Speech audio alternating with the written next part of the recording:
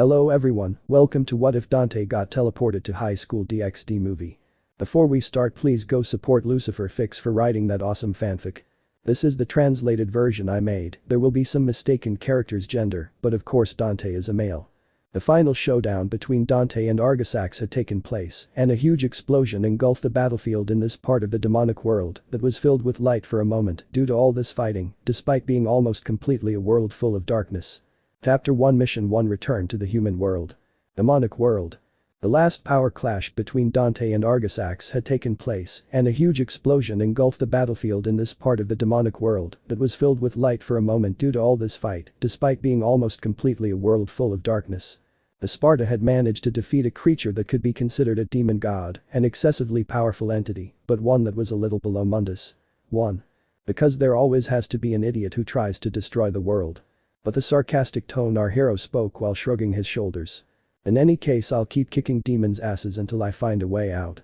The half-breed raised an eyebrow as he looked at the surroundings that seemed practically empty. Let's rock.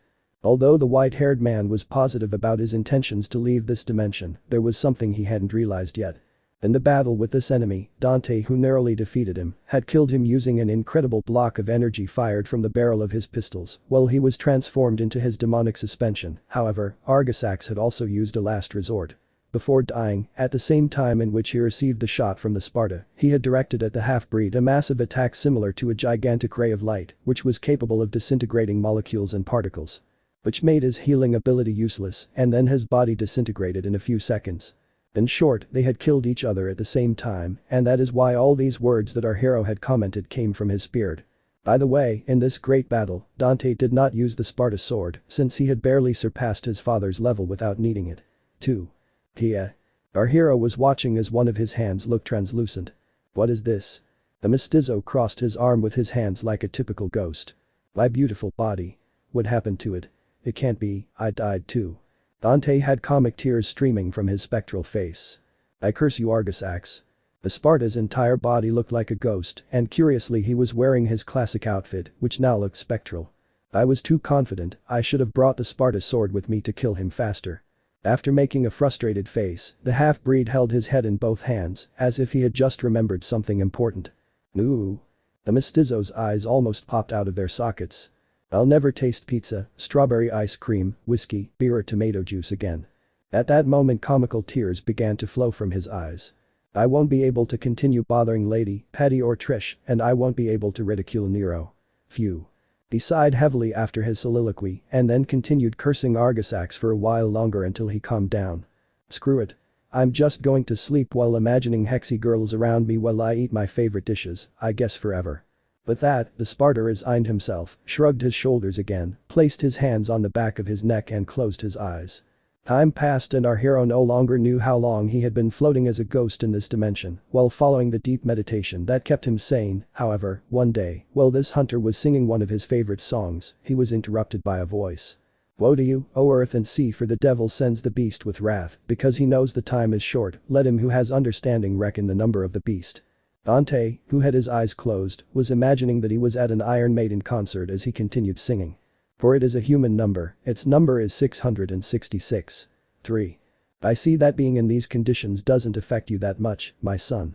The deep and warm voice was suddenly heard by our hunter's ears. My son? The white-haired man still had his eyes closed and his hands on the back of his neck. Sparta father? Have you finally deigned to appear? Have you always been here? Saying that last thing, the mestizo slowly opened his eyes and saw that the person speaking to him was not his biological father. He was a middle-aged adult, approximately 40 years old, wearing white armor with golden lines. He was tall and had countless wings behind him. His hair was white and reached the nape of his neck. He was handsome, with blue eyes that conveyed infinite serenity and warmth. This strange individual also radiated a golden aura that illuminated everything around him. 4. Who the hell are you? The half-breed almost popped his eyes out of their sockets. Have I been here long enough to go crazy and start imagining angels? Dante scratched his eyelids for a moment.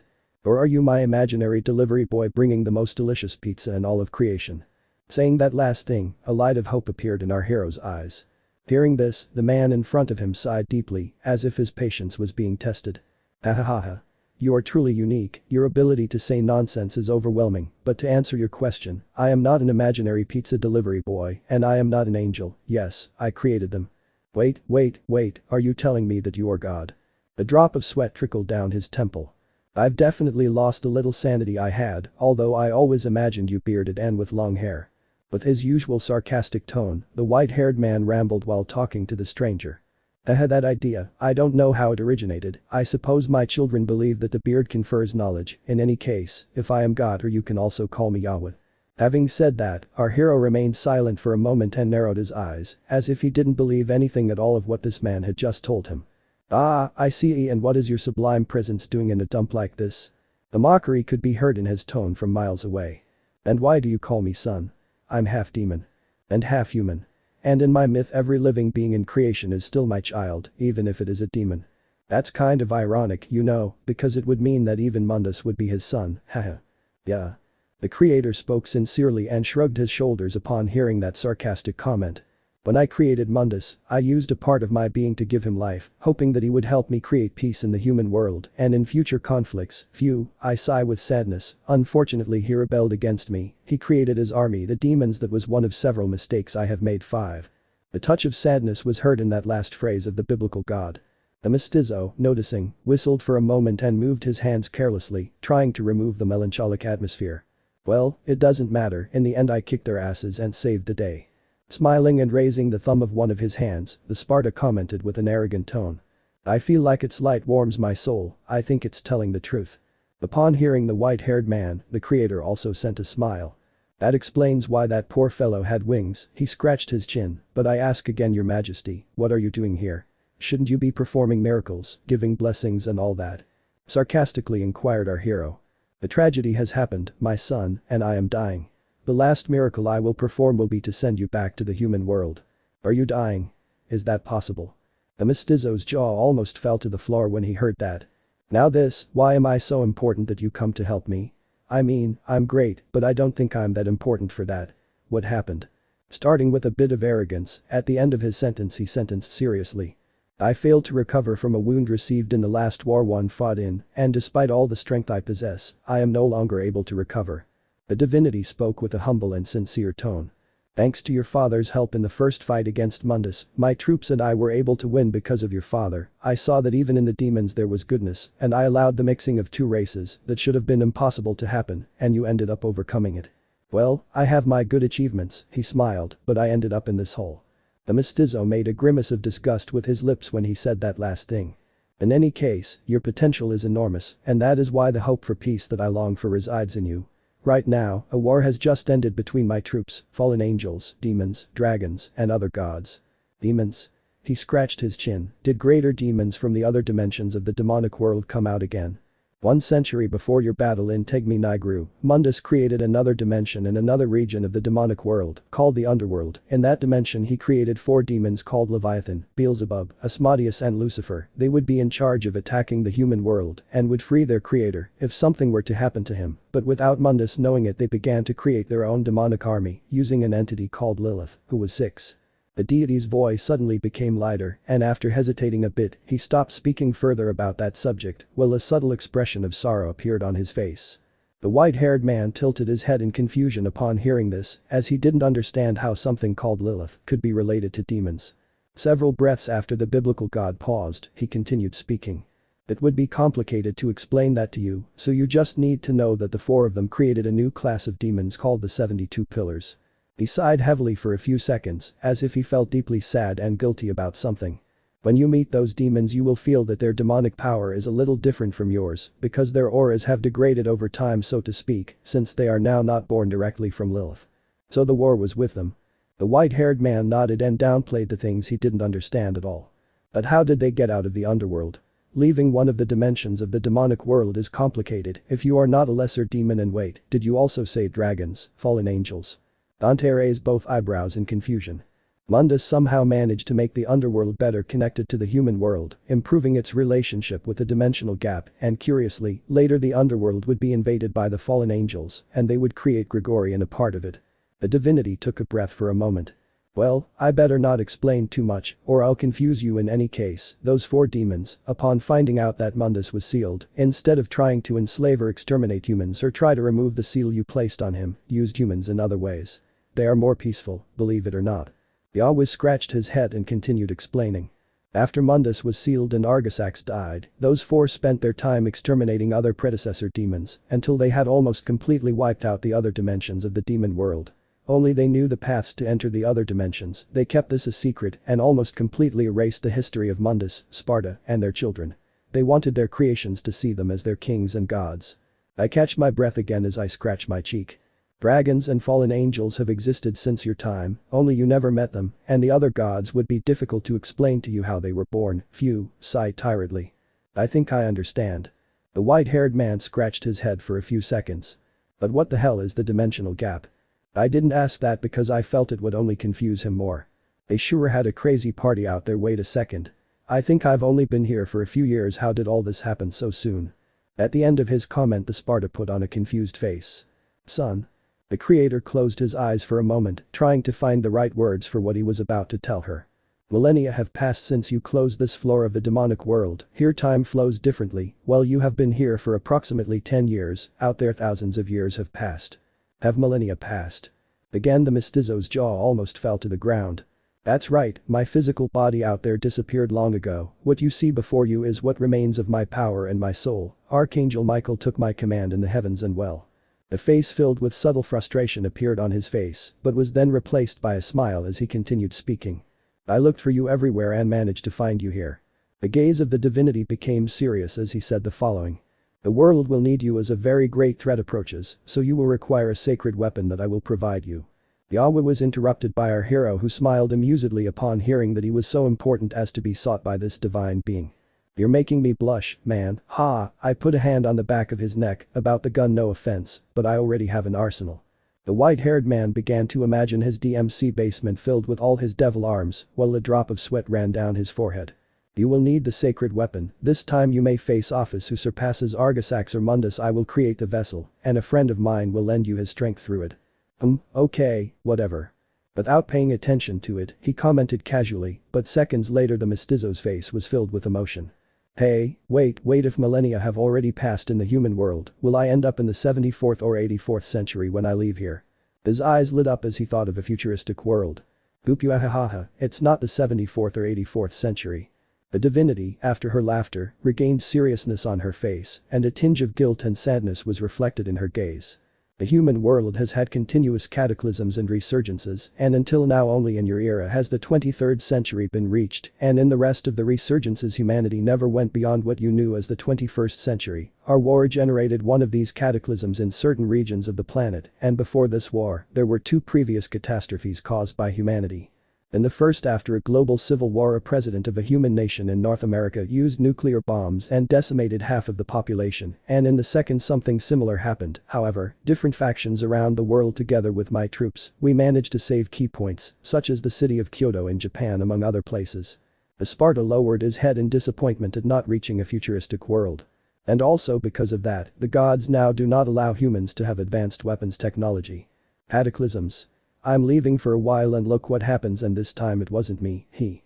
The white-haired man felt a drop fall on his temple when he thought the above with satire. And the countries are still called the same? While raising an eyebrow our hero inquired. Some changed their names and others didn't due to the influence of supernatural beings. Well, that's all I can explain to you about the world with the little time I have left. I'll send you back through reincarnation. I hope I've clarified your doubts. I'll proceed to. Wait.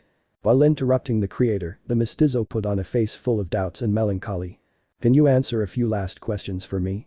Yes, but let them be brief, my son. What remains of my power is diminishing, and I am about to disappear. Yes, they are brief. He took a breath and then continued speaking. Do you know what happened to my friends? All your friends enjoyed their time in their own way. Their spirits are at peace. Lucia and Trish even fought on our side in the last war, however only Trish survived. The white-haired man was saddened for a moment upon learning that. But Lucia had a long and happy life before that, smiled warmly. The smile appeared on our hero's face upon hearing that. They always wondered when you would return, but they kept saying, I'm sure he'll be back and he's just lazy, doing nothing while he spends his time in a bar, also he doesn't pay his debts. He always said that while smiling, showing his teeth while the white-haired man narrowed his eyes. I see. His tone of voice sounded a little irritated. As a bum in a bar, I'd kick their asses if I saw them again. An annoying tick appeared on one of his eyelids. Although not paying their debts is a relief.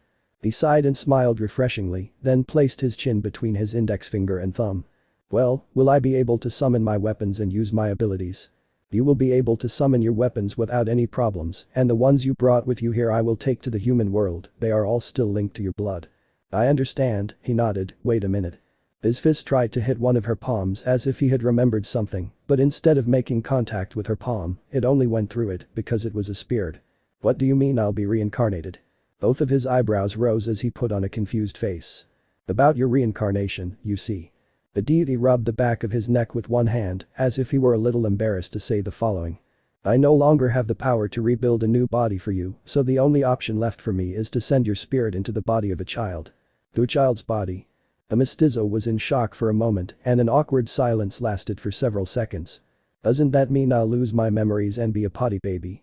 His forehead began to sweat and his face had a frozen expression. Maybe. Speaking in a light tone, the creator looked at him seriously as he scratched his chin and shrugged his shoulders. Dante was speechless, his face was completely white, he was already imagining himself as a baby who cries all the time. Well, I can also leave you speechless, hahaha.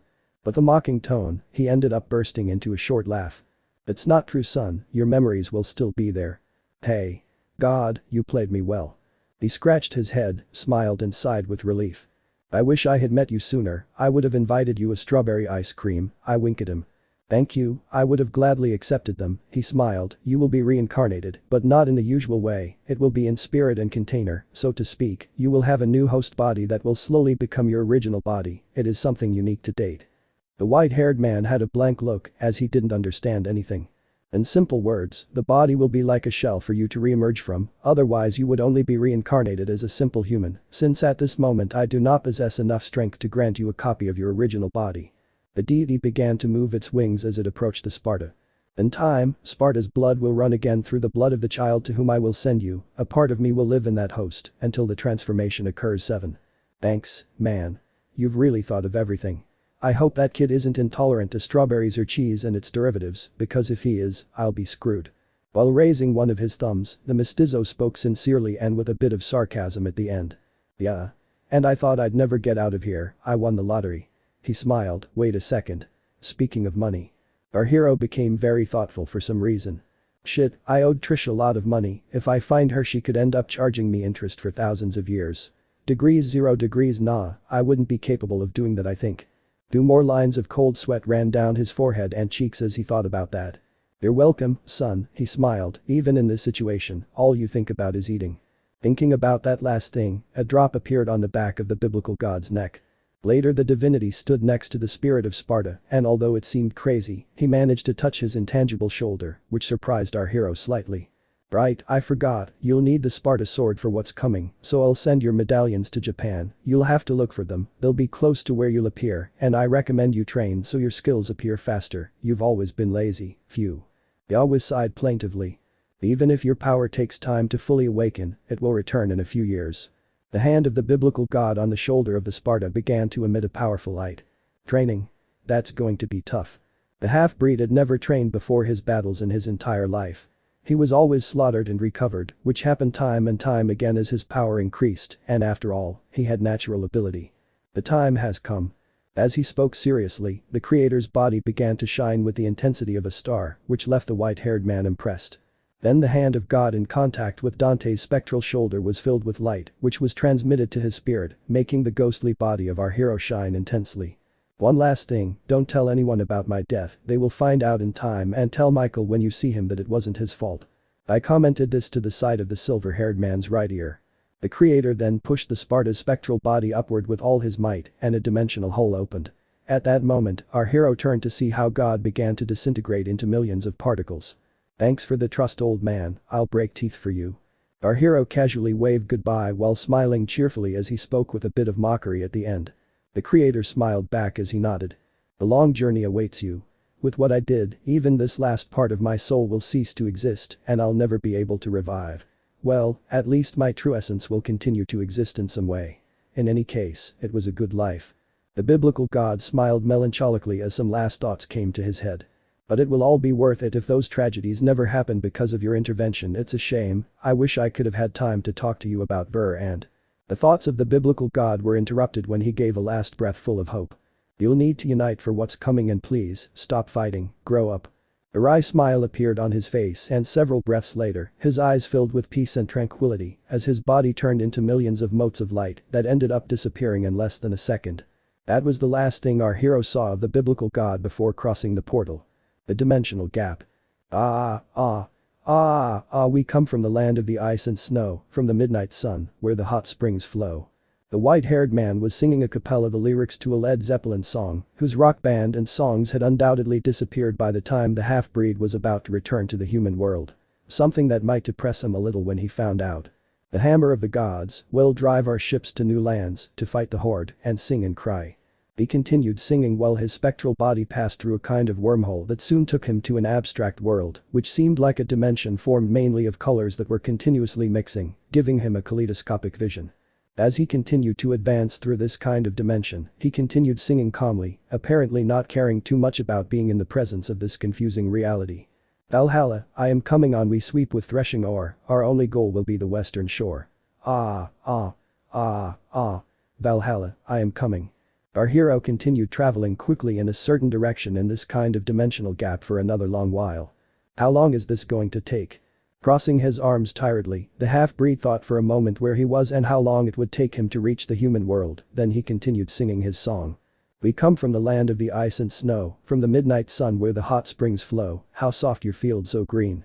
Several breaths later, our hero's vision focused on a gigantic red dragon that suddenly appeared and was swimming in that dimensional sea many meters away from him. Seeing him, his eyes almost popped out of their sockets, but at the same time, a funny smile formed on his face. Funny? I didn't know Godzilla also existed. The enormous dragon seemed to have managed to hear his mockery, so he looked at Dante out of the corner of his eye and directed a tail towards him, which would have hit him if it weren't for the fact that at the last second the white-haired man crossed a wall of this dimensional sea. But what was that thing? He put a hand on the back of his neck. I think I made him angry, haha. Sparta, after thinking about whether that lizard could have harmed him, noticed that he was falling from the sky of this new dimension. His spectral body was several thousand meters above the Earth's surface and was descending at great speed. I think I've arrived, yeah, it feels like my world, I think that's Japan down there. He observed the entire Japanese territory from the heights.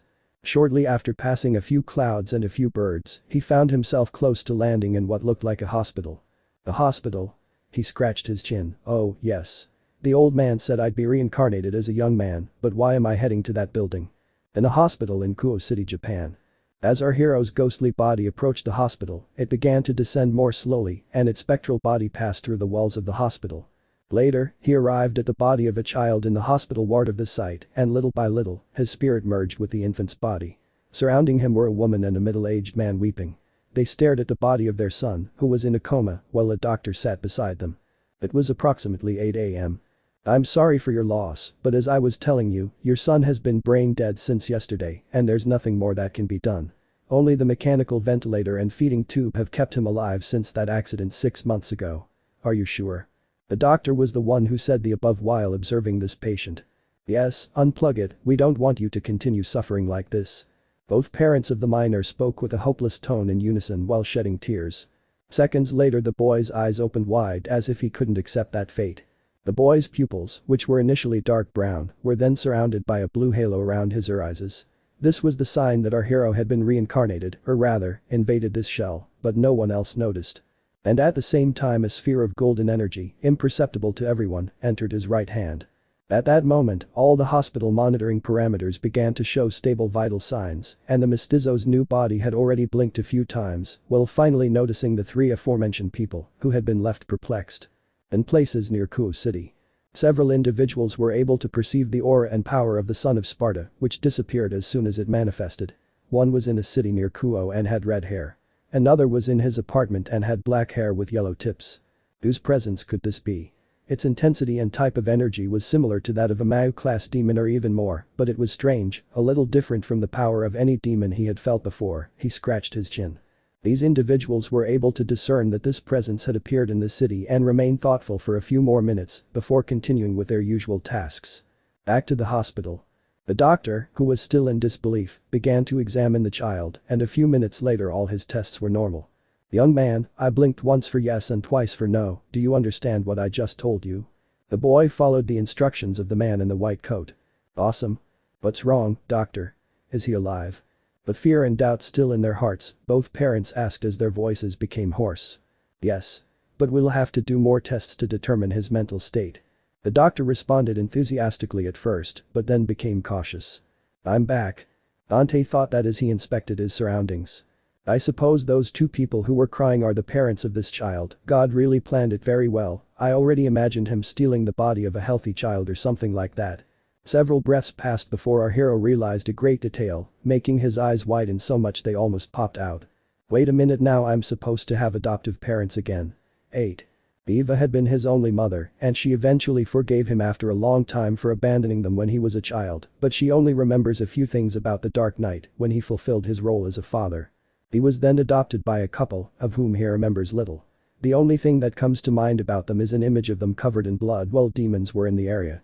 After that, as a young child but with some powers, he lived on the streets until he became a mercenary and was able to afford a place to live. And because of all that, at this moment his head was full of confusing ideas, while he had a face full of uncertainty. Well, they are the child's parents. I took this body as a vessel, but at the same time, am I their child? This is too complicated, especially when the previous adoptive family I had ended up like that. I should leave them when I have the chance. The frozen expression crossed his face, and then he sighed for a moment internally. Several seconds later, I tried to avoid thinking about this topic any further and remembered something. Now that I think about it, I don't even know how old I am, but if I haven't even passed my teenage years, it's going to be a disaster. Returning to the conversation between the doctor and the boy's parents, after hearing the doctor's final statement, the couple quickly rushed to hug their son, while tears of joy once again streamed down their cheeks. When this happened, Dante couldn't help it and smiled a little at the contact of that warm hug. "It feels good, it reminds me of the feeling my mother gave me, but it could never replace her." The half-breed sighed again, tiredly, internally. "Well, I don't know what to do with this. I guess I'll be with them until I can stand on my own and see the conditions of this era. Did God tell me that the demons of today are different and more peaceful?" Yes, that's what he said. I don't know what to think about that, and from what I remember of his explanation, there shouldn't be any traces left of my father's story either. Maybe my presence with him isn't so dangerous after all. While the couple continued to embrace him, our hero remained very thoughtful. "I certainly shouldn't involve them in my affairs until I decide what to do. I must be careful. This is Elizabeth, Mr. Danielle, let's let him rest for now. We'll come back in a bit to run some tests and try to disconnect the respirators." The parents nodded in agreement with the doctor's words and then withdrew from their son's body with big smiles of joy on their faces. They then sat down in an armchair next to him. A little while later, the mestizo looked at his two hands looking for an identification bracelet, which he found, and on it was the child's name. Danielle Tanasi, 11 years old. I think I'm Italian now. Poetic justice for a pizza lover, and if you put them together, it's Dante, perfect. After that, he narrowed his eyes for a few seconds and was a little incredulous because this coincidence seemed very convenient to him. I wonder if this is also the old man's work. Thinking that, he breathed several times and then opened his eyes completely, which almost popped out of their sockets because it seemed he had just remembered something important. 11 years old. If he could have opened his mouth, his jaw would have almost fallen to the floor. "Oh no, no, no, no, no, no. I'm not going to primary school." Comical tears began to flow from his eyes. "I'm going to get acne, and I can't even go to a bar for a couple of beers or whiskey." An hour later, at night. The doctors continued performing tests, and it was decided to extubate the child, and despite all the odds against him, his vital signs remained stable, to the astonished gaze of the doctors. "Surprising, everything is normal. Young man, do you remember your name? Do you think you can do some words?" Several doctors, who asked the above, were gathered in this hospitalization room because the news of this patient's recovery was almost a miracle.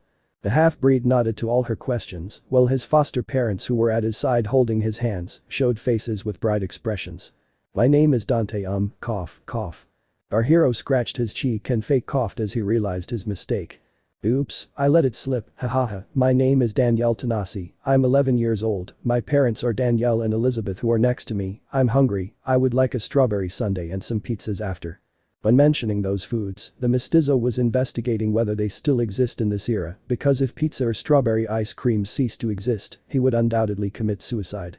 His parents were almost excited to hear their son's voice again.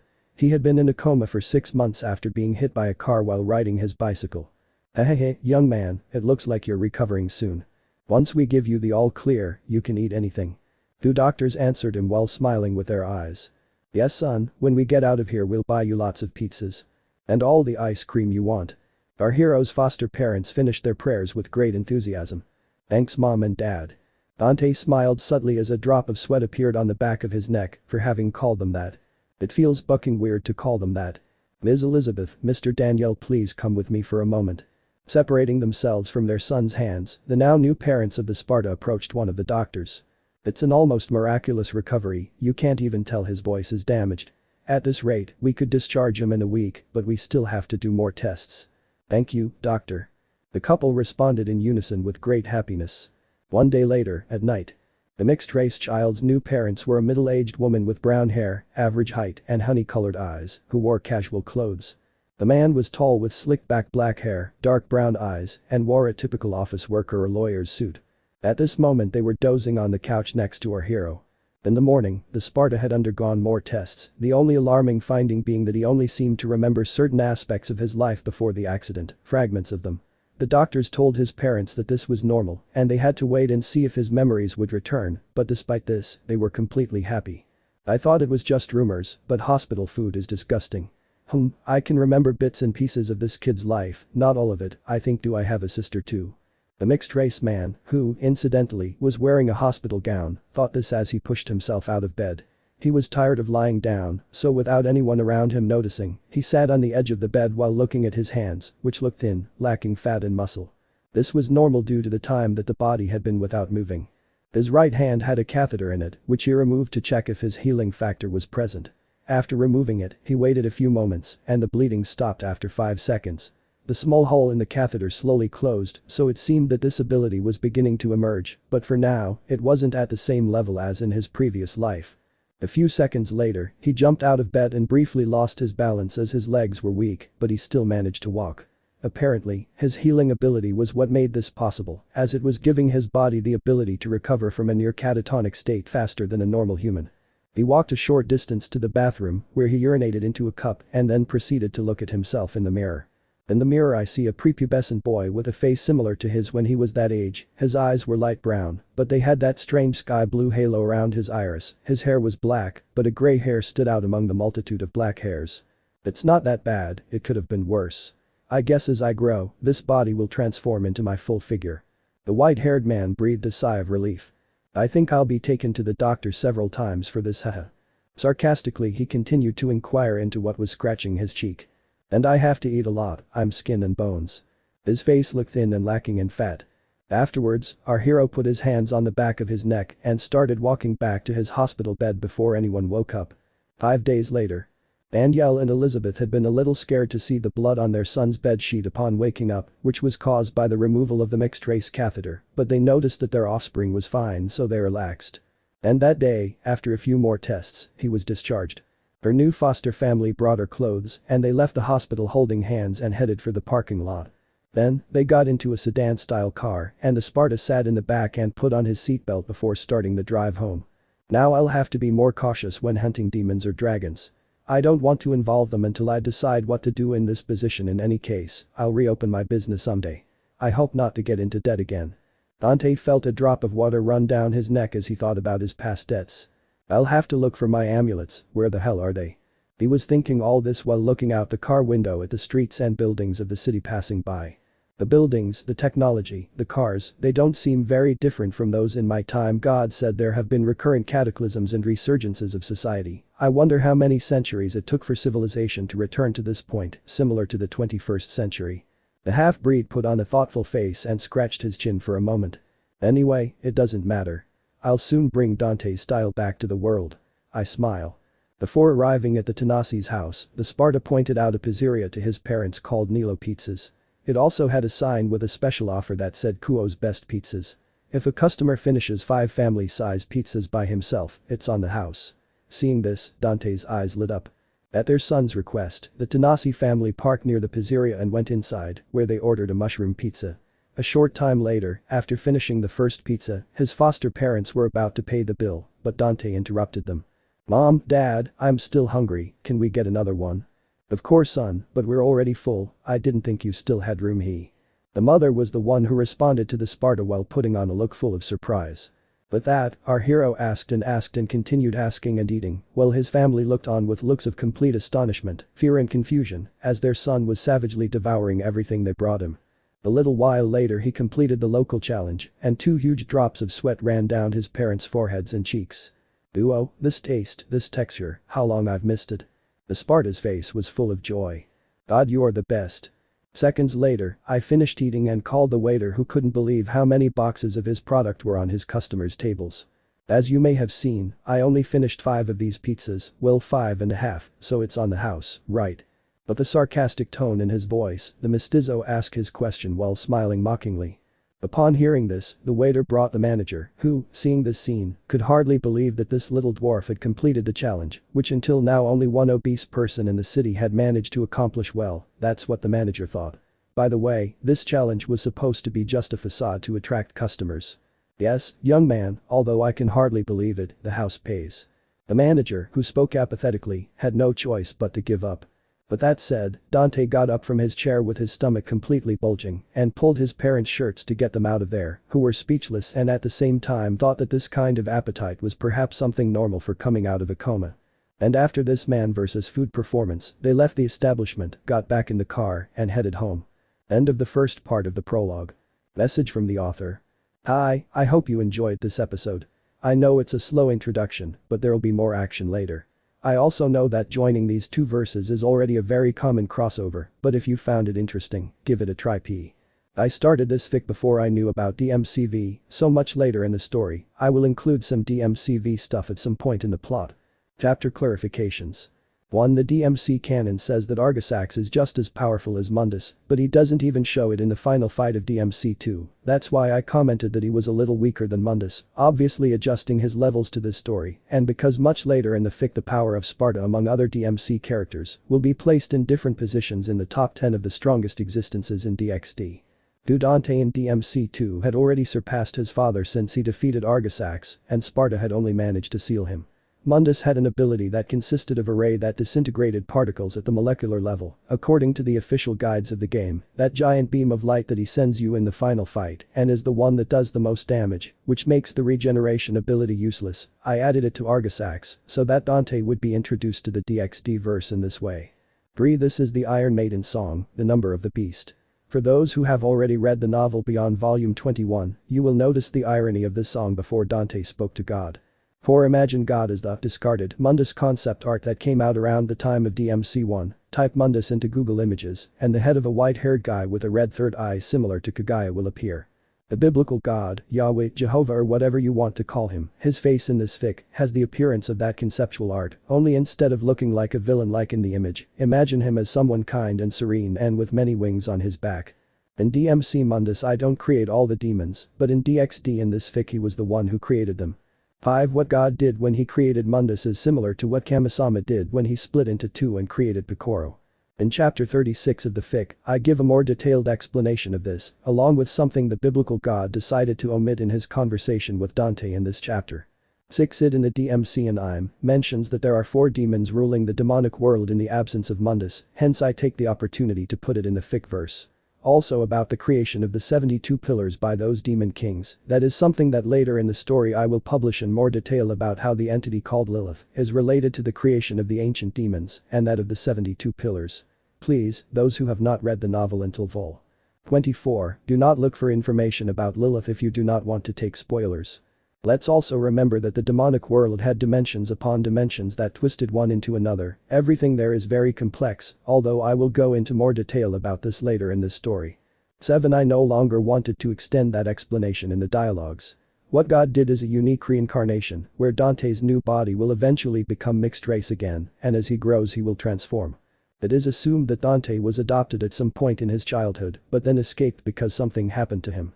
Chapter 2 Mission 2 New Life, New Problems and a Red Devil. 1 year later.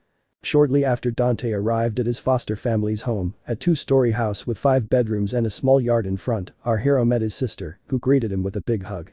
She was a 7-year-old girl with brown hair tied in 2 pigtails and wearing casual girlish clothes. His father was a lawyer and his mother a preschool teacher. They had moved from Italy due to Mr. Danielle's personal and professional issues. Daniele Tanasi, or rather Dante Sparta, was having a hard time adjusting to his new life. Apparently, the former bearer of his body was a studious, upright, and obedient child. A year had passed since he returned to this world and his parents constantly scolded him for having a mess in his room. At school, he barely passed his subjects except for physical education, where he excelled. He spent his time exercising to recover his abilities more quickly. His superhuman strength was slowly returning and his body was now completely restored to its former state. The Sparta's adoptive family had already accepted the fact that his personality had changed due to the accident, but they were somewhat relieved that he remembered parts of his life before this event. 2 years later. When he turned 14, the mestizo was about to abandon the Tanasi family, however, he ended up realizing that at this time, the danger of his existence by their side was zero, and also little by little, although they could not replace Eva, he began to grow fond of them and also came to consider them family, so he made the decision to live with them. After all, a deep part of Sparta always wanted to know what it felt like to be part of a family. Shortly after he turned 14, he was taken to the doctor because several white streaks had formed in his black hair and the blue halo or ring around his iris had increased, causing a mixed color pattern in his eyes, which were a rare combination of blue and light brown. The doctor mentioned that it was a rare form of albinism and that they had nothing to worry about. Danielle, the Sparta's now new mother, Elizabeth, shouted with fury after opening the room belonging to the half-breed and observing that inside it was a pigsty. "Come and clean your room right now." This room was a room with a bed, which had wrinkled sheets, a desktop computer with boxers over the keyboard, there was also a television, a video game console, with the discs of the same thrown everywhere, a window that faced the street, 2 empty pizza boxes on the floor, next to a lot of clothes and food scattered everywhere. It's worth noting that there were 3 posters pasted on one of the walls. One of them was a girl in a bikini with an eye patch, with an image of a rocket behind her. Another was a poster of the neon message for her business, which she had commissioned some time ago to remember old times. And the last poster was of her favorite vehicle, a motorcycle. "I'm going, Mom, phew." The mestizo sighed tiredly after answering his mother plaintively. Everything was very problematic in his new family life, he preferred Trisha's electric shocks to going to classes and obeying his new family. "It's not that bad, last week it was worse." While speaking in a carefree tone while placing his hands on the back of his neck, the Sparta climbed the stairs of his house to the 2nd floor, heading to his room. "And Mom, call me Dante, Danielle is a very long name, phew." He spoke apathetically as he sighed again tiredly. He then entered his bedroom and began to pick up everything. "Son Dante for your friends, I'll call you whatever I want here. Now fix this. I think there's even a piece of pizza in the window." The brunette's angry screams were replaced by a cry of surprise when she noticed a slice of pizza stuck to the window of her room, slowly sliding down. "Ah yes. I stuck it there so I wouldn't forget to eat it." Dante approached the window and proceeded to peel off the slice, then slowly swallowed it. Incidentally, a grease stain remained on the window. "Delicious." After finishing eating it, he smiled showing his teeth and spoke mockingly. "But what's the problem with you?" Her mother's jaw almost fell to the floor and at the same time a vein bulged on her temple. "Ash." She gasped as she held her forehead with one hand, then looked at her wristwatch. "It's already 8 p.m, I'm going to the supermarket to get some food, so when I get back I want this clean, including the window." He finished his sentence by tapping one of his shoes on the floor and seconds later he walked down the stairs. "Haha, he's cute when he gets angry." The Sparta chuckled as he muttered to himself and then closed the door to his room. A short time later, he stood in front of a mirror in his room, which was very large.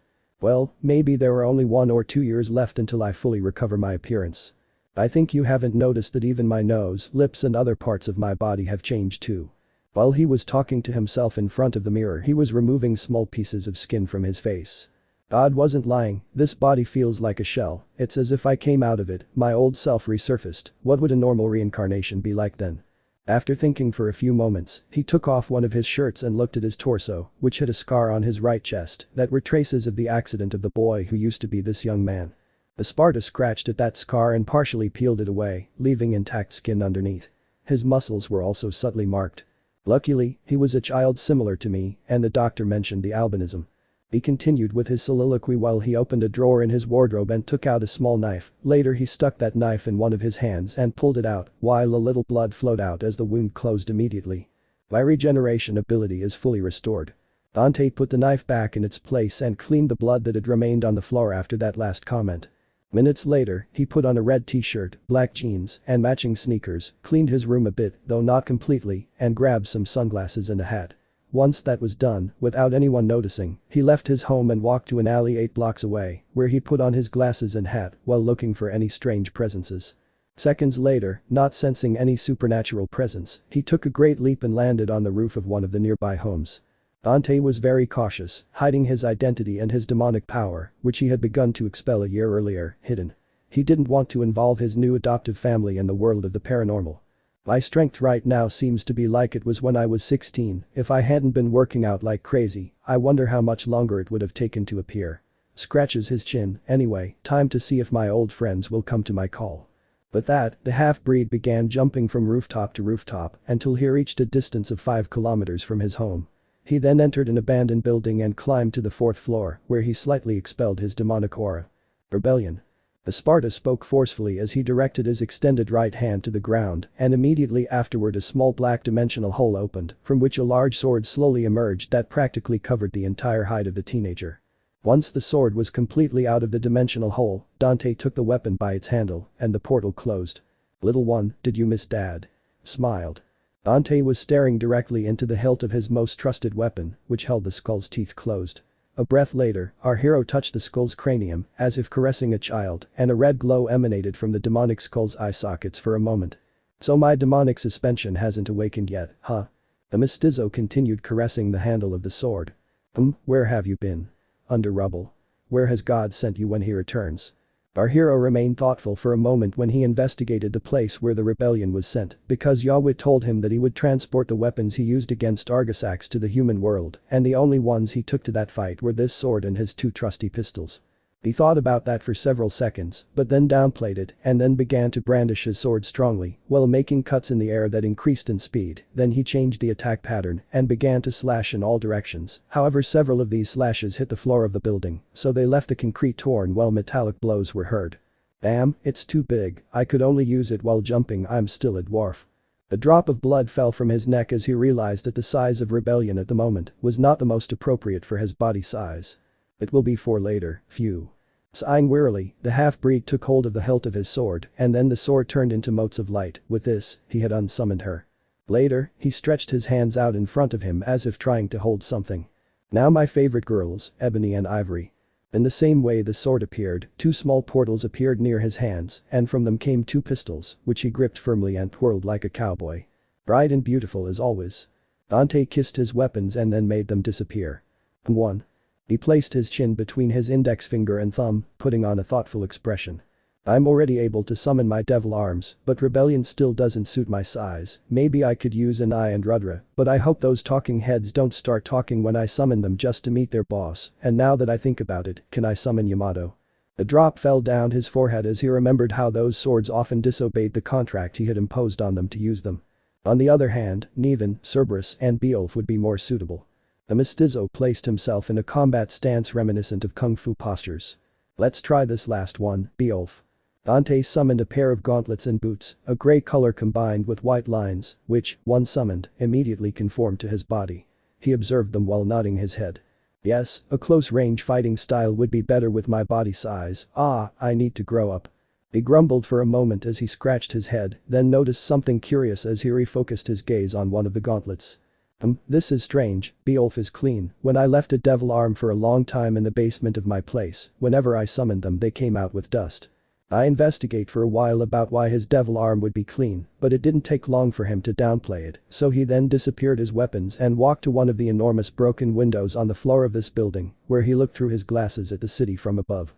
"I need to look for my medallions, it will be difficult, but they radiate a specific energy pattern, which a Sparta can detect more easily. I will start looking for them on the outskirts of Cool later. Well, in any case, I think it's time to go hunt some demons," smiled, too. Even looking out at the city from that window, the half-breed could sense many demonic presences scattered throughout the city. Dante had already regained his perception since his abilities were slowly resurfacing.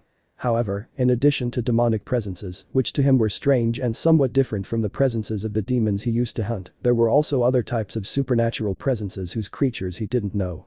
The strangest thing about all this is that most of the demonic presences that I managed to detect did not have hostility or a killer instinct in their auras. "I'm gonna love this place." He gave an enthusiastic shout in his native language as he continued for another while to view the city from above. "I really hate having to wear these glasses and hat." He spoke in frustration as his hat was blown away by the wind and the light from the city's street lamps reflected off his glasses. A few seconds later he hid his aura and jumped again in the direction of the alley that was near his house, and when he arrived there he checked that no one was following him. He took off his disguise and returned to his house, which he entered through the open window of his room, then he threw himself on his bed face down and began to fall asleep. "I have to open the business soon z. Our hero whispered those last words before visiting Morpheus.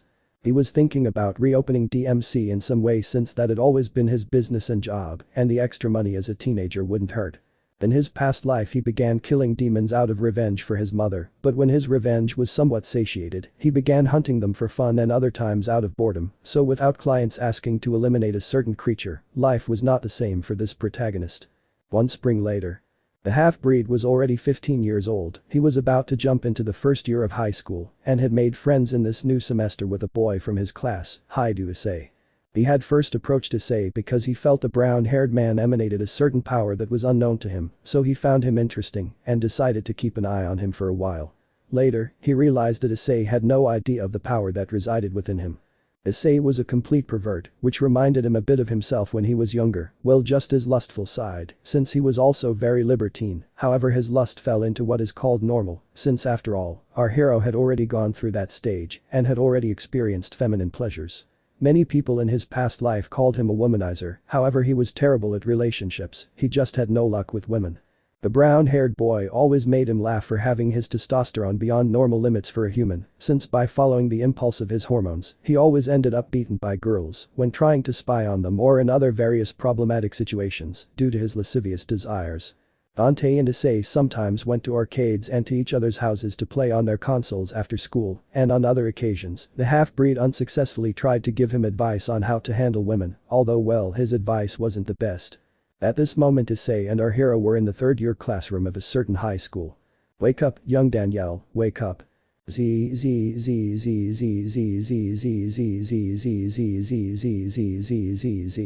The teacher with a generic face, clothes, and body angrily addressed the mixed-race man, who was lying completely unconscious on his desk. Well, who wouldn't be? The class was math.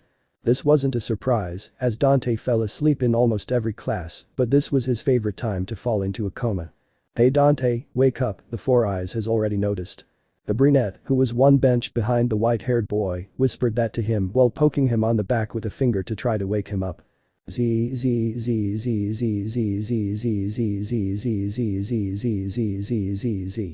Meanwhile, in the mind of the sleeping son of Sparta, a crimson mane of hair and the face of a beautiful teenager who said thank you could be seen. 8 months ago. It was in the afternoon in the surroundings of a hill near the city of Kuo. In this place there was a wooded area and deep in this area, there was a ruined temple. Outside the temple, a red-haired girl with a body that didn't match her age was fighting, as her breasts were already very developed. She was dressed in a uniform from a certain academy, and her name was Ria's Gremory. In front of the Redeed, there was a strange creature, it was a monkey-shaped demon, approximately 3 meters long, which had black fur. 3. It had sharp teeth, 2 blood-red eyes, a few horns scattered across its head and shoulders, and 4 tails, legs, and arms with thick hands and sharp, extended claws on each of its fingers. It resembled a humanoid baboon, but super developed. That was the sound of a fireball that the monkey sent from his snout towards the Gremory. It defended herself using a magic defense circle, which was red. This creature had been fighting in this manner against the Redeed, who, in addition to defending herself with the aforementioned form, also used her power of destruction to cancel out her enemy's attacks. The fight had already been going on for over 10 minutes. She had been sent there to exterminate stray demons that had banded together and decided to escape from their master. She and her entourage had been reported to have seen approximately 3 of these creatures in the area. And to make the search easier, she and her few servants decided to split up, thinking the enemy would be easy to defeat. That was a terrible mistake, as she had miscalculated the power of one of these creatures. The demon in front of her was stronger than the reports she had been sent and was out of control, completely savage, and his eyes reflected a deep emptiness. This can't be. He frowned, what's wrong with this demon? There's not even a trace of any thought, he looks like evil incarnate, we shouldn't have separated. The teenager was sweating from the arduous battle, and parts of her clothes were already torn. His strength and speed continued to grow. And there's also that strange medallion around his neck that emits a different aura than this deserter's. What is that jewel? And why is there interference when I try to communicate with the others? Boom. Riaz, while trying to assess her situation, was momentarily distracted when their attacks collided again on this day, creating a smokescreen between the two. The monkey, almost instinctively, took advantage of this moment and while the smokescreen had not yet dissipated, emerged from it at full speed and sent a strong blow with his fists to the Grimoire, who managed to cover herself with her magic circle. However, the force of that blow was so great that she was thrown backwards. Hey. Riaz closed her eyes and let out a scream filled with anguish as she was thrown back by that punch. Her body was heading into a tree behind her and it looked like it was going to severely impact its trunk, however. Swoosh. The sound of a strong wind was heard and instead of feeling a forceful blow on her back, she felt hands carrying her and counteracting the force at the same time. When the Redeed finally opened her eyes, she saw a young man holding her in his arms, carrying her bridal style. Seconds later the stranger gently placed her on the ground and leaned her against the tree where she was almost hit. The Grimoire, looking straight at this unique individual, noticed that he was 15 centimeters taller than her and was wearing dark glasses and a hat with red and white lines. He also wore a red jacket and black jeans. On his arms were grey gauntlets with white lines, and on his legs appeared to be some kind of boots, the same colors as the gauntlets, but with the difference that these boots seemed to have claws. Finally, 2 leather holsters on either side of his hip protruded, which had 2 holstered pistols, and on his back appeared to protrude 2 strange heads, one red and the other blue, on either side of his shoulders. This is no place for such refined madams. The Sparta spoke with mockery in his voice as he looked from head to toe at the Redeed whose eyes were full of surprise and doubt, since she did not know the intentions of this strange subject, who emitted a strange demonic aura for her. Before Riaz could say a word, asking to know the identity of the stranger, at that moment the giant monkey charged towards them like a wild beast. It seemed like something very dangerous, however without even turning to look at it, Dante placed his right hand in the direction of the demon and at the same time a sphere of light began to charge in Beowulf's right bracelet. Ooh. The low-intensity shock wave rang out as a white energy sphere shot out from the bracelet, striking the animal's belly and sending it flying into a nearby tree, which was snapped in half when the demonic ape crashed into its trunk. Wait your turn, flea monkey. Shouting mockingly at him, the half-breed chuckled as he looked at the creature lying on the ground from where he had thrown it. A breath later, he focused his gaze again on the Redeed, who was left speechless by the stranger's recent action. Rest a moment lady, you look exhausted, so I'll finish this party, smiled. His comment that carried a bit of sarcasm made Ria's cheeks blush a little. They say stewed monkey meat is perfect for your complexion, I'll give it to you when I'm done. The half-breed smiled showing his teeth and the Grimoire felt a drop of water on her neck when she heard him. By the way, without realizing it, the Sparta's hat had been blown away by the shock wave generated by the Beowulf technique, so the strange mix of colors in his hair were visible. These colors consisted of a half-half hair. Half of his hair was white and the rest was black. Seconds later, the half-breed turned his gaze to the stray demon and began walking toward him, whereupon the Grimoire could see 2 swords on his back, held cross-shaped on a leather stand. Each one was a different color. One was red and the other was blue. They were the Devil Arm and I and Rudra. Hey wait. Who are you? Riaz demanded while having a confused face. A mystery. Dante sarcastically responded when he gave her a sideways glance. That's not an answer. The Redeed's temple showed a vein as she raised both eyebrows in confusion. He's going to tear you apart. You look strong, but if we want a chance to beat him, we must unite until my reinforcements arrive. The Grimoire stood up with difficulty using the trunk behind her as support. The demon hunter started running towards the monkey and paid no more attention to the high-class demon after that last comment. Before the half-breed was in front of his prey, the stray demon managed to stop, opened his snout and sent flames at our hero, which for a moment seemed to engulf the Sparta. Flash. However, Dante dodged the flare at superhuman speed as he unsheathed his swords. Slash.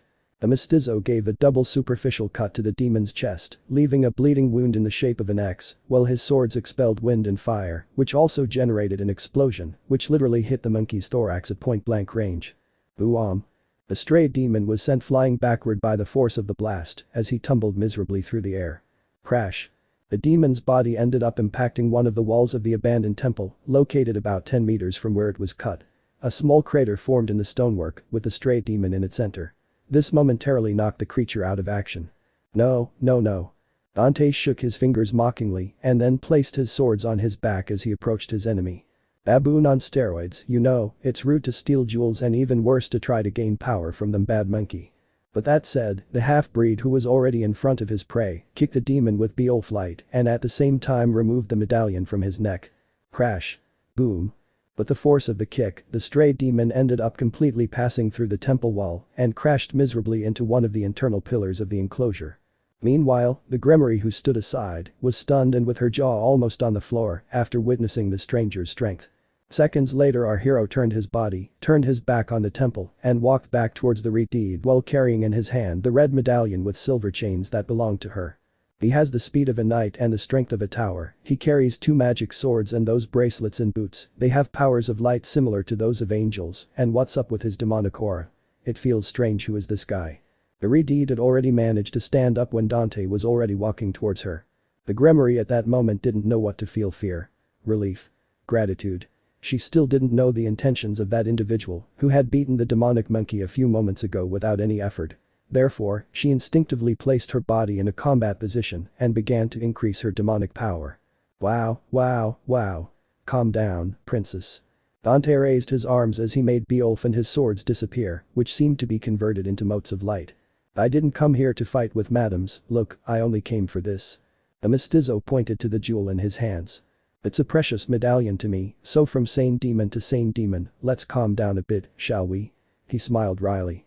But that said, he lowered his arms and continued walking towards the high-class devil while looking at her medallion, and with this action, the Redeed seemed to calm down as she didn't notice any hostility in his words or actions, but she still didn't trust him completely. His swords disappeared in an instant without any magic circles appearing, and his bracelets were the sacred gear. The red-haired woman put on a thoughtful expression as she rested her index finger and thumb on her chin. He knows I'm a demon, has he seen me fight? Her gaze seemed a little distant. Maybe he's a reincarnation, but what family does he belong to? Hey. Have you finished deducing if I'm a threat or did my attractiveness impress you? In the blink of an eye, without her noticing, our hero was already sitting next to her, only on the floor, and he looked at her flirtatiously while smiling at her in a funny way. Aye.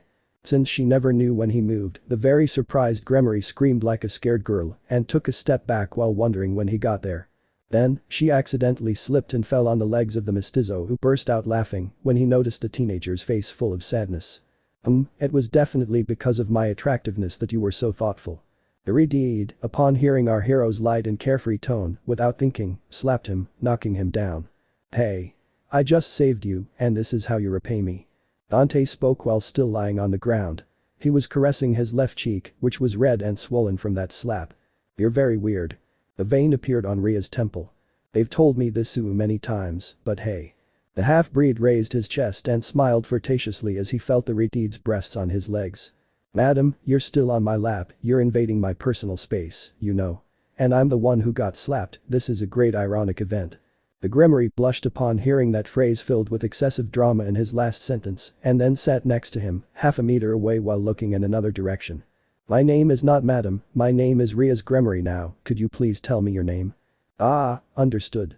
Our hero fully re-emerged and sat next to the Redeed while he thought in confusion about the strange, sudden formality that emerged from this demon. My name is Tony Redgrave, nice to meet you. The half-breed reached out to greet her and a breath later, the Grimoire returned the greeting.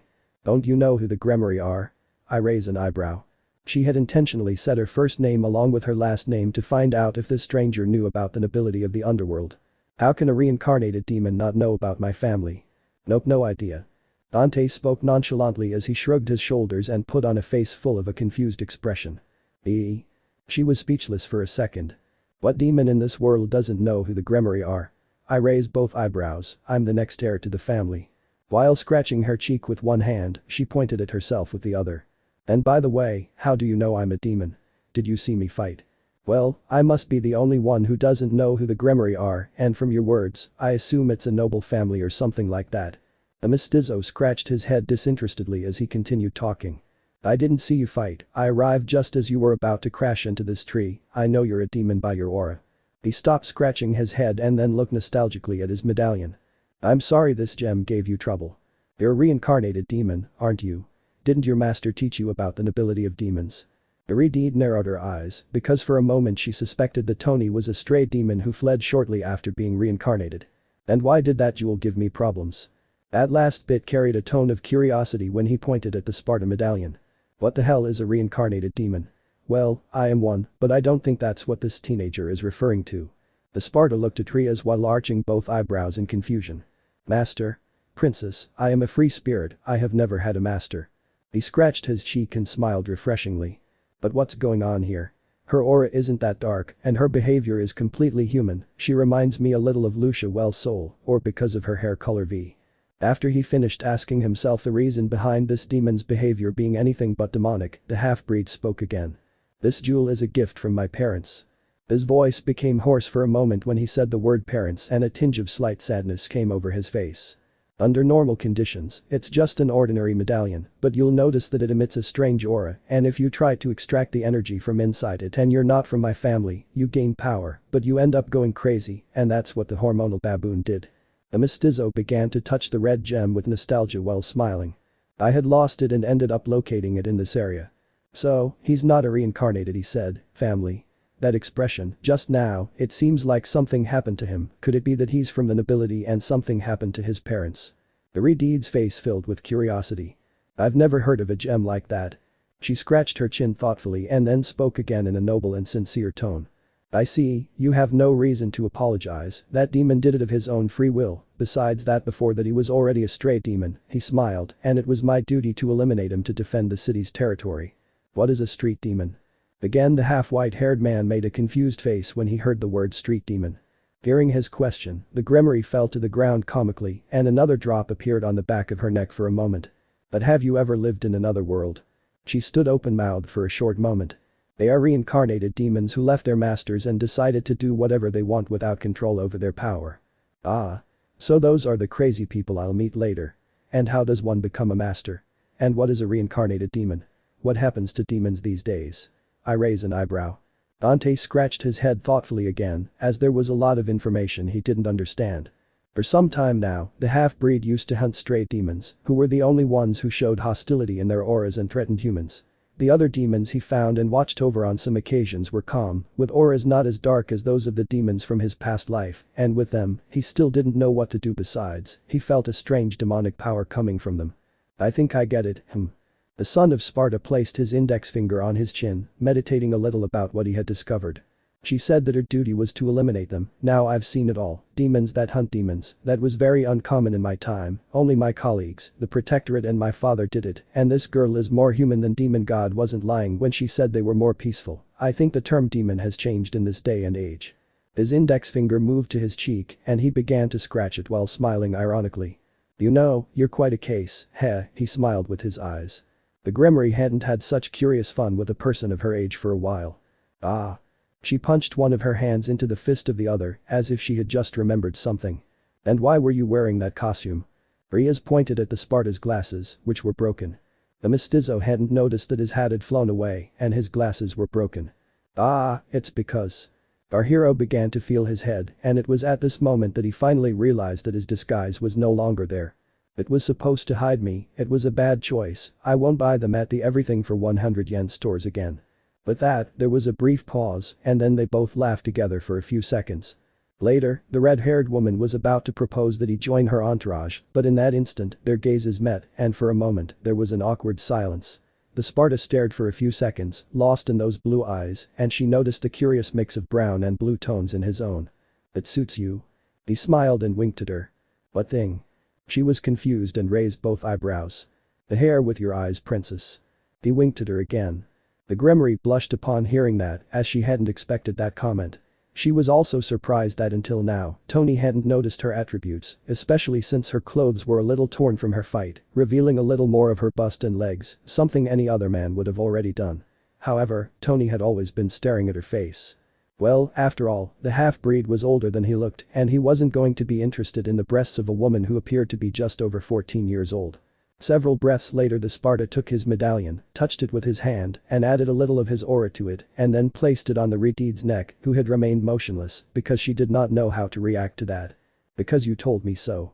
The Grimoire was interrupted because the half-white-haired man stood up abruptly and headed back to where he had sent the monkey flying. He's already up. As the hunter said in a carefree tone, he smiled, unholstered his pistols and gave them an Old West twist. Bet behind me, it'll be a decent show. With that, the stray demon came out of the broken wall of the temple, steam coming out of his entire body. Roar. At the same time that it roared ferociously, the demon charged forward and headed like an uncontrolled beast towards them both, and at the same time its body increased in size, now being a 5-meter beast. The blue-eyed girl looked at the scene in surprise, however she shook off her fear and didn't stand behind our hero, but stood up and stood next to the half-breed as she began to charge her power of destruction with all the strength she had left. "Take this." The moment the Redeed exclaimed the above with jubilation, a block of red energy with dark hues erupted from her hands, striking a portion of the creature's chest and left arm. This disintegrated that limb, and its flesh split open on its thorax, exposing its blood like a red flower. However, the stray demon continued its charge toward them, albeit at a slower speed. Meanwhile, the half-white-haired man had already pointed the barrel of his pistols in the direction of the monkey as his demonic aura suddenly increased and the ebony and ivory barrels were filled with a dark red energy. Jackpot. Our hero smiled confidently as he finished shouting his signature victory phrase. Milliseconds later, 2 blocks of demonic power, resembling small red lasers, emerged from the barrels of their guns, which intermingled and increased in size and strength just before reaching the demon's head. Ooh. The Sparta shot generated a shockwave when it struck the demon's head, which was instantly destroyed and turned to ash, while its body immediately fell to the ground. Incidentally, due to the demon's running momentum before being killed, its body dragged miserably on the ground until it was a meter away from the 2 teenagers. Phew. After Ria's sighed in relief, she focused her gaze on our hero again and approached him. "I'm not useless, I wasn't going to be left behind. If I hadn't helped you, you wouldn't have had time to load that shot." She sounded a little upset. Okay, you might be right." While speaking with mockery in his voice and thinking that he didn't really need his help, he put his pistols in their holsters, but not before giving them another Western twist. "It's just that it's a gentleman's custom to save a madam in danger," he smiled. He sarcastically stated as he took the Grimory's head with one hand for a moment and ruffled her hair. "Ash." The teenager roared plaintively and kicked Dante's shin, who upon receiving the blow, began to jump with one foot and rub the shin of his other limb. "Who do you think you are?" She turned around while her cheeks blushed a little. "And my name is Ria's Grimory, not madam. At least have respect for your elders." I still believed the mestizo was younger because of his appearance. "Hey." Our hero continued hopping on one foot while continuing to rub his shin. "Why do I always have bad luck with women?" Comical tears flowed from her face as she sighed tiredly. "Why did you give me your medallion?" I raised an eyebrow. The Redeed inquired as she looked at the beautiful red jewel, surrounded by a silver chain that now hung around her neck. "I don't know." The Sparta had already stopped jumping and put his hands behind his neck when he faced the Grimory. "I thought it went with your hair. Women like jewelry, don't they?" I winked at him. "You are." He narrowed his eyes. "You are few." She gave a long sigh and tried to maintain her composure. "Are you seriously trying to hit on me in the middle of a fight?" He placed one of his hands on his forehead, expressing slight anger. "I'm not flirting, but if you think that, it means my attractiveness made you imagine that." The half-white-haired man said mischievously, and the Redeed blushed again. What was wrong with this guy? She thought. She felt bipolar being around him. "I gave it to you because it's your payment for my services." "As?" He put on a confused expression and then opened his mouth again. "Is giving it to me a payment I should give you? Isn't it supposed to be very precious to you, and why would I have to pay you if that were the case? You're going to take care of him as payment for helping you, rescuing you, or whatever you want to call what I did today." With implicit sarcasm, the mestizo placed his hands on his chest and made a body position as if he were about to say something very dramatic. "I have a job and I hunt crazy creatures like these, and not paying me would be abusing my services." From his chest he extended his hands and with excessive drama in his voice and body position, he finished his sentence. "And yes, it is very valuable to me, that's why you'll have to take good care of it." I winked at him. "So, you're some kind of mercenary?" He narrowed his eyes. "And the fact that that demon acquired such power was your fault?" Hey, wasn't it my fault?" Pointing at her with his index finger, the mestizo put on a fake angry expression. "And that word mercenary cough." He coughed forcefully and then shook his fingers before continuing to speak. "It sounds ugly, don't say it like that, I have rules, like never involving innocent people," he smiled, "plus I have to look for the one that belonged to my brother." But that last word, the Sparta looked up, a faint tinge of nostalgia and sadness appearing in his eyes. The Grimory noticed this and dismissed the idea of asking him more questions about the medallions, as it seemed to be a sensitive topic. "Alright." The Grimory nodded in defeat. "I'll pay you this way, but I have to say it's the strangest payment I've ever had to make in my entire life." Her cheeks puffed out as her eyebrows rose, sending confusion back onto her face. "But by taking care of him, won't it affect me like the stray demon?" His eyes widened as he remembered the monkey's appearance. No, I've already inhibited its power, it's just a jewel now, it won't manifest energy again until I go back for it. At the end of that sentence, the half-white-haired man stared into the Grimoire's eyes. I must say that I also leave it to you because I want to bother you again, I liked you, madam. He shrugged and mockingly stuck his tongue out at the teenager who was speechless upon hearing that and blushed slightly again. Dear child. She looked away when he spoke in an annoyed manner, trying to make sure she didn't notice the heat she now felt on her cheeks. And for the umpteenth time, I am Ria's Grimoire, not madam. He crossed his arms and then focused his gaze again on the mestizo. By the way, how will you find me when you come back for him? That's easy, you have clothes from an academy in the city with the name of the academy on the front of the blouse. I speak while putting on a poker face. See, that's why I wear a disguise. His tone of voice became suspicious and then he uttered a few last words. And even if you change schools, I don't think it will be difficult to find Ria's, he smiled.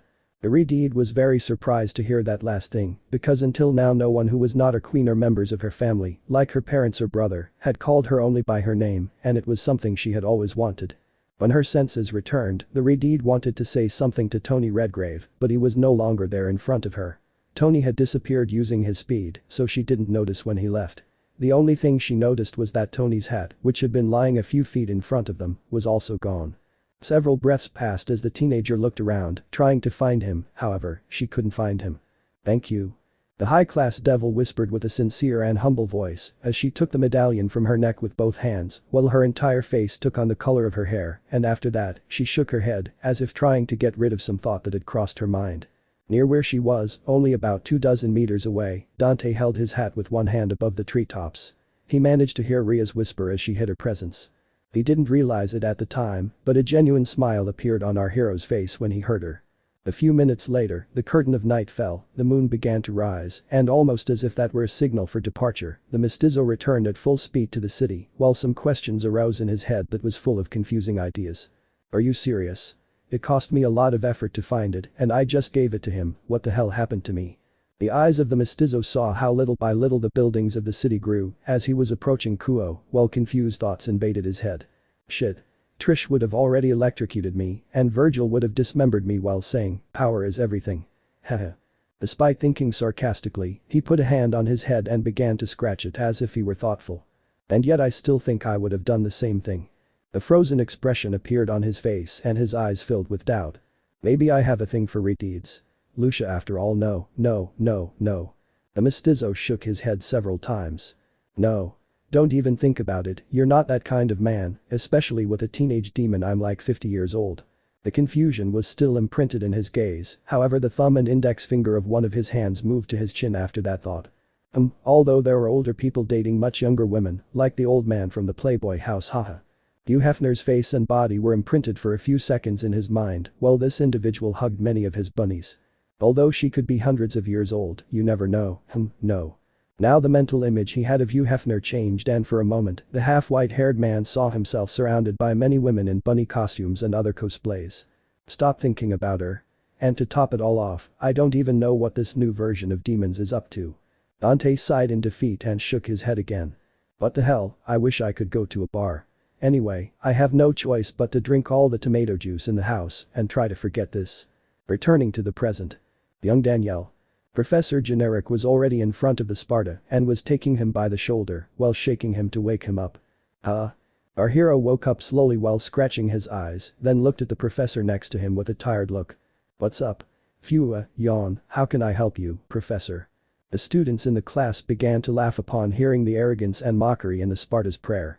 What cheeky bitch. The professor had a vein in his forehead that almost looked like it was about to explode. His chest swelled violently for several seconds until he regained his composure and spoke formally again. Come forward and solve that problem right now. Oh, okay, whatever. In a light and carefree tone the mestizo spoke while putting his hands behind his head and walking to the blackboard. Why do I have to keep coming to classes? I'm 50 years old. Or thousands. Don't buck with me. Arriving in front of the blackboard, our hero took a piece of chalk and began to solve an arithmetic equation that he barely understood. If it weren't for the old people in my house who are sure to have heart attacks, I would have already left this boredom behind. When our hero got tired of trying to solve the math problem, he ended up writing on the board the following message. The answer is in your heart, which made the teacher even more furious. All the girls in his class also began to murmur. Some said he was a delinquent, but that only made him more attractive. Others said they wouldn't be his girlfriends, but that his white hair and blue eyes certainly made him interesting. I curse you, Dante, if you weren't my friend, I would have already said that you bleached your hair. Issei thought this as he clenched his fists when he heard the women's murmurs. He didn't know that our hero had ambiguously colored eyes and mostly black hair a few months ago. That's right, the shell that was his old body was gone, and his appearance had finally fully returned, so soon everyone's favorite demon slayer would be back in action. End of chapter. Author's messages. We all know that Dante would never go to school XD, even if he stopped going later on, and would hardly, or never fall in love or have teenage demon girls when he is already like 50 years old but as I put in a sentence in the fic. Even the guy from the Playboy Mansion who was an old man had his bunnies who were younger than him, and he even married one before dying, although not all of Dante's harem will be teenagers. What I think canonical Dante would have, if he wasn't friends and all the time would be a harem. Well, what I want to get to is that in this fic I will try to preserve the essence of the character, but I will have to change some things, being as logical as possible in the development of the character within what fits in someone as crazy as Dante XD. I felt that it was necessary for the drama to happen. Anyway, in the next chapter the story of the anime begins. Greetings. Chapter clarifications. Ivory and Ebony are not devil arms, but in this fic, they are something similar to devil arms. Later I will explain how they can be summoned like that, and how they were built and have infinite bullets. I know the medallions don't emit that kind of energy, I just put this so the character can find them. I also know that a stranger can't extract energy from them to increase their power, I just put this to give some background between Rias and Dante before their arrival at Kuo Academy. And also, that energy holds a secret that will be revealed later in the fic. The jumpsuit is inspired by a discarded DMC4 demon design that appears in the DMC4 art book. If you'd like to find out exactly what it looks like, you can search for the DMC4 art book on YouTube. You'll find some videos of people displaying its pages. This demon appears near the end of the DMC4 art book alongside 3 other black-furred demons, one of whom is fat. Chapter 3 Mission 3 Issei is reincarnated. The quiet and peaceful night as our hero rested peacefully. Hey kid, look over here. A deep voice echoed loudly in the white-haired man's head, who was currently sleeping and dreaming that he was being fed by a fox-eared goddess, very similar to Amaterasu from the video game Mikami, only in a humanoid and female version. The two of them were sitting next to a table while the goddess fed him a spoonful of strawberry sundae. Dante was dressed in his classic attire and the goddess wore a white kimono with red stripes. Around the two of them was a world filled with hills and mountains of strawberry ice cream, pizzas, and in the middle of it all, a lake of tomato juice. Having heard the voice, the white-haired man looked in all directions trying to find the origin of the sound, and at the same time the scene of his dream changed, and now he found himself in the middle of a sea of darkness full of stars in the distance. He was now wearing only underwear as he wandered through space on his dream journey. What's going on here? Who spoke? Is it your harbinger again? Are you attacking me with your reapers again while I'm naked? 1.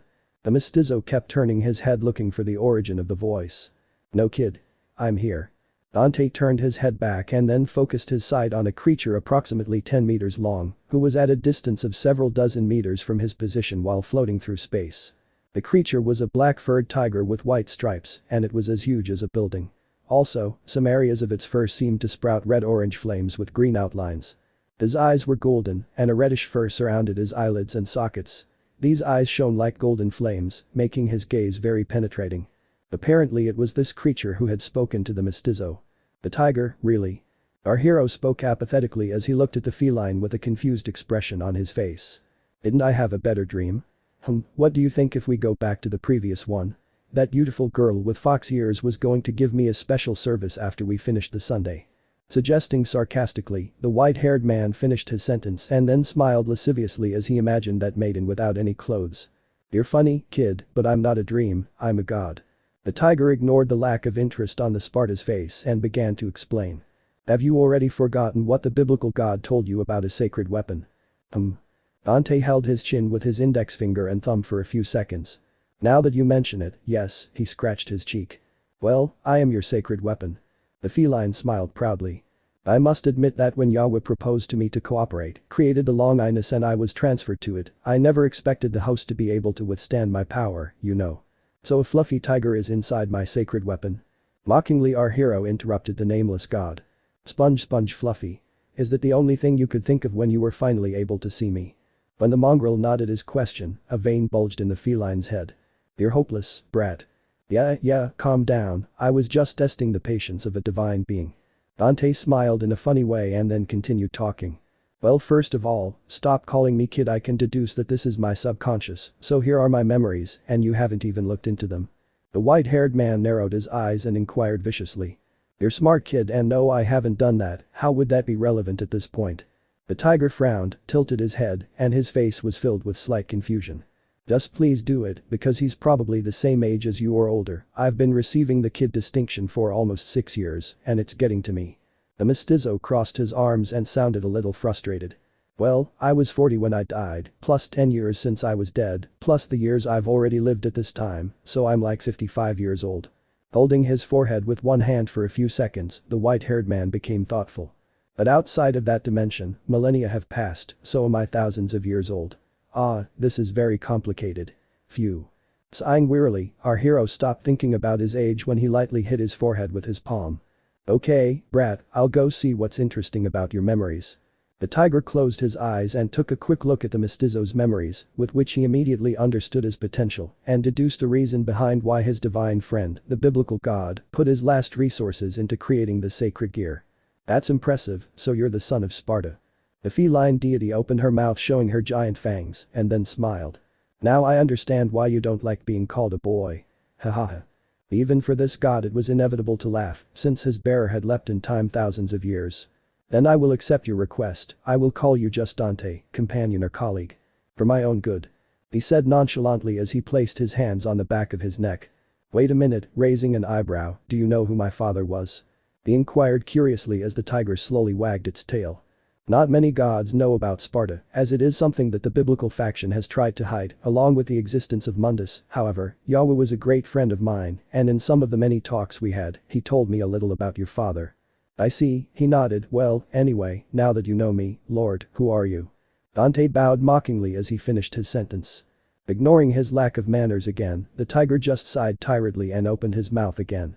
I am that man who became a god. I have had many names through the millennia, but you can call me Gautama Buddha.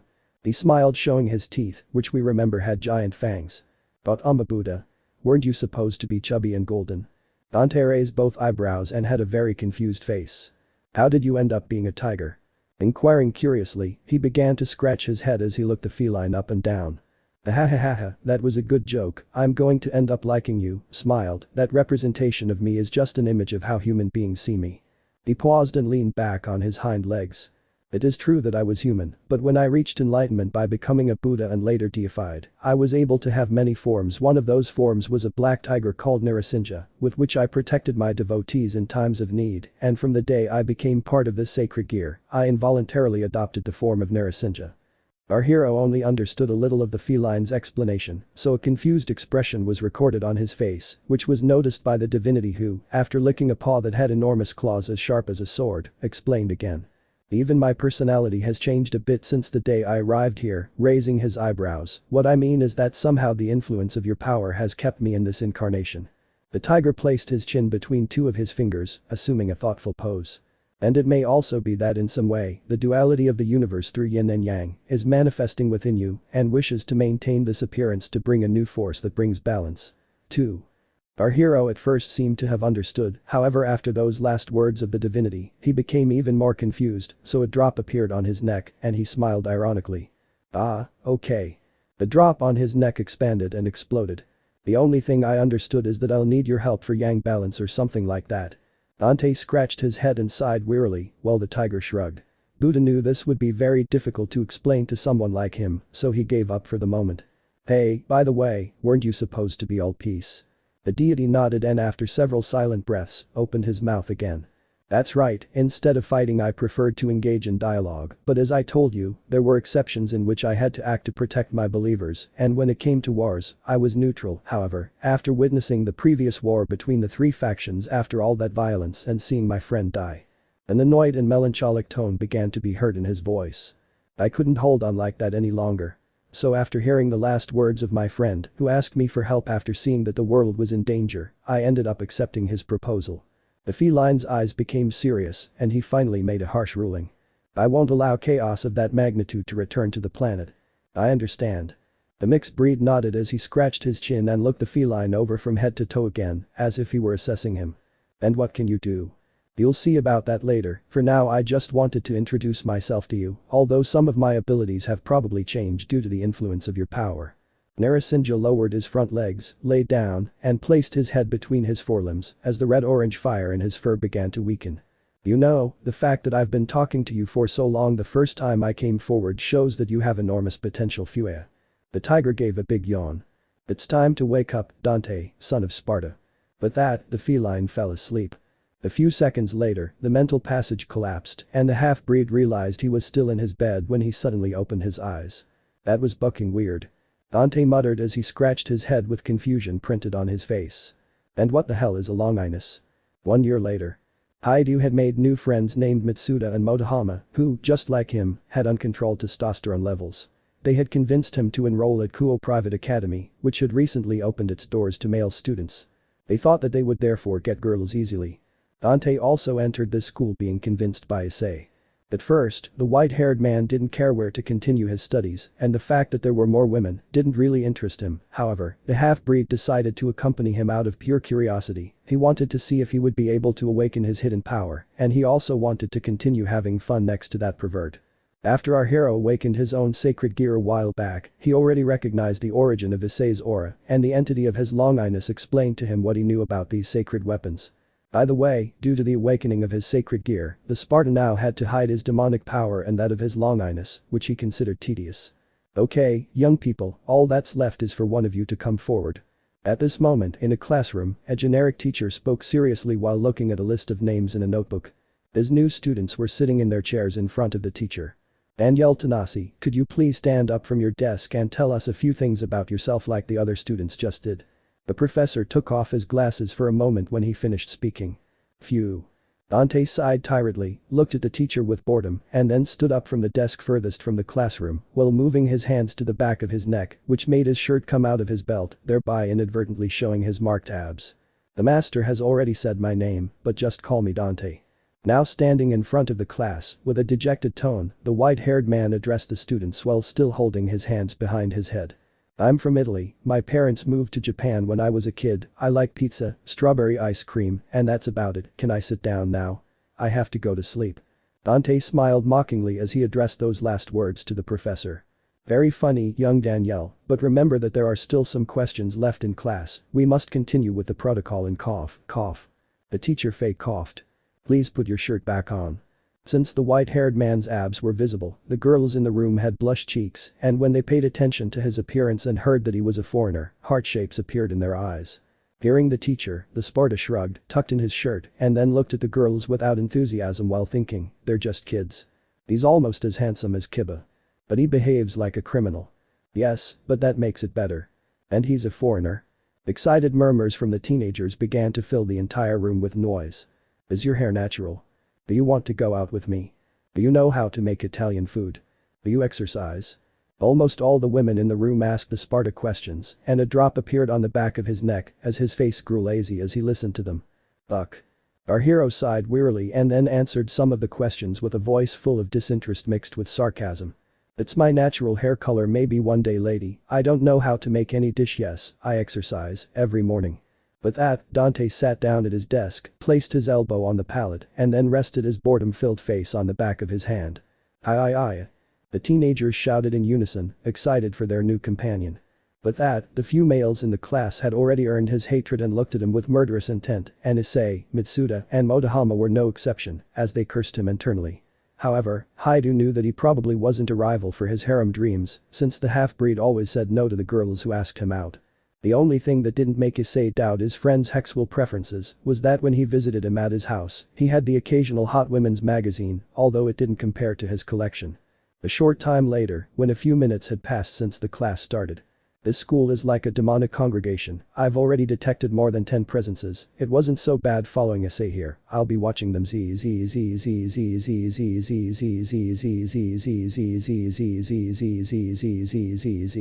Dante kept his promise and went to sleep, but not before thinking for a moment about the number of demonic auras that roamed around this academy. One spring later. Our hero already had his original appearance from when he was 17 to 18 years old, and even the tone of his speech had changed after all these seasons to his original voice. Now let's talk a little about your extracurricular activities. Dante had recently reopened his business, but not like before. Since for the time being, DMC was limited to the poster in his room and some cards he handed out to people on the street, slipping them into their pockets without them noticing. These cards had the logo from his poster and a number that connected to an extra cell phone he purchased exclusively for his business. The cards had a message that said, "Devil may cry, if you have supernatural problems, call this number." 81 166 616 661, conditions for accepting a job: 1. I do not eliminate innocent people. 2. The payment must be adequate and in cash. 3. It has to seem interesting to me. 3. Thanks to that, the half-breed had already managed to carry out several missions at night. The cash was always handed to him in an alley or park while he wore a disguise consisting of his classic battle attire, a rolled-up trench coat and red robes, along with dark glasses and a crimson cap that completely covered his hair. It should be noted that the cap and glasses were already starting to drive him crazy. 4. Ah, that's right. He had finally earned enough money to have a tailor make his favorite clothes. Most of the jobs he accepted involved eliminating stray demons that people had spotted in their surroundings. Other assignments were purely silly, which he occasionally accepted due to his lack of income. Incidentally, when people couldn't pay, if it was something important, he would agree to do the job. The extermination of exiled demons did not go unnoticed by certain nobility, who could only wonder who is causing all this. Since the Sparta always carried out his work and disappeared before they could even sense his presence. Changing the subject, I'll tell you a little about his school life. There wasn't a single day he wasn't scolded by the teachers for his lack of interest in wearing his uniform properly and for falling asleep right after every class. The only thing he continued to excel at was physical activity. But that in mind, let's now move on to today. It was Friday and our hero was resting under a tree in the area near the Kuo Academy sports fields. For a moment, his thoughts focused on how to improve his business while his eyes were closed and his back was leaning against the tree trunk. Then he began to ponder how curious the demons at his school were. These guys are really strange, it seems as if they really only came to study. The white-haired boy opened one eye for a second and glanced sideways at a blonde-haired teenager, a member of the student council, who was handing out flyers in the distance. Incidentally, he and the mixed-race boy had gotten into a lot of trouble with the student council for always falling asleep in class. And what's with that weird demonic aura? It's not even full of hostility or killing intent. Dante scratched his head when he thought that after this year of vigil, the demons of the academy did nothing wrong as far as he had noticed and even paid attention to the classes. All this had him confused. The strangest thing is that there have been some students who overnight went from having a human aura to that demonic aura. Have they become demons in a similar way to Arkham, or do they have some method that emulates the lunatics of Fortune Island? He took a sip of the soda he was holding and scratched the back of his neck again, shaking his head. No, I don't think it's the same. Even when that happens, these children still don't have murderous intentions and no deep darkness in their auras. What's going on here? After sighing in frustration, the half-breed opened one eyelid again and out of the corner of his eye, saw an open window of an old building at this school. Seriously, you couldn't have come up with something better than an occult research club. Our hero pursed his lips and gritted his teeth as if trying not to laugh, but after a few seconds. Hahaha. He laughed out loud so the students standing nearby looked at him with faces full of confusion. That would be like a demon hunting magnet in my time. He thought sarcastically and took another sip of his drink. And what kind of director allows a club like that to open? Don't buck with me. Hahaha. Dante laughed again, and this time he even had tears of laughter, which he immediately wiped away when he took one last look at the occult club. Well, at least the redeed from that time, Ria's, turned out to be here, so I won't have to go looking for her anymore, smiled. With that thought, the Sparta jumped up and then threw his soda bottle into a nearby trash can without even looking at it. Later he began to walk towards the school exit while putting his hands inside his pants pockets and just before leaving, he met the perverted trio consisting of Issei, Mitsuda and Motohama, who were named that way by all the women in the academy. The perverted trio was currently surrounded by 6 third-year male teenagers and apparently those 6 students wanted to beat them up for some reason. Maybe for spying on several of their girlfriends, our hero thought upon seeing the scene. The student who seemed to be the leader of those 6 was as tall as the mestizo, muscular, and had the typical face of a bully. Issei and the other weaklings, what's going on here? Standing right behind that scene, Dante spoke while sighing wearily because he already knew what he would have to do. Dante, well they say they're going to teach us a lesson for spying on their girlfriends, but we didn't know they were their girlfriends. The brown-haired boy spoke desperately while hugging Mitsuda and Motohama, who were trembling and scared to death. Leave us alone, we're already dead. Fearful eyes formed on Haidu's face and an aura full of fear enveloped him. The white-haired man had already made his way through the thugs and heard a say as he turned his back on the bullies, which made them even more enraged since he was practically ignoring them. "Didn't I tell you that you should only spy when you know you won't be discovered? Phew, sigh, now I'll have to save you, how many times is that? 3 or 4. Dante spoke sarcastically and then hit the chestnut tree, which caused a bump to form on his head that he had to comically rub. "And I'm not even counting the times I couldn't help you, today you're inviting me to a triple portion of pizzas with tomato juice," he smiled. Hearing the half-breed's careless comments, the bullies boiled with rage and then their leader began to poke the Sparta's back to try to get his attention. "Hey, pretty face, turn around. Do you really think you can take us on? Ha ha ha." The leader snorted mockingly and spoke in a tone full of superiority. "You know, I'm glad you showed up. I've been wanting you ever since you arrived. My girlfriend seems to like you, so I'll take advantage of this to break a few of your teeth." The mestizo turned around, smiled confidently, and faced the leader of the bullies. "No, Dante, there are too many this time." The chestnut exclaimed nervously.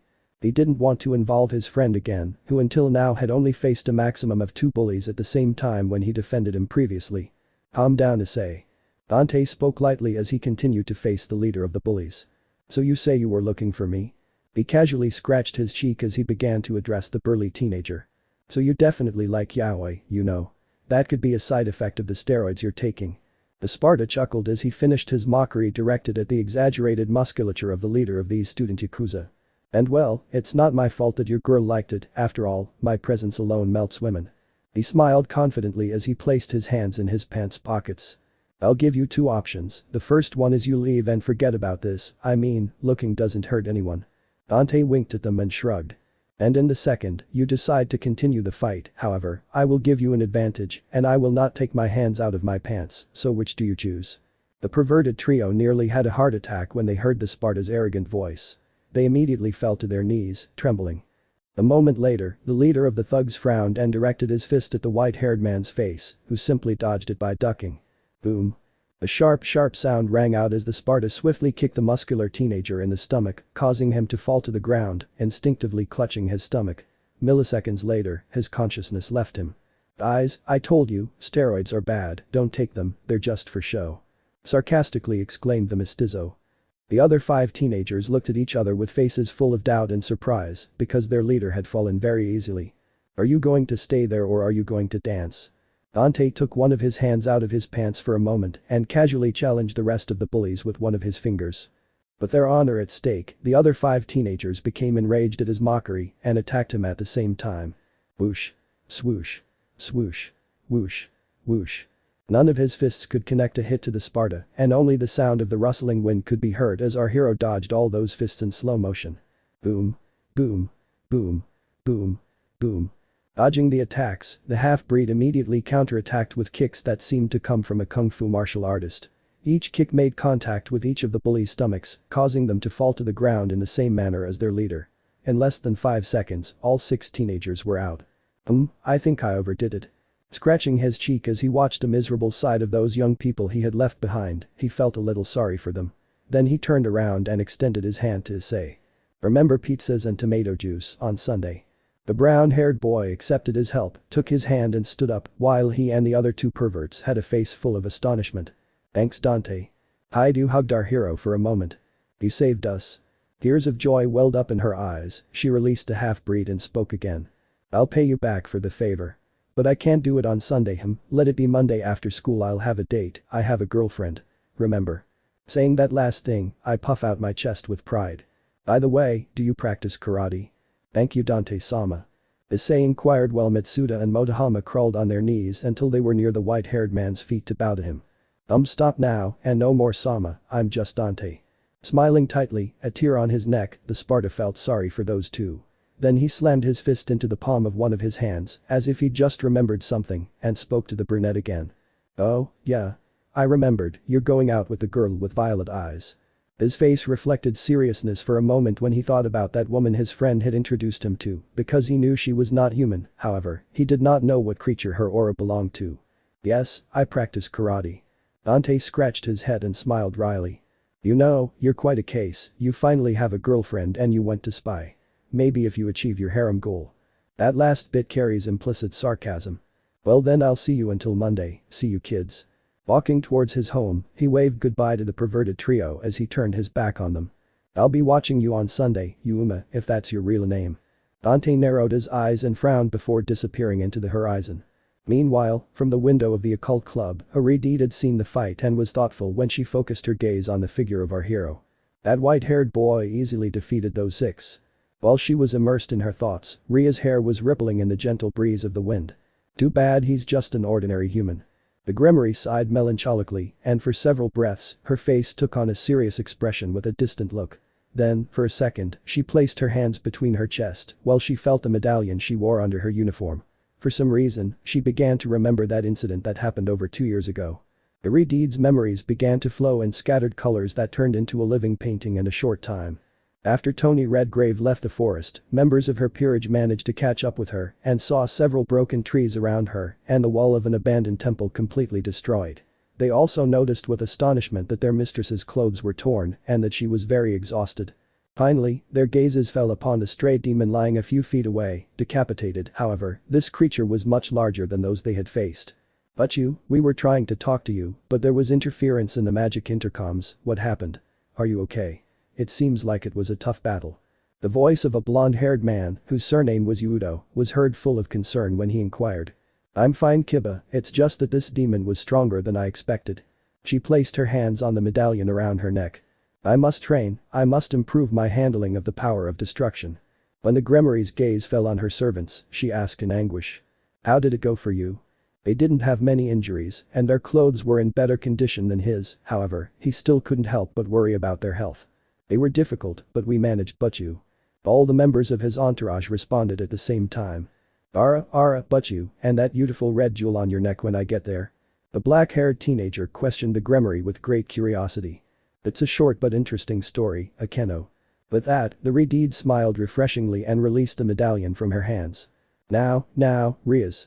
The memory of the high-class devil ended when her queen brought her to the real world after speaking a few words to her behind her back.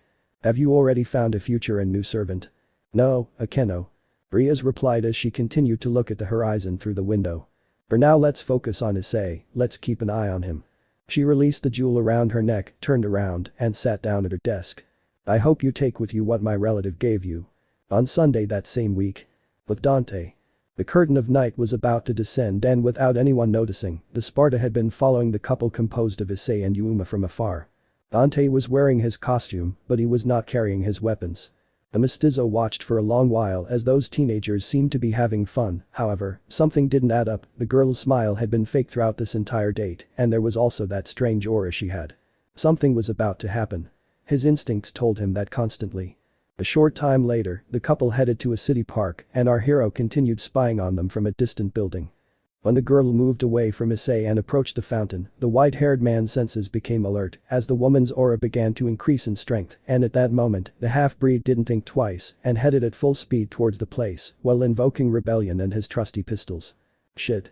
It's not just her, someone else with a similar presence is in that park and is hiding. Hold on, perverted kid. Dante thought about this as he raced through the streets at superhuman speed, leaving a reddish trail in the eyes of passers-by. No normal human could have imagined that crimson blur to have been a man running. But Yuma and Issei. The violet-eyed teenager had transformed and revealed that she was a fallen angel who was wearing very peculiar clothing that showed excessive skin. She looked like a dominatrix or a masochist. She stood to the side of the fountain and had created a spear of light in one of her hands, which was about to be thrown towards the body of the brown-haired teenager who was on the ground, sitting on his butt while fear and confusion paralyzed his body. And then no pecan. As the black-winged angel was about to throw the spear, he abruptly stopped the movement of his hands, closed his eyes, and made a face of disgust as he muttered a few stuttering words. "I can't do it, I can't. I just can't follow those orders." With that, a few tears fell from her eyes. "HMMMMP. I thought you might finally obey our leader's orders." Behind her came an angry snort and a deeply disappointed voice. A second later, a man wearing a black trench coat and a matching hat appeared from the darkness. On this man's back, there was also a pair of jet black wings. "However, since you joined our ranks, you have not been able to kill a single human possessing a sacred gear."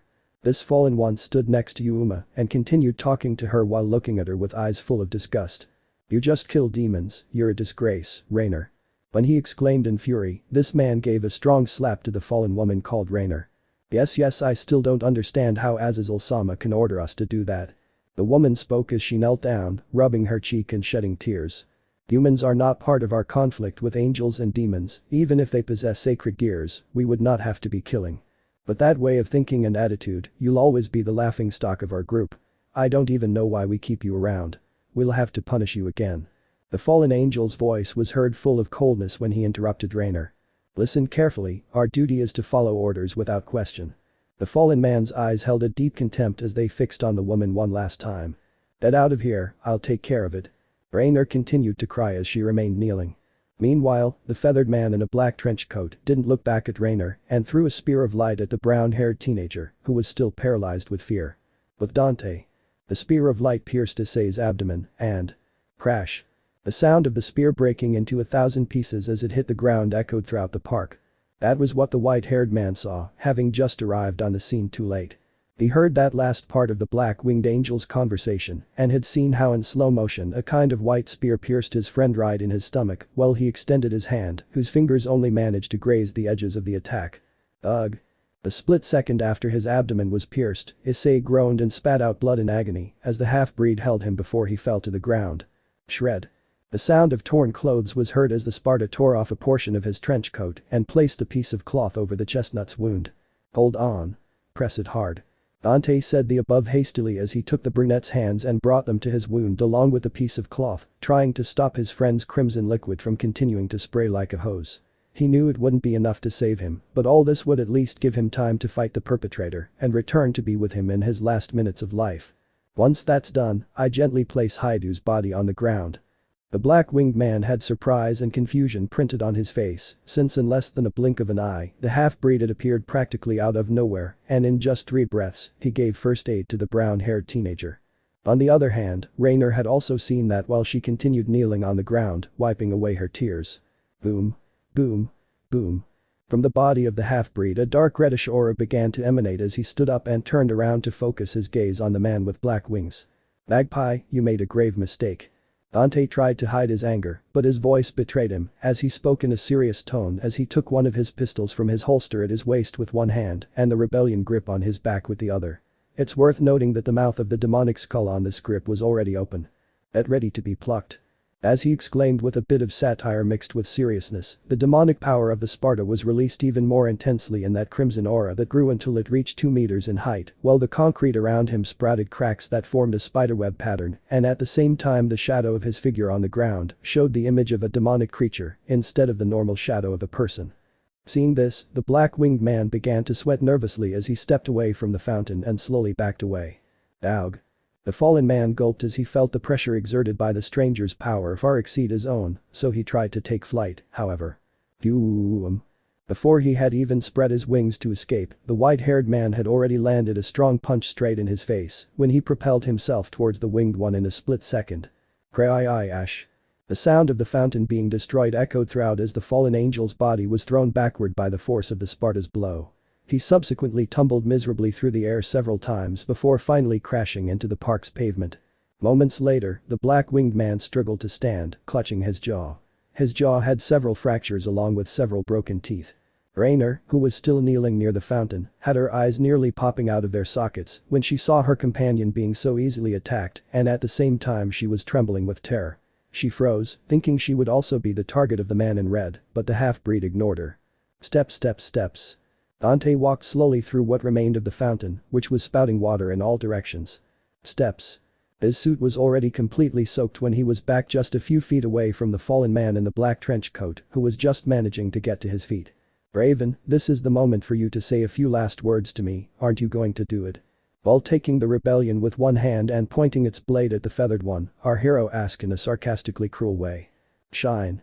A second later, the edge of rebellion filled with a bright red hue as the white-haired man was charging his demonic power into his sword. Who are you, demon? The winged one was finally able to stand up and question furiously. Do you know who you're facing? I'm Down Shiku, a fallen angel under Kakebiel's command. His words were pronounced with difficulty as his jaw was broken and blood from his mouth continually filled his throat. I'm just a simple contractor who doesn't care about your role in the slightest, and by the way, that's the worst name I've ever heard. Ah. You filthy creature, I'll exterminate you. After a scream filled with fury, the fallen man rose into the air and created a spear of white light in one of his hands, which he threw at the man in red. Swoosh. Dante generated a weak gust of wind as he easily dodged the spear by moving to the side. He then leaped into the air, bringing him level with the fallen man, but still about 3 meters ahead. Drive. Shred. The sound of a loud explosion and flesh being torn apart were present when Dante in the blink of an eye swung his sword with both hands. From the edge of his sword came a block of demonic power, similar to a wave of red energy directed towards the fallen, who was barely able to dodge it by moving to the side. However, the wave cut half of one of his wings and caused a deep wound in his right arm, which made him fall back to the ground. Smoke. Behind Daunashiku, the earth in half the park had raised a pall of smoke as its concrete and green areas had been destroyed. Now, a huge longitudinal hole, resembling a small earthquake crack several meters wide, adorned the site. It's worth noting that the crack was so extensive that it even reached the street outside the park. The fallen man felt a profound shock and abysmal fear seized his soul when he saw that destruction out of the corner of his eye. With that, he finally realized he wasn't capable of winning this fight. Meanwhile, Rainer thought for a moment about supporting her comrade, but she remained paralyzed with fear, which intensified after seeing that scene. A breath later, the Sparta landed on its feet right in front of its prey, and immediately after, out of instinct, Daunashiku began to crawl backwards without taking his eyes off the demon. "Hey, in my life I never imagined I'd have to pluck a giant turkey, sayonara Mr. Roboto." With that, the white-haired man took his sword in both hands and directed its tip at the abdomen of the black-winged angel, who remained in a miserable state on the ground. The fallen man had already closed his eyes and accepted his fate, while mentally apologizing to his leaders for his loss, however. Boom. The edge of the sword never made contact with Daunashiku's skin, and instead only the sound of a strong punch was heard, as the Sparta had stopped rebellion just centimeters from his abdomen, since at that moment, he felt a familiar presence coming from the direction where Issei was, so he decided to knock the black-winged angel unconscious, to investigate what was happening, and after that he would return for his prey. By the way, Rainer had already escaped using a magic circle just at the moment she saw a certain red-haired demon appear. Swoosh. In less than a blink of an eye, Dante hid his presence, and the sound of the wind became present as he used his divine speed to quickly hide behind some bushes that were near his dying brown-haired friend, who at that moment was accompanied by a red-haired teenager. What is she doing here? Our hero thought about the reason why Riaz was at the scene, while a red magic circle with a strange symbol was under the woman's feet. "Was it you who called me? If you're going to die anyway, I'll pick you up." The Grimoire smiled with emotion, and at the same time some demonic bat-like wings sprouted from her back as the light of the magic circle under her feet increased its brightness. "Your life now lives for me." At the end of his sentence, he began to deposit 8 red chess pawn figures inside Issei's body. Shine. The glow of the magic circle increased, and then Issei's body recovered, then emanated a demonic aura similar to Ria's. It should be noted that the Redeed was so focused on reincarnating the brunette that she didn't notice the devastation in the park behind her. A short time later the Grimoire disappeared through that magic circle under her feet. What the hell? Looks like I saved him. Dante had already approached Issei's body, who was already breathing normally and only seemed to be sleeping peacefully, as if nothing had happened, except for the fact that he had a demonic aura. His wound has closed and he's breathing without problems, but his index finger and thumb were placed on her chin. Is he a demon now? A confused expression came over his face as he scratched his head. And what were the chess pieces for? Our hero pondered for a while everything he had just seen while he took the piece of the trench coat that had been left to him, then he carried the brown-haired boy like a sack and headed to where he had left Daunashiku, but "I don't know who you are, but the next time we meet, I'll be prepared." The fallen angel saw the half-breed out of the corner of his eye and said those words as he flew with difficulty toward a sort of portal or magic circle that had formed in the heights. The black angel, rising just before Dante returned, managed to escape certain death. 5. The white-haired man managed to hear it, but he didn't care at all. Later, the son of Sparta traveled at full speed and took Issei to his house, which he entered through the open window of his room. "I don't know what you are now, kid, but if you don't go crazy being a demon and start eating people, you'll still be my friend." Dante smiled wryly as he thought that. They attacked him for his sacred gear, that's for sure. The other magpie didn't want to kill him. It seems he doesn't agree with the orders they're sent. I'll have to find explanations soon. He continued to meditate on the facts as he placed Haidu on his bed. How is it possible that someone can be revived with chess pieces? And how did the fallen angels originate? Phew. Sighing wearily, the mestizo placed himself on the edge of the room's window. Everything was simpler in my time. Knock knock. As Dante muttered to himself, the door to the room was opened after being knocked twice. Son, had you already arrived? Issei's mother inquired when she saw the sheets covering her son's body. His mother never managed to see the Sparta as he disappeared before the door was opened and, by the way, the half-breed had taken off the brown-haired boy's shirt because it was soaked with blood. In a short time, the Sparta arrived home and after lying down in his bed, he meditated for another long time on the events of that night.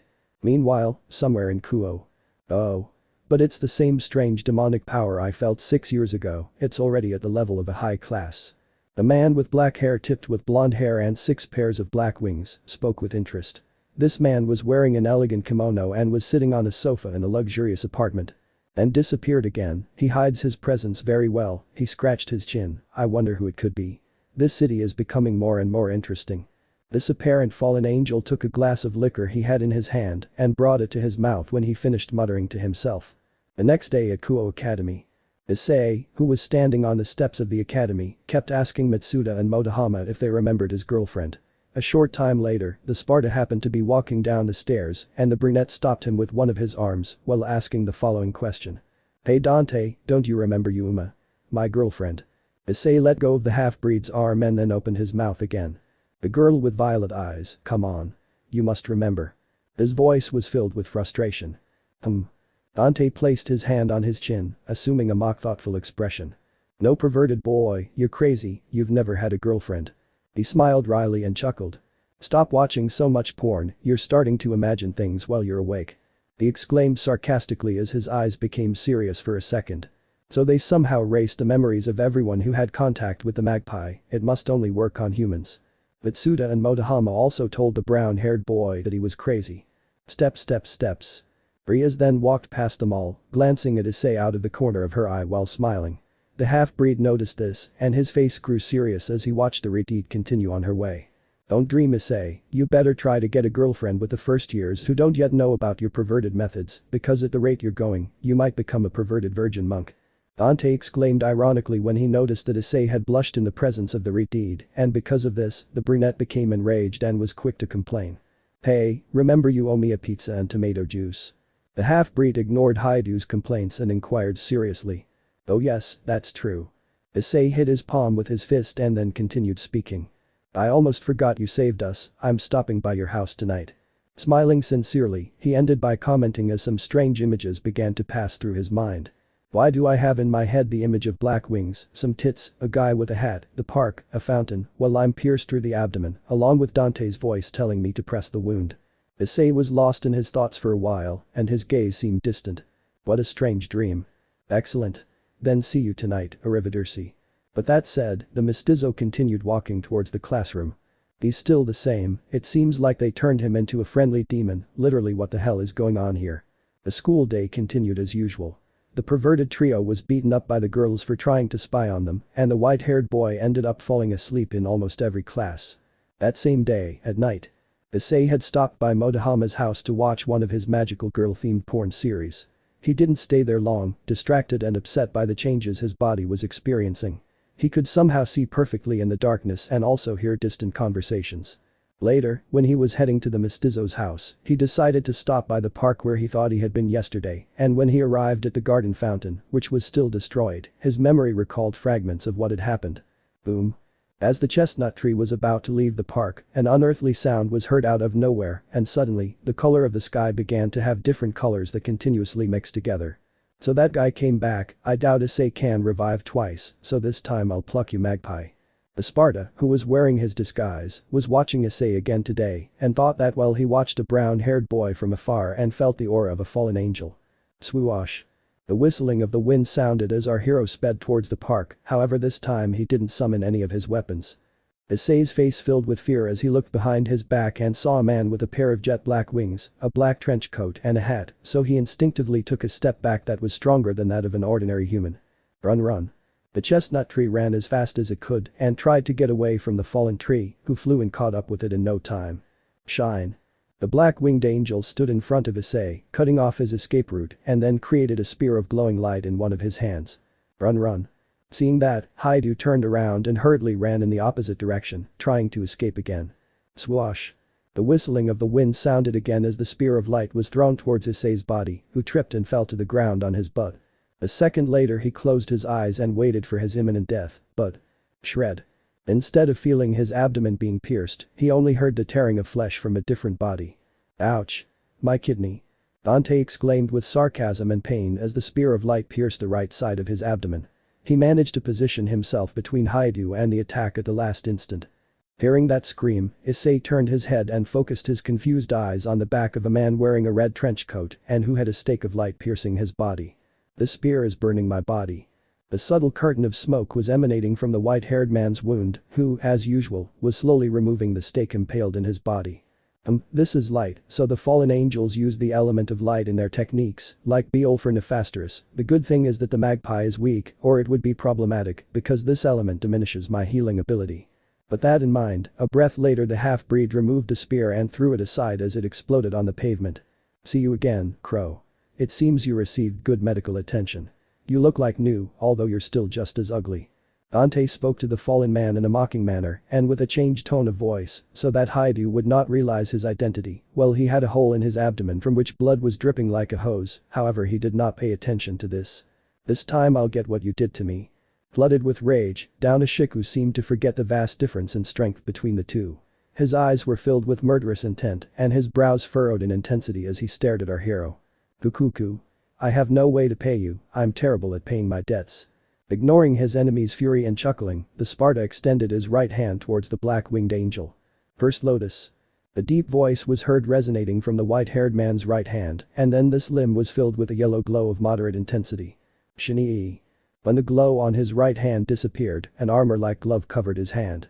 This glove was a golden color combined with green stripes that continuously intertwined with each other, as if they were Gilgamesh's devil arm.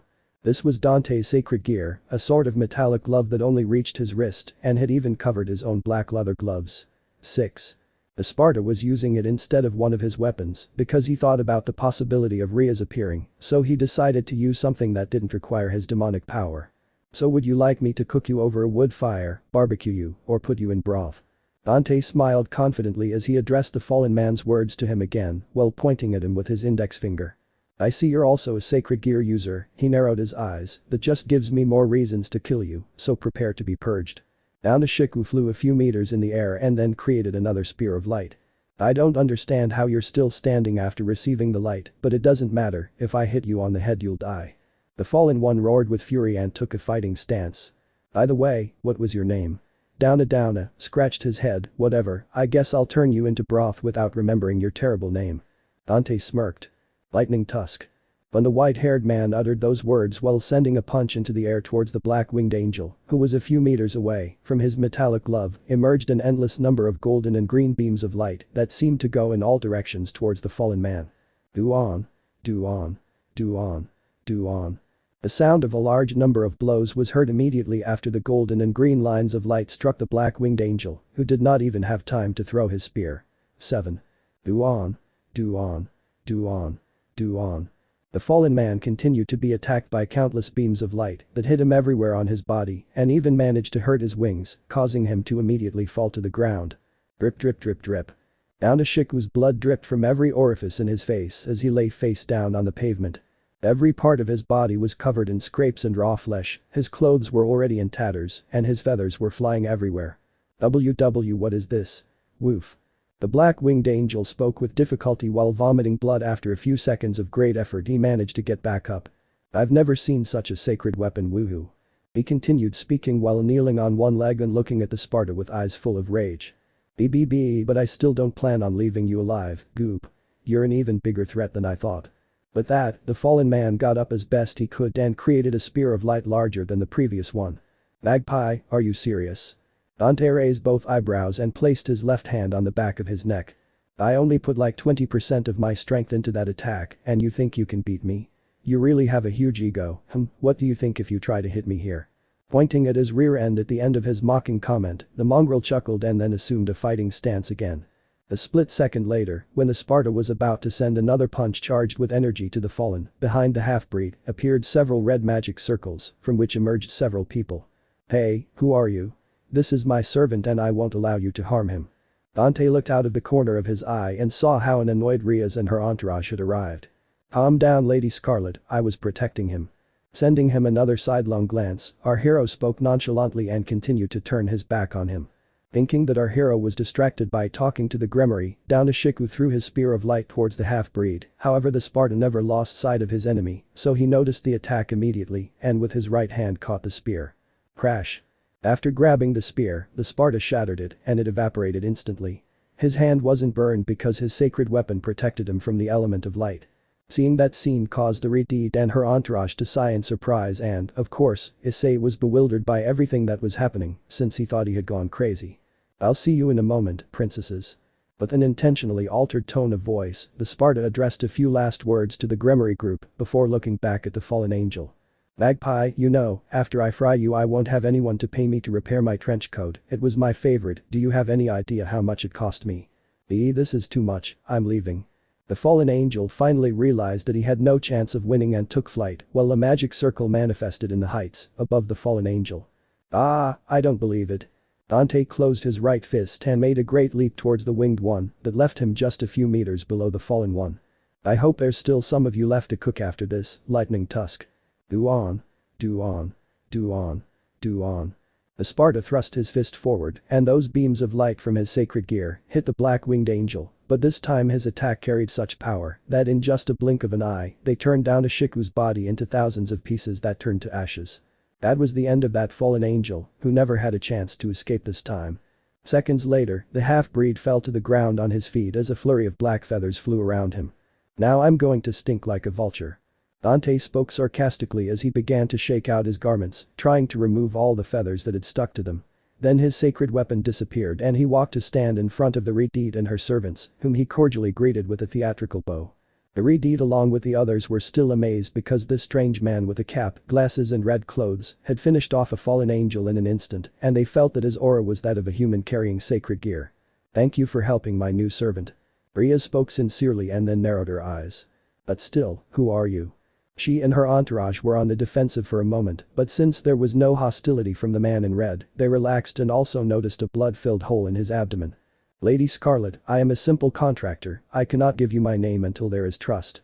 The half-breed reached into his pants and pulled out a card, which he offered to the Redeed. "Please take it, it's my presentation." Riaz took the card with some distrust and then read the information written on the card. "Devil may cry." The Gremory raised her eyebrows and her face took on an offended expression as she read the message on the card. "Really? The name of this company insults my brother." After finishing reading the information, he turned his gaze back to the stranger and asked curiously. "So you were hired to protect my servant?" I cross my arms as I continue to question. "Who did it and why?" "My name is Riaz Gremoy and this is my family's territory. We must take charge of the supernatural events in this area to maintain the delicate balance between the three factions, or a war could break out." He sighed wearily and scratched his head as he felt that all this might bring unexpected problems. "Don't get me wrong, I appreciate what you did," he smiled subtly, "but this could make those relations even worse." "Lady Scarlet, you ask a lot of questions." The Redeed frowned upon hearing that nickname. "I never reveal my client's name, all I can say is that he's an ally of your family." Dante took his cap with one hand and smiled ironically. "And if I hadn't arrived, that young man over there." I point to Haidu who was still on the floor. "I'd already be visiting Hell, Hades, Helheim, Heaven or whatever." Issei shuddered and his face turned blue upon hearing that. "So since he's your servant, the crow's attack was a complete lack of respect towards your family." In that sentence the Sparta placed a voice with a deductive tone.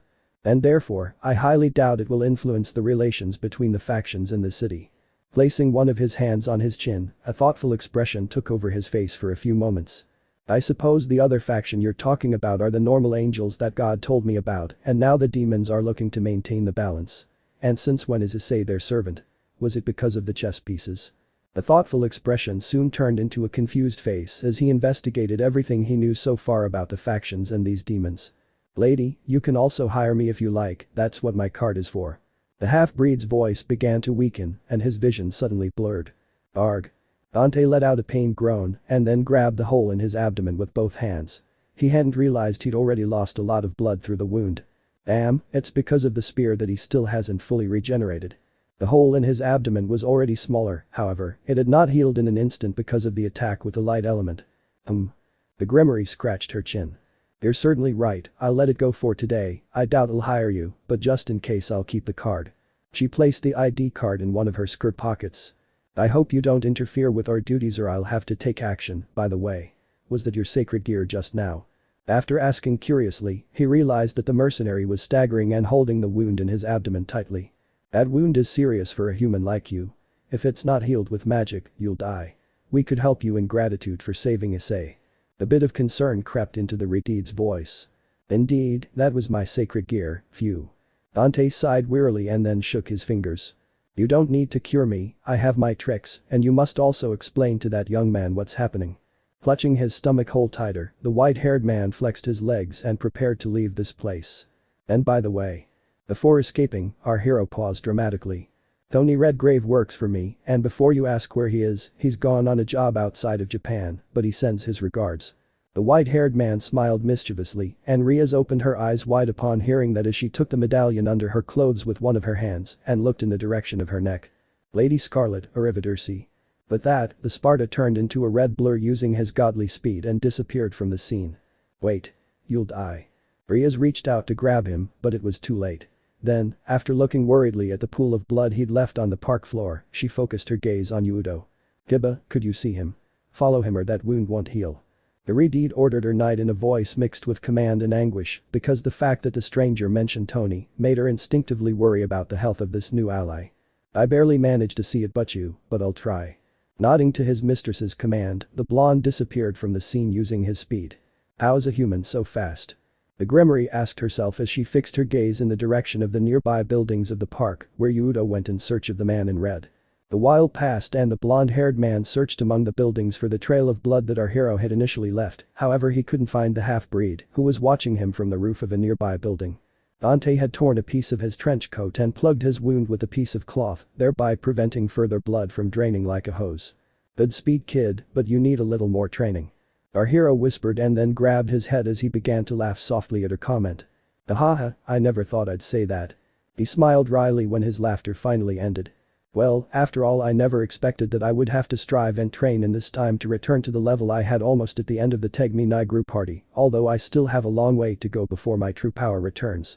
He held his chin with one hand and looked curiously at one of his palms. It's funny, I thought my strength would return faster, he scratched his head. And what did you expect, you barely even train. Although that fact also catches my attention. What are you talking about? I'll explain later, for now you wouldn't understand how the transmission of the power of a soul into a new body works. Dante raised his eyebrows and decided not to question Narasimha further, who seemed to know a little more about resuscitations. Afterwards, our hero walked away, and upon reaching the top corner of an alley, he tripped and fell into an open trash can, leaving him covered in trash and debris. He then released some of his demonic power, and his wound healed after a few seconds. Recovered, he left the dumpster, peeled a banana peel off his cap and brushed the trash off his clothes. He smelled horrible, like a dead dog, but he didn't seem to care. For a moment I thought my kidney wouldn't come back, I should avoid the light, I guess the old way doesn't work on fallen angels either. But that in mind, he set off for home. How can you call letting yourself be pierced by anything old-fashioned? When they think I'm dead and I get up it leaves them with a priceless face, he smiled. Dante chuckled as he responded to Buddha's complaint. Minutes later, he finally arrived home and climbed in through his bedroom window. He then took off his clothes and put them in a black bag, then threw it in the trash. It's good that you didn't just order one set z. As he fell asleep in his bed, he threw away one last thought as he began to remember all the red trench coats and clothes he kept in the false bottom of his closet. Meanwhile, Yudo returned to his president and sadly told her that he couldn't find the man in the cap. The Redeed could only hope that the stranger was okay, as something deep in her heart told her he was a true ally and perhaps a future friend. It had also crossed her mind to invite him to join her entourage, so after sighing in frustration, she ordered the others to return home while she told Issei not to say anything about what happened today. She would explain everything to him at school tomorrow. Everyone disappeared through magic circles, except for the brown-haired boy who walked home without any idea what the hell had just happened. The next day at the academy. Issei was uneasy because he had found Riaz on the stairs, who mentioned that she would send a messenger to his class. Later, Kiba appeared in the classroom, and while he was surrounded by women who asked him if he would go out with them, he arrived at the chestnut-haired boy's desk. Hello, I came on behalf of Riaz Grimoire-senpai, could you please accompany me to the club? The blonde-haired boy kindly asked Issei, who got up from his seat and began to follow him. Wow, Issei, maybe you'll become popular if you accompany him, after all he's the prince of the academy. Mockingly our hero spoke as he placed his feet on the desk's pallet. I hope you don't give him the perverted thing. Hearing this, Haidu smiled forcefully and continued following Kiba. That day, the life of the young man with brown hair would take an unexpected turn and, without knowing it, our white-haired hero would participate in these new adventures along with his friend. There would be crazy parties to come. And author's messages. I hope you liked it. And another thing, you'll find things that don't fit with the prologue regarding the reason why Buddha is a tiger and the years Dante was dead. That too. Greetings. Clarifications. One Harbinger and Reapers is a reference to Mass Effect, one of my favorite games. Narasimha is actually an avatar of the Hindu god Vishnu who also exists in DXD, although he is only mentioned, who is a hybrid between a lion and a human. He is primarily known as the Great Protector, who specifically defends and protects his devotees in times of need. It is one of the most popular deities of Hinduism, a religion that shares some things with Buddhism, which is also one of the most popular religions in India. So, why is it a tiger in this fic? Well, because that's how I wanted to do it, since I want to remove the excessive prominence from the dragons in this story, and in Chinese mythology, tigers are great rivals of dragons. In any case, what I did was simply to say that the form of Narasimha is actually Buddha instead of Vishnu. And why Buddha is the entity of the protagonist's longinus? Because I like that god and it must be related to the abilities of the longinus, which are abilities that Dante has in the games and are related to protection. By the way, in Buddhism, tigers, besides symbolizing protection, also symbolize strength, unlike dragons, which generally only symbolize power. Dante has an ability in DMC3 and DMC4, and hopefully it will reappear in DMCV, that has precisely these two elements at the same time. All of this is also inspired by the Chinese philosophical story of eternal duality, represented by a tiger and a dragon, in the image of yin and yang. Another thing. Nara means man, and Sinja means lion in Sanskrit, but for fic standards the translation will be divine tiger. As a curiosity, in some variants of Hinduism, it is said that Gautama Buddha was another avatar of Vishnu, but in DXD itself, many mythological things are not taken literally. There are also other Buddhas in DXD, such as Sun Wukong, who are considered a kind of god, but from the east. 381 according to the internet is the area code for Japan v. Poor Dante's DMC attire in the fic is the rolled-up trench coat from DMC4 and everything else from DMC1. I changed the story of that scene for something that I will put in later chapters. 6. The sacred gear is like the Gilgazmish gauntlets, only they only reach the wrist and are gold with green stripes that continually blend in. 7. Lighting plasmas of the character Iolia from the anime Saint Seiya, one of my favorite characters and who, curiously, represents another feline. The only thing I did in the fic was change his lights to gold and green. Chapter 4 Mission for Saving a Nun. Akuo Academy. In the school hallways, before the mestizo went to take a seat for his next class, he stopped by a soda dispenser in the academy's corridors and on the way he found himself next to a small loli with short white hair who was leaning against the wall. Similar. The white-haired girl, who is called Kaneko, whispered softly as she licked a lollipop in her hands. Ding. When the drink dispenser's bell rang, our hero took his soda and entered his classroom while passing by the Nekomata again. The smell is similar. The white-haired girl muttered again and then headed towards the occult club. Meanwhile, after a brief moment, the son of Sparta was about to reach the world of dreams on the pallet of his desk. Hey buddy, it's a miracle you can use me in a fight. If you used my power more, maybe you could reach balance breaker in no time. Narasimha's voice was heard inside the mind of the half-breed. Don't take it personally, I like the first Lotus, but I manage with my other weapons and skills, I find it unnecessary to use the lightning tusk. Dante leaned his back against the back of the desk. And on the other hand, the Crimson Lotus bores me, it takes the fun out of a good dance fuya. Yawning lazily, our hero was about to fall asleep. As you wish Dante, phew, sighed tiredly, you're quite a case, but the day will come when you must learn the balance breaker. Oh, come on. You know me, I like entertaining concerts. Also, from the second release onwards, I must unite my demonic power with your divine power in perfect balance, and that reduces my healing ability. He scratched his head tiredly and one of his cheeks fell dryly onto the pallet of the desk. How complicated, I prefer swords fuya z.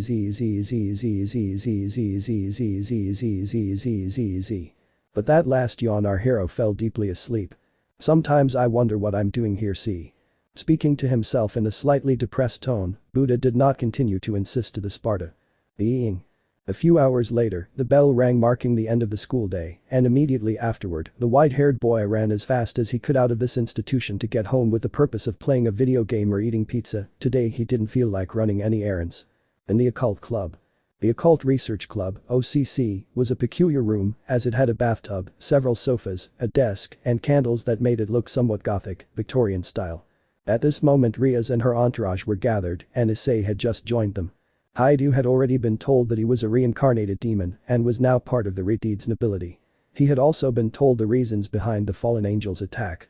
That same day, Riaz tried to awaken her sacred gear, but the brunette could not concentrate due to the distraction caused by the exuberant panties of the high-class devil, who sitting on her desk, tried to get her servant to activate her sacred weapon.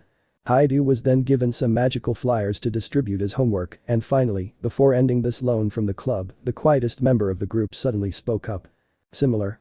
The Nekomata whispered again in a low voice while eating a chocolate. "What are you saying, Kaneko?" Riaz raised both eyebrows and curiously questioned her servant, who responded with a stoic tone of voice and an almost expressionless face. "The smell of the man in red from yesterday." He turned his head and focused his sight on the brown-haired boy for a second. "He looks like one of Issei's friends." With that, the white-haired girl took another bite of her chocolate. "As?" Haidu and Riaz asked in unison in astonishment. The breath passed and the Redeed got up from her desk to approach the Nekomata. "The one who saved me? How do you know?" Issei inquired as he watched Riaz sit next to the Nekomata and stroke her head. "Kaneko has a great sense of smell, among other skills. Tell me, Kaneko, which friend are you referring to?" She smiled. "To the one who has my hair color." The Nekomata pointed at her head and ended up eating her chocolate. "Dante?" Haidu almost fell backwards as he exclaimed in disbelief. "Yeah." With barely any emotion in her voice, the white-haired woman responded as she took another candy out of her pockets. "Tell me, Issei." The Grimoire stood up and looked at the brown-haired girl with eyes full of curiosity. "What do you know about your friend? Has he ever done anything out of the ordinary?" She touched her lower lip with her index finger, as if she were tenderly thinking about something. "Well then, Dante." Haidu scratched his head as he continued speaking. "Is his nickname? His name is Daniel Tanasi, and we have been good friends for a few years before he joined this academy. He was born in Italy but has lived here since he was 4 years old. He had a serious accident as a child, but he has never told me exactly what happened." The brown-haired boy looked at the ceiling and continued answering, while a drop ran down the back of his neck. "He gobbles up pizza like crazy among other junk foods. I've never actually seen him eat anything healthy." His face took on a bitter expression. "He always beats me at the arcades and video games. I kick the ground and then regain my composure. I think he knows kung fu or karate." He put a hand to the back of his neck and rubbed his head as he tried to find something relevant in his memories. "That's all I know. Basically he's a lazy guy who always has his roommate into a pigsty, haha." I understand." Riaz nodded and returned to her desk. "But, when he protected you, didn't he beat up 6 people at once the other day?" Hee. "Oh right." Issei snapped his fingers when he remembered, thanks to the Grimoire, how the white-haired man saved him from the bullies. "I still owe him pizzas and tomato juice for that. I think I'll go see him tomorrow." Sighing in frustration, the next thought came to his head, "I'm going to spend a lot of money on that." Before he opened his mouth again. "But I think it's normal for him to beat up 6 people if he practices martial arts." Thanks for the info." Riaz nodded and began to look through some documents on her table, while giving one last sideways glance at the Nekomata. "I think he's a normal human, but it wouldn't hurt to keep an eye on him. Kaneko doesn't fail when it comes to smell. Issei, that's all, you can leave." With that said, Haidu left the occult club and then the Redeed asked a black-haired teenager to approach her. "The Keno, could you please investigate the background of that Daniel and everything related to him that you find?"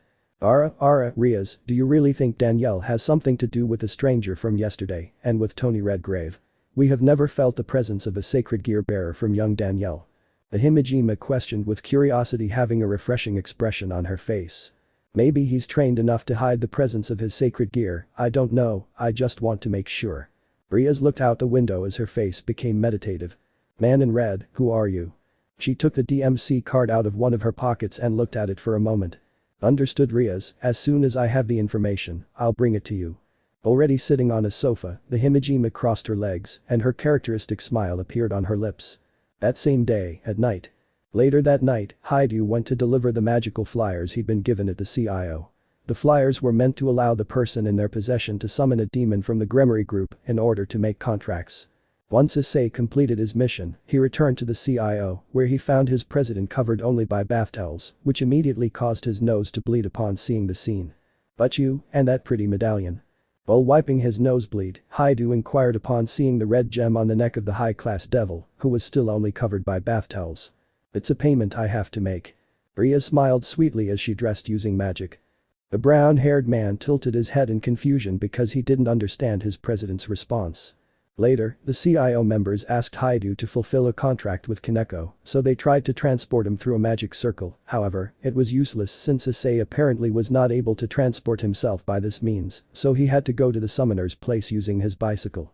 When Haidu arrived at the summoner's house he met a strange guy, Geek, and spent his time talking to the guy about a program similar to Power Rangers. A little while later the brown-haired man left the apartment and in the middle of the street he was intercepted by a fallen angel. Again. Our hero had decided to follow Issei tonight and saw that scene from afar, being on the roof of a building. And it's a different one, either you're a Cro-Magnet or maybe they're short-staffed after the death of Downa whatever her name. His chin was placed between his index finger and thumb as he examined the fallen angel from head to toe while plastering on a lascivious smile. I have to admit they are hot, they have great curves. Dante nodded at her comment and then sighed tiredly as he decided to start moving to save his friend, however, it was not necessary because Issei activated his SG and in the process he undressed the black-winged angel while a pair of demonic wings appeared on her. Wow, until you woke him up at this rate he was going to start charging you for ransoms. When the black-winged angel disappeared, the mestizo, with nothing else to do that night, headed home. Later that night, at the occult club. After Haidu returned to the CIO after his victory with the black-winged angel, the Grimoire explained to him what her sacred weapon consisted of and showed him how he could make his sacred weapon manifest again, however, the brown-haired boy ended up being reprimanded by the Redeed as she asked him to never face a fallen man alone again for the time being. Don't you think you went a little overboard? He's a beginner. When the brown-haired boy left the room to return home, Ria's queen spoke. That's why, you have to take this more seriously, bite her lip, I won't let those fallen angels steal my cute servant. With concern in her voice, the Redeed took on a determined look as she looked at her queen. The next day, in a park in Kuo. Another day for our hero. Dante, today had decided to skip classes and was in a park garden resting his back on the grass while enjoying the wind and the tranquility. Feeling the presence of Haidu, our hero opened his eyes and saw how his friend was accompanied by a teenager dressed as a nun. In the morning the chestnut tree tripped over his sister, knocked her down by accident, and after helping her up, he chatted with her a little and decided to help her find the church in the city since the nun was a foreigner. A thoughtful expression appeared on the mestizo's face as he watched a nun accompanying Issei heal a child's knee in the distance. Hey Issei. As he shouted for him to notice his presence, the mestizo had already stood up and approached the brown-haired boy while the sister continued to treat the infant. Wow. That nun just cured the child like nothing. Dante feigned surprise when he finally reached the teenager's side. Hey Dante, yeah, I didn't know I could do that. While returning the greeting, Issei held his left hand for a moment as he felt a deep pain in that limb. The pain disappeared a few seconds after the nun healed the child and he left in a certain direction. Hi, I'm Dante, Issei's friend, sister, what's your name? He extended a hand to the blonde to shake her hand. Hola. The nun stuttered as she returned our hero's greeting, she seemed very shy. My name is Asia R. Argento. Nice to meet you Asia by the way, what are you doing here? I'm taking her to church, she just arrived in town and she's lost aren't you supposed to be in class? I missed classes, today I didn't feel like going. Dante casually scratched his cheek. I see, well that doesn't surprise me from you, Issei smiled and the Sparta shrugged. Do you mind if I accompany you? I have nothing else to do today. Yeah. Haidu and the nun answered in unison as the half-breed lazily stretched his arms and yawned as he asked them. In the streets of Kuo. The two teenagers accompanied the nun until they found the image of the church, which was located on a hill, a little far from the city. As they approached the religious building, Haidu's face suddenly paled and he began to sweat nervously. Dante noticed his friend's reaction and raised his eyebrows in confusion, trying to think of the reason behind it. For a moment, he thought it might be because there were fallen angels in that church, as he felt the presence of several of those creatures coming from the direction of the convent. Is it just my impression or are the demons of today afraid of churches and crosses hahaha? Dante held his stomach with both hands, trying not to laugh. That didn't even work with the demons I was facing or with myself, although I wonder why this happens. All that's missing is for the holy water to damage them and I'll die laughing, he smiled ironically. Before parting, the blonde explained that her healing power came from God and was a magnificent ability. When she mentioned these words, the nun's expression grew doubtful and sad, which our hero was able to perceive. Later, the Argentinian thanked them and happily commented that she was very happy to be able to meet such good people on her first day in the city, so she asked them to visit her again, and they both agreed, however, Haidu had lied. It can't be. I already know what you're up to, Issei. You're thinking of getting your hands on him, aren't you? Sarcastically inquiring, our hero exclaimed as he walked alongside his friend through the city streets. Don't talk nonsense, Dante. Issei's face turned red. Of course not. She's a nun and I'm not that perverted. Hahaha.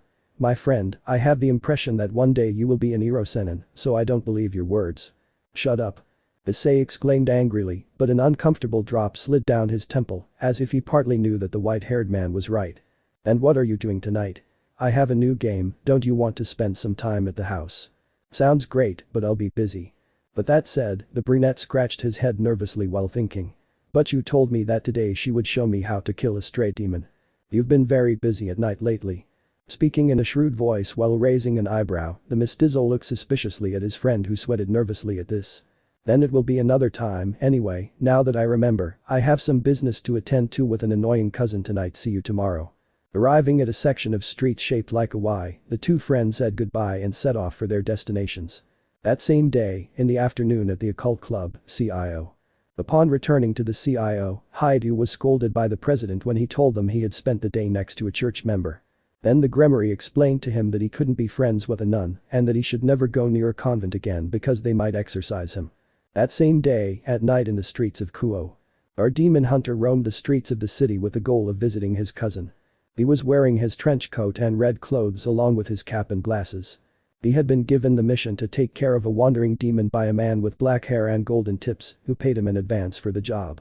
Naturally, the Spartan knew that the man was a black-winged angel because of the presence he radiated and deduced that he was not just any fallen angel because he realized that he was trying to hide great power. However, he decided to ignore the winged man's intentions and took the job because it was about killing a crazed demon. Later he would be in charge of investigating the intentions of this black-winged angel, who was surely studying him or trying to keep an eye on him in some way. That same day, at night, in an abandoned museum. The mestizo soon arrived at the place of his mission. It was a kind of abandoned museum surrounded by trees. Steps, steps, steps. His footsteps echoed throughout the grounds as he passed through the door of the abandoned building. 3 unconscious children on the ground caught our hero's attention, and he immediately placed them outside the museum, near the entrance. Had he arrived later, the children would likely have been dead by now. Steps, steps, steps. After leaving the children there, the white-haired man walked back into the museum with light steps while his eyes focused on the large number of severed bodies scattered throughout the interior of the building. Hey freak, I know you're there. I came to kill you, so would you do me a favor and come out? He cupped his hands around his mouth as he shouted, trying to make a deeper echo so his voice would carry everywhere. I have to get to my favorite channel before 10 p.m, so quickly go play. I smell something bad, but I also smell something delicious. Is it something sweet? Or is it something bitter?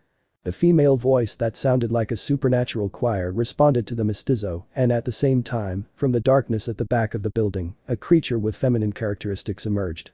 The upper half of the demon's body featured the figure of a beautiful woman with sharp fangs sprouting from her mouth. She was also naked, sporting a pair of D-cup breasts with exposed pink nipples. On the lower half of her body, which was enormous, her abdomen fused with her torso.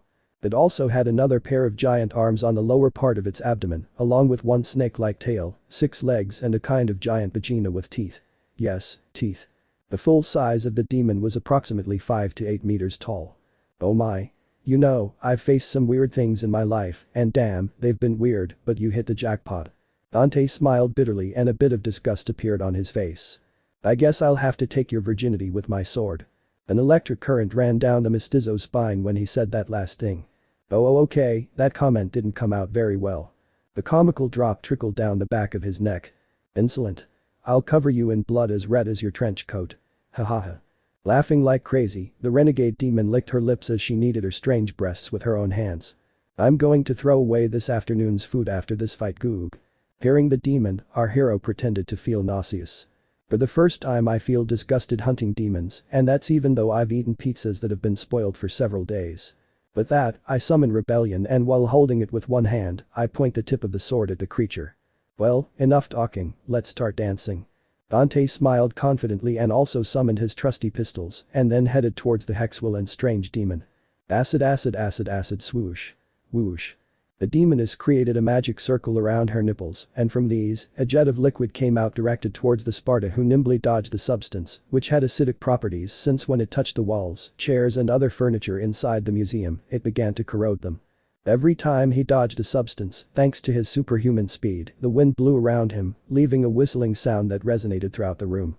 Say your prayer, little one, don't forget my son, to include everyone, tuck you in, warm within, keep you free from sin. 1.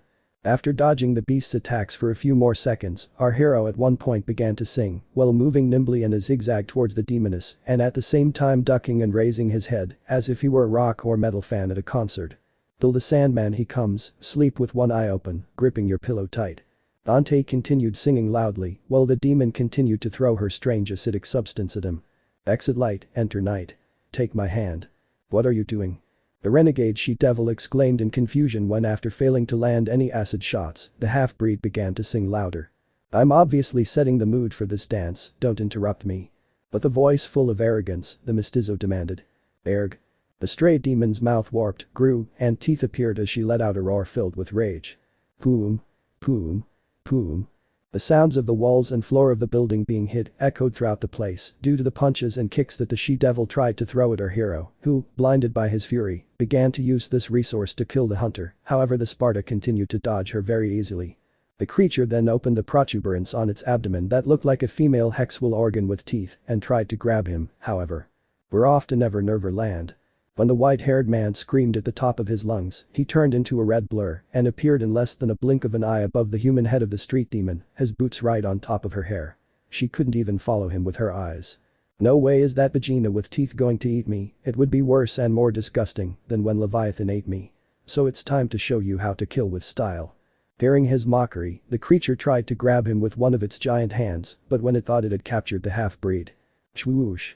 He escaped again using his divine speed and in less than a second appeared on the ground in front of the renegade demoness. Slash. As he stepped on the ground, he immediately swung his sword horizontally and removed two of the demon's legs as a hose of blood gushed down her mutilated limbs. Ah. The street devil moaned in exquisite pain as the edge of the sword ended up severing her second limb. Bang. Bang. Bang. Bang. Bang. Without even giving him a break to rest, the Sparta shot lead bursts at his prey's other leg, hitting its joint, causing that limb to detach after a few seconds. The abomination, this is boring, I thought you would give a decent dance, but it turns out you are an amateur, you should have gone to classes. With tiredness and sarcasm, our hero spoke, his body already covered in a bloody paste from his enemy. Charge shoots. Bang. Bang. Bang. Bang. Bang. The half-breed charged his pistols with demonic power and sent another burst of lead to the other limbs of the demon, so now she only had two legs. Yes, he nodded, this painting is turning out better than one of Da Vinci's. Our hero spoke mockingly as he stopped running for a moment while placing his hands in front of him and forming a rectangle with his hands while focusing on the devil's body as if trying to take a photograph of her. Damn demon. You're just an arrogant brat. With that, the beast managed to grab the mongrel with one of its giant hands and then tried to crush him by holding him inside its fist. I'll tear you to pieces. Hahaha. Maniacally, the renegade laughed victoriously, however, seconds later. As his eyes nearly popped out of their sockets when the hand that had the half-breed trapped began to slowly open until the Sparta could be seen, who with both hands pushed the beast's fingers outwards. You didn't wash them. Dante exclaimed, laughing through his teeth as he managed to completely open his prey's hand. Air hike. Our hero leaped into the air and a red magic circle, or rather a red glyph, appeared beneath his feet, propelling him upwards, and then, as he fell violently to the ground, he cut off the hand of the demoness, who had just managed to catch him with a vertical swing of his sword. Boom. A heavy sound was heard when the white-haired man finally fell to his feet on the floor. Briv. Dante grew tired of this boring fight and was about to eliminate the demoness with an energy wave from his sword, whose technique he called drive. However, he stopped when he felt several familiar presences that had just appeared outside the building, so he made rebellion and his pistols disappear while hiding his demonic aura and making his sacred gear appear. Shame Vagina with legs, I really wanted to eliminate you, but it seems like it won't be possible. He tiredly scratched his head as he spoke with boredom. Erg. You're a bucking brat. The street woman screamed like crazy with a voice filled with very deep anger. Shut up. Ooh. The sound of a shockwave echoed throughout the building as our hero leaped into the air and struck the demon in the face with his right hand, shrouded in golden radiance. He hadn't used his Longinus technique and had only used a small amount of the energy from his sacred weapon that enveloped his fist, yet the power of his blow broke all of the beast's teeth and both jaws, leaving it speechless. With this, the renegade demon was knocked down and thrown back so hard that she crashed into a wall of the museum. Steps. Meanwhile outside the building, footsteps were heard coming from Riaz and her entourage, who came to show Issei how to fight using the demonic chess pieces and would teach him how to eliminate a stray demon. They were alerted when they heard a tremor coming from the museum, so they hurriedly ran inside the building, not before noticing 3 children lying outside the building right next to the door. Riaz and her entourage were confused to see that within this abandoned museum, there was a sea of blood, and then their surprise grew when their eyes finally focused on the individual they met days ago, who was wearing his disguise and had a crimson paste of blood covering almost his entire body. The only parts that the half-breed did not have covered by the reddish fluid were some areas of his face that had been protected from the stain thanks to his cap. Argosax. Behind the half-breed was the renegade she-devil who was moaning guttural sounds filled with pain and was just beginning to get up with difficulty. "Hi guys." The mestizo casually greeted them, raising his right hand while changing the tone of his voice, and his sacred weapon disappeared. He was standing a few meters away from the redhead and her nobility. "You?" Riaz and her entourage roared in amazement as they finally found words to say to the man in red. "What are you doing here?" Riaz demanded an answer while gaping. "Well, they hired me to take down this thing behind me." Shrugging his shoulders and responding in a light tone, the white-haired man began to walk towards a corner of the building until he sat down in one of the chairs that were still intact, while being followed by the eyes of the Grimoire group. "But since you've already arrived, I'm already lazy, so I'll leave the matter to you." He scratched his cheek and started searching for something in the pockets of his trench coat. "But how could you fight her alone? She's a stray demon who was vice president. And you took all those parts off her." Ria's voice fluctuated between annoyance and surprise. "I have no idea what it means that she was vice president, hahaha." The Grimoire group fell to the ground and then immediately got up while beads of sweat appeared on the back of their necks. "And yes, I deformed her more than she already was."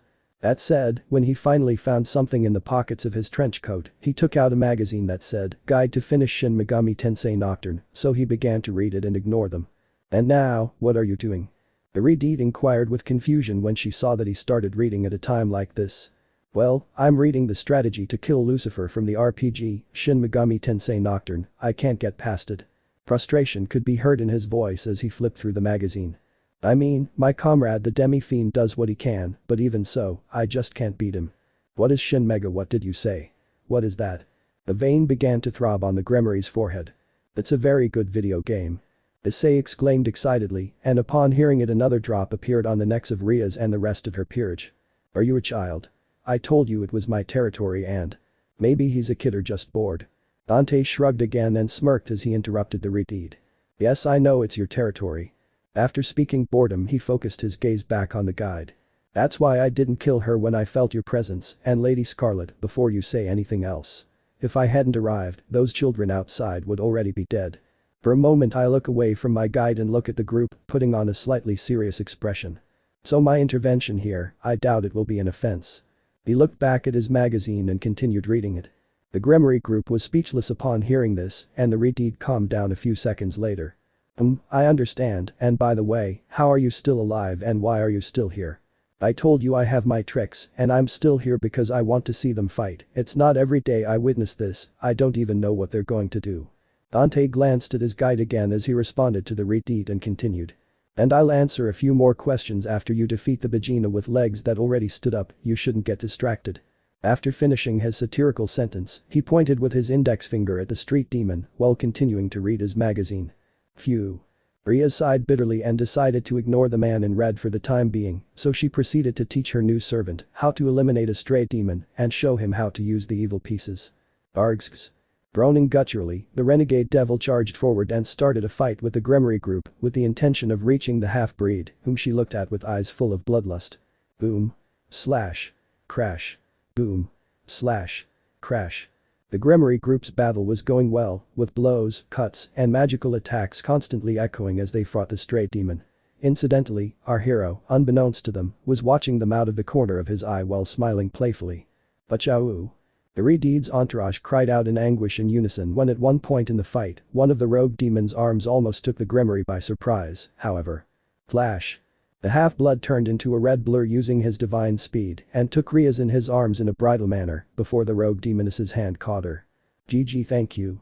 The Grimoire thanked her sincerely and in amazement when she was gently placed on the floor in a corner of the building. "I thought you were focused on your guide." She sat up feeling a little embarrassed. You're welcome, he smiled, and it's partly true and partly a lie that I'm reading the magazine. With that, Dante jumped back, masterfully spun in the air, and landed directly with his butt on the same chair where he had been sitting. Don't get distracted. He continued reading while the Grimoire sighed in an annoyed manner because she was almost caught by the renegade demon due to carelessness, and on the other hand, the DMC boss was right, they shouldn't get distracted. A few minutes later, the Grimoire group finished their work after Riaz extinguished the renegade with a blast of her power of destruction. Mental reminder. Don't bother Akeno, or she'll do what Trish did to me, sadistic spark lovers. Our hero, out of the corner of his eye as he continued reading his guide, saw a few moments ago how the black-haired woman tortured the street devil with lightning bolts, so he remained thoughtful, while his face paled as he remembered the electric shocks that a golden-haired demon once gave him. Second reminder. When the hell did fights between demons become chess games? The half-breed took his neck in one hand and began to scratch it, raising his eyebrows in confusion. Issei, you're the pawn. Goop ha ha ha ha. When Dante heard that his friend was the pawn, he couldn't help but laugh so intensely that he left the Grimoire group confused, who, upon finishing their work, approached him again. Cough, cough, cough. Riaz coughed forcefully when she faced the half-breed, who had been reading his magazine until now, but after listening to her, he closed it, placed it in his pockets, and looked at the redeed while he was still sitting. Yes. How may I help you? Lady Scarlet. You're never going to stop calling me that, are you? She sighed tiredly and then continued when she saw that the half-breed shrugged at her question and mockingly replied, when a word sticks in my head, I hardly ever let it go. You said you'd answer some questions, right? I raise an eyebrow. Indeed, but only 3, because it's time for me to go, and I'll only answer them if you clarify 3 things for me. Taking his chin in his hand, he gave his entourage a quick glance before speaking sincerely. I must say it was great teamwork, although the chestnut needs more training. I think that's a good deal, and thanks for the compliment. Yes, he's new to the group, so we brought them in so he could learn and then train him properly. Issei became a little depressed by his president's words. Well, I'll answer one question and then you'll answer another, so first of all, what do you know about Tony Redgrave? Irideed's face was filled with great curiosity. That old Tony smiled, is half human and half demon. He only knew his father for a short time until he disappeared. His mother died shortly after because of a stray demon, then he was adopted by humans when he was young, and then he joined my company to hunt those creatures, and I don't know more about it. His words sounded sincere, even though they were only half true. On the other hand, the Redeed seemed to be saddened for a moment by the story. Now it's my turn, what is a reincarnated demon? Raising both eyebrows, the Sparta inquired curiously. It is a human or other supernatural creature that has special chess pieces placed in their soul, called evil pieces. These pieces allow them to be reborn as demons and make them part of the nobility of the king or owner of the evil pieces when they are reincarnated. There are demonic families that usually force them to be part of their retinues, but they are the minority. I personally use negotiation to get new servants. The Grimoire took a deep breath and then pointed at the brunette before telling the man in red what had happened to Haidu. She also told him a little about how the 72 pillars needed more demons after being in danger of extinction due to the previous war between the 3 factions. Now that you know that, my next question will be easier to understand. Would you join my entourage as a reincarnated demon? When I asked, the Redeed's voice was filled with enthusiasm. No. Our hero responded clearly and forcefully, leaving the Grimoire disappointed while she pouted with her lips. Everyone at DMC is, as good old Tony would say, free spirits, so I'll have to decline your offer. The depressive aura covered the white-haired man for a second when he thought about what he had said. Everyone? As if there were more members. Dante smiled bitterly and then continued speaking. What activities do non-street demons do? It seems you know as much as you don't know because the demons who aren't renegades do various activities, for example, my servants, and I make contracts with humans like dressing up and cosplay. Kaneko felt a drop of blood dripping down her neck when she heard that. We also grant the wishes of our summoners, of course if they are within our possibilities, or we act as company or temporary friends to spend time with the summoner, such as accompanying them while watching animated series. Now it was Issei who had a comical drop appear on his head. We do all this as long as we get paid in some way, sometimes payment is their soul, but I prefer another type of retribution. Those of us who are young attend classes as you can see by our uniform, and sometimes we participate in political events. Hearing all this, the Sparta was speechless and his eyes were almost bulging out of their sockets. What the hell is going on here? Cosplays. Politics. Granting wishes. Watching animated series. What happened to the demons in these thousands of years? Those of yesteryear, with a few exceptions, only wanted to eat you or cut you down. Haha, it seems you were surprised by all our activities. The Grimoire puffed out her chest with pride and misinterpreted our hero's expression. Well, next question, why are you hiding your identity? Now that I remember, Tony also wore a hat and glasses, that makes them seem untrustworthy. I don't know if I should believe everything you've told me. Ria's narrowed her eyes as she spoke with distrust. Yes, I was very surprised. A mocking smile appeared on the white-haired man's face. Tony and I wear disguises because we are missed. But I don't distrust him. Exclaiming confidently, Issei surprised the rest of the Grimoire group when he interrupted the half-breed. Sir, you saved me, and for that I thank you, which I couldn't give you before. The chestnut approached the Sparta and bowed to him. He even just protected Butchu, so he could never distrust someone like that, and if he disguises himself it's because I think he doesn't want to involve his loved ones in his work. Hayato scratched his cheek as he finished his sentence, which made our hero smile. You're welcome, kid, you took the words right out of my mouth, and don't call me sir, phew. Dante sighed tiredly and then stood up from the chair. Finally. He paused and started walking. As he passed Haidu, he slipped one of his cards into the brunette's pocket without him noticing. Eyes. Dante looked at the Grimoire group while making an extremely serious expression and paused his sentence again. Are they really demons? He sarcastically asked them while raising his voice. Of course. Feeling confused and a little offended by the question, Riaz and her entourage answered without hesitation. Are you serious? Was that your final question? Ahaha, yeah. Dante scratched his cheek when the Grimoire questioned him, putting on a confused expression. Well, I guess I'll see you later. He put his hands behind his neck, turned around, and started walking toward the exit. Ah yes. Lady Scarlet, you who have more influence in the city, could you help those children outside find their families? I asked without looking back. Of course, I will help you. Irideed solemnly responded with a smile on her face as the half-breed left the building, however. The second after leaving the museum, his head peeked out of the door of the building, and he spoke to them again with a shout filled with a mocking voice. Don't eat them. We don't eat children. Everyone except Kaneko responded with angry voices, once again feeling offended. Thank you for helping them. That said truthfully, our hero finally disappeared and headed home. I think their presence in the city isn't so bad after all. Ria smiled brightly and then seemed to remember something as she hit one of her palms with her fist. Kaneko, did you notice again if his smell was similar to Issei's friends? No, but he was soaked in the renegade's blood, so he only smelled like her blood. The white-haired woman sounded a little disappointed. No problem. Taking Kaneko's head, Riaz ruffled her hair to comfort her. Well, my dear servants, let us continue with our work. Yes, but you.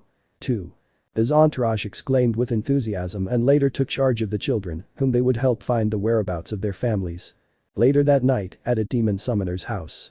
After Kiba and Akeno were tasked with searching for information about the families of the children they found in the museum, Haidu was given the job of fulfilling a summoner's wishes, so he headed to that person's home. Upon reaching his destination, the chestnut-haired boy ended up finding a pool of blood that had the body of the summoner around it, inert and lifeless because of a crazy priest who, after finding him, also tried to kill Ria's pawn. A few minutes later, Asia arrived at the scene and defended Issei from the psychopathic priest, and later the Grimoire appeared along with the rest of their entourage using a magic circle, which was used to take Haidu with them, because many fallen angels were about to appear, so Issei was forcibly taken out of the place, since he wanted to stay to defend Asia, who stayed behind while shedding tears and thanking the brown-haired man for being her friend. That same night, at the Sparta's house.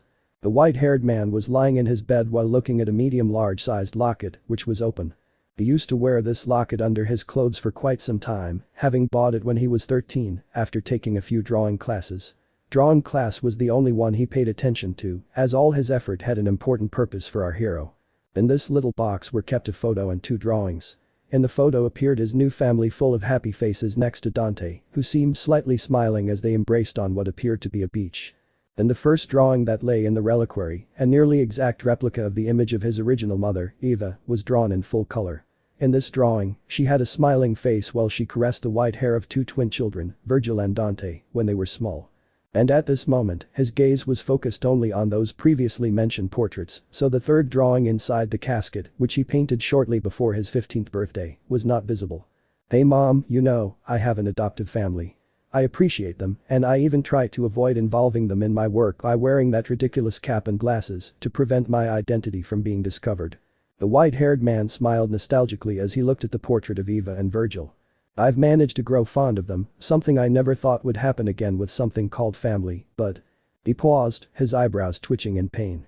I have never forgotten you and I never will. You will always be my beloved mother." Her eyes became moist. "I continue hunting demons for revenge, but only those called strays. The world has changed. Now the other demons are not like before where 99% of them wanted to exterminate everything in their path. It seems that now they have a heart. Have they gone with the Wizard of Oz?" Ha ha ha. For a second he burst out laughing after listening to himself. "I think I even like a demon. He smiled ironically. "She looks like a teenager, although maybe she's older, but the funny thing about all this is that I, the demon hunter par excellence and womanizer without equal, am feeling this. I wonder, mother, what would you tell me?" Dante closed the reliquary and placed it around his neck. "And you, Virgil, do you have something to tell me?" He closed his eyes and imagined the cold and serious face of the Sparta ex-wielder of Yamato. "I still don't understand how you among all of us met a woman and had that clumsy child. What happened to you after being corrupted by Mundus? Did you survive? When exactly did you conceive him? Did Nero's mother achieve what I never could? Fill your soul with light, brother z. But that last sentence, the half-breed turned his mind to the world of Morpheus. A day later, at the occult club. Issei was treated for his wounds that he received from the crazy priest at the occult club, CIO, so spells were used on his body to make his wounds heal faster, and bandages were placed on him. A little while later, Sona Citri arrived and handed Riaz a file titled Danielle Tanasi. After handing her the document, the Citri left the club while telling the Redeed that there was nothing interesting about that student, who was a terrible student who always gave the student council problems, and despite her comment, the Grimoire still reviewed the file where she noticed that the only notable thing about Danielle Tanasi was that he had miraculously woken up from a coma, with which she considered the case closed. At the same time, with Dante.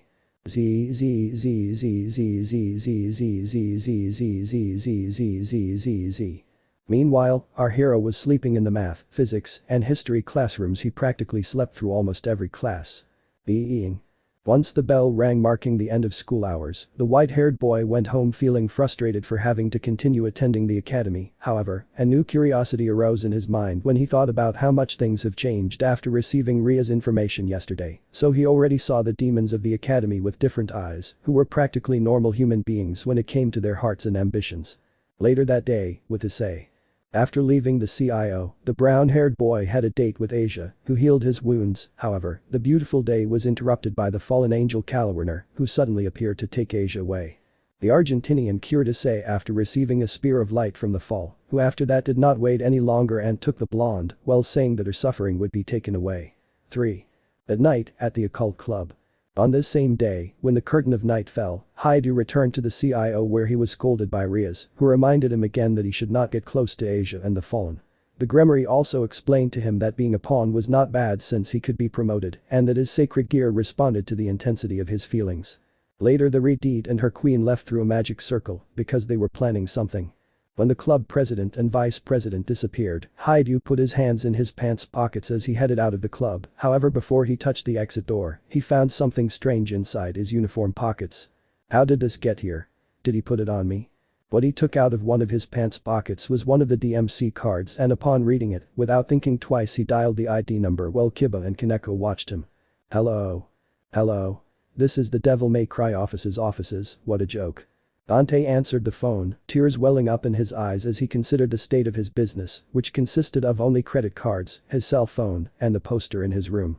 Incidentally, at this moment, our hero was eating chips and a hot dog on his bed while wearing only his underwear. How can I help you? Issei, I didn't think you would call so soon. What happened? I was calling to request your services. A friend is in trouble, and I need your help. The chestnut's voice was heard full of anguish. Okay, what's your name and what are you planning to pay with? It doesn't involve killing innocent people, right? Have you read my rules? Dante took a bite of his hot dog and then continued talking with his mouth full. The work must also be interesting. If I've read the rules, it doesn't involve innocent people. In fact, my friend is the innocent one. Everyone else is a bunch of bastards. They're fallen angels who want to take advantage of her. Issei clenched his fists in anger. You already know me, I'm Issei Haidu, Ria's Grimoire's pawn. She doesn't agree with me helping my friend, but I still want to save her. I only have 700 yen, but please help me. A shade of brown was mixed with complex emotions filled with anger and helplessness. Let me think about it. Fallen angels, alright. It doesn't involve innocent people, alright. The white-haired man ate some chips and spoke again with his mouth full. The pay is ridiculously low, it's crap, I can't even afford new boots. Cough, cough, cough. He choked on one of the fries and then intentionally stopped talking to give a dramatic pause. But even though it's crap, I accept the request. I really like you, young man, because of what you said last time in my defense and because I don't want you to be impaled by a spear of light again, hahaha. His mocking laugh seemed familiar to the brown-haired boy. How do you know that? Issei found that comment suspicious but decided to ignore it when he remembered that he was agreeing to help him. Great, I swear I'll save up to pay you back in full or whatever you ask for. Well, if you put it that way, I don't need any more money, you can pay me in pizzas and make them a lot. Yes, as many as you want. The chestnut was so excited that he didn't notice the hints the mestizo was sending. Young man, when and where will the work be? My schedule is tight. Dante sighed bitterly after saying that because he thought, it's as if I had many jobs. Well, this business hasn't changed that much. As soon as possible. The place is at the city church, if possible we'll meet outside the Kuo Academy in 10 minutes and we'll leave from there. Understood, young man, gulp. Dante almost choked on the hot dog. I hate that academy. But I'll be there in 5 minutes. Great, thank you so much. I've stopped thanking you, it's annoying.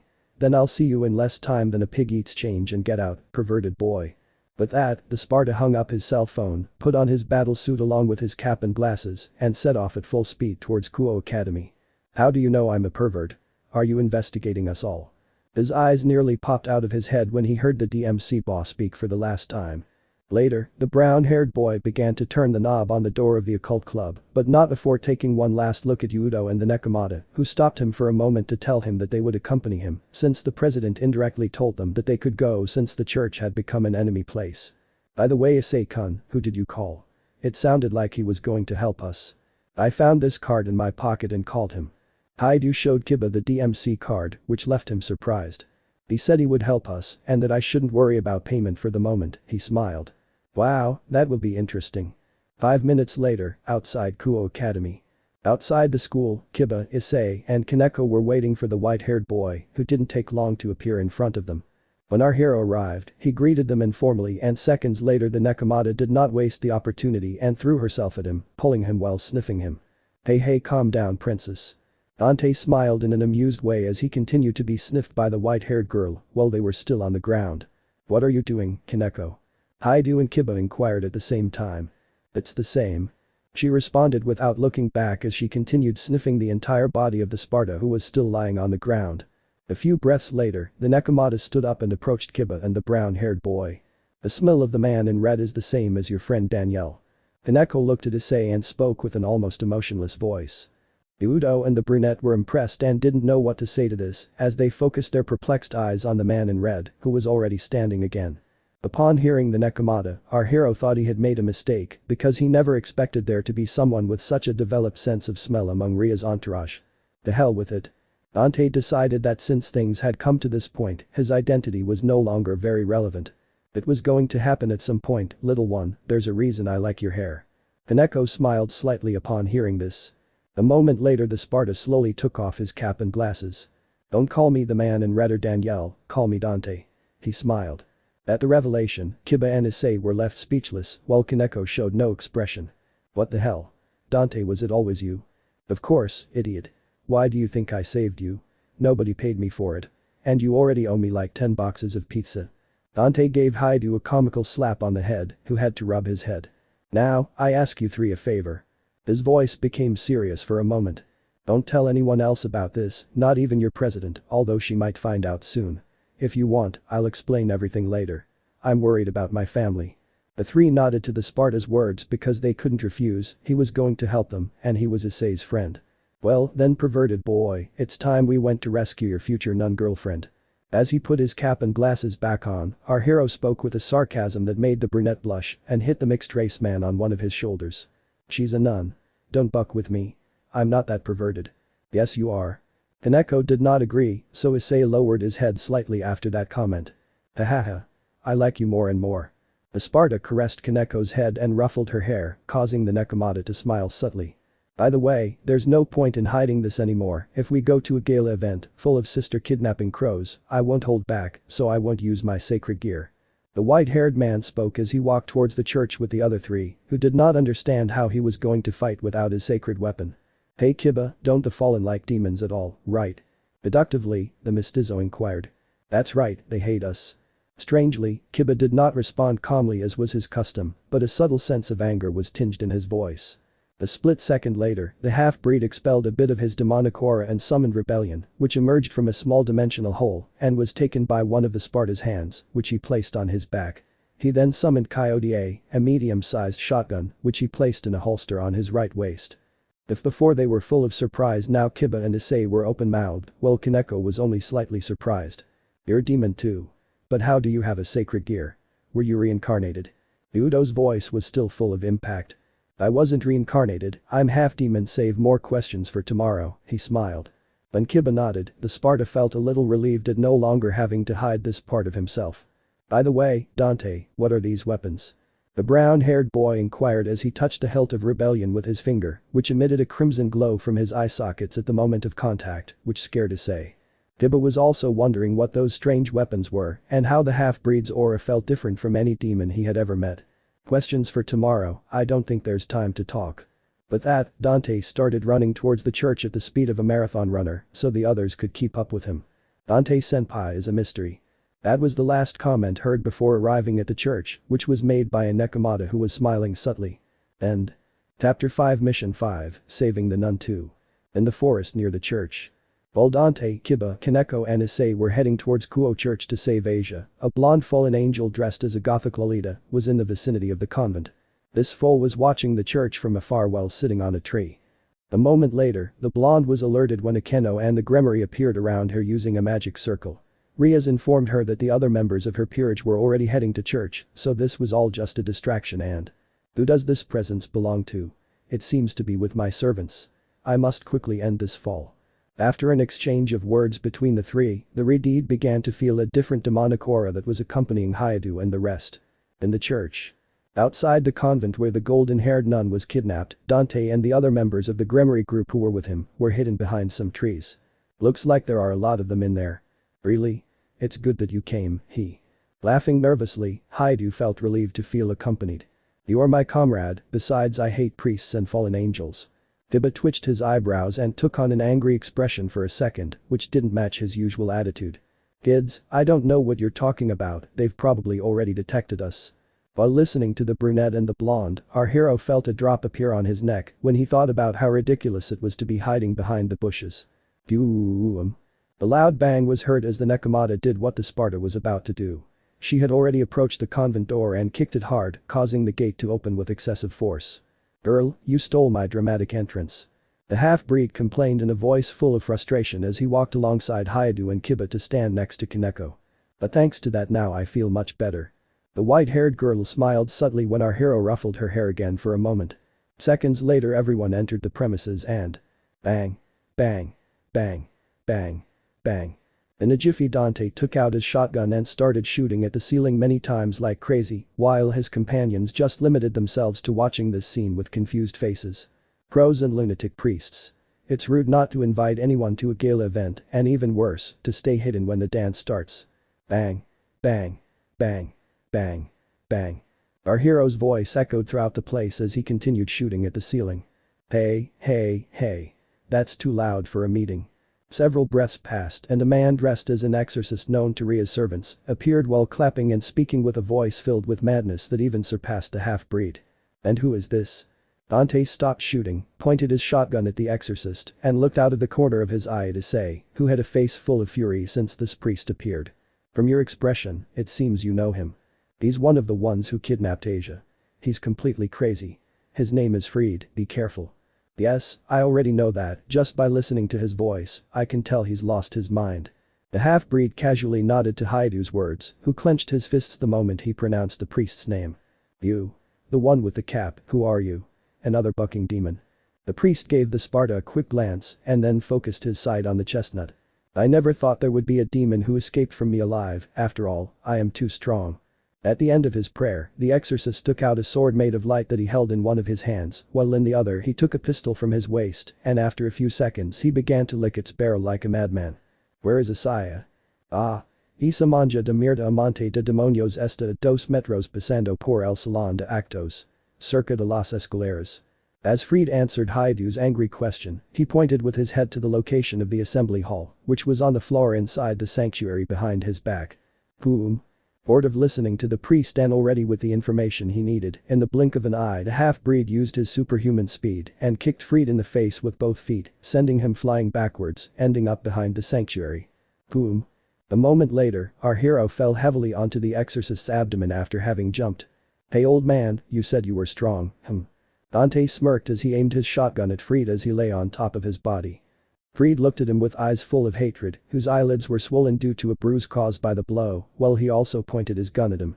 "Don't tell me you're just a human with special weapons." I raise an eyebrow. "By the way, I don't like the way you lick that gun, guns are to be respected." The initial sentence filled with mockery of the Sparta ended with a serious sentence. Bang. Bang. Bang. Bang. Bang. Fried responded to the half-breed's words with lead, so he fired several shots at him at point-blank range. However, our hero jumped back and nimbly avoided the bullets. Bang. Bang. Bang. Bang. Bang.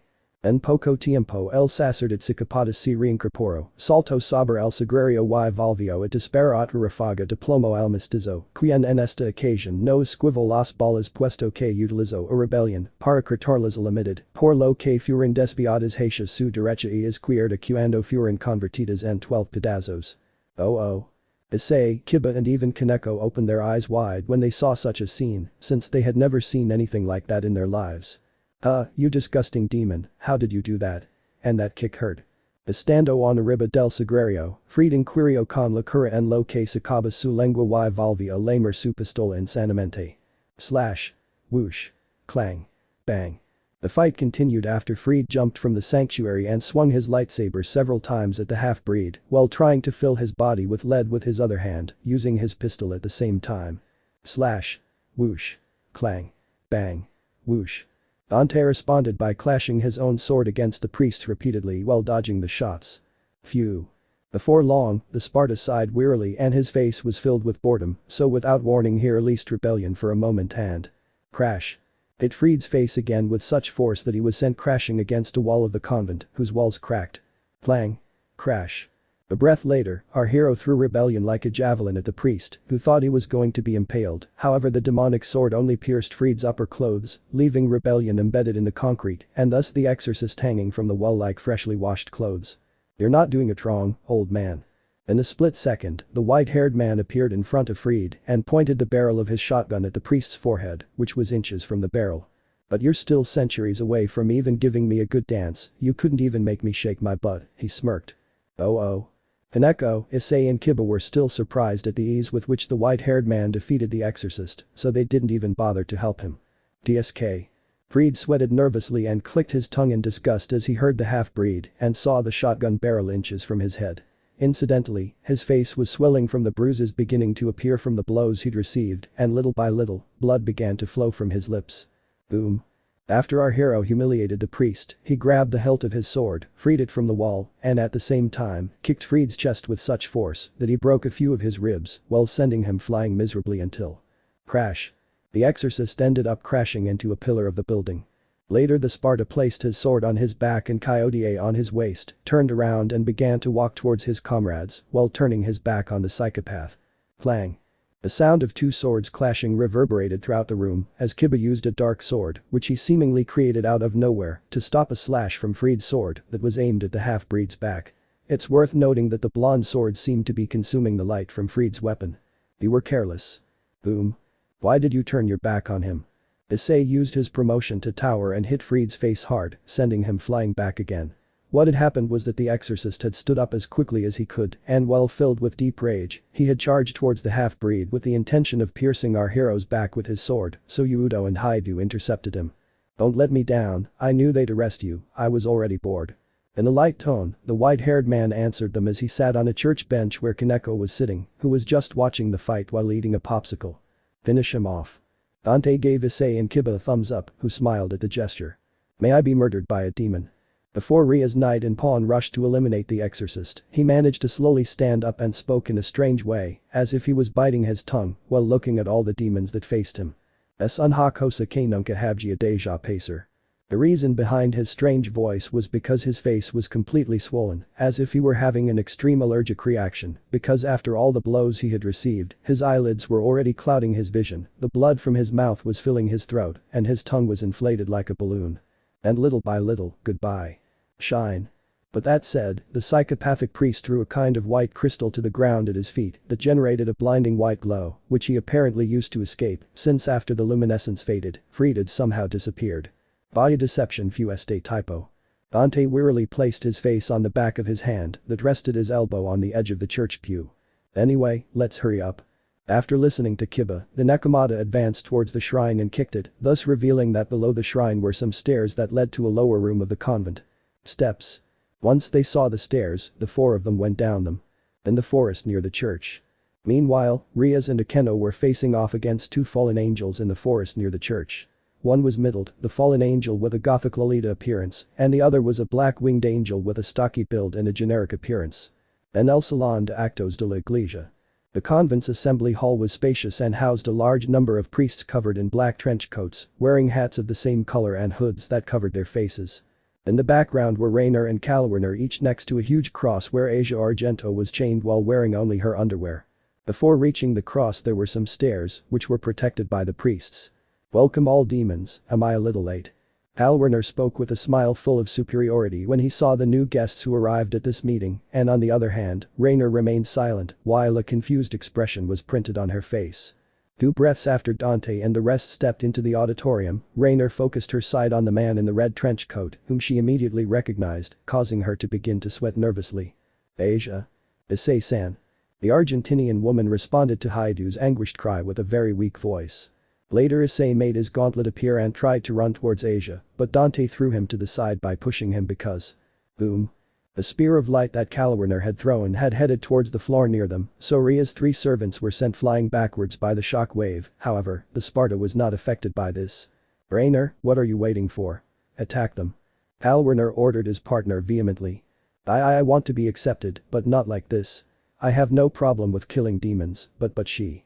Rainer spoke with a hoarse voice, trying to control her emotions as she glanced sideways at the nun who was shedding tears while still chained to the cross. "No nada que ver con vuestros conflictos, esto de ninguna forma podría ser orden de Azazel-sama." Rainer's hoarse voice quickly took on an angry tone. "We already told you, we're just here to follow orders." He frowned. While those 2 fallen angels were talking, Kaneko and Kiba had already stood up and began fighting with the exorcists, showing no mercy, causing some of the priests to fall dead. On the other hand, the white-haired man only limited himself to beating them unconscious. "Ah." Suddenly Asia roared in pain as the light from the cross began to brighten. "When I was an angel I always looked out for the good of humans, and even though I fell because of that situation, this isn't right. Los ojos de Rainer se llenaron de determinación cuando no pudieron soportar más ver el sufrimiento del argento. Forgive me, Azazel-sama." Having that last thought, Rainer approached the chains that held the golden-haired nun and began trying to free her. "What are you doing? Have you lost your mind? Are you planning to betray us?" The face of the black-winged angel with blue hair was filled with indescribable anger when he saw his colleague's behavior. "Think what you want. I've decided that I won't continue kidnapping humans with sacred gears or continue watching them get killed without doing anything. If I'm imprisoned for this, so be it, then I'll finish off those demons over there once I free this girl." Rainer spoke in a determined manner as she continued trying to remove Asia's chains. "This is the last straw. I won't let you interfere with this." Kakabiel speaks for Azazel-sama. "Cuando la paliza exclamó con colera, creo un círculo mágico con una de sus manos y se acercó rapidamente a Rainer." Every time that cross increases the intensity of its light, Asia's breathing becomes weaker. On the other hand, the mestizo, while he continued beating the priests, had heard that conversation, and while he saw the cross where Argento was, he inquired about the characteristics of the religious apparatus. "There's no time for more battle, so I'll pause this concert for a moment." The white-haired man's eyes became serious. "Allegate de la Cruz." Shouting angrily, a flame emerged from Calwerner's magic circle. "Magpies and psychopathic priests. You hired me to make sure that girl gets out alive, so stay still. Quicksilver." At the end of his prayer, the half-breed snapped his fingers and then a gray energy field covered the entire room while leaving everyone present in grayscale, except for our hero who continued with his normal skin color and clothing. Tick-tock, tick-tock. This ability allowed Dante to exert control over time, with which he was able to slow it down. First second. During the first second within the energy field evoked by his ability, the half-breed made his way through the priests while looking around with a meditative face. Demons trying to save nuns, priests and angels trying to kill innocents, this world seems to be upside down. He scratched his head and focused his gaze for a moment on Issei, Kaneko and Kiba. The word demon no longer implies the same thing it did in my time for most of them. His eyes rolled and he looked back at the exorcists. I've always known that some humans can be worse than demons at times, but I never expected that from priests. He clicked his tongue in disgust and then watched as Udo impaled an exorcist. I let them be killed, it's not my problem if they die because of someone else, I won't intervene to kill or let live men full of evil, but what if in this world there are humans capable of putting millions of lives at risk with some supernatural ability? The mestizo sighed heavily. I guess if the day comes when I see something like that, a little of my old principles will have to change. Dante, duality lies in everyone, but sometimes there is no trace of that balance in some sapient beings, so in order for you to avoid future conflicts, sometimes you will have to face your own principles. Yes, I'm starting to understand it. He closed his eyes and bit his lower lip for a moment, feeling annoyed and filled with other complex emotions when he heard Narasimha. But today will not be the day when I have to put my principles at stake. 1. Our hero thought that if he encounters humans filled with darkness with sacred gears capable of cataclysms, he would have to make a difficult decision. While the white-haired man meditated deeply about his own morals, Ria's 3 servants moved slowly towards Asia, while each one lay almost static in front of his rival. Hiba had created a sword of darkness with which he attacked the priests, and Kaneko and Issei hit them. On the other hand, Rainer was also moving slowly and kept trying to remove the chains from the Argentinian, while Kalwerner had thrown a fireball from her magic circle, which was about to hit her. 2 seconds. After some thought about his own morality, 2 breaths into Quicksilver's energy field, the Spartan knocked the priests, holding back to let them live, in his path aside, in slow motion, and then ran down the stairs. 3rd second. The white-haired man took a great leap and reached one side of the cross that had the nun imprisoned, while the 3 servants of the Grimoire continued fighting in slow motion. Rainer was about to be engulfed in flames from the fireball that Kalwerner had thrown at her. 4th second. Before releasing the blonde, the hunter took a look at the brunette who was right next to the cross. This fallen angel, I think her name was Rainer, she's not like her partner who is full of killer instinct, she doesn't have a cold gaze either, and she's even trying to free Asia, and that time she didn't want her to say. After Dante's eyes changed from a confused state to a determined one, he decided to pull Rainer away from the fireball that was going to burn her, so he gave her a small hit that sent her flying a few meters in slow motion, due to the slowed down time, towards one of the walls of the enclosure. Clang. That done, he used his sword to cut the chains that had Argento tied up and then carried the nun in a bridal fashion while jumping in the air and then using his air hike technique with which a glyph appeared below his feet with which he pushed himself and did a somersault in the air that led him to land at the entrance of the assembly hall behind the Grimoire's entourage. A breath later, I gently placed the blonde on the floor, leaning her back against a wall and tick-tock, tick-tock. He snapped his fingers again, ending the time slow. Once time returned to normal flow, the energy field that enveloped this place disappeared and all the other individuals within the auditorium regained the normal color of their bodies and clothes. What was that feeling just now? The Grimoire and Kalwerner group couldn't help but feel a strange sensation in their bodies after the half-blood used his ability, it was as if they had felt electricity in each of their nerves that tried to tell them that something had happened. Ah. A scream full of pain was heard when the black-winged angel, Rainer, collided with a wall on the left side of the auditorium. Zzzzz. She was knocked unconscious after crashing into the wall, however she wasn't hurt since the white-haired man had only hit her to get her out of the path of the flame, which ended up burning part of the roof of the enclosure. Where's Rainer? When the blue hair fell, she finally realized that her companion was not in front of her, her gaze filled with surprise as she searched for her around. How did he get to that wall? He seems unconscious. A few seconds passed and Kalwerner's eyes finally managed to find the black-haired girl. Well, it doesn't matter what happened to Rainer, at this point the sacred gear should have been extracted from that girl. The blue-haired girl became a little thoughtful when she placed her hand on her chin, wondering how her colleague had gotten to that wall, but then she downplayed it when she began to listen to a conversation that Kiba and Issei were having. I see, the objective of those fallen angels is to take the sacred gear from Asia. The blonde was talking to Haidu while continuing his sword clash with the priest. As Issei, who was also fighting while speaking, was shocked to hear Udo's words. But what will happen to Asia if that happens? His voice became hoarse and full of concern. She will die if that happens. Asia, will she die? That's right. Twilight healing now belongs to me. Haha. Laughing maniacally, Kalwerner answered Haidu's question for Kiba. Meanwhile, our hero was watching and listening to everyone as he followed behind the Grimoire group while casually resting one of his hands on the wall where he had laid Asia to rest. An amused smile formed when he realized that none of the 3 had bothered to notice the cross at the back of the auditorium. Hey. Raven, perverted kid, princess and the one with the stylish hair. Dante gave everyone a quick glance and ended up winking at the Nekomata. "Have you even turned to look at the cross?" Smiled. Inquiring sarcastically, the Sparta distracted everyone, who upon hearing him rolled their eyes and focused them on the cross. Halwarner sighed in amazement and was filled with confusion as he wondered how had his victim disappeared and where was he now. Biba didn't understand it either because he thought, has the device disintegrated his body? And on the other hand, Kaneko didn't pay attention to it and continued fighting. Oh. Issei was in shock for a moment and then began to cry. Boom. Boom. Boom. Boom. Boom. Boom. His sadness quickly turned to fury, causing him to hit every exorcist who stood in his way with even greater force. He thought Asia was dead, and all the happy moments he had with her were flashing through his head. It should be noted that by this point in the battle, almost all of the priests had been eliminated or rendered unconscious. Boost, boost, boost. Suddenly, a sound was heard coming from Haidu's sacred weapon, and at the same time his pair of demonic wings appeared. Homo tia treves a haber matado Asia. Issei's roar filled with rage and sadness echoed throughout the room when he focused his sight on Halwarner, who still did not understand what was happening since the nun's body should not have disappeared. When do I rescue her? After turning his head in several directions, the blue-haired girl finally managed to find Argento. She was next to the half-breed and was still lying on the floor with her back against the back wall. That sacred weapon will be mine. With that, Halwarner took flight to close the gap with the nun. Hey, Issei, she's not dead. Boom. Boom. Boom. The white-haired man's words were cut off when he began to feel his friend's power increase, so he decided to remain silent and watch. OOM. Shred.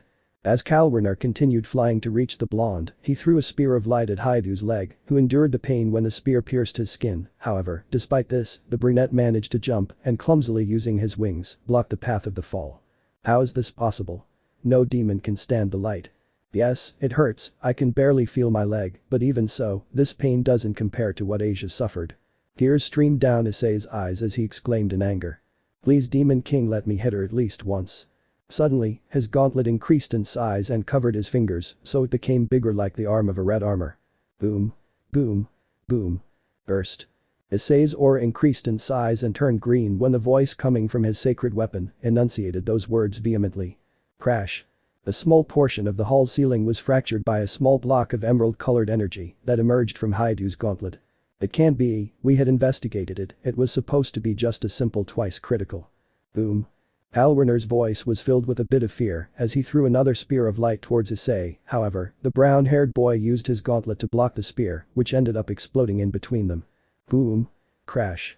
After the fall, she tried to escape, but Haidu hit her in the face using his gauntlet, sending her crashing into one of the walls on the right side of the auditorium. Halwarner's body, upon making contact with the wall, caused small cracks in the concrete, and after that, she fell miserably to the ground. Yahi visto sufficiente, amigo, Paris que tienes un sacred gear interesante. Dante smiled proudly when he saw the brunette hit the blue-haired girl. Issei. Turn around. Asia is alive. Before Haidu could head towards Halwarner to finish it, our hero interrupted him. The brown-haired boy turned his head and finally realized that Asia was next to the Sparta, on the floor and leaning against the wall, unconscious but breathing. Steps. Seeing her, he immediately went down to the ground and closed a distance with the blonde while limping, and when he managed to be next to her, he took her in his arms as tears flowed through his eyes. Issei-san. Even being carried by Haidu, the blonde began to wake up slowly, and the first thing she saw when she opened her eyes was her friend's face. Yes, it's me, you're safe now. The brunette said to the nun with a smile in between, and then asked the white-haired man. How did you do it? It's a secret, for now you should just know that I always fulfill my contracts. Dante winked at his friend and put a hand on the back of his neck as he smiled playfully and thought, I don't think you believe me that I'm capable of slowing down time. A minute later, Kiba and Kaneko finished off the other priests, so Dante along with Issei, who was still carrying Asia, approached them and stood in the middle of the auditorium. Nice to meet you, Angel Fallen Halwarner. When the blue-haired girl was managing to stand up, leaning against one of the walls at the back of the room, Riaz suddenly appeared, who confidently exclaimed those words to her from the entrance stairs. Steps. Upon setting foot in the assembly hall, the Redeed shortened the distance with Halwarner, walking lightly as she observed that in addition to the members of her nobility, there was the man in red and another unconscious fallen angel on another of the walls of the place. She became thoughtful when she felt the demonic aura that the man in red expelled, because she thought he was just a human with a sacred weapon. So he was the one who was next to my servants, that's what the Gremory deduced when she passed by the half-breed and answered one of the questions that had been on her mind. However, more questions sprang up in that instant, so once she spoke with the fallen one she intended to interrogate the man in red. I am Ria's Gremory, leader of the Gremory clan. Iridide puffed out her chest with pride when she finally spoke those confident words to Calwerner, who was sitting in front of her in a corner of the auditorium, with a face full of wounds. Are you the daughter of the Gremory family? Hearing the crimson-haired woman, the Black Angel was surprised and his eyes filled with fear. Even if it was only for a short time, it was a pleasure to have met you, besides. Riaz dropped a bunch of black feathers from her hand as she spoke with a voice full of disdain. The friends you brought with you I sent flying away. Shall I send them flying? Yes, she is known as the scarlet-haired ruinous princess, or the princess of destruction, and you have overexerted yourself. Tiba smiled refreshingly as he answered Haidu's question while holding the brunette, since his legs were shaking from the injury and tiredness he had. The Sparta helped Haidu, taking Asia whom he helped to stand on the ground. It seemed that she could already stand up, although weakly. Wow. I didn't know I was related to someone like that. Returning to the conversation between the high-class devil and the blue-haired girl, when she observed the feathers of her companions, she could not help but express anger. How dare you? Since my first and only encounter with Danashiku, I knew that the fallen angels were plotting something against Issei. If they hadn't attacked my servant, I would have ignored it. Saying the name of the Black Angel with a hat eliminated by the Sparta, the Gremory gave a sideways glance to the half-breed who chuckled upon hearing her. But you, so it was because of me? Issei and that sacred gear. Shape-shifting while fighting. Now I understand, so it's the Red Dragon. Riaz nodded after being surprised by the new shape of her pawn's gauntlet, then focused her gaze again on the blue-haired girl and continued speaking. Alwerner, your mistake was to consider that it was just a twice critical, but it is not, it is one of the 13 Longinus. The forearm of the Dragon Emperor. Boasted gear. One of the sacred weapons that can defeat the gods is in this child. The winged girl with light blue hair thought about that in amazement and began to sweat nervously. Cough, 14 Longinus. Dante fake coughed and mentally corrected the Gremory. He then smiled at Haidu, thinking, so the perverted sage has a Longinus. This is going to get good. Now. Iridide opened her mouth again and in one of her hands the power of destruction emerged. Disappear. With that, he threw a block of power of destruction at the blue-haired girl, who, leaving a face full of fear before dying, disintegrated in the blink of an eye. Steps. Later the Iridide walked towards Rainer who had just woken up and managed to see how her partner was eliminated. She was shaking and kneeling, knowing there was no way out, although she wondered when she ended up next to the wall. Now it's your turn. The Gremory began to charge the power of destruction in one of her hands when she arrived in front of the black-haired girl, and meanwhile, the half-breed approached Riaz, along with Asia and Issei, whom he asked to accompany him. Any last words? You know, it's strange that demons save a nun's life. Rainer trembled in fear upon hearing the Iridide's vicious question. I tried but. The voice of the black-winged angel became light until it ended up becoming a whisper that was accompanied by a tear that flowed from his left eye. Just make it quick. Rainer closed her eyes and with that, the Gremory swung her hand and was about to throw her demonic power at her, however. Wait. Unexpectedly our hero took the Iridide's hand that contained the power of destruction and stopped her. At this action, the high-class devil and everyone else were shocked. Could you allow me to talk to her for a moment? Anyway, if you're going to kill her, I don't think it matters what I have to ask her. Iridide pondered the mestizo's words for a moment and after a few seconds she stopped. Meanwhile, Rainer raised her head and as she shed tears, she thought uncertainly. The monster who beat up Danashiku, is he delaying my execution? Since you once again helped and protected my servants, fine, question her. Dante smiled upon hearing Ria's positive response and then bent down to be at the level of the brunette's face. You're not like your classmates. You don't have a dark aura, nor do I feel like you have a killer instinct. While talking to Rainer, the Sparta took off his glasses and put them aside. When he did that, 3 of Ria's peerage members were surprised and on the other hand, the Iridide was filled with so much curiosity that she wanted to stand in front of him to see his face. And even now you're crying, I also saw how you wanted to free Asia and I saw how you refused to attack Issei that time at the fountain, smiled. Haidu and Riaz were amazed to hear that, not only because this fool had wanted to save Asia, but they were more perplexed by the comment of the boosted gear wearer and the source, so they thought. Since when has he been watching us? You're in a difficult situation, so don't refuse to answer. I'd like you to explain to me the reasons behind your actions, so tell me Urara, why are you crying? The black-haired woman stuttered a little when the mestizo calmly inquired. I didn't want to do this. Kakabiel entrusted us on behalf of our governor Azazel to kill sacred gear holders and steal others like that girl's twilight healing for Kalawinner to use, but I was never able to kill any human. A sea of tears emerged from her eyes, and her emotions lost control as her whole body began to tremble. I only helped my companions kidnap other possessors of sacred weapons, but even when kidnapping them I felt bad. We didn't do this before. So I tried to stay away from all this, but my companions made fun of me, they looked down on me, and I ended up following most of the orders because I wanted to be accepted. Azazel, is he the highest ranking leader in your faction? Yes, he is the governor of Grigori. As Raynor continued to tremble, she was trying to wipe away her tears. And have you seen him or spoken to him? Or has Kakabiel always been the one giving you and your colleagues orders for your work? With a perceptive tone, the Sparta began to question, sensing that something was not right in all this. Has any other high-ranking officer assigned you anything else? Or has Azazel at least introduced himself to you? I raise an eyebrow. It's always been Kakabiel. I see, he scratched his chin. Do any of those high-ranking officers in your faction happen to have black hair with golden tips in their bangs and look like a very relaxed middle-aged geezer? 2. At such a question, everyone's eyes were almost out of their sockets, except for Asia and Issei who didn't know what they were talking about. That sounds like Azazel Sama's appearance, although I've only seen him from meters away and on our organization's television. How do you know? With the conversation, the black-winged angel's tears gradually disappeared. Urara smiled, I didn't know that, you just confirmed it for me. Winks.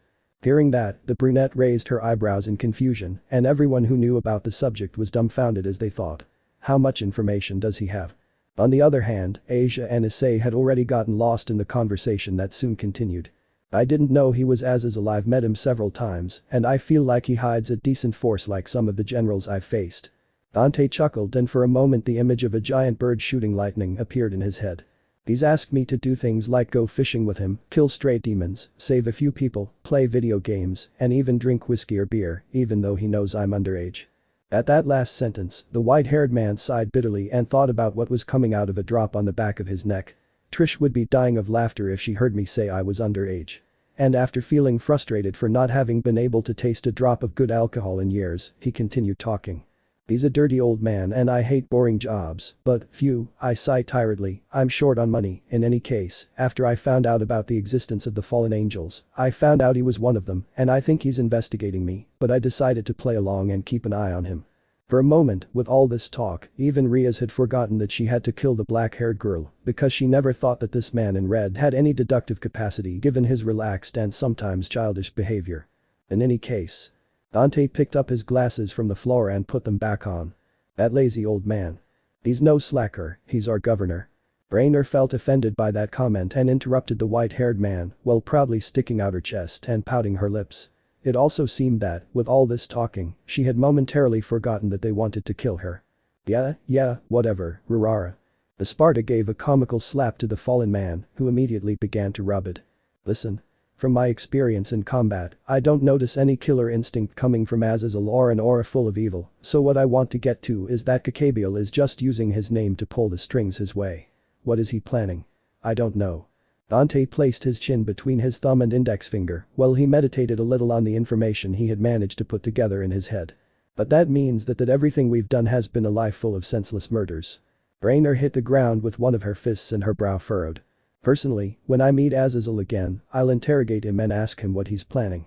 I have an idea on how to get him to talk. Besides, I'm already tired of having to keep him company in his old age. The half-breed chuckled again, scratched his cheek and continued. Well, I'm telling you this because if the people behind me allow it, you'll make it out alive to ask him questions with me. Hearing it, for a moment the light of hope filled the black-haired girl's eyes. Wait a minute, you're going too far. Riaz immediately complained. Do you want to fight us to leave her alive? A fallen angel. Do you think you'll defend someone who attacked my servant and tried to kill her friend? And. Lady Scarlet, you're making too much noise. Dante interrupted the grimoire with a carefree tone while scratching his ear, as if he had a match stuck in it. She's not that bad, even though she kidnapped people, she refused to kill them. I saw when she didn't want to attack the pervert and she even tried to free Asia, and I never said I would face them, I said if you allowed it. Raising her voice a little on her last exclamation, she rolled her eyes to look at Issei and the Argentinian for a few seconds. Do you regret it, Rurara? Do you want to be accepted? Yeah. The violet-eyed girl immediately responded sincerely while lowering her head. Well, I accept you. In a light tone the mestizo spoke while he ruffled the hair of the fallen for a moment, who was left with a face full of disbelief for several breaths. Would it be enough for you to be accepted by a person even if they weren't from your faction? Could you be happy and continue living with that? The black-haired girl thought about it for a few seconds and then nodded her head several times. You know, I've had all kinds of coworkers in my life, and even though our relationship was a bit odd, over time I came to consider them my friends. He rolled his eyes for a moment, nostalgic, and in his mind appeared images of the faces of Nell, Enzo, Lady, Trish, Morrison, Patty, Nero, Kiri, and Lucia, whom he wished he could have known a little more. I don't care if you're a fallen angel. I see that you have a heart and you're not a murderer. You were just put in the middle of something problematic.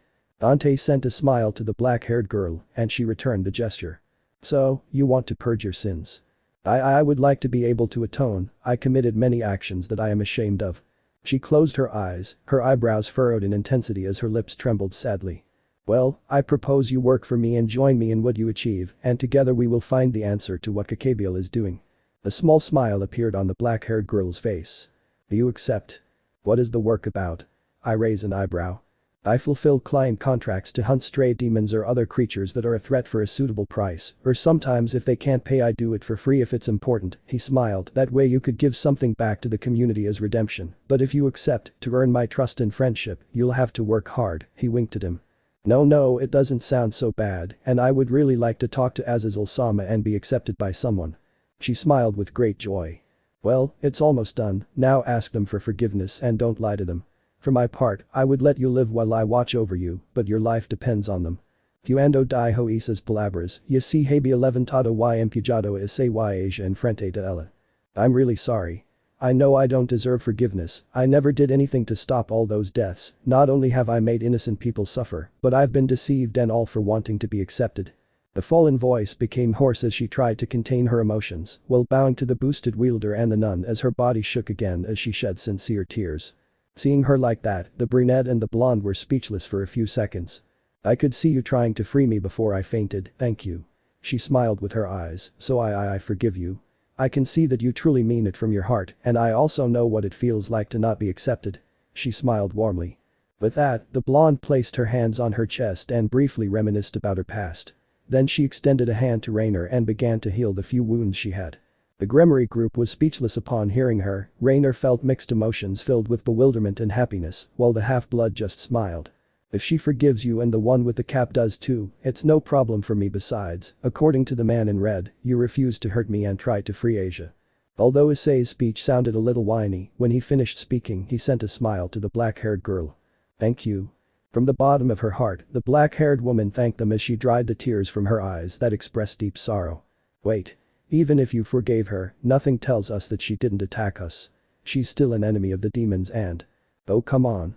She's not evil, she's never killed anyone, she's only kidnapped humans, and she did it almost by force. She doesn't even compare to my brother who tried to kill me. Iridide's annoyed voice was interrupted by the mestizo, who couldn't help but express himself sarcastically. And I even forgave him, of course after a while.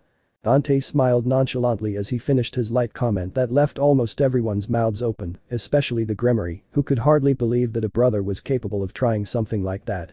Besides, Lady Scarlet, don't you want to know who's pulling the strings around here? It could provide valuable information about the fallen Tria Rara. The white-haired man glanced sideways at the jet-black angel, who nodded without a second thought. After all, he was saving her. Riaz took her chin as she began to ponder the advantages that this could bring. I will personally watch her and give you information about Azazel. The black-haired woman sighed bitterly and frowned because she was talking about offering information about her governor to the demons, however she was not going to waste a second chance. Sounds great. But… A gleam appeared in Ria's eyes for a moment, but she suddenly narrowed her eyes in distrust. Sigo sin fiarm de ti por completo, on no si quienes, y en especial me nos ahora que si que eres demonio, aunque hayas prodigido a mis siervos. She tried to keep her composure and faced the white-haired man. Phew. Dante sighed and bowed his head tiredly while rubbing his forehead, and on the other hand Kiba, Kaneko and Issei looked at each other and scratched their heads uncomfortably as the discussion reached a difficult point. He's so insistent, well after the forest and the monkey, what were you waiting for? Our hero sighed again tiredly and then raised his head while forcing a smile and twitching his eyebrows in frustration. Okay. As my last resort, so you don't keep denying that we should let her live. I'll tell you my identity and where my business is located, but only when we're alone after everyone goes outside. He extended his hand to try to close the deal. And I'll answer more questions tomorrow, okay? The Gremory thought about it for a moment, but despite letting go of a fallen angel, it seemed like an acceptable negotiation, so she smiled widely and shook his hand. Trato hecho. Asia Argento y Corridos Siervos, por favor suban al primer edificio de la iglesia, en un momento las acompañaremos. You too, Rurara, wait for me there and behave yourself. I know you don't want to see me like when I got mad at that guy who was next to you that day. Mockingly, our hero suggested to Rainer, who paled as she remembered that day when Shiku received a terrifying beating, so she instinctively nodded her head and followed the nun and the Redeed's entourage, who were already going up the stairs. Well, before I reveal who I am, please answer a question. Okay. Seriously, exclaimed the Gremory. Issei's parents, how do you protect them from enemies? My nobility is protected by my family, they are watched, and if someone tried to attack a relative of theirs, it would be like declaring a war, in addition to their home being protected with magic. Redeed still maintained a serious attitude, since she did not know the reasons behind the intentions of the mestizo's question. If I reveal my identity to you and become your ally, don't be mistaken, I don't intend to become your servant. Would you protect my family when I'm not home? Redeed's seriousness abandoned her when she finally realized where she was going, so she smiled sincerely. Free spirits, huh? Ria suspiro con frustration cuando se dio cuenta que la serie imposible hacerlo parte su nobleza, cosa que iba preguntar y al escuchar ese comentario desanimado el pelo blanco se encogió de hombros. About 3 breaths passed, and the Redeed finally opened her mouth again after smiling in defeat. The do that you would be given a mark, which would indicate that you are an ally of the Gremory, specifically, an ally of mine and my servants. Sometimes you would have to follow orders and help me, but in return your family would be protected just like Issei's. I guess. He scratched his chin for a few seconds as he considered this. He wasn't entirely convinced about following orders, but since it would only happen occasionally, it wasn't a terrible deal. It's the best thing that can be done in this situation. Sighing in defeat, our hero smiled wryly and took off his cap along with his glasses, which he threw on the floor. The white hair and blue eyes soon left the Gremory girl speechless, who never thought that this teenager from the academy would keep something hidden besides knowing martial arts. Daniel Tanasi. The surprise was still well imprinted inside Ria's body when she couldn't help but point her index finger at the Sparta's face. Call me Dante, Lady Butchu, he smiled. Lady Butchu? Am I not Lady Scarlet anymore? She regained her composure upon hearing her new nickname. That's right, that's what I'll call you as your official ally, and that was the name my alter ego gave you, Fua, yawn. I guess it sounds better than the other one, anyway, where is your business? In. Dante looked at her very seriously, and a theatrical silence appeared for a few seconds, leaving an atmosphere of mystery in the surroundings. My house, specifically my room, is just a phone at the moment. I see my clients in alleys or seedy places. The mysterious atmosphere was fragmented when the white-haired man spoke with sarcasm and lightness while smiling, showing his teeth. A drop appeared on the back of the Gremory's neck that grew so much that it exploded. That's not even a business. That was cruel. A small depressive aura enveloped our hero as he bowed his head. You have to start somewhere. Manly tears flowed from him. I'm sorry. Sintiendas un poco apenada, la pulla roja si rasco la magilla incomodamente. Fuaya. Dante yawned again. Well, I'm sorry, but I'm already getting sleepy. Fuaya, tomorrow you can interrogate me with a lamp and a polygraph. Fuaya. He stretched his arms and put on tired eyes, he was faking tiredness. But I have more questions. I told you I'll answer them tomorrow, seriously, let's go. I used a technique that left me exhausted to save the nun. Fuaya. When she fake yawned with all her might, the Sparta purposely dropped itself onto the Redeed's shoulder, who for a second seemed to accept this gesture, until her cheeks flushed and she pushed it away forcefully. Hey. She complained as he looked away, seeming indignant. I told you. He rubbed his eyes, tomorrow you put that mark on me or whatever and interrogate me. Okay, but you better show up. He crosses his arms. With that, Dante made Rebellion and Coyote disappear, and then they both started walking towards the stairs. Dante. Riaz paused for a moment as they were climbing the stairs and spoke with humility and gratitude. Thank you for having helped my servants all this time and for having prevented them from hurting me that day in the museum and for having revealed your identity to me. I still have time to fully trust you, but I was very wrong to behave so badly with you. That last bit was heard with a bit of sadness. You're welcome, you're good guys and Issei is my friend, I hope to get along with the others, you'll come to trust me, and also I don't like it when good and pretty girls get hurt in front of me. The half-breed ended up sentencing with a lustful voice that caused the Grimmery's cheeks to blush for another moment. Steps, steps, steps. Seconds later they continued walking down the stairs and the high-class demon's blush vanished as she shook her head several times while thinking about the bipolarity that the Sparta made her feel, who if his appearance and voice weren't what he has, along with a demonic aura a little different from Tony's, but just as strange as Redgrave's, she would swear he was by her side. 3. I'll flood him with questions tomorrow, he smiled. By the way, won't you be wearing your cap and glasses anymore? She inquired, remembering those items, which were left lying on the floor of the auditorium when the mestizo took them from her. Nah, after what you told me, there's no point in continuing to use that, besides I hated using them. Yes. Lady Butchu. Why did you place 8 pawn pieces on the perverted boy? So it was true, you were there that day too. You see, when a human is reincarnated into a demon, it would normally only take 1 piece to reincarnate him, but that's the only way I could do it with Issei. That's why I knew he was special. I'll tell him soon. Yes, he was there, I tried to save him, but I arrived late and almost killed down that guy. I only didn't do it because I felt your presence and I knocked him unconscious to see what you were doing in the park, and when I finished spying on you, I wanted to go back for the crow, but it had already escaped. I understand, he nodded. By the way, were you the one who destroyed the fountain and part of the park? He narrowed his eyes. Dante was speechless, and that left the Redeed thoughtful. It seems so, you know, it cost a lot of money to repair the fountain and the park. Swallowing and sweating nervously, our hero didn't respond to the Redeed's mocking comment, so he tried not to let her see his face and pretended he hadn't heard it. Dante was thinking, they're not going to charge me for this, are they? Debts were a sensitive subject for this half-breed. Did he get nervous?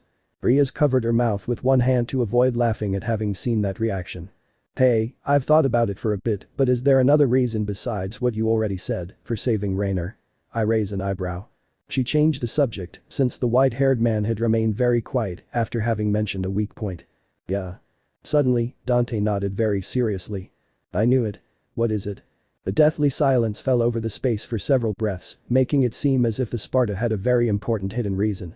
As part of her atonement for her actions, she will be my new Hexy business secretary. She will answer my calls and do the missions that bore me. He satirically finished his sentence while chuckling. You're the weirdest demon I've ever met, he. Another drop appeared on the back of her neck and she covered her forehead for a few seconds. Thanks for the compliment, even though I'm only half demon. Like Tony. Despite the coincidences, Riaz continued to think that Dante and Tony were 2 different people, however that news couldn't help but make her feel surprised. How many secrets do you have?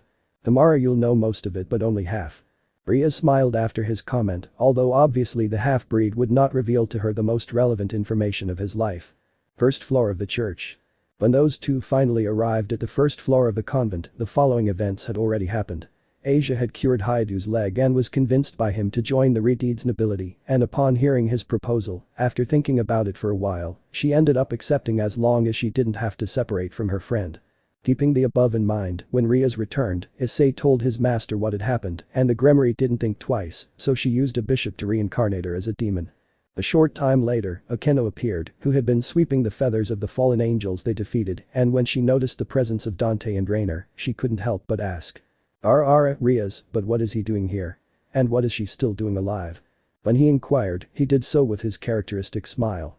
Does Danielle-kun have a demonic aura? How strange. The Himejima was confused when she felt the new presence exerted by our hero. He convinced me to leave her alive so she could provide information about the fallen angels and to be his Hexy secretary. The drop trickled down her temple to her cheeks when she thought of that last thing. And the rest is a long story that I will tell you in more detail tomorrow. Okay, my name is Dante and we're going home. The white-haired man had already approached the black-winged angel, who had been away from the demons until now and was sitting on one of the church pews. Home? Confused by the new information, she couldn't help but question our hero, whom she couldn't help but think was attractive, now that he was out of costume. And now I'm Rere. Yes, to my house, so I will keep an eye on you, and that is the new name you will use as my employee in my business. Remember that you will work for me as part of your atonement for everything you have done, she smiled mysteriously. Understood. Well, I can't refuse, you just saved my life, he smiled, and what will be my role in that business? You'll be my Hexy secretary. I winked at her.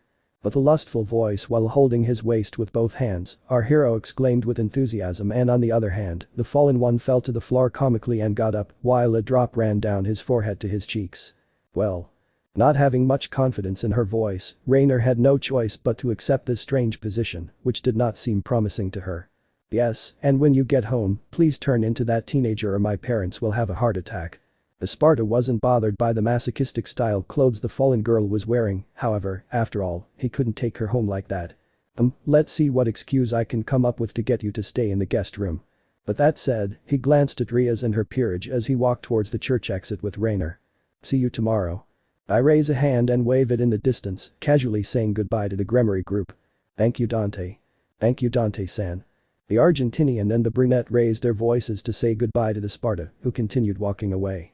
Afterwards, everyone else thanked them, except for Akeno, who still didn't know what had happened. You're welcome, Asia. And USA, no thanks. You owe me 15 boxes of pizzas. But there were 10. There is interest for late payment. Your card doesn't say that. It's in the fine print. Dante shouted without looking back, and that last thing was heard far away. Degrees 0 degrees. Issei checked the card and indeed, in very small letters, the interest charge for each day of late payment appeared, so he began to cry comically, while Asia told him that they would work hard to buy them, while everyone laughed at this curious situation. End. Chapter 6 Mission 6 Capturing Relatives Part 1. After rescuing the nun, at Dante's house. On the night of the day Asia was saved, the Sparta returned home with Rainer in her Yuma form, which caused great surprise to his foster parents, because until then their son had not brought a single woman home. And because of that, among many other things, his parents were already beginning to think that Dante would never get a job, so he would be a freeloader who would never leave the house.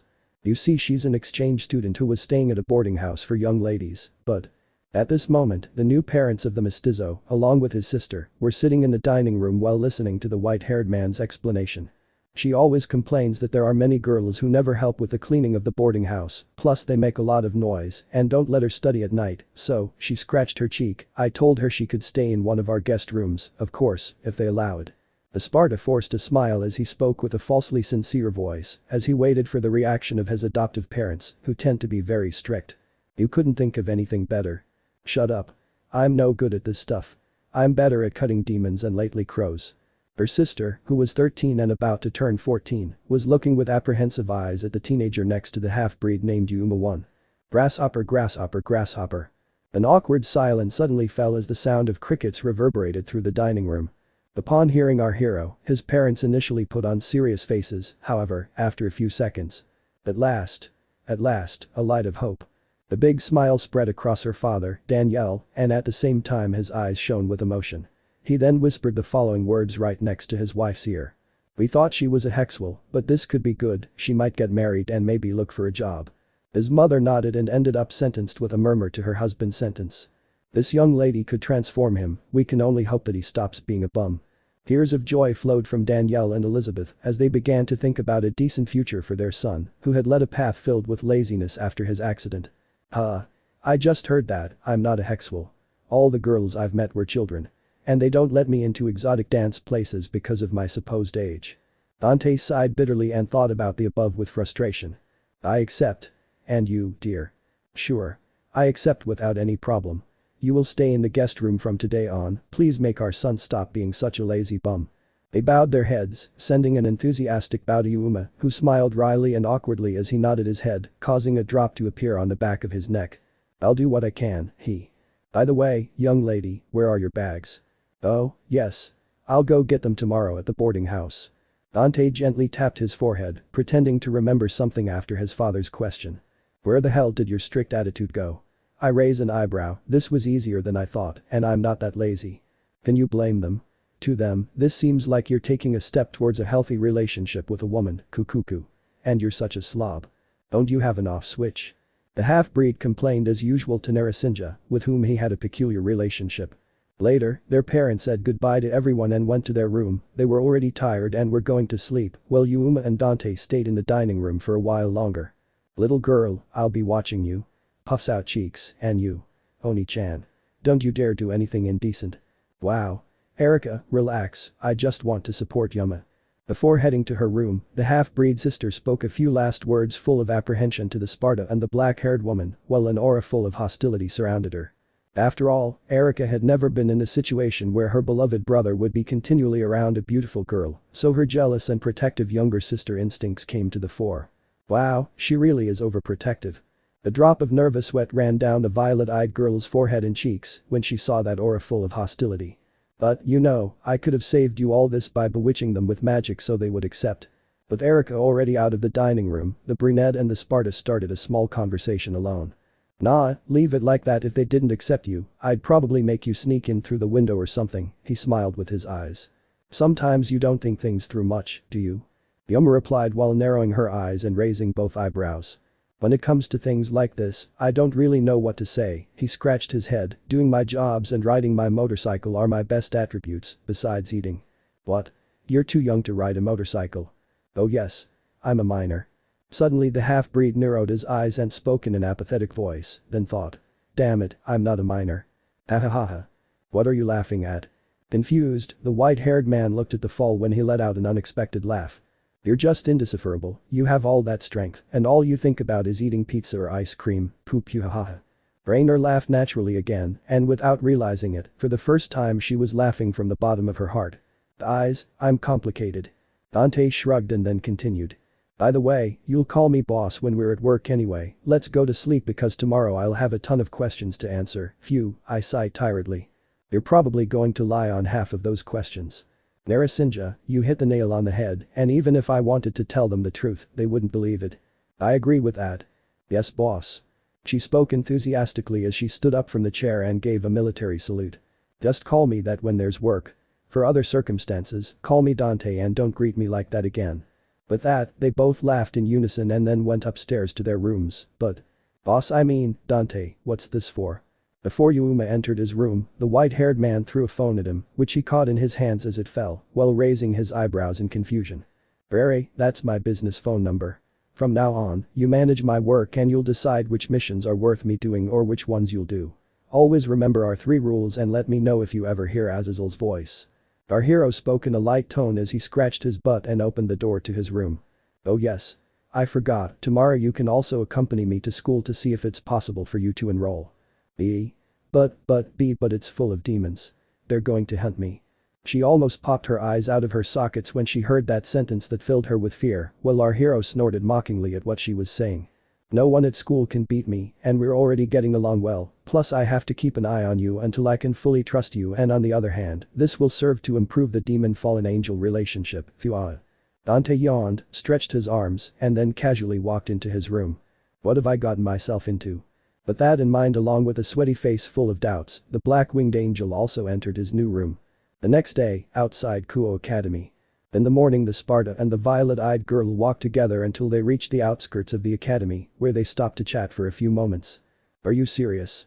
Your magic can't imitate the school's uniform, but it can make your wings disappear and make you more innocent. The half-breed, in disbelief, took a quick look at the uniform Yuma was wearing, which was the one he had used to trick Issei. Basically, the magic I use for clothes needs a set of clothes that I have previously bought, and the function of that magic is only to change clothes.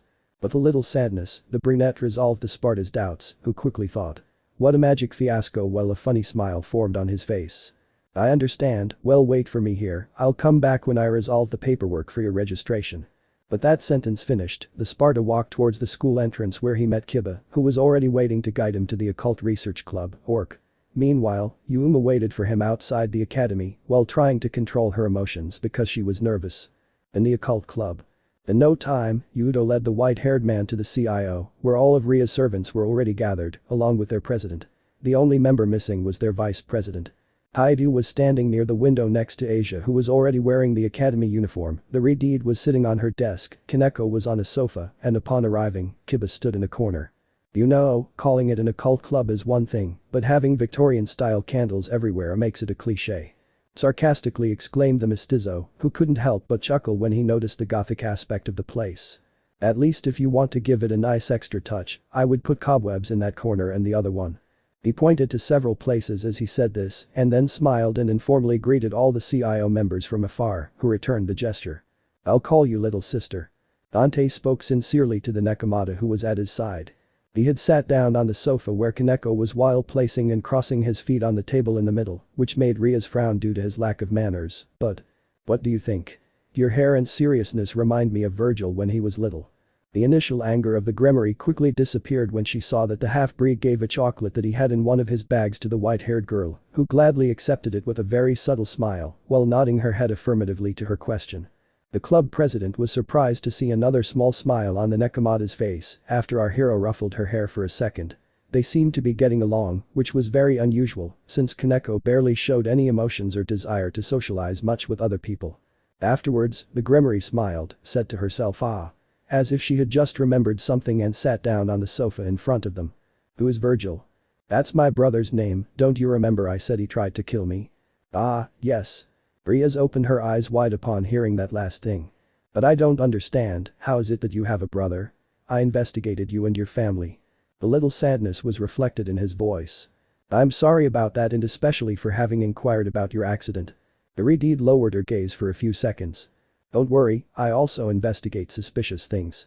Dante downplayed that issue, and with that, the Grimoire felt relieved. In any case, I'm amazed that someone so close to me could want to do something like that. It was unfortunate, but that's what he wanted to do, phew. With a melancholic sigh, the white-haired man continued his story.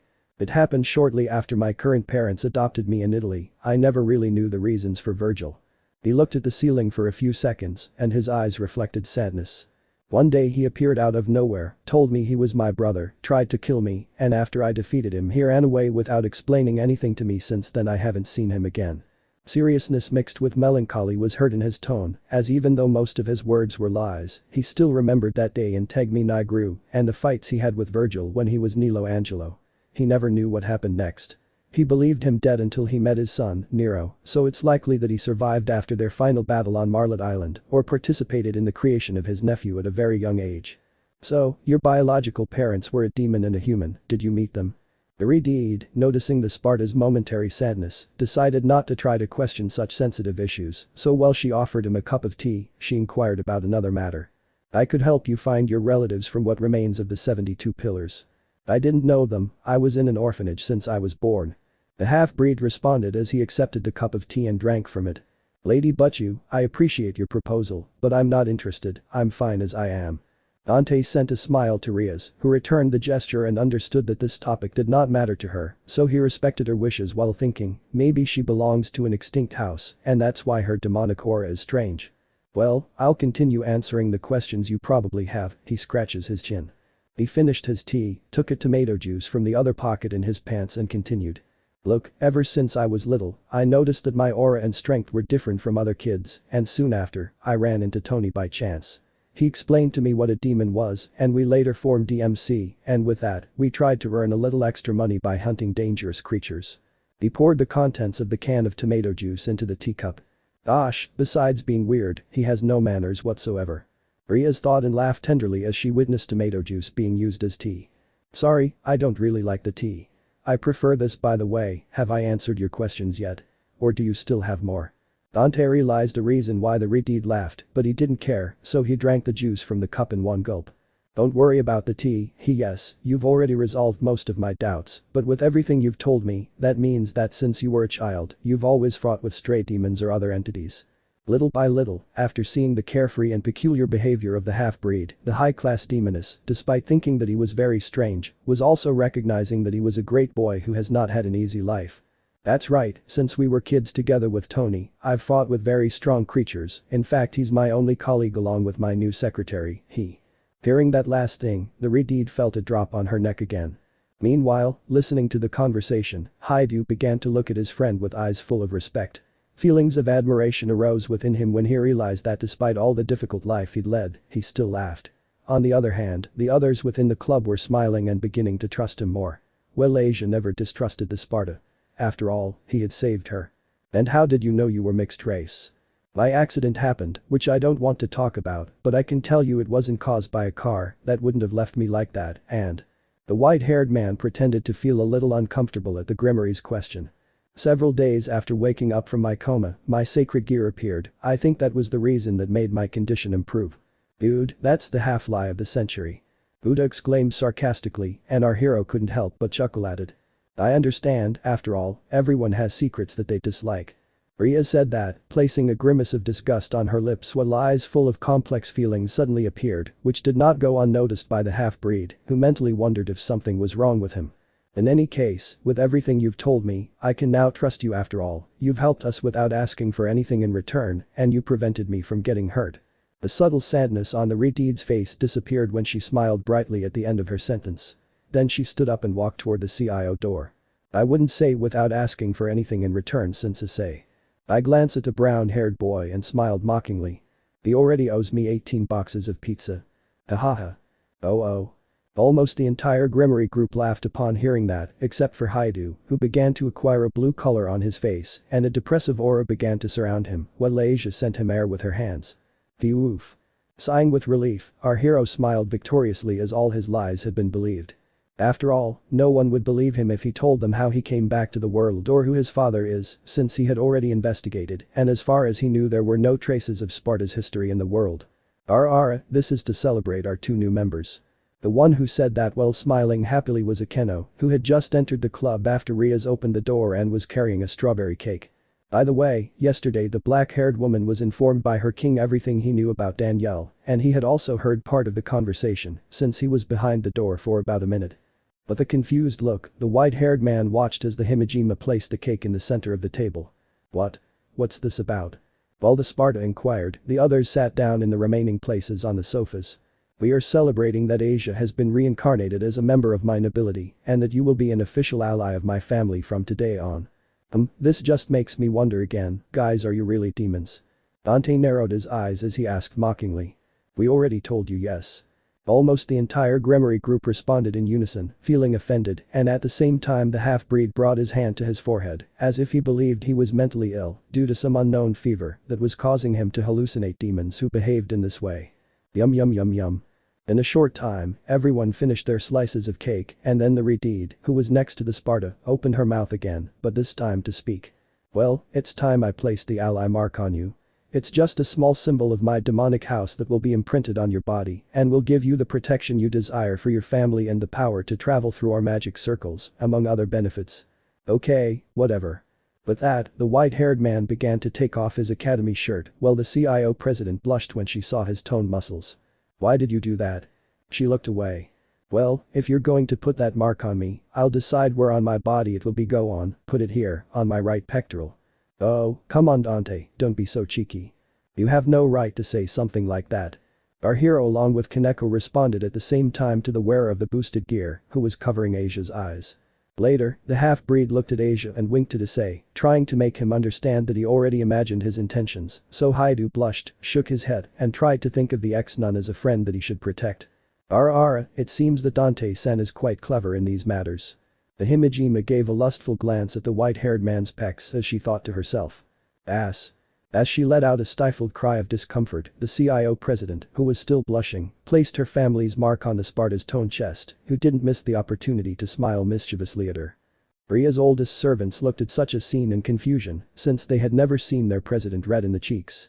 It's done, now we're allies, phew. When the red symbol of the Grimoire family was marked on the half-blood's chest, Ria sighed in sadness while forcing a smile as she tried to calm down to reduce the blush on her face. And that locket. The Redeed regained her composure when her eyes fell on the gold-colored locket hanging around our hero's neck. There I keep things that I consider precious to me. Dante spoke sincerely and then put on his shirt. Oh. The high-class devil wondered what that thing inside the locket could be, but she didn't ask any more questions than she should have. Later she thought about how bipolar the white-haired man made her feel, however, her thoughts were interrupted by a prayer from Asia, who had begun to pray to thank God for having a new family, which caused a headache in everyone present except for our hero who saw their pained faces with confused eyes. Asia, you can't pray anymore. If you do, this will happen, ouch. Ria spoke while holding her head with both hands as she tried to bear the migraine. Now you're a demon. What just happened? Doesn't it happen to you? Every time the name him is mentioned, we get a headache. Hearing the Grimoire's response, the half-breed smiled like never before and tried, for a few seconds, to hold back the contractions of his diaphragm. It can't be, forgive me Lord for not being able to pray more. Ouch. Asia tried to pray again, but all she achieved was giving Riaz and her peerage a horrible headache again. Good. Our hero's smile reached its limit when he could no longer hold back the contractions of his diaphragm. Dupuahahahaha. His laughter was so loud that he even fell off his chair as tears of laughter sprang to his eyes. It happens to me, that's his. The Sparta sat back down and answered Ria's question with a shaky voice due to a diaphragm overstimulated by laughter. You should never have told me this. Now I'll spend my time bothering you saying God. Ouch. And again Riaz and her nobility held their heads when they felt another strong headache. Dante, please stop. Haidu begged her. He seemed to be the most affected, as he was even using the ex-nun's shoulder to keep from falling to the ground from the pain of his migraine. How is it possible? Is it because you are half-demon? But I have already met other half-breeds, and it happens to them too. Still holding her head, the Redeed inquired with a voice full of surprise. Let's say I'm a mutation.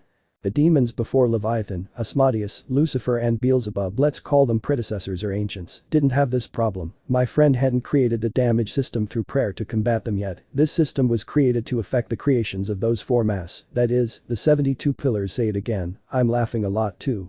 Ha ha ha. Ha ha ha. No, that's enough for today, but I'll apply them later. Dante smiled again in an amused way when he finished listening to Buddha's explanation. You're very strange. It's part of my charm, winks. Well, for today I'm tired of giving explanations. If you have more questions, let them be later, okay? In a light tone, the half-breed responded to an incredulous Riaz, who could hardly believe that such a half-breed existed in the world. However, she agreed with his words and the rest of the questions she had, such as his weapons and the way he summons them. She would leave for another day.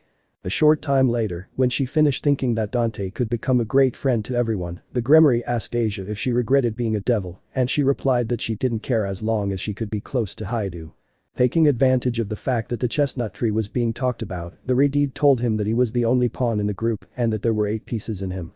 Lady Butchu with the crimson hair and the red dragon emperor, good combination. So our hero sent them his sincere congratulations and raised his thumb. They thanked him for the gesture, and later, before leaving, the white-haired man asked Riaz to let Yuma enroll in the academy to keep an eye on her.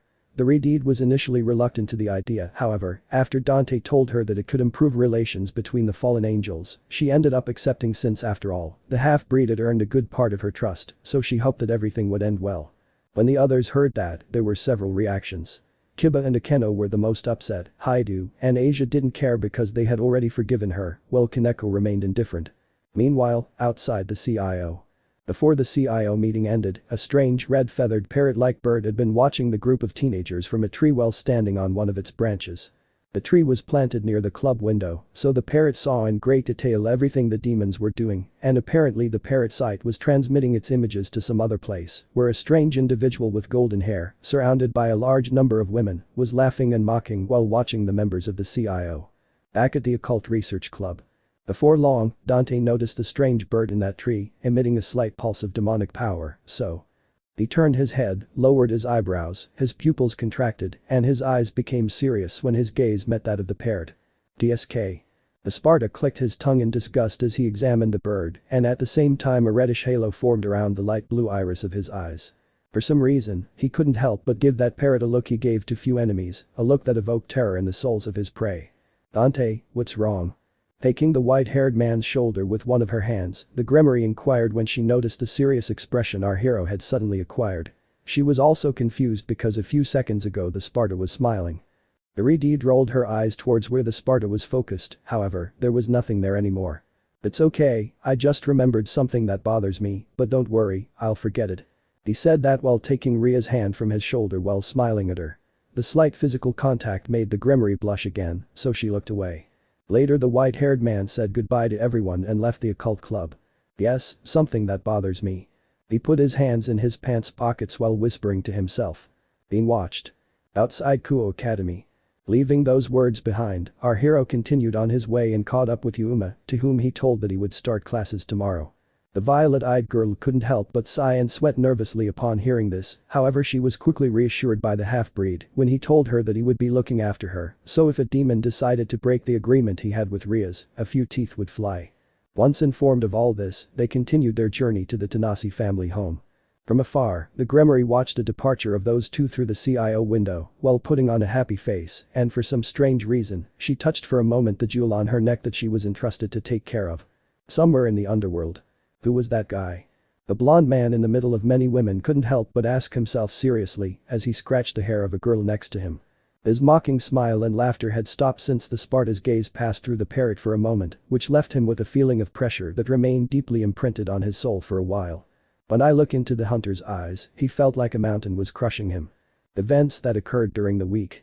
Haidu had a busy week adjusting to the fact that Asia would be living at his house, so he had a lot of awkward and curious moments at home and at the CIO. 2. On the other hand, speaking about DMC. Our hero was finally receiving money from his secretary, who had already managed the missions in a diary. Rainer kept the income she earned from her jobs, however, she gave 10% to the mestizo, who had initially refused to accept it since he had not participated in the assignment but ended up accepting due to the insistence of the fall. In a short time, the most regular clients of the business began to give more missions to the Black Angel, probably because they wanted to see her for a few seconds dressed in her revealing clothes. By the way, she hid her wings when she met with clients, and despite having fewer employers, Dante felt relieved to no longer have to carry out boring missions, so he thought that without a doubt having a Hexy secretary had been one of his best ideas. Issei started giving the Sparta a box of pizza a day so that the interest on the debt wouldn't continue to increase, but he still couldn't pay him in full. With that in mind, let's now talk about the academy and its students. At school there were still clashes with Yuma, however, due to Ria's influence and the presence of the half-breed, the demons of the student council did not mess with the violet-eyed girl. The ex-nun gradually approached the black-winged angel to chat and socialize, and as a result, they gradually grew closer. Asia undoubtedly had a unique heart.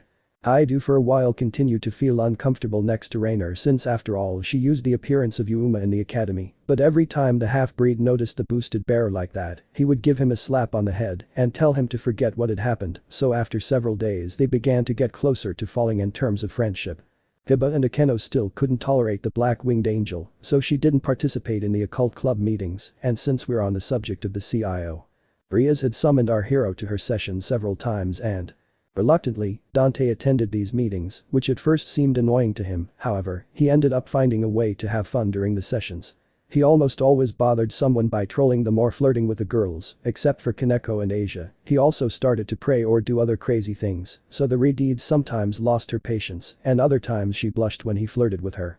On the other hand, Akeno, who always looked lustfully at our hero, played along with the verbal game of the lewd hints he sent her, so sometimes when Rias was present in those situations, she became unconsciously jealous.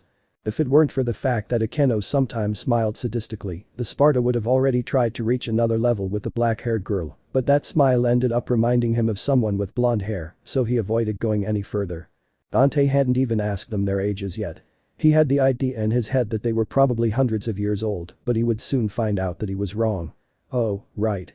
Of everything I'd told them, what intrigued the half-breed the most was, why the hell did demons in this era have to study? It should be noted that Dante was not always able to attend CIO meetings due to his work at DMC.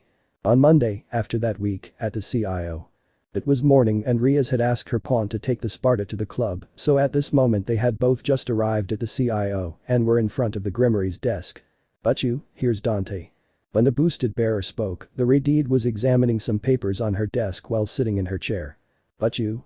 She, after a few seconds, finally reacted upon hearing her servant, so she raised her head and looked at both of them with a distant look and a face devoid of that typical smile that she showed to all her nobility and the Sparta when he didn't make her angry. "But you?" Rias opened her mouth, but no words came out until after about 2 breaths, she managed to vocalize a sentence. She seemed lost in thought. "Oh, right. Sorry, I was thinking about something." For a moment her lips drooped in sadness until she forced a smile to speak again. "Dante, would it be too much trouble if you trained Issei for a few days? I want him to improve the use of his sacred gear and the rest of his abilities, and I can't think of any other way."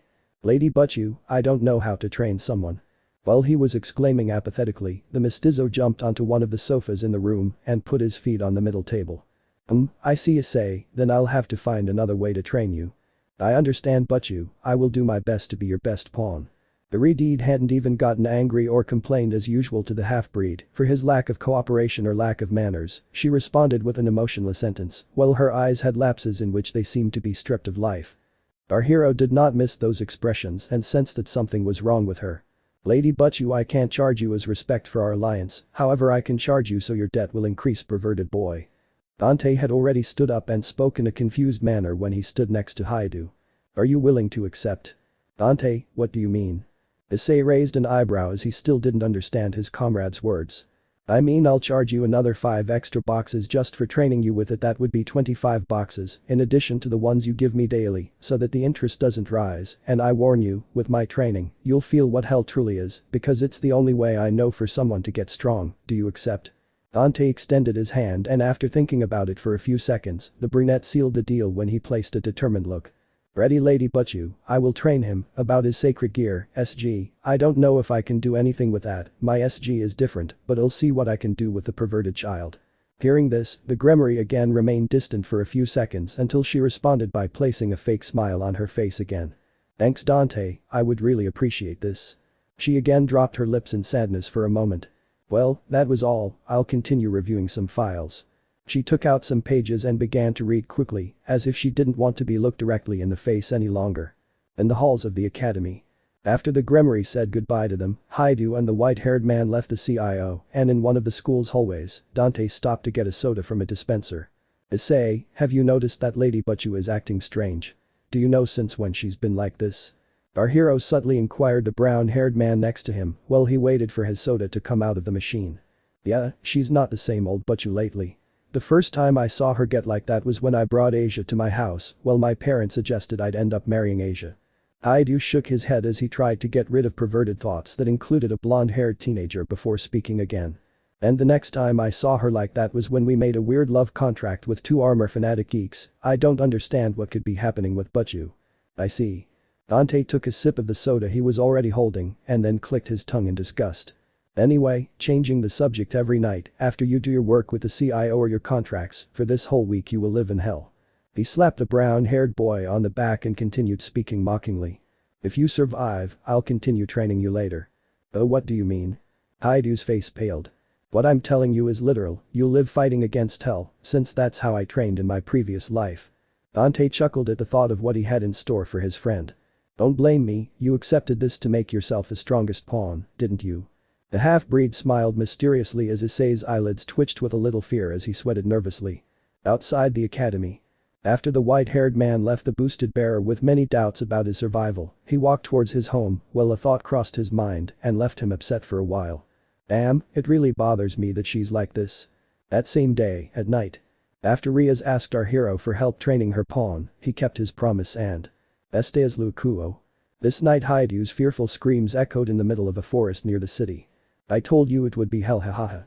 Dante was chasing his friend while they were deep in a forest near Kuo. The white-haired man had rebellion in one of his hands and it almost seemed like he was trying to kill him as he swung his sword subtly and slowly while being behind Issei, who ran terrified and tried to avoid the slashes and waves of demonic power coming from that sword, which boom, crash, slash, boom, caused explosions that split dozens of trees and left huge cracks in the ground. This can't be any way to train someone, you're completely crazy. The boosted bearer spoke with anguish as he continued running and avoiding the cuts as best he could, while out of the corner of his eye, he caught a glimpse of the mestizo who was still chasing him, a few meters behind. You're the one who accepted this, and I'm the crazy one. He smiled ironically, you could say that's how I trained. And it really works, look at you, you're running faster than before. Indeed, the fear of losing his life made the chestnut tree run faster, like he had never done before. Bang. Bang. Bang. Bang. Bang. Bang. At one point in the chase, the Sparta placed Rebellion on his back and began sending bursts of lead into the ground near Issei's feet with his trusty pistols, Ebony and Ivory.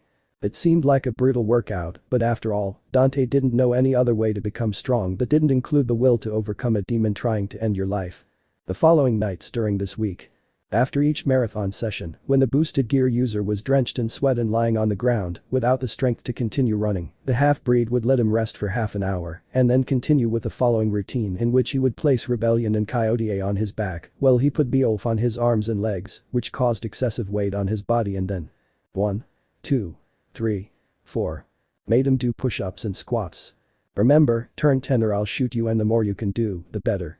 Exclaiming sarcastically, the white-haired man was pointing his gun at Issei, who had the barrel of the gun just inches from his forehead. Yes, Dante asked him to do at least 10 push-ups and squats while wearing all those devil arms.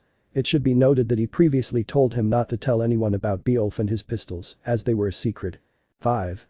TTTU. Are you really my friend? Seize. Haidu kept trying to do push-ups while he saw the barrel of the gun right in front of him while he complained. Idiot. I'm your best friend. Hearing the complaining chestnut, the mestizo responded by giving him a smack on the head with Ebony.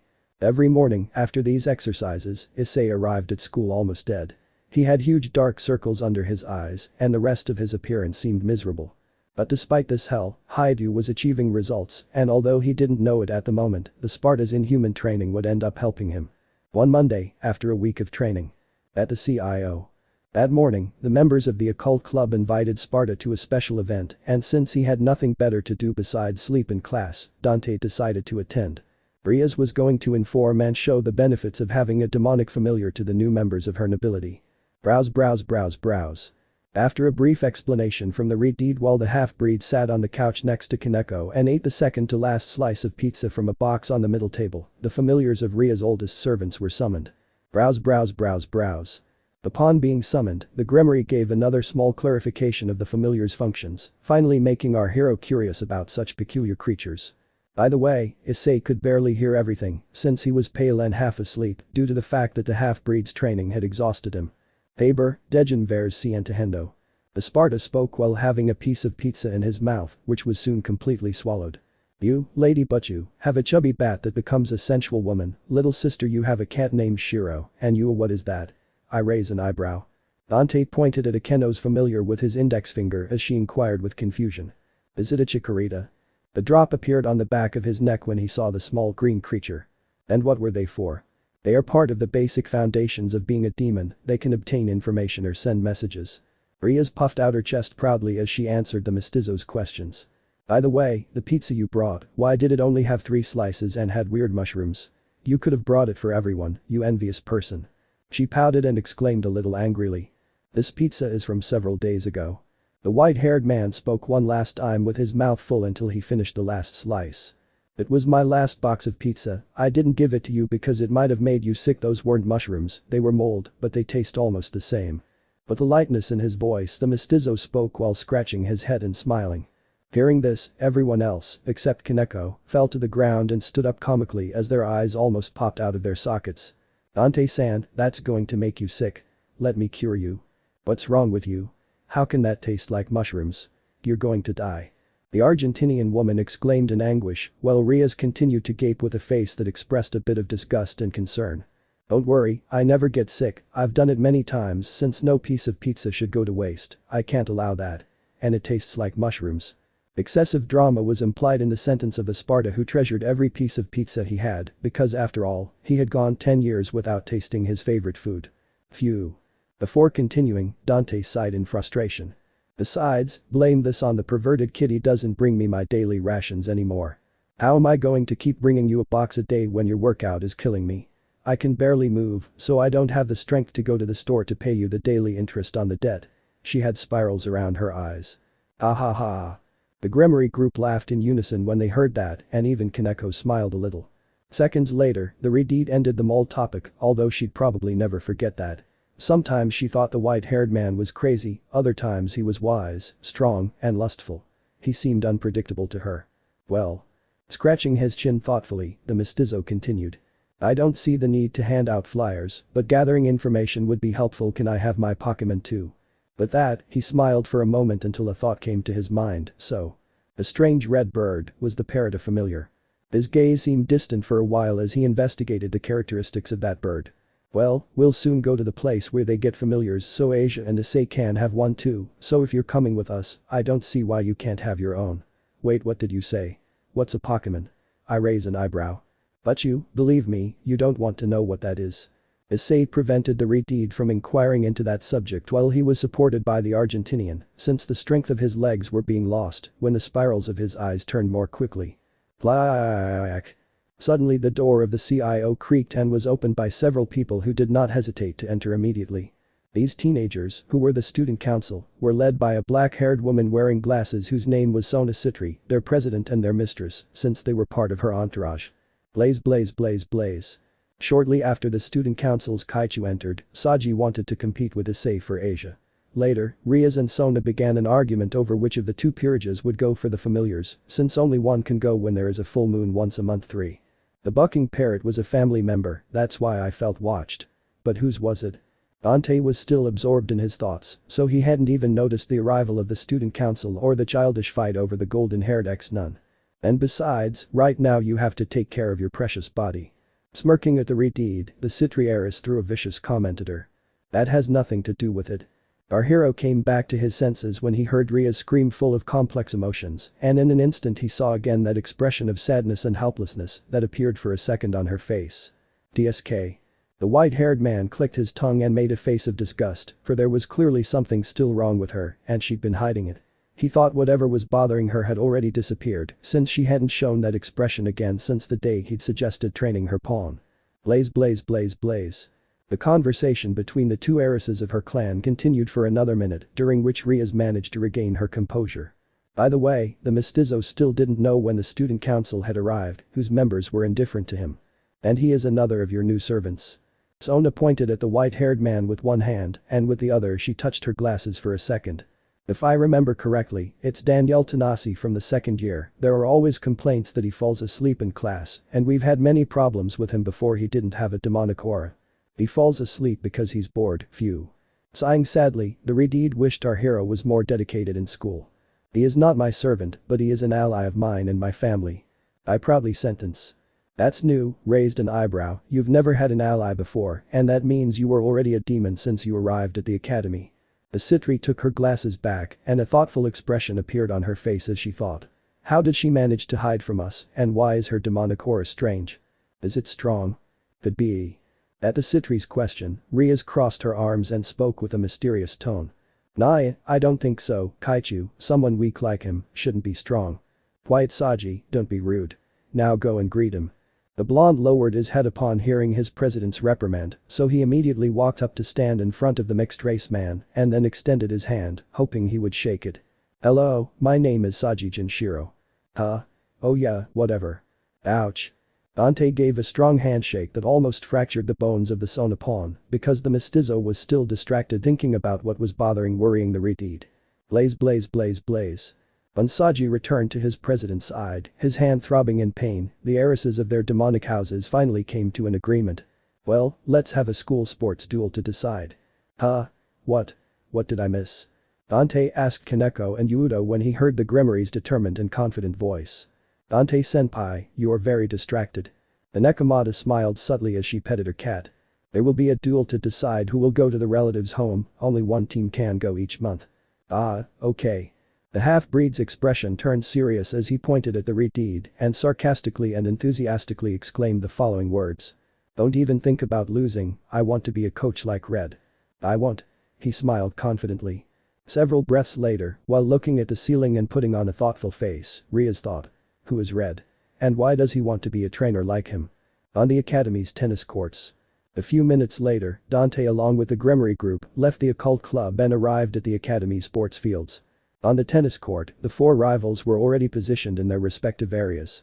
Sona was paired with Tsubaki, and Riaz was paired with Akeno. They had all changed and were now wearing tight skirts and blouses while holding tennis rackets. Pum. Pum. Pum. Pum. The tennis ball hitting, shooting, and skill of both teams was good, so the elegance of their game was notable. Ooh. The cheers and applause of a crowd of male teenagers surrounding the metal fences of the tennis court soon appeared as the women moved with agility and sensuality on the court. Issei, Saji, and many other students were admiring the beauty of those four players. And since we're talking about Hayadu, he even seemed to have regained his energy upon seeing the women's panties, as he was now drooling pervertedly while grabbing the metal fence with all his strength. Fiu. Fiu.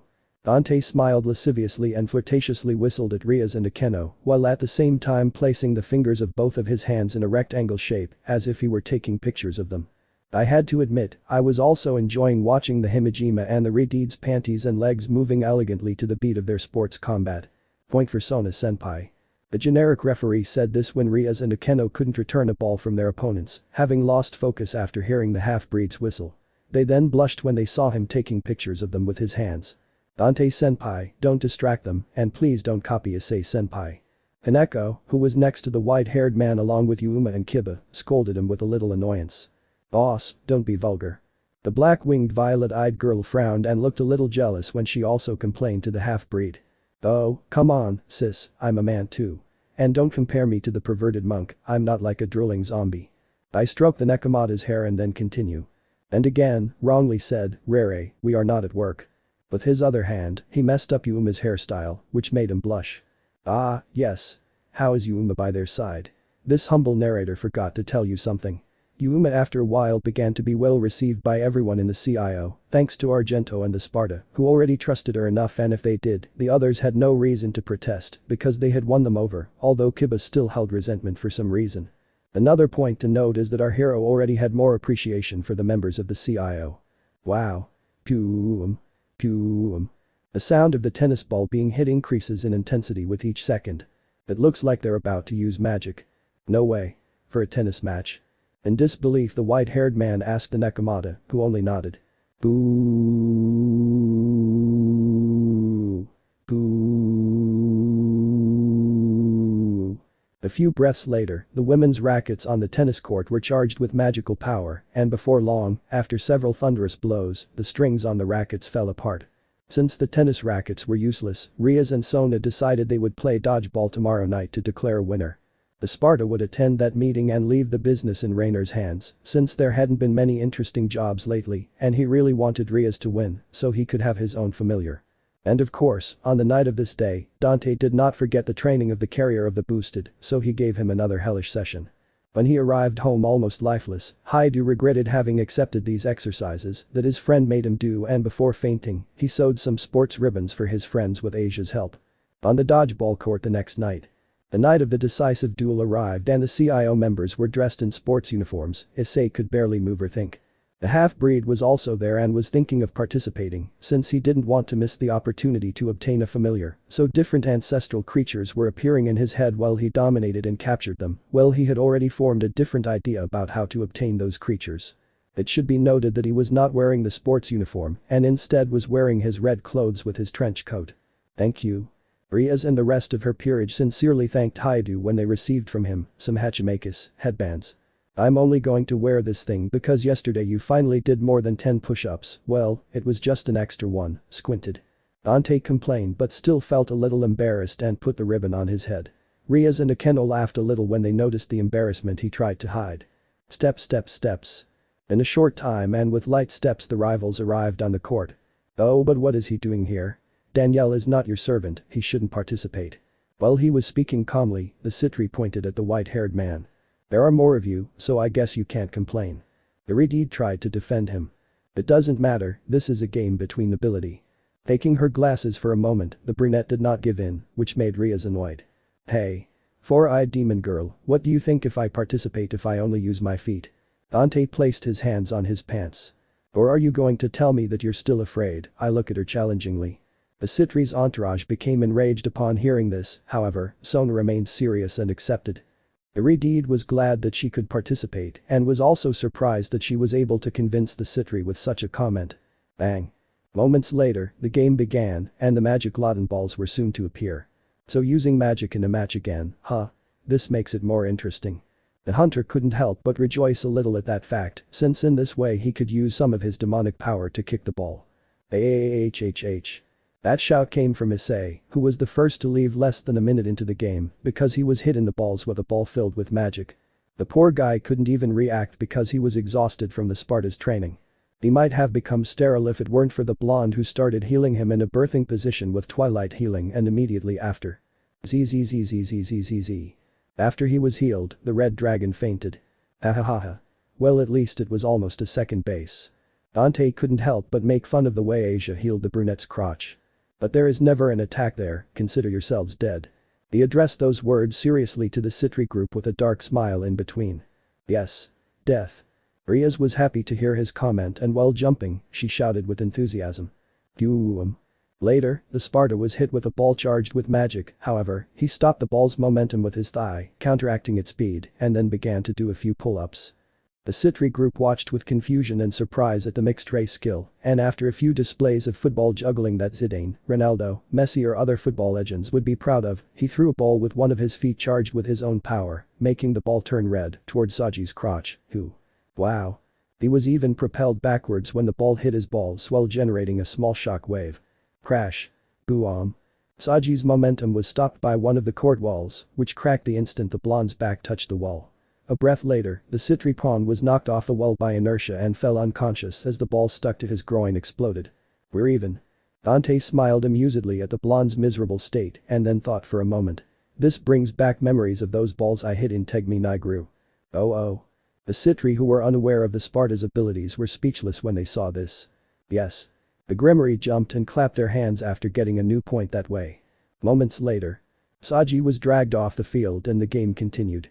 The Citri managed to get Kaneko out and Dante got revenge on her with the next move when they tried to hit him again. Before the ball could hit him, he did a 360-degree spin and kicked the ball, which shot like a comet toward another member of the student council, who crashed into another wall, just like Saji. And after a while and with their clothes a little torn, the Gremory finally won. At the occult club, later that night. After defeating the Citri, the Mestizo and his colleague celebrated by drinking tomato juice from cups, since thanks to his help, he forced them to make that the drink of the celebration instead of tea. It should be noted that Haidu had already recovered somewhat, although he was staggering he could move. Dante, by the way, what kind of training do you give Issei? He's been looking almost dead for over a week. Riaz asked, a little worried about her pawn when she saw his legs wobbling. I'll give you an intensive one that you'll never forget. Well, as long as it gets stronger, keep doing it. She clinked her glass full of tomato juice with the white-haired man while smiling at him, and Issei almost fainted again upon hearing that. Later that night, in the family area. Once the celebration was over, everyone left through a magic circle to the family area located in the underworld, where the guide of this place is supposed to appear only on nights of the full moon. They arrived at a kind of gloomy forest with many dead trees and deteriorating undergrowth. Through the vegetation, a faint reddish light illuminated the scene in some areas, due to the moonlight in the skies. There's bound to be some ghost or plant type here. As he walked with his hands on his neck, the Mestizo exclaimed with enthusiasm. Everyone except Haidu was confused by that comment. Stop thinking that's what they are, haha. Issei chuckled, and a drop of water appeared on the back of his neck when he understood the Sparta's prayer. Suddenly from the trees and standing on a branch, a strange man appeared dressed as if to explore mountains. He was the guide of this place and an expert in finding relatives. So, what kind of family do you want? I want a ghost type. Dante's eyes lit up with excitement when the guide asked. Young man, those don't exist. A depressive aura quickly enveloped the white-haired man when he heard the guide's response. Later, our hero tried to regain his joy and they continued walking until the guide took them to a lake from where a water spirit called Undine came out and then the red dragon and the Sparta turned pale upon seeing that spirit. No, not again. The white-haired man exclaimed in terror when he saw that relative and began to remember the word Nio, while the memory he tried to erase was brought back to his mind. The Mestizo's memories flowed in images that quickly came to life. In a memory from days ago, he found himself accompanying Haidu at night. That day, he decided he wanted to see how they carried out a contract that the Gremory group talked so much about, so he accompanied Issei to a summoner's house, while he died of laughter when he saw that the brown-haired boy had to use a bicycle as transportation instead of a magic circle. After a few minutes, they finally arrived at the summoner's apartment and when they knocked on the door, they were both traumatized when the apartment door opened. Hello Nio? A huge robust man dressed as a magical catgirl was the one who said that when he opened the door to his home. Bucket, Issei, I'll leave you alone with this. The Mestizo spoke as his face lost color, not even when he fought against Mundus did he feel fear. Swoosh. But the sound of the wind in between, the Sparta disappeared from the place using his superhuman speed. No Dante. Issei screamed in deep fear as he was hugged by the muscular man dressed as a magical girl. The mental scene changed, and later that day the Sparta did something he hadn't done in a long time. He got drunk. Our hero likes beer or liquor, preferably whiskey or bourbon, and gets drunk from time to time, but he is not a hardened alcoholic. In any case, after seeing that entity, he went to a pharmacy and bought many bottles of 96 proof alcohol, which was the only drink they sold him at his age in any store, and that was the only thing that, along with absinthe or wormwood, was capable of defeating his liver regeneration and leaving him drunk, of course, if he drank it quickly and in large quantities. After buying the drinks and drinking them, he arrived home without anyone noticing and got into the fetal position on his bed. Hey boss, I'm going to another job, do you want me to bring you a pizza? Rainer inquired as she opened the door to the room, which reeked of alcohol. Shy, hip, trashman hip. The Mestizo responded with a barely discernible speech because he was drunk and even had hiccups. Uma noticed the blush on her cheeks and the bottle of alcohol she was holding in one hand while wearing only underwear, so he became worried and quickly approached her to sit next to her. Dante, what happened? She took the bottle away from him and put a blanket on him, while her anguish increased because she had never seen him like that. Quixol vider, vi algo monstruoso, la fiesa criatura de este mundo, paled, no deceptions al cliente, hic. But those last words, the Sparta fell asleep without even noticing that Yuma had called him Dante during work hours. The black-winged angel thought she must have seen something terrifying, unimaginable. She simply couldn't fathom what kind of creature could have caused such a stir.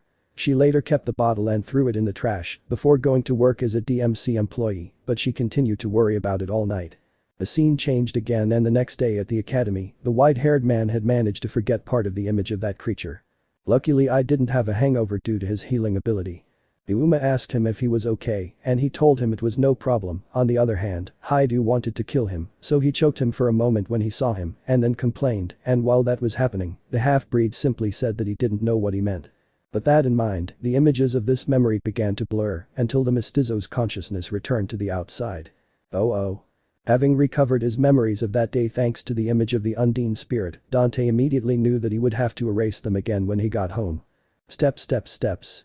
When Dante and Issei shouted to the guide that Undine was a familiar that no one would want, they all continued exploring the forest until suddenly a dragon sprite appeared in one of the trees, and at the same time some green slugs began to fall from the sky, which covered the girls, while destroying their clothes with a kind of acid they produced, so they were slowly undressing them while holding their hands, creating a scene that made it look like some kind of erotic binding. Yes, definitely.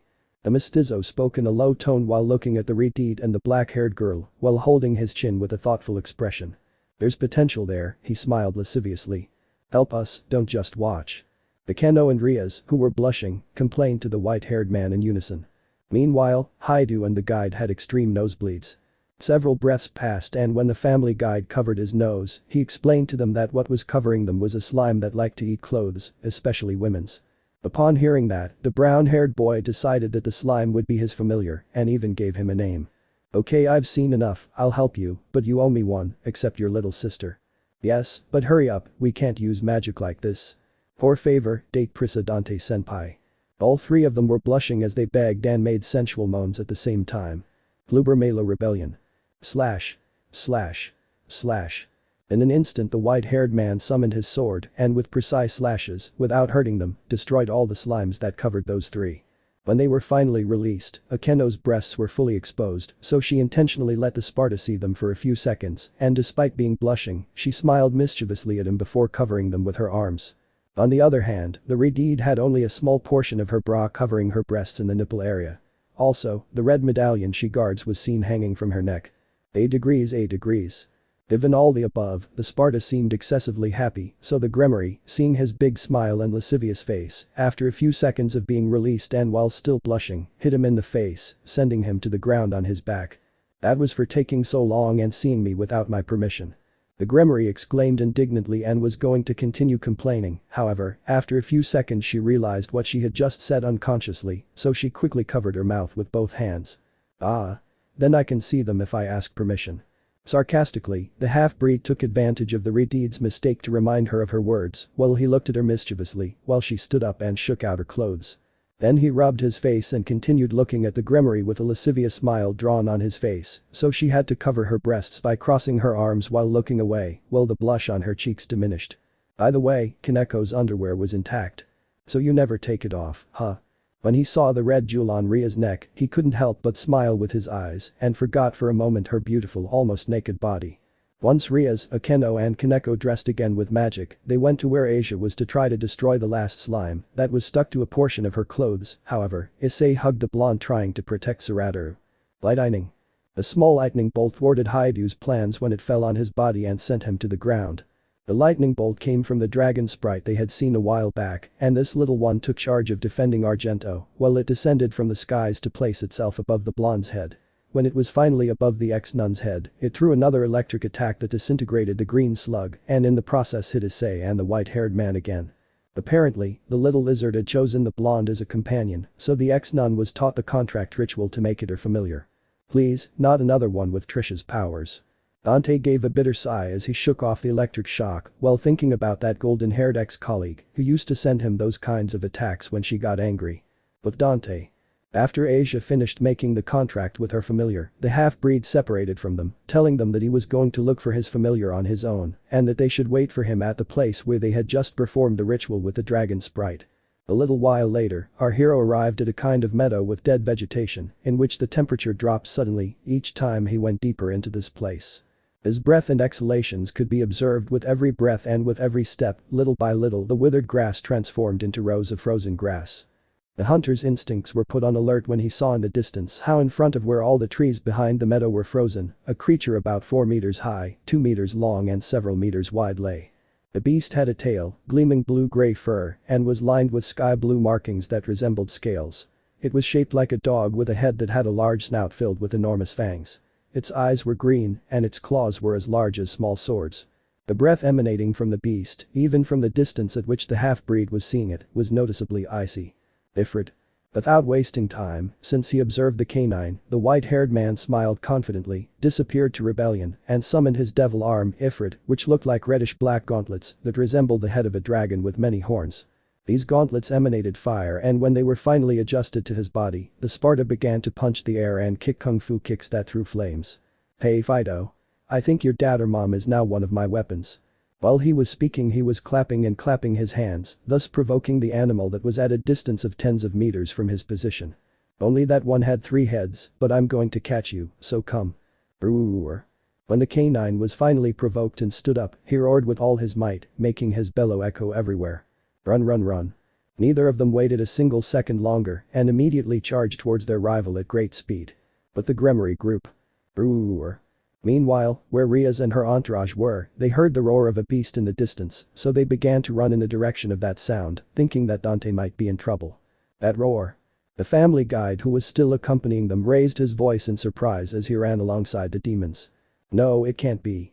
"What's up? Do you know what that was?" Riaz asked him quickly. "It sounds like the battle roar of a Cerberus." "A Cerberus? Aren't they supposed to live far away from this area?" "Sometimes they come around here and burn everything, but that's not what surprises me, judging by the tone of their roar and the sudden chill that appears as we approach, it seems that it's a subspecies that was thought to be extinct." Everyone was amazed by the guide's words. "Let's hurry." With concern, the Redeed ordered as they continued to approach ground zero, where the roar had come from, and at the same time the temperature of the surroundings began to drop rapidly, making their exhalations visible after each breath. "Yes Fido, that's the spirit." Suddenly, before reaching the epicenter of the roar, they heard in the distance the voice of the mestizo, which was full of enthusiasm. Chapter 7 Mission 7 Capturing Relatives Part 2. Family Area on the Frozen Meadow. In an icy meadow within the familiar zone of the underworld, our hero had finally found a familiar he was interested in. It was a Cerberus, approximately 4 meters tall by 2 meters long and a few meters wide. It was smaller than the one encountered thousands of years ago, and it also had only one head, with a body covered in glossy blue-gray fur and sky-blue linear markings that outlined its fur-like scales. In the areas where it didn't have fur, its snout, legs, inside its ears, and around its eyes, its skin was gray with cracks reminiscent of a lizard's. His green eyes had vertical pupils like those of a reptile, and in his right eye, a sky-blue line ran from top to bottom across his eyelid, as if it were a scar one. Roar. Run, run, run, run. The battle roar of the Cerberus was the signal for the Candid to charge forward to meet the mongrel. Each of the beast's steps were quick and heavy, so much so that they made the ground rumble and turned the frozen grass it stepped on into crystals. Freeze. The sound of ice crystals forming was heard in this place as the canine wrapped its entire body in an icy armor as well as roar. Emitted that battle roar again with ferocity. Run, run, run, run. On the other hand, the Sparta, who had a face full of joy, was running as fast as the Cerberus. It was not an impressive speed, but it was above human standards. Engulfed in flames, thanks to his devil arm, Ifrit, every step he took was covered in flames that instantly melted the ground and frozen grass his boots touched. If you were to view this scene from a side perspective, it would appear that time had slowed down when those two ran to charge at each other. However, this was not due to Quicksilver's ability, as it was just a capture of the beginning of a good fight. Bite. Whoosh. Boom. When time finally returned to normal, the Cerberus, who was already centimeters away from the white-haired man, tried to bite his head. However, Dante dodged the fangs by quickly lowering his head and at the same time, with a fist wrapped in the flames of hell, he hit the beast with a hook aimed at its jaw. Crash. The Sparta's blow pushed the Candid backwards while knocking him down and partially destroying the ice armor that covered his head. "Come on Fido. Get up so I can put a good leash on you, you've been misbehaving." Challenging him with implicit mockery, our hero spoke well with his hands. He urged the canine to get up and come closer. Roar. And as if he could understand it, the Cerberus got back on all fours as he turned over on his back and roared even more savagely. Freeze. A split second later, the hellhound covered his face with his ice armor as he opened his snout, from which a light blue light emerged that illuminated his jaws in an instant. Freezing. In less than the time it takes to breathe, a sky blue energy beam was launched from the Cerberus's mouth towards the Sparta, who, standing a few meters away from the canine, managed to dodge the sky blue laser by turning his body in a fluid movement. Frozen. After being dodged, the blue wave continued its path and hit a good number of trees outside the meadow, and instantly the trees that were not frozen were covered by a layer of ice, while those that were already covered by ice increased the thickness of their icy layer. "Just like mom or dad, you should be proud," sarcastically exclaimed the mestizo when he saw out of the corner of his eye what was causing that wave of energy, which was basically a freezing ray. Flare. Moments later, the Sparta increased the intensity of its flames that ended up covering his body completely, and curiously, they did not damage his body or burn his clothes, since they were intended to burn the opponents of the Ifrit bear. Crash. Like a flower opening, the ice on the ground around the half-breed cracked as the intensity of the fire in his body increased, and then it was turned into water in a 2-meter circle around the white-haired man as it vaporized in a flash while generating a smoke screen. Jump. Boom. Without waiting any longer, the Cerberus leaped forward and landed heavily on the Sparta, knocking him to the ground. With its front paw, it ground down on his body, and with its snout, it tried to bite him. It seemed the hunter was in a dangerous position, but "You really stink." Dante prevented the bite by taking the maxilla and mandible in his hands while slowly opening the beast's snout as the canid's armor quickly turned to water. Grrrrrrr. The squeal of pain was vocalized by the animal when the fire that covered our hero began to slowly burn its belly and snout. However, that did not diminish its attempts to bite who it believed would be its food. "I'll wash your mouth after you bathe." Smiled. With that, the mongrel finally opened the dog's snout and at the same time pushed it upwards. Boom. Crash. Without wasting a second, the hunter struck again with one of his flame-covered fists the left side of the canine's face, who was thrown with force a few meters to one side until he was lying again on the ground, whose ice broke when a ton of canine meat fell heavily. Grrrrrrr. Groaning again in pain, the Cerberus stood up as quickly as he could, somersaulting on his back as our hero followed suit and jumped to his feet. Ooh. The hellhound roared again, but now with more force, and at the same time it covered itself again with its ice armor. However, this time the ice seemed stronger and brighter, since the thickness of its icy layer had increased. "How cute, you know. I still have to think about what name I'll give you." With a face full of emotion in between, he exclaimed with joy as he remembered the victory he had with the previous Cerberus he faced in Tegmi Nigru. Run, run, run. In the next move, Dante charged at the Cerberus with marathon speed, however. Ooh. Suddenly the canine howled, and while a stream of icy wind enveloped it above the mongrel, several blue magic circles were formed, of which icicle, icicle, icicle, icicle, icicle. Icicles about 3 meters long emerged, which the hunter avoided by rolling on the ground and moving at greater speed. Icicle. Boom. Crash. In the wave of mini icebergs, an ice spike was about to impale him, but before that could happen, with a lateral kick wrapped in flames, he destroyed the icicle into thousands of pieces of celestial crystals. Apparently this infernal canine had the same techniques as that of Tegmi Nigru, only that it was still a young, but it had to be admitted that the beast had greater willpower than that of the guardian of that tower. "I'll definitely catch you. You have more potential than your mom." Freezing. Dante didn't have time to mock him any longer, as the beast immediately opened its snout again and launched another freezing beam at him, which he had to dodge with a great leap forward. A red glyph then appeared beneath his feet, and he made a second leap that took him to the Cerberus. Roar. Hey. Screaming like a cowboy while raising his free hand upwards as if he were holding a flapping hat, our hunter held onto the Cerberus's fur while the beast tried to shake him off by jumping in all directions, as if it were a rodeo. Grrrrrr. Another scream filled with pain was heard as the canine's fur and skin began to burn from the flames of the white-haired man as he continued to mount him. Shaking. Shaking. Shaking. Tremors soon began to form throughout the battlefield as the Cerberus increased the intensity and speed of his jumps, along with his jerks. His drive to get the half-breed off him was colossal, so much so that he even charged towards several frozen trees to smash his back against them. Crash. Crash. Crash.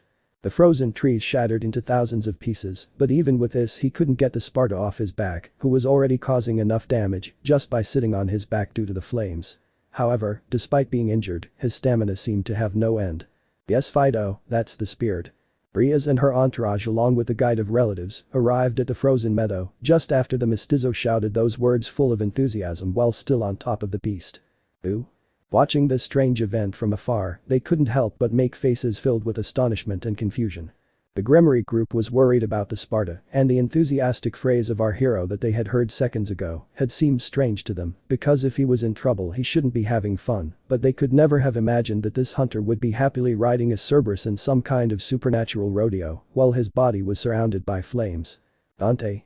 Are you okay? Do you need help? Why are you on fire? And for Lucifer's sake, what are you doing? Iridide exclaimed with several mixed emotions. At first she was worried, then she was filled with disbelief as she blinked several times, and then she became enraged when she saw him take the confrontation with that beast as a game. By the way, Riaz and her entourage were about 15 meters away from the confrontation, so their screams could be heard from afar. Another point to note is that they had their arms crossed over their bodies because they felt very cold due to the low temperatures of the area, and Issei and Asia were even shivering. I don't need help. Flames are a technique I have. Without paying attention to them, I shouted at them while I continued riding the Cerberus. And as you can see, I'm taming it, it's going to be my familiar, it's a level 30 ice type. Oh. His words left everyone else stunned as they continued to watch the strange rodeo. Those are one of the hardest familiars to have. Besides, that's an ice Cerberus, which was thought to be extinct. They're stronger and fire barely harms them. Even the guide, having concern and astonishment in his voice, tried to make the mestizo understand the situation. That's the geeky point of the mountain. Crash. Crash. Crash. Crash.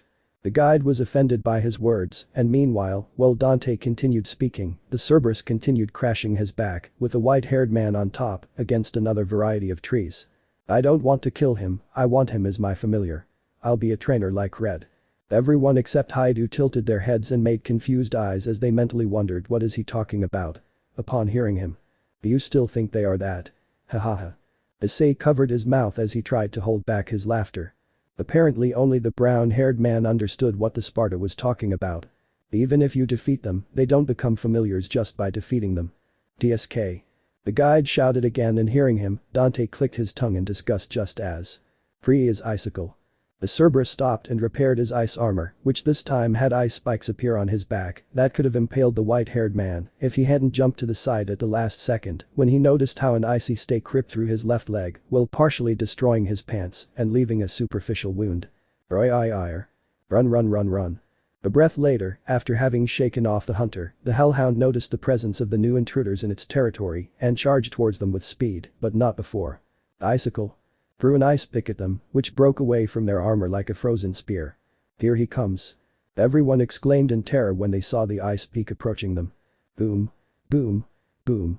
The trajectory of the icy spear was headed directly towards the Redide, who began to charge her power of destruction as quickly as she could. However, her reaction time was very slow as she had been distracted and annoyed by our hero's exotic detour. Swoosh. Shred.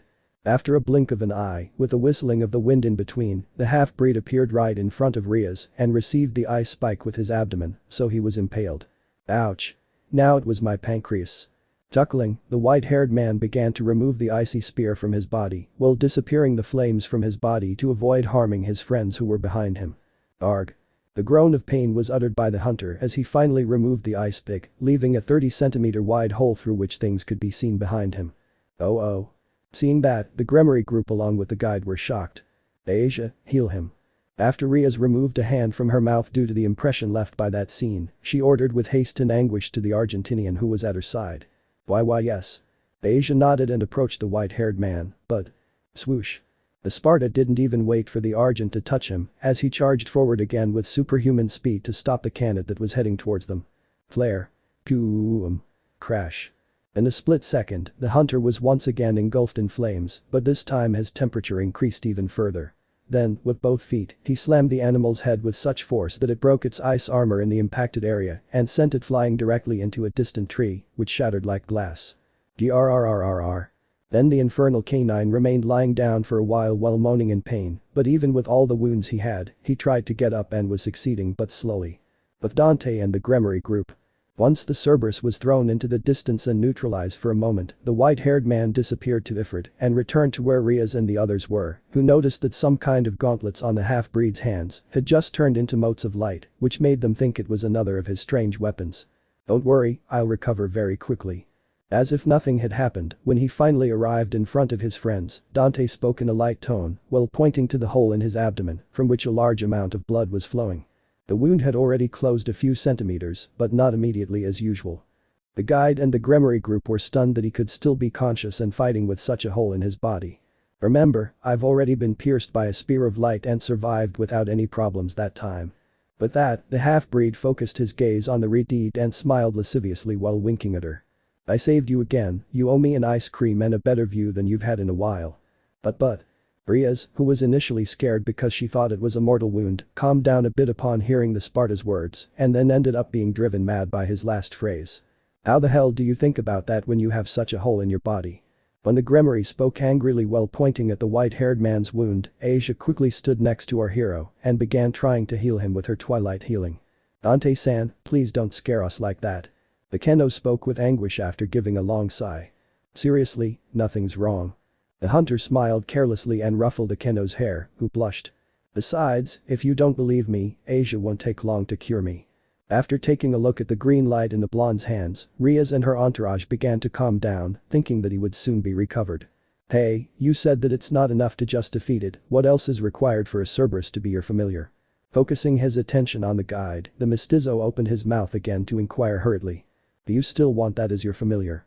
Everyone except Asia, who was concentrating on her work, almost popped their eyes out of their sockets when they exclaimed in unison in surprise.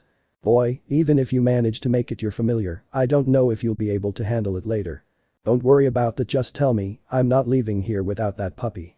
Everyone's jaws almost dropped to the floor when they heard the mestizo's response to the guide. They didn't know if he was crazy, if he was reckless, or if he was really that strong because he had just called a Cerberus a puppy. Even if that were the case, he was still a fearsome beast. Then the guide gave a long sigh in defeat and spoke again. In addition to defeating him in a fight, you need to earn his respect. He has to see you as if you were one of his parents, who are in charge of giving them that ironclad attitude based on a lot of discipline, which is why they are almost impossible to tame. So part of your family, huh? Scratching his chin meditatively, the Sparta thought for a few seconds about the guide's answer until he reached forward with his hand as he opened his mouth to speak forcefully and Cerberus. Suddenly, after saying that name, a portal appeared in his right hand from which emerged a triple nunchaku that had an icy aura. Calm down. While trying to calm the emotions of Riaz and her entourage, seeing how doubts arose in their eyes as they continued to look at his wound, the white-haired man held his nunchaku and placed a portion of the weapon on his shoulder as he grabbed its handle. Besides Asia, as long as my demonic power is elevated, the healing will accelerate. But that sentence uttered, the others focused their attention and thoughts for a moment on that nunchaku that left them wondering how many weapons he had, who had made them, and how they kept appearing like that.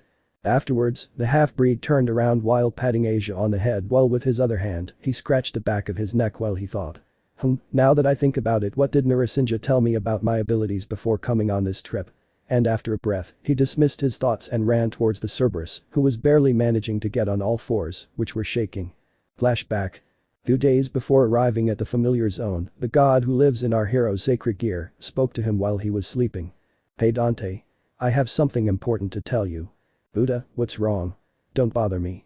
Don't you realize I'm sleeping? I still can't believe you dream, that you dream. Not even in all my years as a god have I met anyone like you.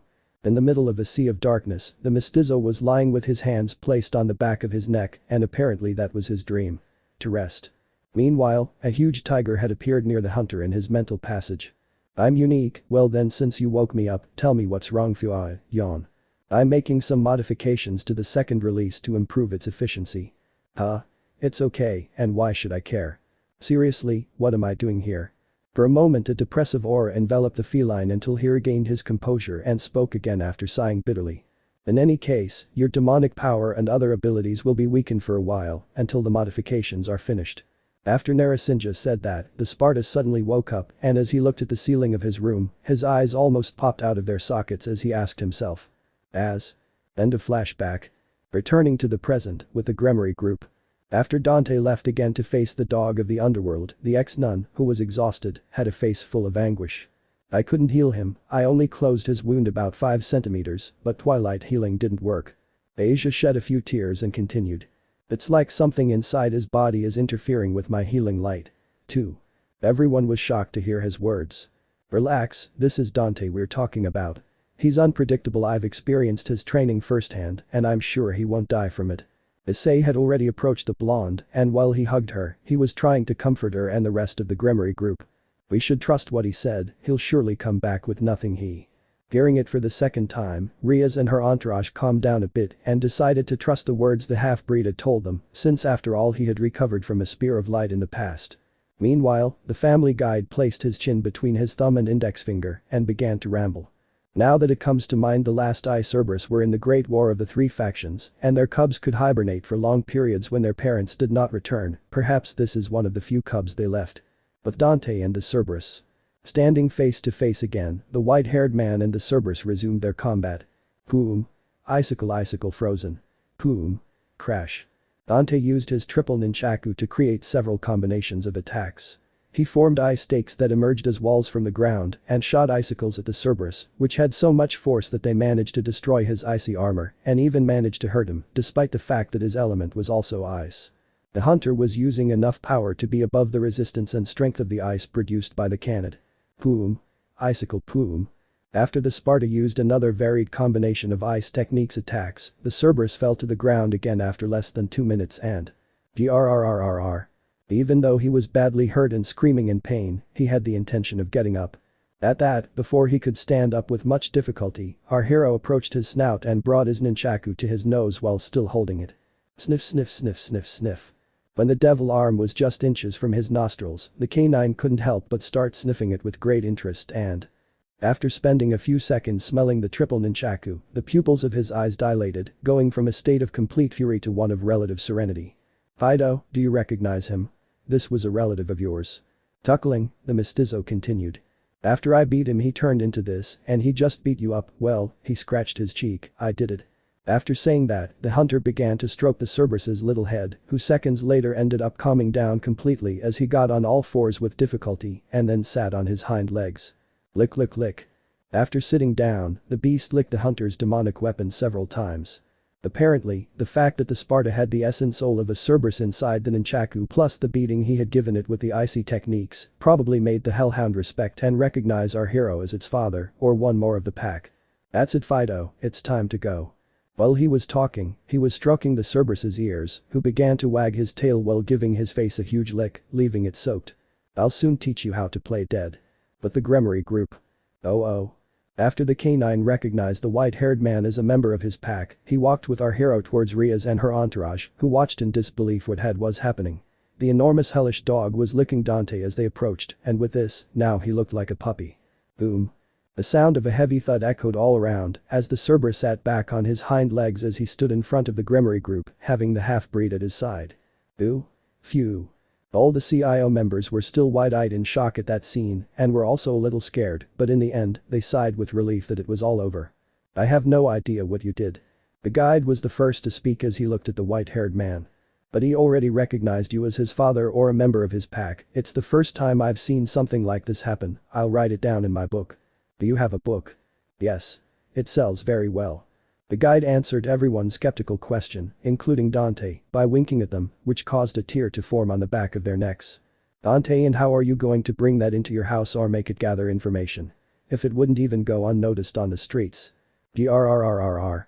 Issei inquired while pointing at the canine, who quickly growled at him angrily, causing the brown-haired man to turn pale with fear.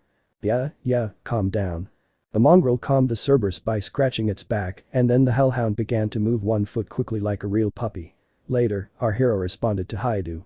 It's not called it, it's called Grunt, you like that name, don't you? With a voice filled with a strange tenderness, the Sparta stroked the Cerberus's snout, who nodded his question. 0 degrees. Seeing Grunt's strangely docile behavior next to our hero, everyone fell to the ground and immediately got up comically as more drops emerged on their necks. They couldn't believe a 4-meter-tall Cerberus could behave like that, especially the Redeed, who had seen them in action in some of the underworld raiding games. On the other hand, it seemed that the demonic canine also understood what was being said to it.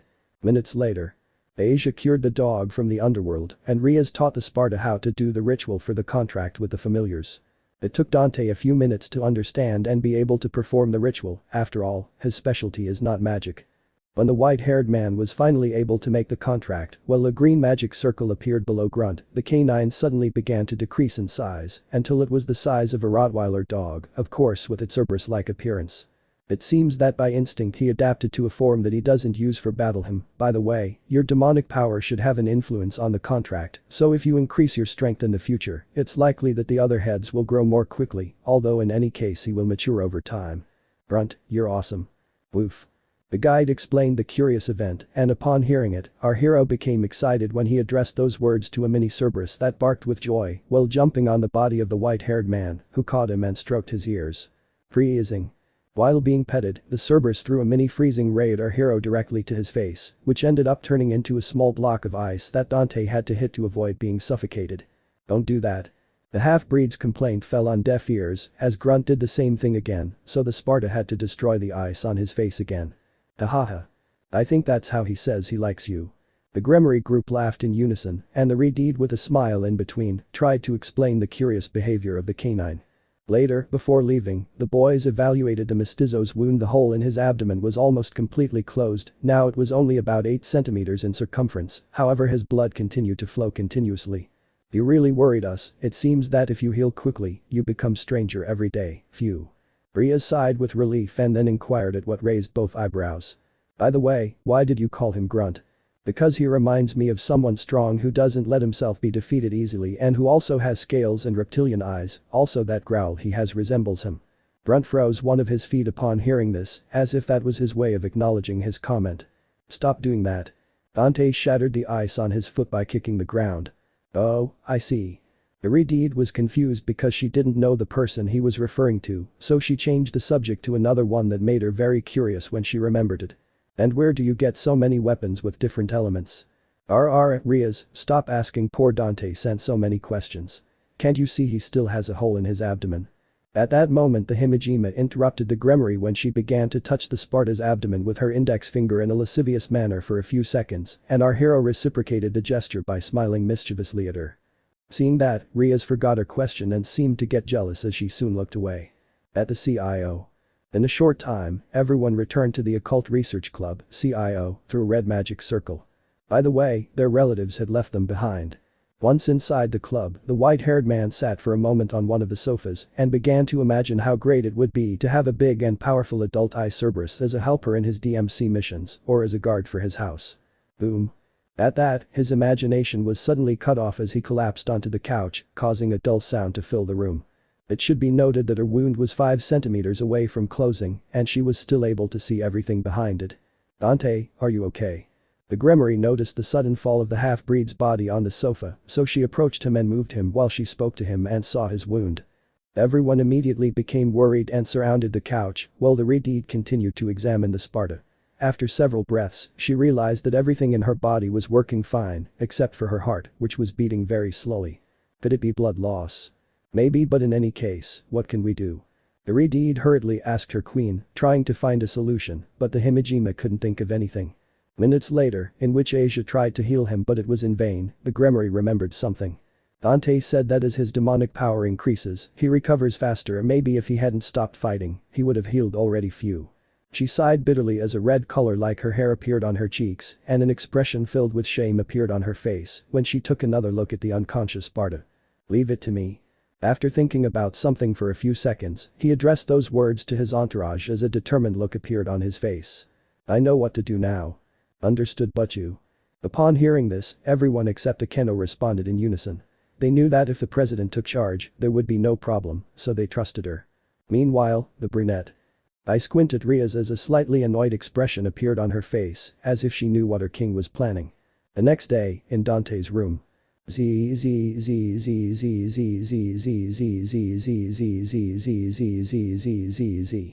night passed and at this moment the mestizo was in his room's bed snoring peacefully while under the sheets. He was completely naked and lying on his left side with his face facing the wall.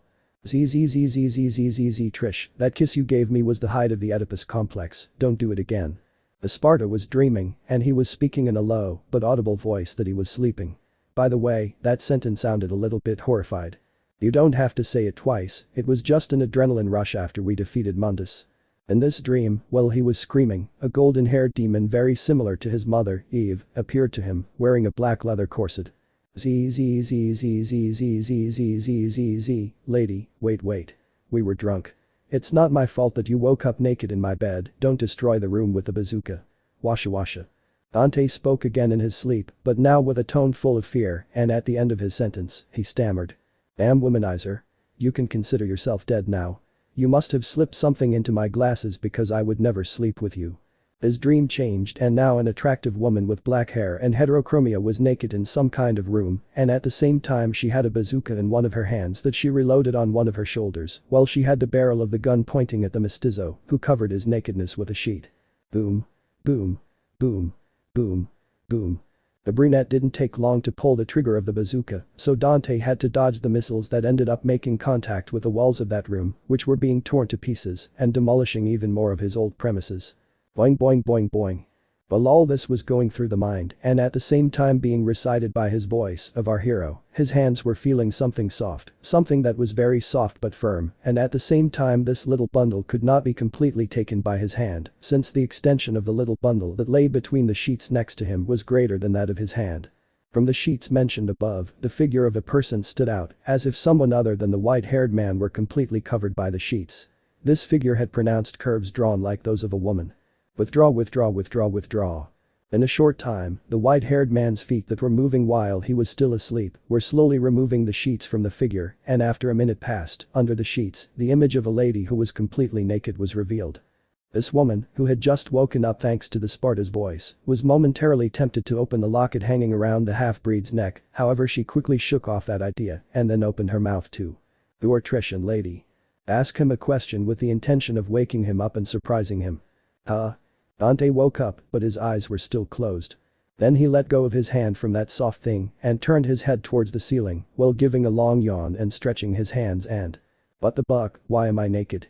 And what did I do after returning from the family camp? When he opened his eyes, the first thing he saw was his body, which was completely naked, so his gaze didn't focus on the woman on his left until… I repeat, who are Trish and lady? Any fantasy? Fuaia. He heard some questions and a long yawn from a voice he immediately recognized, so he turned his head and saw that next to him in his bed was Ria's Gremory, completely naked. Who without a doubt had a dream body whose striking appearance was increased by that medallion with a reddish gem on her neck that Tony Redgrave had entrusted her to take care of. When she questioned him, she was looking him straight in the eyes, with her cheeks flushed and a smile printed on her face. How much did we drink last night? Dante took a quick look at Ria's body while placing a lustful smile. He scratched his cheek, yes, they are fantasies. I wish I had never seen those memoirs. You're not going to shoot me with a bazooka, are you? Let it be clear that I didn't force you to drink. Hee hee hee. When the white-haired man stopped looking at her body and asked her the above while looking at her eyes, the redhead laughed tenderly. What are you talking about? We're not old enough to drink and you do have crazy dreams. Who shoots someone with a bazooka after Hex?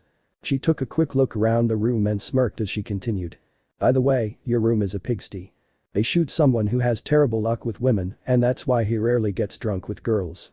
That day my neon sign fell off my business again.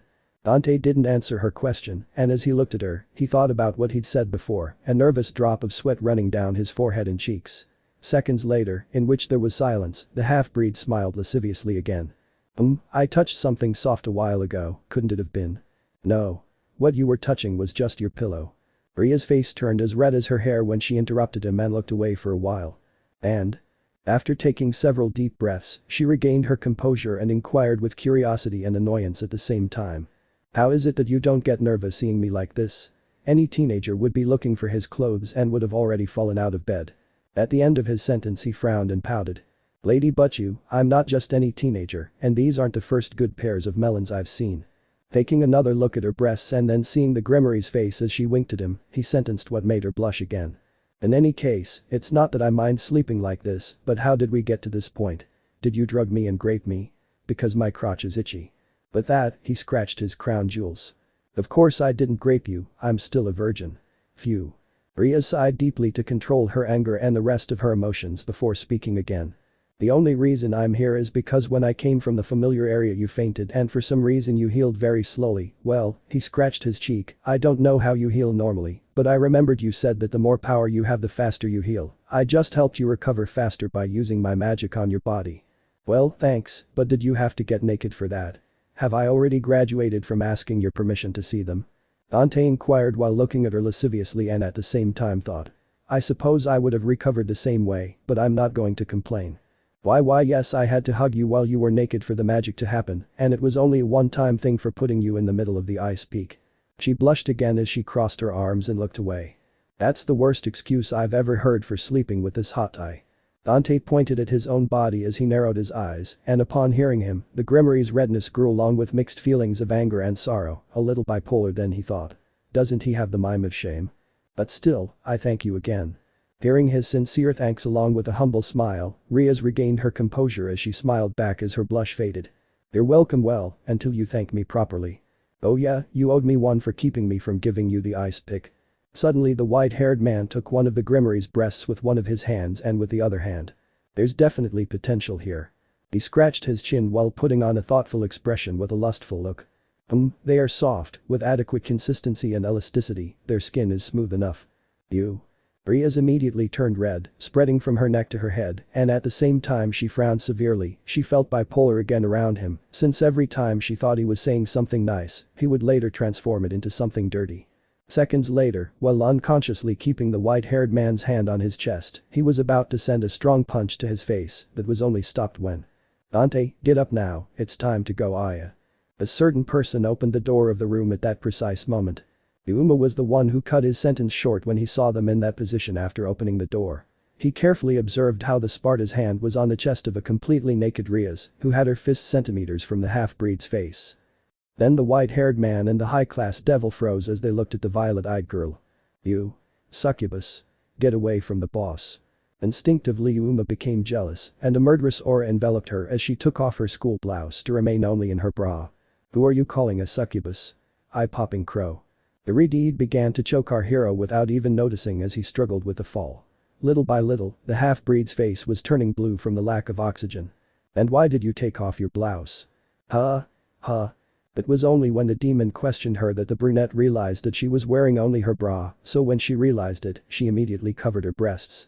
"I don't know how I did this, but in any case stay away from the boss or you'll steal his youth. Succubus." The gaga. The only thing that came out of our hero's mouth were guttural sounds produced by his hanging by Riaz, who only squeezed his neck more with each second that passed arguing with the fall. "I'd be dead if it weren't for my healing ability, she's strangling me like a maniac. And since when have I had two half-naked women in the same room? If my sister sees this she'll be traumatized." After the half-blood thought that, Uma threw himself on the bed and began to hug the Redeed's hips so that she would release the Sparta, who wasn't even being touched the way he wanted since he was still being choked, and now since there was another woman pulling Riaz from behind, the force of the strangulation worsened.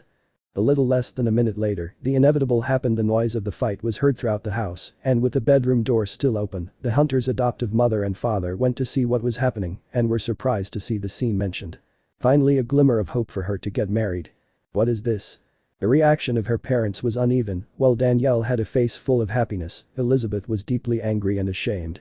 "Phew, get dressed or your sister might see you, I'll see you downstairs." As our hero became increasingly blue in the face, his mother decided it would be best to talk about this in the dining room after controlling her emotions with a long sigh. In the hallways of the house. Boom. Elizabeth slammed the door to her son's room and went down the stairs with her husband, holding a face full of emotions mixed with sorrow and anger. "Don't be so harsh, we thought he was a hexwill and look now he's even with two women in the same room. He might definitely get married and stop being such a bum if he keeps this up. It's still not right." In Dante's room. After the drama, Uma and Riaz continued to observe each other with murderous instinct, but the intervention of their parents prevented our hero from dying by a simple hanging. "Look girls, if you want to fight for me, put on some oil, but don't choke me." The two of them looked at him with half-closed eyes filled with a chilling light, and instantly our hero feared for his life. However, they didn't say anything to him, and after several breaths, they calmed down a little while they exclaimed in unison with a voice full of pain the following. "Now we'll have to use magic to make them forget this." "On this occasion, I agree, phew." Dante said apathetically and then looked at the ceiling of his room with tiredness while thinking. "Why do things like this always happen to me?" Boom. The first to get dressed and leave as she slammed the bedroom door again was Uma, but not before demanding that Riaz get dressed quickly. Later, the Grimory began to put on her underwear, which consisted of some cute black panties and a bra of the same color, which she couldn't finish fastening at the back, until. Click. The sound of the back clasp of her bra was heard when with a simple movement of one hand the half-breed, without the Redeed asking him, closed her bra like a master. "And don't thank me." The Gremory shuddered with tingles all over her body while blushing when she heard the half-breed's lascivious whisper next to her ear, and while she continued to turn her back on the aforementioned, she thought again about how it was possible that he provoked such disparate feelings, along with a feeling of confusion, after seeing again that his figure did not make him nervous. Wasn't he a teenager? That's what she thought at the same time that she wanted to hit him again. Later, they both got dressed and left the room, and when they arrived at the dining room, Riaz made a spell so that the Sparta's parents would overlook what they had seen. On the streets of Kuo. On the way to the academy there was an awkward silence between Yuma, Riaz and Dante, but before arriving at school, the half-breed suggested that they better pretend that none of this had happened. Upon hearing this, the two women agreed and finally everything was forgotten, or maybe not. End. Chapter 8 Mission 8 The Chicken Will Be Roasted Part 1. I wonder if Issei is making progress with Dante. I haven't seen him fight since then. Riaz said that as her gaze focused on the window of the occult club while she sat on one of the sofas there. In the distance, she watched as the half-breed and the owner of the boosted gear walked out the doors of the academy. She was accompanied by her vice president and it had been 2 days since she and Yuma almost killed the Sparta in her room. Dante, I wish I could know more about what you think about your past or. The Redeed spoke again in a murmur when her head hung for a moment in sadness and was then interrupted by the black-haired girl next to her. By the way, the two of them were here because they were examining the contracts made by the Redeed's entourage, who before reaching this point had been putting on a face full of helplessness and melancholy while talking with Akeno. Ara, until now I saw you looking and letting everything go, but even though he is unpredictable, annoying and at the same time a good friend, he has saved you many times. For now I doubt if you have attached yourself to him or not. The Himejima paused briefly before continuing, her eyes filled with shock as she looked at the Gremory. Free as you are. I don't think it's wrong to worry about him, but this is my own problem, and I'm the boss of the club, right? She smiled. The high-class devil's face blushed slightly after finishing that sentence, as memories suddenly came to her, making her think the following. And I still want to hit him for daring to touch me. And with that, when the brunette left the room of the occult research club, a magic circle suddenly appeared in the middle of the floor of this place. The manifestation of said magic circle left the Gremory surprised and upset the moment she saw the symbol it had. That day, at night. At Issei's house. That day, Dante had let the red dragon rest because the latter had been suffering for days from a training in which the half-breed used him as a punching bag in the forest, literally, because every time he came home, he was a mess full of bruises that Asia had to heal. Also, a certain strange dragon managed to communicate with him in one of his dreams, thanks to that training. Because of this, today he had to take the day off with the goal of replenishing energy for the following night. What happened at his house today we all know very well. He had a peculiar encounter with Asia in the bathroom. Talking about your training. The brown-haired boy had already gained a little resistance by running and exercising a week ago, so the white-haired boy asked him to start using his sacred gear (SG) to make things a little more entertaining. So for a week now, they had been doing practice fights over and over again, where Issei had been trying to hit our hero. By the way, one night Dante let himself get hit with the goal of testing his friend's strength after the red dragon wrapped itself in a green aura. Upon receiving the punch he was sent flying towards a tree, which broke in 2 halves, and when he got up, he had a branch stuck in his chest, which left Issei in shock. However, his concern did not last long, because that day, the brown-haired man understood very well that the half-breed was capable of healing very quickly. At Dante's house. With his room closed, the white-haired man was currently in his room playing on one of his video games while eating a strawberry sundae that was next to him on the floor. There was also a pizza, a box of which was on a small table next to his bed. By the way, today he didn't do his demon hunting work because the jobs seemed boring to him, so Rainer went out to do them. Shine. At that moment, as he was about to finish his game, suddenly a glow appeared in the middle of his room, which came from a red magic circle that manifested in a corner of his room. From the symbol present in the circle, our hero knew that it was Riaz or one of the other boys, but why would she and the other boys come to his room today? He thought for a moment, however, when the glow of the magic circle disappeared, only Riaz came out. Lady, but you? Dante asked, raising an eyebrow in confusion and turning off the console with his feet, still eating his strawberry ice cream. He was sitting on his bed, which was unmade along with the rest of his room. I never expected to see the aforementioned there again, or at least not so soon after what happened 2 days ago, where he not only purposely touched a breast, but also evaluated its consistency. Dante. Exclaiming loudly while her face acquired a serious expression, Riaz named the confused white-haired man in front of her, who despite the strangeness of the situation, continued to scoop his sundae. Take me please. Gulp. The sound of saliva being swallowed with difficulty was present immediately after that scream when the mestizo choked a strawberry down his throat while the rest of the ice cream almost came out of his nose. She had said those words seriously and without any doubt in her voice, but what would leave the Sparta in shock for a few breaths would be her next move, which was to throw herself on top of Dante to be on top of him on the bed. Ooh. It's official, I'm already crazy, tomorrow I'll take the antipsychotics. After thinking sarcastically and without getting rid of Ria's, he took another spoonful of the sundae that spilled on his shirt from the retard's push and opened his mouth after throwing his spoon on the floor of his room. Wait, I think I've got some earwax stuck in my ears. He put a finger in one of his ears and pretended to remove earwax from it before speaking again. What did you say? Please repeat it. Take my virginity as quickly as possible. With confidence in her voice, the Grimoire exclaimed again as the color of her cheeks took on the color of her hair, while her hands moved to the two shoulders of the white-haired man, which she held. Don't buck with me, is this a bucking joke, right? Still confused, the mestizo inquired seriously, which was instantly tempered by a sarcastic comment that tried to hide his common sense. The other day you almost killed me for touching your breast, and now it turns out you want to dance on me.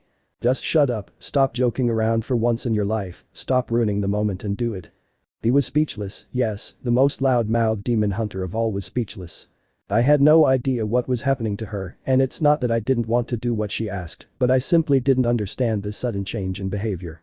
He appreciated her and had saved her on several occasions of his own free will. She was the first female demon he met in this new world and who showed him that not all new devils are savages. She had feelings, a heart, and cared about her entourage. No more than that, they were family to her. Our hero in his past life had always spent his time without fixed relationships, going from one woman to the next due to his insecurities and fears that led him to prefer not to relate deeply with the opposite sex, except for one occasion where his heart told him otherwise, where it was the only time he felt that he truly liked someone, but he didn't have the time to get to know her more, and even worse, he ended up losing the opportunity to do so because of his job. However, now here in front of his eyes was the second irony of his life, a demon hunter being sentimentally confused by a new demon, or as he likes to call them now, little devils, because they don't compare to those of his time. He tried to deny it, he tried not to think too much about it, he tried to defend his age, but it was a fact that once again his heart was telling him that he had found a woman who attracted him, and not only because of her physique. He still continued to deny the real reason why he had given her his medallion to take care of, but he was only lying to himself when he said that at first. He did it impulsively later, when he saw her again at the academy, he wanted to take it away. But after getting to know her better, he aborted that idea. Are you sure? After taking another look at the Grimoire's serious expression, the half-breed inquired while raising an eyebrow. Yeah. Blushing but firm in what she wanted, Riaz did not hesitate for a single moment, however her eyes did not seem to agree on this, because her gaze had a feeling of unease. Turn off the light. While stating in a neutral tone, free of jokes or lust, the mestizo took off the ice cream-stained shirt and jeans he was wearing. Judging by the expression on his face, it seemed he wasn't enjoying this. Hearing this, the Grimoire got off the bed and turned off the switch. With the light off, the white-haired man sat back down on the bed as he watched her undress until she was left only in her underwear. Around her neck hung the reddish medallion he gave her 3 years ago. Phew. The Sparta sighed heavily and took his forehead with one hand when he looked into the retard's light blue eyes, which told him that something was wrong. Could it be that I'm not enough? She was quick to notice the mestizo's doubtful expression. You never seemed impressed by my body after all. He said that last thing while slowly lowering his head and putting on sad eyes. It's not that, forget it, come on. Getting carried away by those words, the white-haired man hid his facial expression and took her hand, inviting her to continue, so she threw herself on his body again, straddling him. Is this your first time? After slowly removing her bra while taking one of the Sparta's hands to take it to one of her breasts, forcing him to touch them, she inquired while her cheeks blushed. I guess so, in this life. He remained silent as he thought with a bit of sarcasm. I'm sure there will be some discomfort for both of us, but we're going to do our part to get through this. Instead of focusing on the beautiful feminine attributes in front of him, our hero focused his sight again on the Grimoire's eyes, which continued to transmit a sadness that continued to leave him confused and thoughtful, since it was the same look he had had days ago on several occasions. I've thought of many options, but this is the only one left for me. Ria said with a doubtful voice full of melancholy at the end of her sentence, which was the reason why the mestizo immediately removed his hand from the woman's chest and then placed the retard below him, face up, holding her shoulders with both hands. That's enough. Frowning as he exclaimed in annoyance, the white-haired man said while raising his voice a little. As? Riaz was disconcerted because she never thought that Dante would say something like that, since she believed that due to the position in which he had placed her, the act would begin soon. I may be many things, but I'm not an idiot, TSK, I click my tongue, you're not doing this of your own free will, the phrase from a moment ago told me everything, you're doing this to escape from something, besides, that look of yours only reflects sadness, and you've hidden it for days, phew. After sighing tiredly, he released his hold on the woman's shoulders when she looked away in clear shame and pain. Oh my goodness. Did I just turn down a shag? Me? Shaka kill me. Don't involve me in this. Afterwards, the Sparta took one of his sheets and covered the Redeed with it, who seemed like she was about to start shedding tears when she looked back at the white-haired man. Look, you're worth it, phew. He sighed again, and while scratching his cheek uncomfortably he continued. But if you do it this way you'll regret it all your life, and boy do I know about that, better tell me what's going on, and I'll go beat the hell out of whatever's bothering you, he smiled. That said, the devil's eyes became misty and seconds later, while still covered by the sheet, she hugged the white-haired man. I've been doing this whole time. She was about to start talking, but unexpectedly. Shine. Another magic circle appeared in the half-breed's room. I'm sorry about this. Rhea separated a little from the half-breed and moved away from the bed a little when she saw the magical manifestation, and then exclaimed with sorrow while smiling at him sadly. Master and Sursich-sama will be sad if they see this unpleasant scene, Oju-sama.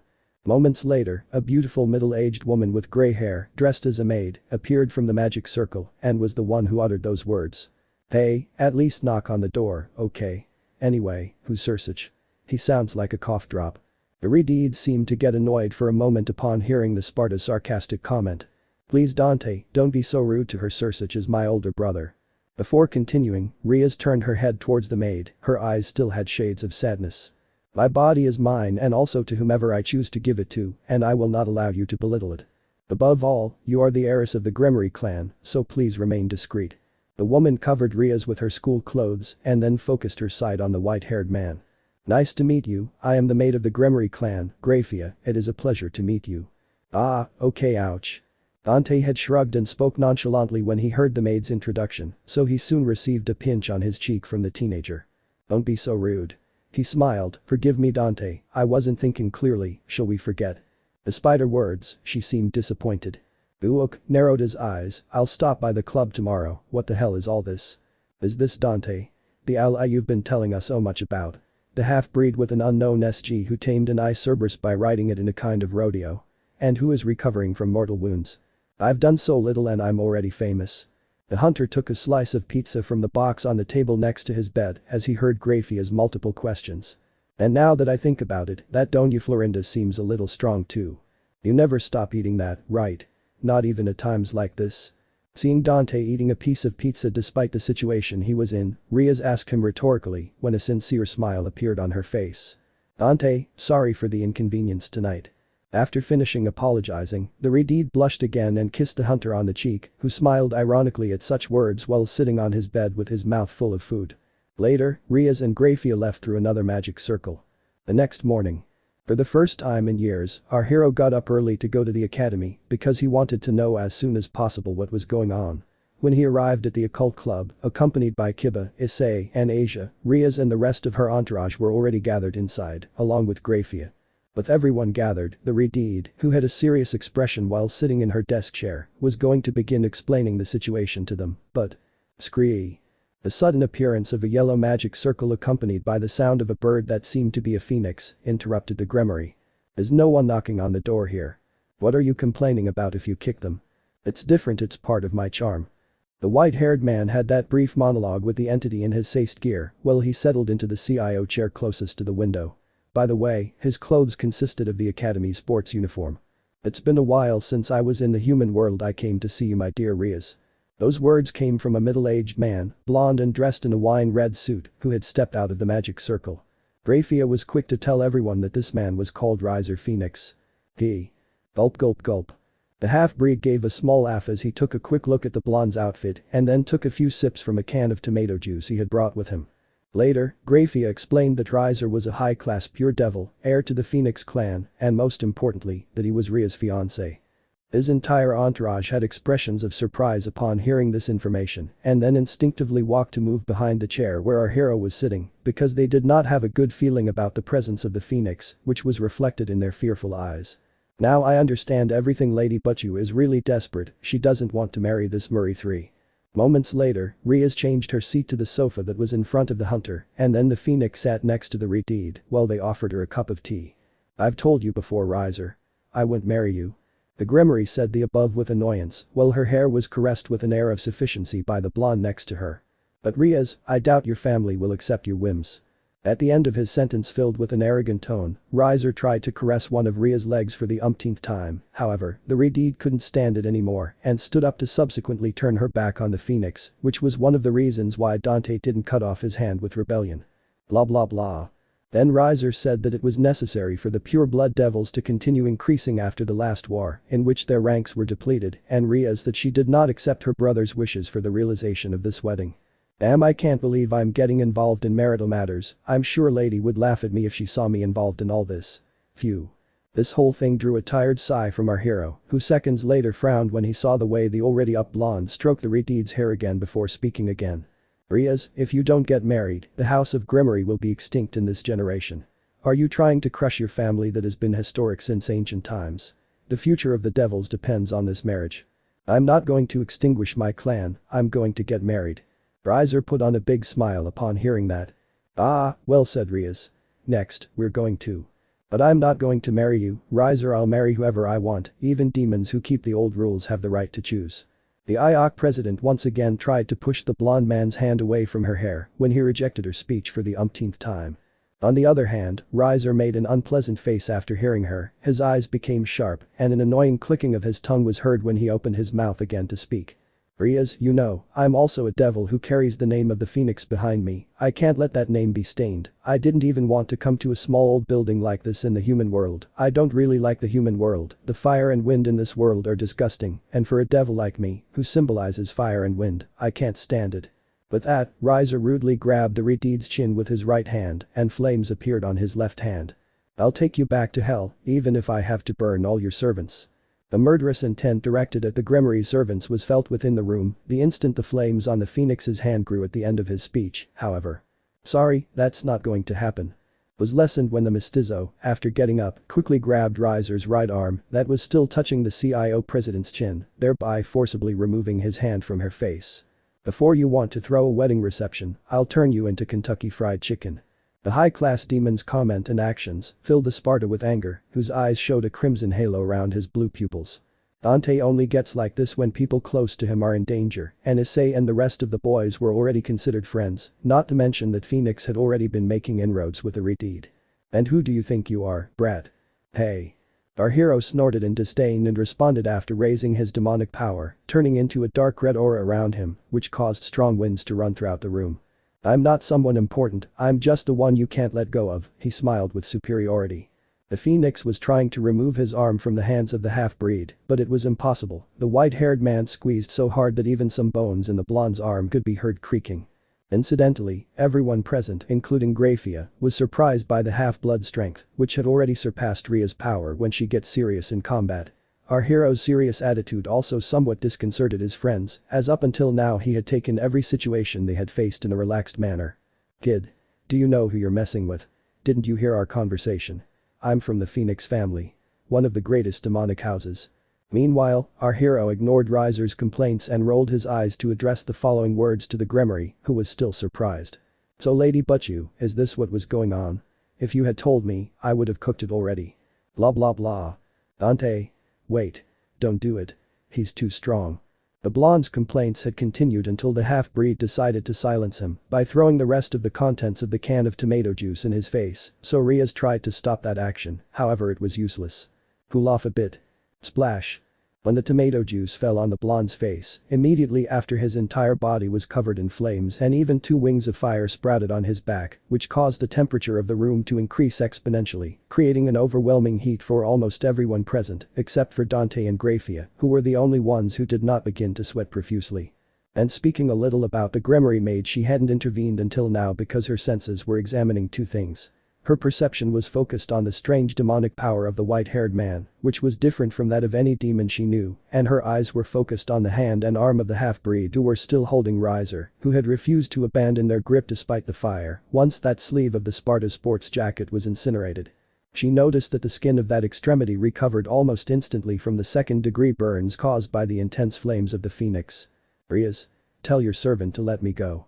After being unable to free himself from the half-breed's hand, the Phoenix tried to convince the Redeed, who became a little happy after her initial concern for Dante dissipated when she saw how he could face Riser without problems.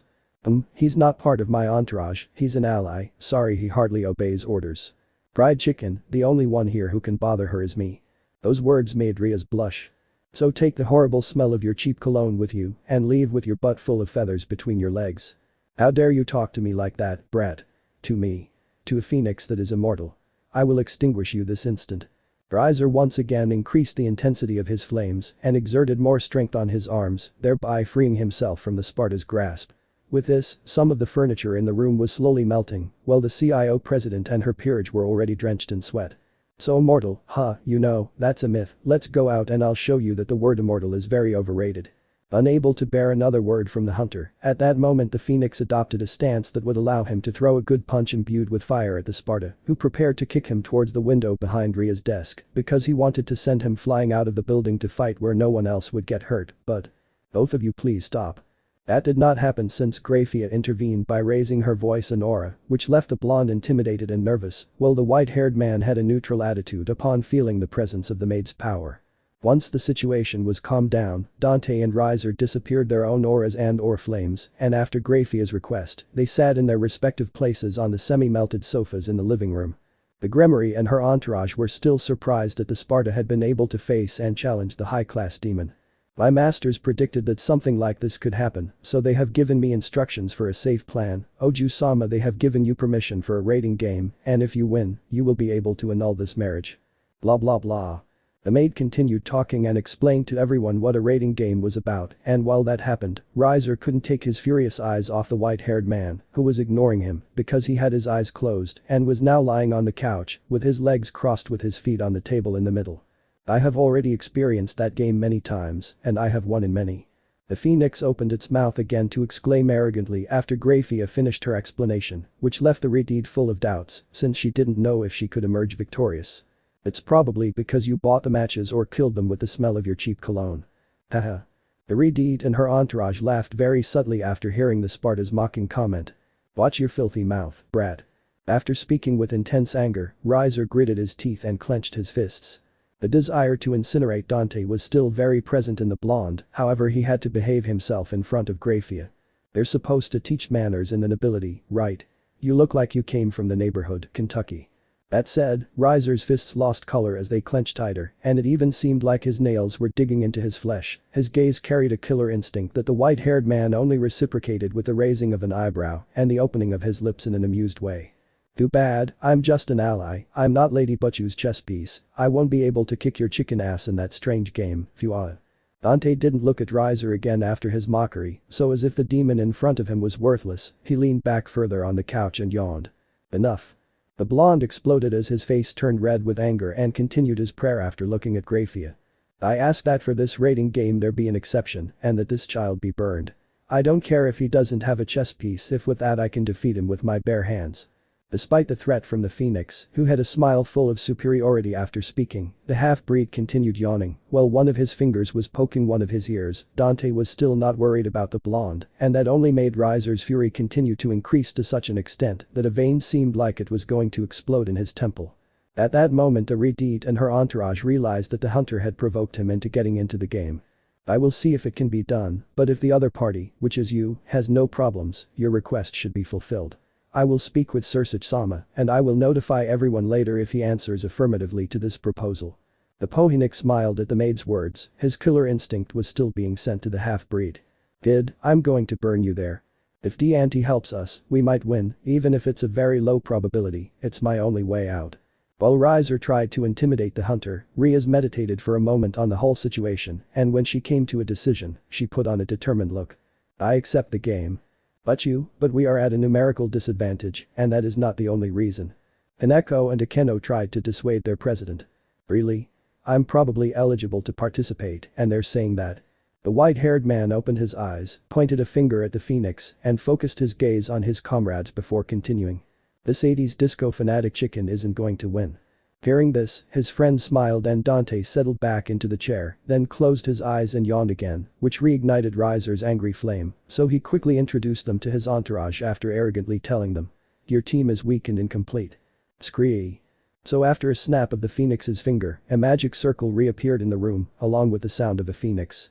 When the light of the magic circle faded, many women appeared who were Riser's servants, which left Issei with a strange envy.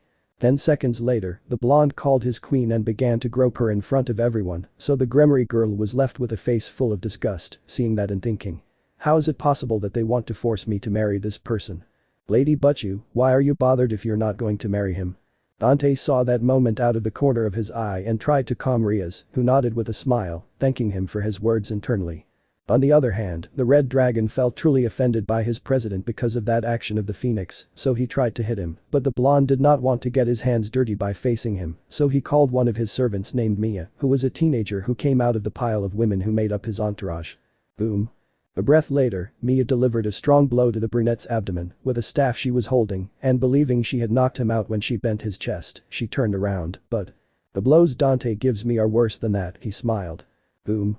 The brown-haired boy resisted it, and after saying that while raising his chest, he returned the blow to a surprised Mia, who was thrown back towards the pile of maids who caught her after she received the punch covered by the reddish gauntlet.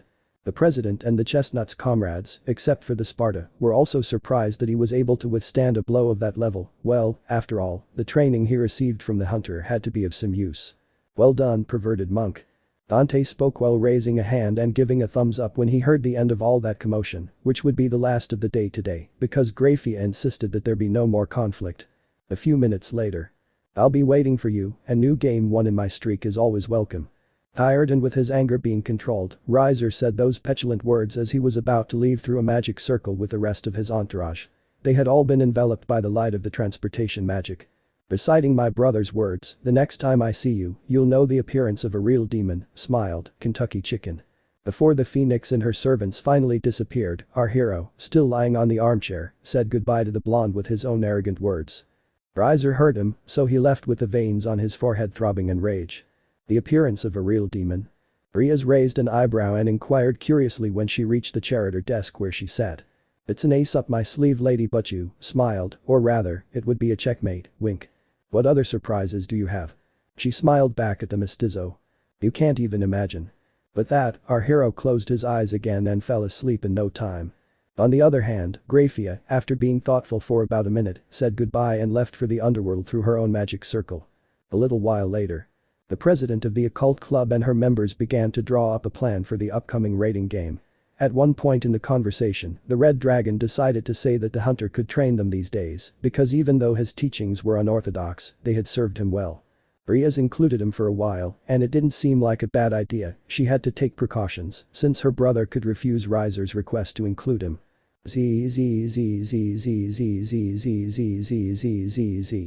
Haha. The giggle came from the Gremory group when they looked at the half-breed for a moment after having their conversation. They also didn't understand how he could be so calm after what had happened. Dante was still peacefully asleep on the couch, snoring and even drooling a little. Zzz girl, brat. Hey Patty. Stop cleaning and decorating my business like that. What is that? Are those flowers? Washawasa, zzz. When Akeno and the Redeed approached the white-haired man, they managed to hear one of his soliloquies that he had while he was sleeping on the sofa. This place stank of rotten fish, had cobwebs everywhere, and yesterday I even found a dead rat in the bathroom. At least the flowers, ribbons, and perfume hide the decaying appearance of this place. HMMMP. In the white-haired boy's dreams, a blonde girl with pigtails on both sides of her head and dressed like Alice in Wonderland was scolding our hero, who in his dream fantasy was open-mouthed and with his eyes almost out of their sockets upon seeing his business arranged in a certain way. Hehehe. The black-haired girl and the Gremory girl smiled and laughed tenderly after hearing those strange words. Do you always talk in your sleep? With a mischievous tone, the Himejima inquired a Redeed at her side, who immediately blushed as she remembered that day she woke up next to the Sparta. Akeno already knew that her president had used magic while she was naked on the hunter to help him recover faster that day after visiting the family area, although she didn't know what happened after that, since Riaz would never have told her. I couldn't tell you, although it seems he has very strange dreams. With a little discomfort, the Grimoire responded to her vice president while looking away, and then, to avoid continuing with that topic, she decided to wake up the half-blood, so she began to move him from one side to the other. Akeno seemed to be a little jealous when she heard and noticed those reactions. Hey? About 20 seconds later, Riaz achieved her goal and managed to wake up the white-haired boy, who while tiredly scratching his eyes, began to hear the plans of the Grimoire sitting on the sofa in front with the Himejima. Hearing her, the mestizo scratched his chin and sighed tiredly before saying anything. He didn't consider training people to be one of his best skills and found it tedious. I don't work for free, how are they going to pay me? I have a business to take care of. I put on a serious and continuous face. Besides, I don't like being a teacher, I train the perverted kid because I keep increasing his debt, he already owes me like 30 boxes of pizza, but what about the others? The women in front of him were surprised to hear him, while the others, except Issei, lowered their heads for a moment in disappointment. They wanted his help, but had no way to pay him, while the brown-haired man fainted for a moment when he remembered the debt he had. I thought we were allies. Riaz frowned and complained. Training someone isn't in the ally contract, that's why I keep charging the porn addict interest. Issei had already managed to get up, and upon hearing that his legs wobbled, then he thought. How am I going to get the money? Phew. Iridide sighed with obvious disappointment and sadness at the lack of cooperation. She thought she would do it from the heart and without asking for anything in return. Okay, I have a lot of money, I'll give it to you. It is easy to troll them, they believe everything very easily, he smiled, although training bothers me, it is not necessary for them to pay me, because in theory they have already done it. Everyone looked confused when they heard that. The payment will be to leave a chicken dying with cheap perfume, or failing that, for you to humiliate it if I can't participate. With that said, the white-haired man cracked his fists, neck and gave a smile to the Grimoire group. Good. Excited by the half-breed's words, Issei, Asia, Kiba and Akeno became excited while Kaneko maintained a stoic attitude and Riaz just let out a cheerful smile. I'm warning you, I don't know how to be a sensei, so all I'm going to do is try to grind you down until you get better. Everyone except Issei placed determined looks on what they nodded, and on the other hand, the red dragon's face acquired a bluish tone when the Sparta's mysterious eyes looked at him for a second. From what I've seen, Akeno has mastered electricity shit. I hate that element. I hope they're not as intense as Trish's. As soon as our hero felt a sting on his back as if it were an electric current, after thinking that last thing, the Himejima had already nodded. Lady Butchu has a strange power that destroys things. With confused eyes he focused his attention on the Redeed, who felt somewhat offended. It's called power of destruction. Okay, whatever, with you princesses I can do nothing but fight to force you to improve your techniques, I barely know anything about magic or those things. He tiredly scratched his head at the end of his sentence and continued. They nodded and blushed a little when they heard him call them. Issei, Kiba and Kaneko are the ones who could teach you something, since their styles are similar to what I practice in my works. Kiba, you will have to see how I handle my sword to improve your technique, speed and resistance. Understood. Little sister, you are pure brute force, so we will improve that, and by the way I will teach you a few tricks, don't worry I will treat you well for being my little sister. Dante winked at the Nekomata, who smiled slightly and nodded as he said, thank you, Dante-senpai. Asia, you will limit yourself to healing them all, so that you can improve that sacred gear, I suppose that should do the trick. Thank you Dante-san. And finally Issei, you will graduate to bronze level training. The Sekuraite's legs trembled when he heard that comment full of satire. What do you mean? The fear in the stuttering brown-haired man's voice was deep. So far I've only trained with you at an amateur level, let's say steel level, or any metal that isn't used in competitions. Kiba, by the way, get ready for hell too. Gulp. Kiba couldn't help but swallow deeply as he became nervous about those words, and meanwhile the red dragon fainted after his face once again turned blue. The last thing he thought before losing consciousness was. So if all that was amateur level training, what are the silver and gold levels about? By the way, Asia tried to cure the Securite thinking he was sick, but obviously it didn't work, which made everyone laugh. Dante, thank you very much. Ria spoke sincerely and at the same time her eyes became a little happy, a little hope had come to her heart. The white-haired man was glad to see her like that, so he sent her a smile that made Akeno grimace, she seemed to be a little jealous. I'll be in charge of making strategies because you don't think much. Hey. Complaining while having his eyebrows sunken, the white-haired man exclaimed, feeling offended by that comment from the Grimoire. I'll also think of other ways to improve our skills. Ready my dear servants. Yeah.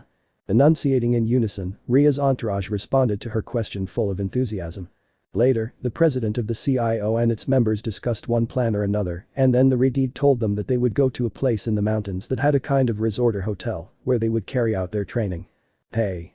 Before Akeno and Rias left, the half-blood spoke to them with a little sadness while scratching his head. The magic they used to change, can it be taught? And could it be used to transport objects? Sure, we can teach you if you want. The president and vice president spoke in unison, smiling. And if you're interested, we can teach you another kind of magic. No, that's fine, I'm not very good with magic, he scratched his cheek, thanks. Some time later, Rias and Akeno spent a few hours teaching him how to use the type of magic he requested. Dante wasn't an expert with magic, but he managed to learn it faster than average. And with that done, they each left for their respective homes with the goal of preparing for the trip. The next day. Upon arriving home in the afternoon, Dante told his parents that he was going on a school trip that would start the next morning. Rias had already prepared a false document for the mestizo to give to her, so his adoptive parents did not complain. He told Rainer that he had to go on a mission with the club members, so he asked her to take care of his family while he was gone and to continue running the business as well as he had been doing. He also reminded her that if something really troublesome came up, she shouldn't take any risks. The Sparta's concern for her made her happy, so she happily said goodbye to the white-haired man, telling him to be careful. By the way, when our hero finally left, Rainer couldn't help but get upset because she remembered that she would be very close for several days with a woman she called Succubus. Training camp in the mountains. For some reason, Dante and the Gremory group decided to go on foot to the training camp, which was located inside some mountains near the city of Kuo. When they finally got close to the resort in the mountains, they climbed a steep path surrounded by wooded trees. To the left. Step aside. Hibba and Kaneko said that as they overtook Issei's speed, who was walking very slowly on this steep path. By the way, those two were carrying enormous backpacks on their backs, filled with every material imaginable. On the other hand, Issei was carrying a backpack a little smaller than Nekomata's, but larger than Kiba's, on top of which was rebellion. That was a form of training he had proposed to increase his physical resistance. No, I can do more. The red dragon let out agonizing moans as he continued walking with difficulty along the road. He looked deeply exhausted, however he couldn't stop because at his side, he had a nightmare. Next to him, Dante accompanied him while pointing at his face, centimeters from his cheek, with the Coyote A cannon. Remember, keep walking or I'll shoot you. Mockingly exclaimed the hunter, who was reading a video game guide held in his free hand, not paying attention to the road. Unlike the others who were wearing school uniforms or exploration clothes, our hero was wearing his classic battle attire and apparently did not bring a suitcase for his belongings, which the Gremory group did, since they had all brought at least one suitcase for luggage. Dante? Is that necessary? Iridide inquired from a distance with concern. She was next to Asia and Akeno drinking water from a fountain at the end of the slope. Dante-san, please don't shoot him. Asia seemed even more worried than her president. It's completely necessary. It's something to motivate him. He has to remember that if he doesn't keep trying, he could die. With this he makes progress faster. Sarcasm was implicit in his sentence. Then keep doing it. Smiled. After thinking about it for a very short time, Rias agreed, so she stopped worrying and started drinking water. Could it be that Dante-san also has a sadistic side? As she licked her lips, having her classic smile, the Himejima thought that last thing while focusing her eyes on our hero. You are the PPP worst SSSS sensei in the world. Suddenly Issei said with a trembling voice filled with extreme tiredness, reflected not only in his tone, but also in his legs that were trembling due to lack of strength. You've progressed this way, haven't you? And we haven't even reached bronze level yet. Oh. And by the way, you've offended me, so for that, walk faster. At that moment, the hunter charged his shotgun with demonic power, its barrel beginning to fill with a red light. He didn't intend to shoot him, but that didn't stop him. Ooh. Issei regretted his words, so revived by the fear of dying, the speed of his steps became faster, and with that, they finally arrived in less than a minute to the area where the girls were. Moments later. They all walked to the resort that was here, which was a kind of hotel that even had a small lake in its vicinity, along with green fields and a large forest surrounding them. Once inside the building, in the living room they settled into the various armchairs to rest a little. Dante, what are you going to wear these days? Are you only going to wear those clothes along with your trench coat? And your suitcases? At the question of their president, the others finally noticed that the Sparta had not brought any luggage. I don't need anything else, this is my favorite clothes, that's why I wanted to learn magic, I'll only change if I sweat or if I get pierced by a sword. Hey? Large drops appeared on the necks of the Gremory group when they heard that last thing. Apparently the white-haired man thought it was normal to be impaled, which disconcerted them. But on the other side is your closet, and if your clothes are bloody, they will appear in your house, in that closet or in the place where the magic seal you put on them is, your parents could notice. Despite the deed's concern, Dante remained calm. My closet has a false bottom for these clothes, believe me, nothing will happen. Ah. Nodding their heads while being a little surprised, the teens remembered that after all, the Sparta is someone who runs a business that investigates and hunts paranormal creatures, so using tricks like that should be common for him. Although the most important thing to learn that magic was this. When he closed his mouth, he extended one of his hands, and then a red magic circle appeared in front of his limb. And from this manifestation of magic came. Delicious. A slice of pizza. Which he started eating instantly. Boom. Immediately afterward, Kuo's students comically fell to the floor and stood up, then burst into laughter. In addition, Rias and Akeno were saddened by the fact that their teachings were being used for something so simple. The shy Quinn knew necessito nothing mash. Even with the slice of pizza being chewed in his mouth, our hero spoke. Hahaha. Unexpectedly, the Gremory let out a very cheerful laugh that made her entourage sigh with relief, because her mistress had finally recovered the joy that disappeared for a while days ago. When I regained my composure, she continued. It can be, sometimes you're so simple, he smiled, and you don't eat anything else. Of course I eat more things, but these are my favorites. Now that I think about it, the pizza on the other side will disappear, so won't your relatives notice? Nah, they won't notice, most of my dishes are in my room, I have a lot of my food in a minibar in my room, the only bad thing is that it's cold. I hope there's a kitchen here to heat it up. After his casual comment, I summon a can of tomato juice and a strawberry ice cream. Hahaha. Everyone else's laughter filled the living room again after seeing that peculiar summoning. Afterward, when the comic atmosphere subsided, they chatted for a brief moment and went to their respective rooms, which were shared rooms for several people who were in different parts of the resort, with the men being separated from the women. By the way, Kiba upon arriving at the men's room with his companions, explained to Dante and Issei the reason, with omitted information, why he hated the priests and fallen angels. Later that day, in the training area. Kiba was standing in front of the half-breed, separated by a few meters, he was about to have his first training session. The blonde held a sword he had just created with his sacred gear, SG, while Dante held Rebellion, whose blade rested on one of his shoulders. The two were in the center of a meadow surrounded by trees that was near the resort, and near these, from a safe distance, the rest of the Gremory group watched them with Issei feeling a little sorry for Udo. Very well, Prince, you've probably seen my strength, so don't hold back or things will go very badly for you. He swung Rebellion with one hand and directed its tip towards the Gremory Knight. And just so you're clear, in addition to being a gunslinger, I'm a swordmaster V. Understood. Kiba nodded and prepared his stance. Asia, be prepared. I'll do my best. Shuosh. Clang. Clang. Clang. After the white-haired man asked Argento to be attentive to the fight in case someone got hurt, Dante and Kiba used their superhuman speeds, and along with the whistling of the wind, they disappeared from their positions to then reappear in different places, with the edges of their weapons clashing with each other. Clang. Clang. Clang. Clang. For about a minute, the sound of metal being struck reverberated throughout the scene, sparks flying everywhere. The whole time, Dante was smiling, as it had been quite a while since he'd had a decent sword fight. Good speed, but you'll have to improve it. Vuam.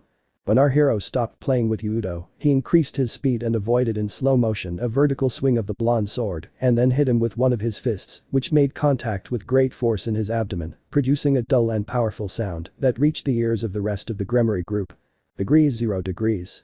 When the spectators finally saw those two in the middle of the training field, they were shocked to see Udo clutching his stomach while he was on one knee on the ground while vomiting blood.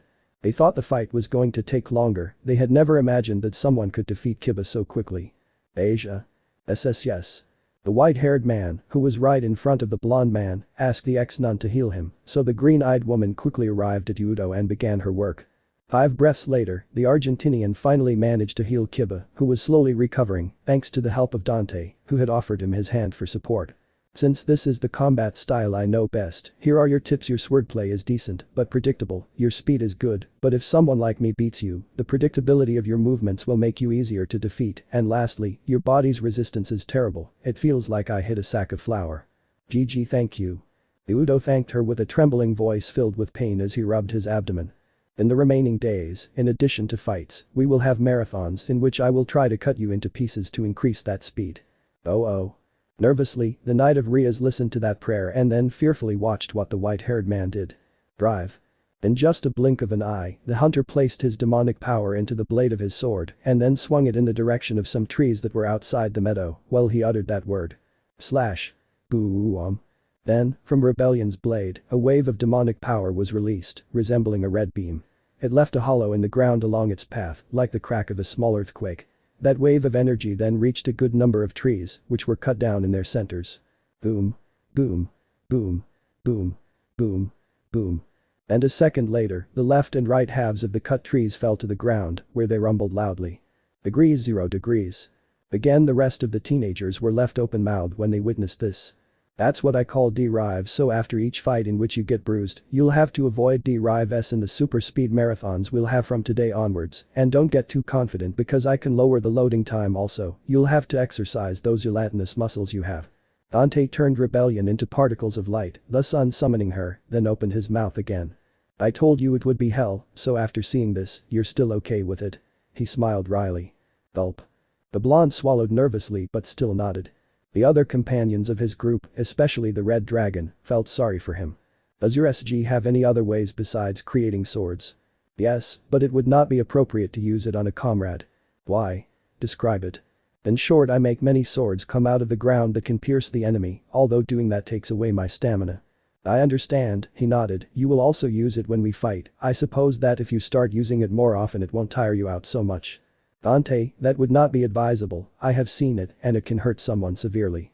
Thanks to their supernatural hearing, the Grimoire and the others were able to hear the conversation of those two. But you is right, you could die if you don't avoid one of those swords.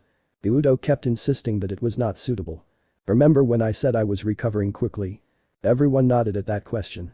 Tiba creates a new sword and lend it to me. Despite being a little confused by his request, the blonde obeyed and created another sword that he immediately passed to the half-breed, who upon receiving it, took off his leather gloves and then pierced his hand with the weapon. Oh. Everyone's gaze at that moment was mixed with confusion and concern, and even Asia moved to try and heal him quickly, but Dante stopped her as he continued to expand the wound on his hand by violently moving in circles on what was still pierced in his hand. That last bit left everyone with eyes almost out of their sockets. Later the hunter withdrew the sword and showed them his hand, which had a wound of several centimeters that disappeared in less than a second. Degrees 0 degrees. Once again that day the young people were speechless, except Issei, who remembered that branch that had crossed a mestizo's chest in a training session they had. And that also happens with other parts of the body or internal organs, especially the lungs and the heart, which have been the ones that have damaged me the most by impaling me, After nervous drops ran down the cheeks of the Grimoire group, they finally understood why this white-haired man wasn't worried at all about being pierced by a weapon. But how is it possible? That time. Riaz blushed as she remembered what she had to do to cure him days ago. It took you much longer to recover, and with the Daunashuku light spear your wound didn't close immediately either. But the light element, my wounds take longer to heal, unless I raise my demonic power, with that kind of element I do have to be careful, and the old way doesn't work on them. How can you call letting yourself be impaled by anything style? When I get up, I leave my enemies with an expression that I love. And what happened in the family area? The Redeed's gaze became confused. A few days ago I had released a new ability from my SG, and my body took a while to adapt to it, but that won't happen again in any case, this is my normal healing ability, my body recovers from wounds almost instantly. Dante-san, how many more skills do you have? When asked, the black-haired girl put on her usual smile. Who knows? Dante said with a mysterious tone as he shrugged his shoulders and then focused his attention on Kaneko. Now it's your turn, little sister, I smile. But that said, Kiba joined the group and the Nekomata approached the white-haired man with a calm expression, without nervousness. It should be noted that the rest of the group decided not to ask more about our hero's abilities since he did not seem to want to reveal more information. You and I will fight like in the dive bars of yesteryear, with nothing but blows, and I hope you get stronger by trying to beat me, also as I told you, I will teach you a few tricks that will improve your skill, beyond that I can't help you, ready? When the Nekomata had already arrived in front of him, the hunter adopted a combat stance after having spoken to it. Yes, Dante-senpai. Kaneko also adopted a combat stance, and then the fight began. Boom. Boom. Boom. Boom. Boom. Boom. In a short time, both of them collided their fists a large number of times, and the sound of the impacts echoed everywhere. Boom. Boom. Boom. Boom. Boom. Boom. After a series of blows, the Sparta intentionally let the white-haired girl dodge one of his blows, which Kaneko took advantage of to deliver a strong hook to the liver, followed by another punch to the chest that immediately crackle. He sent it crashing into a nearby tree, which split in two. "You hit hard, little sister," he said as he stood up and brushed the dust off his clothes. With that he had tested the Nekomado's strength. "But you still need to eat more protein," smiled. Boom. Boom. Boom. After getting up, Dante ran towards Kaneko and they exchanged another series of punches until the half-breed decided to put more force into them and after easily dodging an attack from the white-haired girl. Boom. He returned the hook to her liver with enough force to not send her flying, however it made her take a few steps back while she lowered her head and held her abdomen in pain, but unlike Kiba, she didn't spit blood. "Strong." She murmured those words to which he smiled slightly before composing himself and charging forward, where she caught our hero by surprise, managing to knock him off his feet after striking his legs in a single movement with one of her own. Dante had been distracted by the thought that perhaps he had gone too far with the force he put into that blow. Once on the ground, Kaneko applied a wrestling hold that intertwined her legs around the Sparta's head while she stretched one of her arms with her arms to cause pain.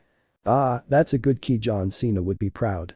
A breath passed and Dante managed to free himself from the Nekomata's grip after having held his legs, from which he managed to free himself after having separated them by applying more force than the teenager.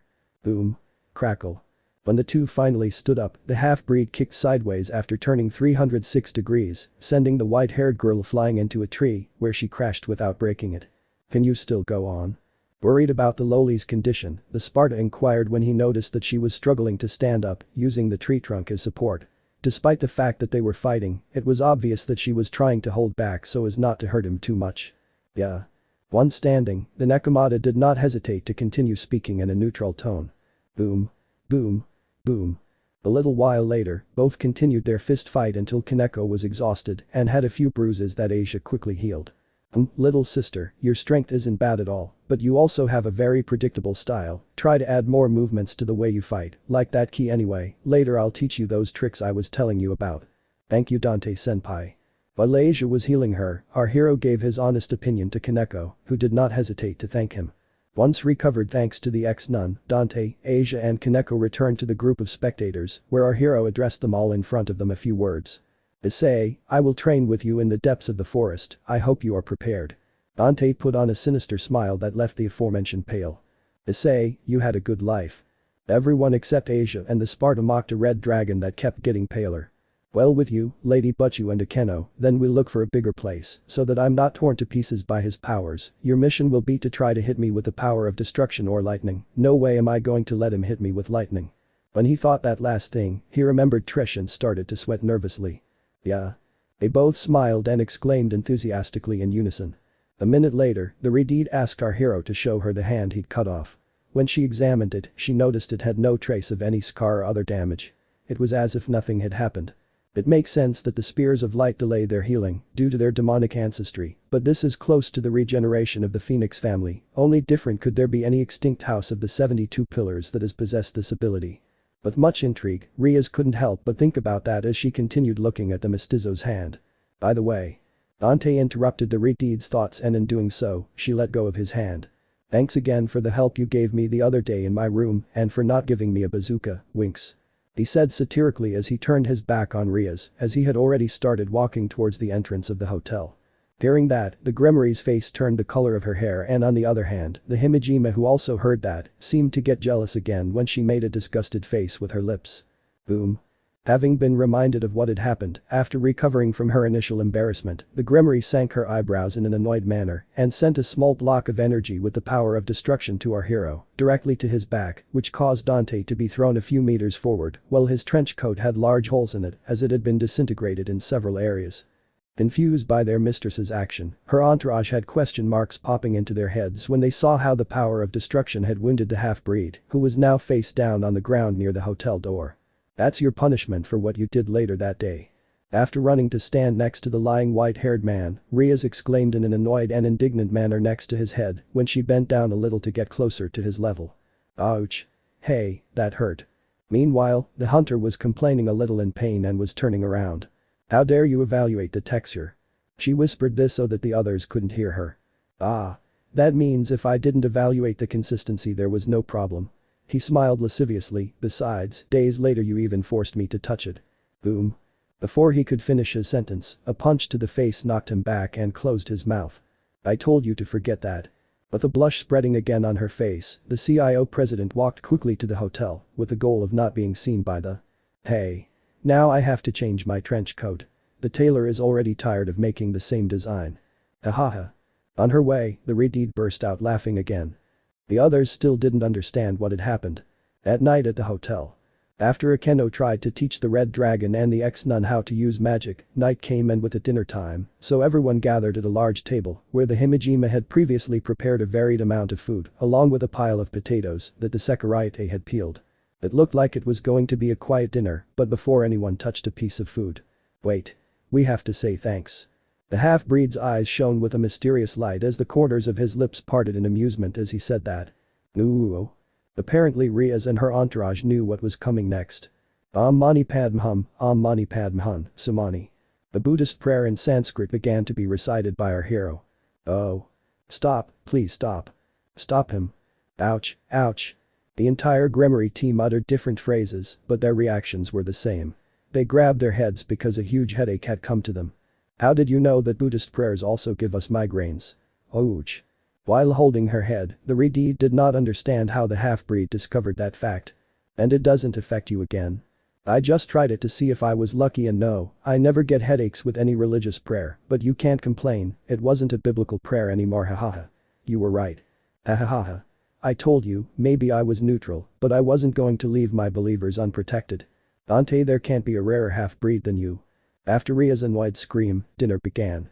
During the course of it, the Sparta tried what they prepared, but his dessert ended up being strawberry ice cream, which he would summon later. Meanwhile, the third-year girls mentioned the bathtub, which made the booster user start thinking about the naked bodies of each of the women present. You can also come with us Dante-san, if you want you can rub my back if no one objects to you entering, wink. No. Since he is not part of my entourage I will not allow it. Ria's gaze shifted as the half-blood leered at her and Akeno. No way, but it doesn't matter, my eyes have the ability of X-rays. Degrees 0 degrees, how? They fell. All the women except Kaneko screamed synchronously with deep surprise, with so many skills that the half-breed had for a moment they thought it was true, but upon hearing the truth, they sighed with relief, except for the black-haired woman who didn't seem to mind being seen naked. A little later. Once dinner was finished, each of them headed towards the hot springs, which had an area for women and men separated by a small wall and a large door. I know I can see them, I know I can see them.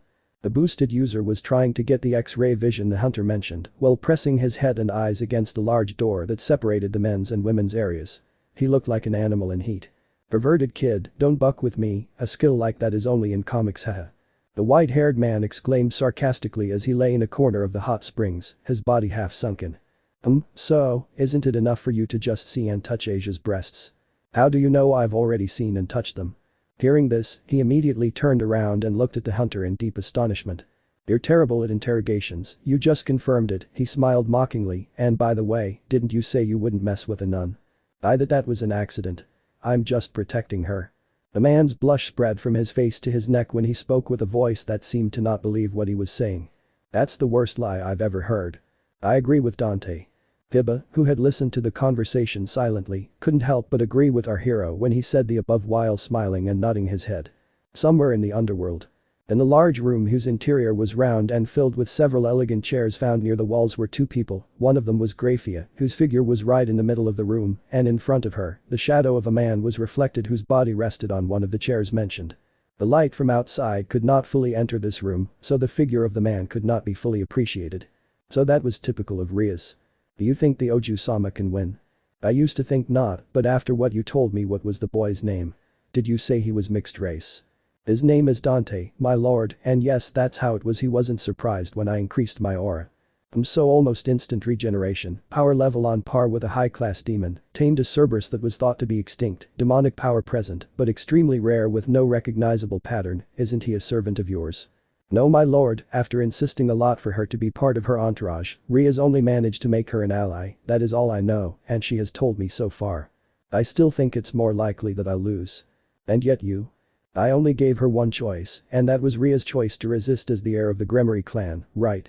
A small light fell on the shadow that spoke to the gray-haired woman, revealing a red-haired man, dressed in an elegant white outfit that had crimson buttons. This man was resting his chin on one hand whose elbow was resting on the chair. Yeah.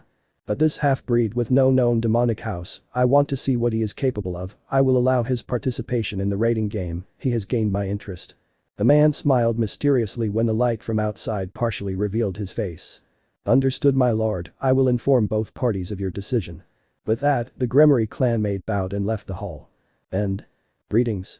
Chapter 9 Mission 9 The Chicken Will Be Roasted Part 2. After bathing in the hot springs, everyone prepared to sleep, except for Issei, who would train with the Sparta while the others rested.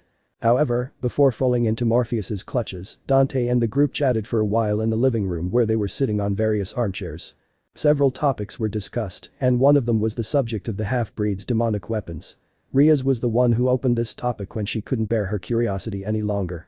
Phew.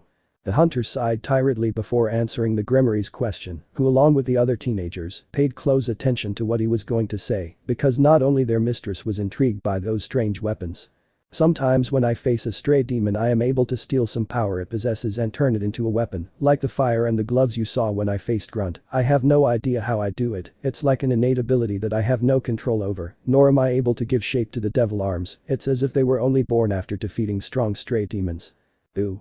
After stating this half-truth, our hero sounded ironic when he saw the astonished faces of his friends, who had never in their lives heard that something like this could be done. Devil's arms. Riaz again inquired when one of her eyebrows rose in intrigue. So I call the weapons that are created in the way I just told you, and I also have others that I have ordered to be made by magicians or alchemists, like my shotgun. In any case, it seems that the devil arms are linked to my blood, and in that way I can summon them by naming them or thinking of them. They can be brought from where I left them previously, or if they are moved and I summon them, they return to the new place where they were moved. As long as a special seal is placed on the location, I can also make their locations change, for example to my closet. He scratched his head for a second and put on a face full of ignorance when he opened his mouth again. And the reason why magic circles do not appear when they are summoned or unsummoned is also unknown to me.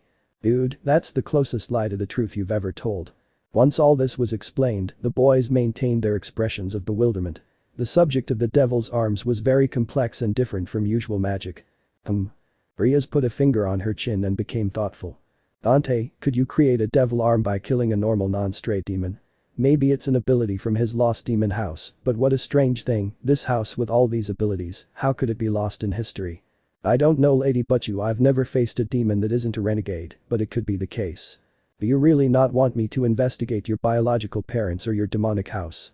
Thanks, but no, I'm at peace with all that now, I am who I am no matter who conceived me, smiled. Those words touched Aridide's heart deeply, who was a person who was bothered by being more of a Gremory than a Riaz. She wanted to be recognized by her name, more than by her surname and family, and yet she was proud to belong to her clan, so the resolution that the Sparta showed in the face of that fact revealed to her that she possessed a deeper side. I understand. For a moment the eyes of the CIO president became solemn and full of respect as she agreed to the mestizo's wishes. So all the devil arms are in your closet. If they find them, your parents will have a heart attack when they see an arsenal, hehe. Or they'd think I'm a serial killer. Haha. The others laughed subtly upon hearing them. But seriously, I have them in a safe place, I guess. At that moment, the white-haired man began to have flashes of memory regarding his weapon summons. The images began from the first day he summoned Rebellion, Beowulf, and his trusty pistols in this new world, so his gaze seemed a little lost. Do you suppose? Don't tell me you left one in the middle of nowhere. When I used to summon some of my devil arms in the past from the filthy basement of my place, when they spent time there they would always appear dusty. The hunter didn't hear Riaz's sarcastic question as he was lost in his thoughts. Dante? Riaz was confused when she noticed our hero's distant gaze. I had also left the annoying chatterboxes and Rudra in the basement, but they appeared clean when I summoned them, just like Ebony, Ivory and Beowulf. If that place was left under rubble and under a new city, they should have been full of dust or other things, right? Dante? Iridide, after trying to make him react for the second time, approached him and touched his hand. T-Rish is alive and even fought on our side in the previous war. At that, one of the dialogues provided by the biblical god flowed through his head. Right, that's what the old man said. Has Trish been taking care of the devil arms I left in the basement all this time? Who else could keep those things and maintain them? Hey. Dante. The white-haired man came back to his senses after Riaz raised her voice and pulled one of his arms. Ah, sorry. The half-breed looked for a moment at the Redeed sitting next to him and then at the others who seemed worried because they thought he had suffered some kind of loss of consciousness. While talking about summons, I was wondering what kind of pizza will appear today. Boom. All the teenagers comically fell to the ground for 1 second upon hearing that and then sat back down, a drop on their necks seemed to manifest for a long time. What were we talking about? Oh yeah. The devil arms, I have them in an abandoned warehouse in the location I'm keeping secret. Does anyone have a pen, a sheet of paper and some adhesive tape I could lend them? Despite being confused by the sudden change of topic due to a strange request, Kiba, Kaneko and Riaz didn't take long to give him what he asked for. The conversation continued for a few more minutes and when sleep fell upon the Jermore group, everyone except Issei headed to their dorms. As for the brown-haired teen, he went to a place in the forest that Dante had already designated as a training area. A little while later, the boosted wielder arrived at the forest and waited for our hero. It took him a while to catch up as he sat down in a rest area outside the hotel near the lake.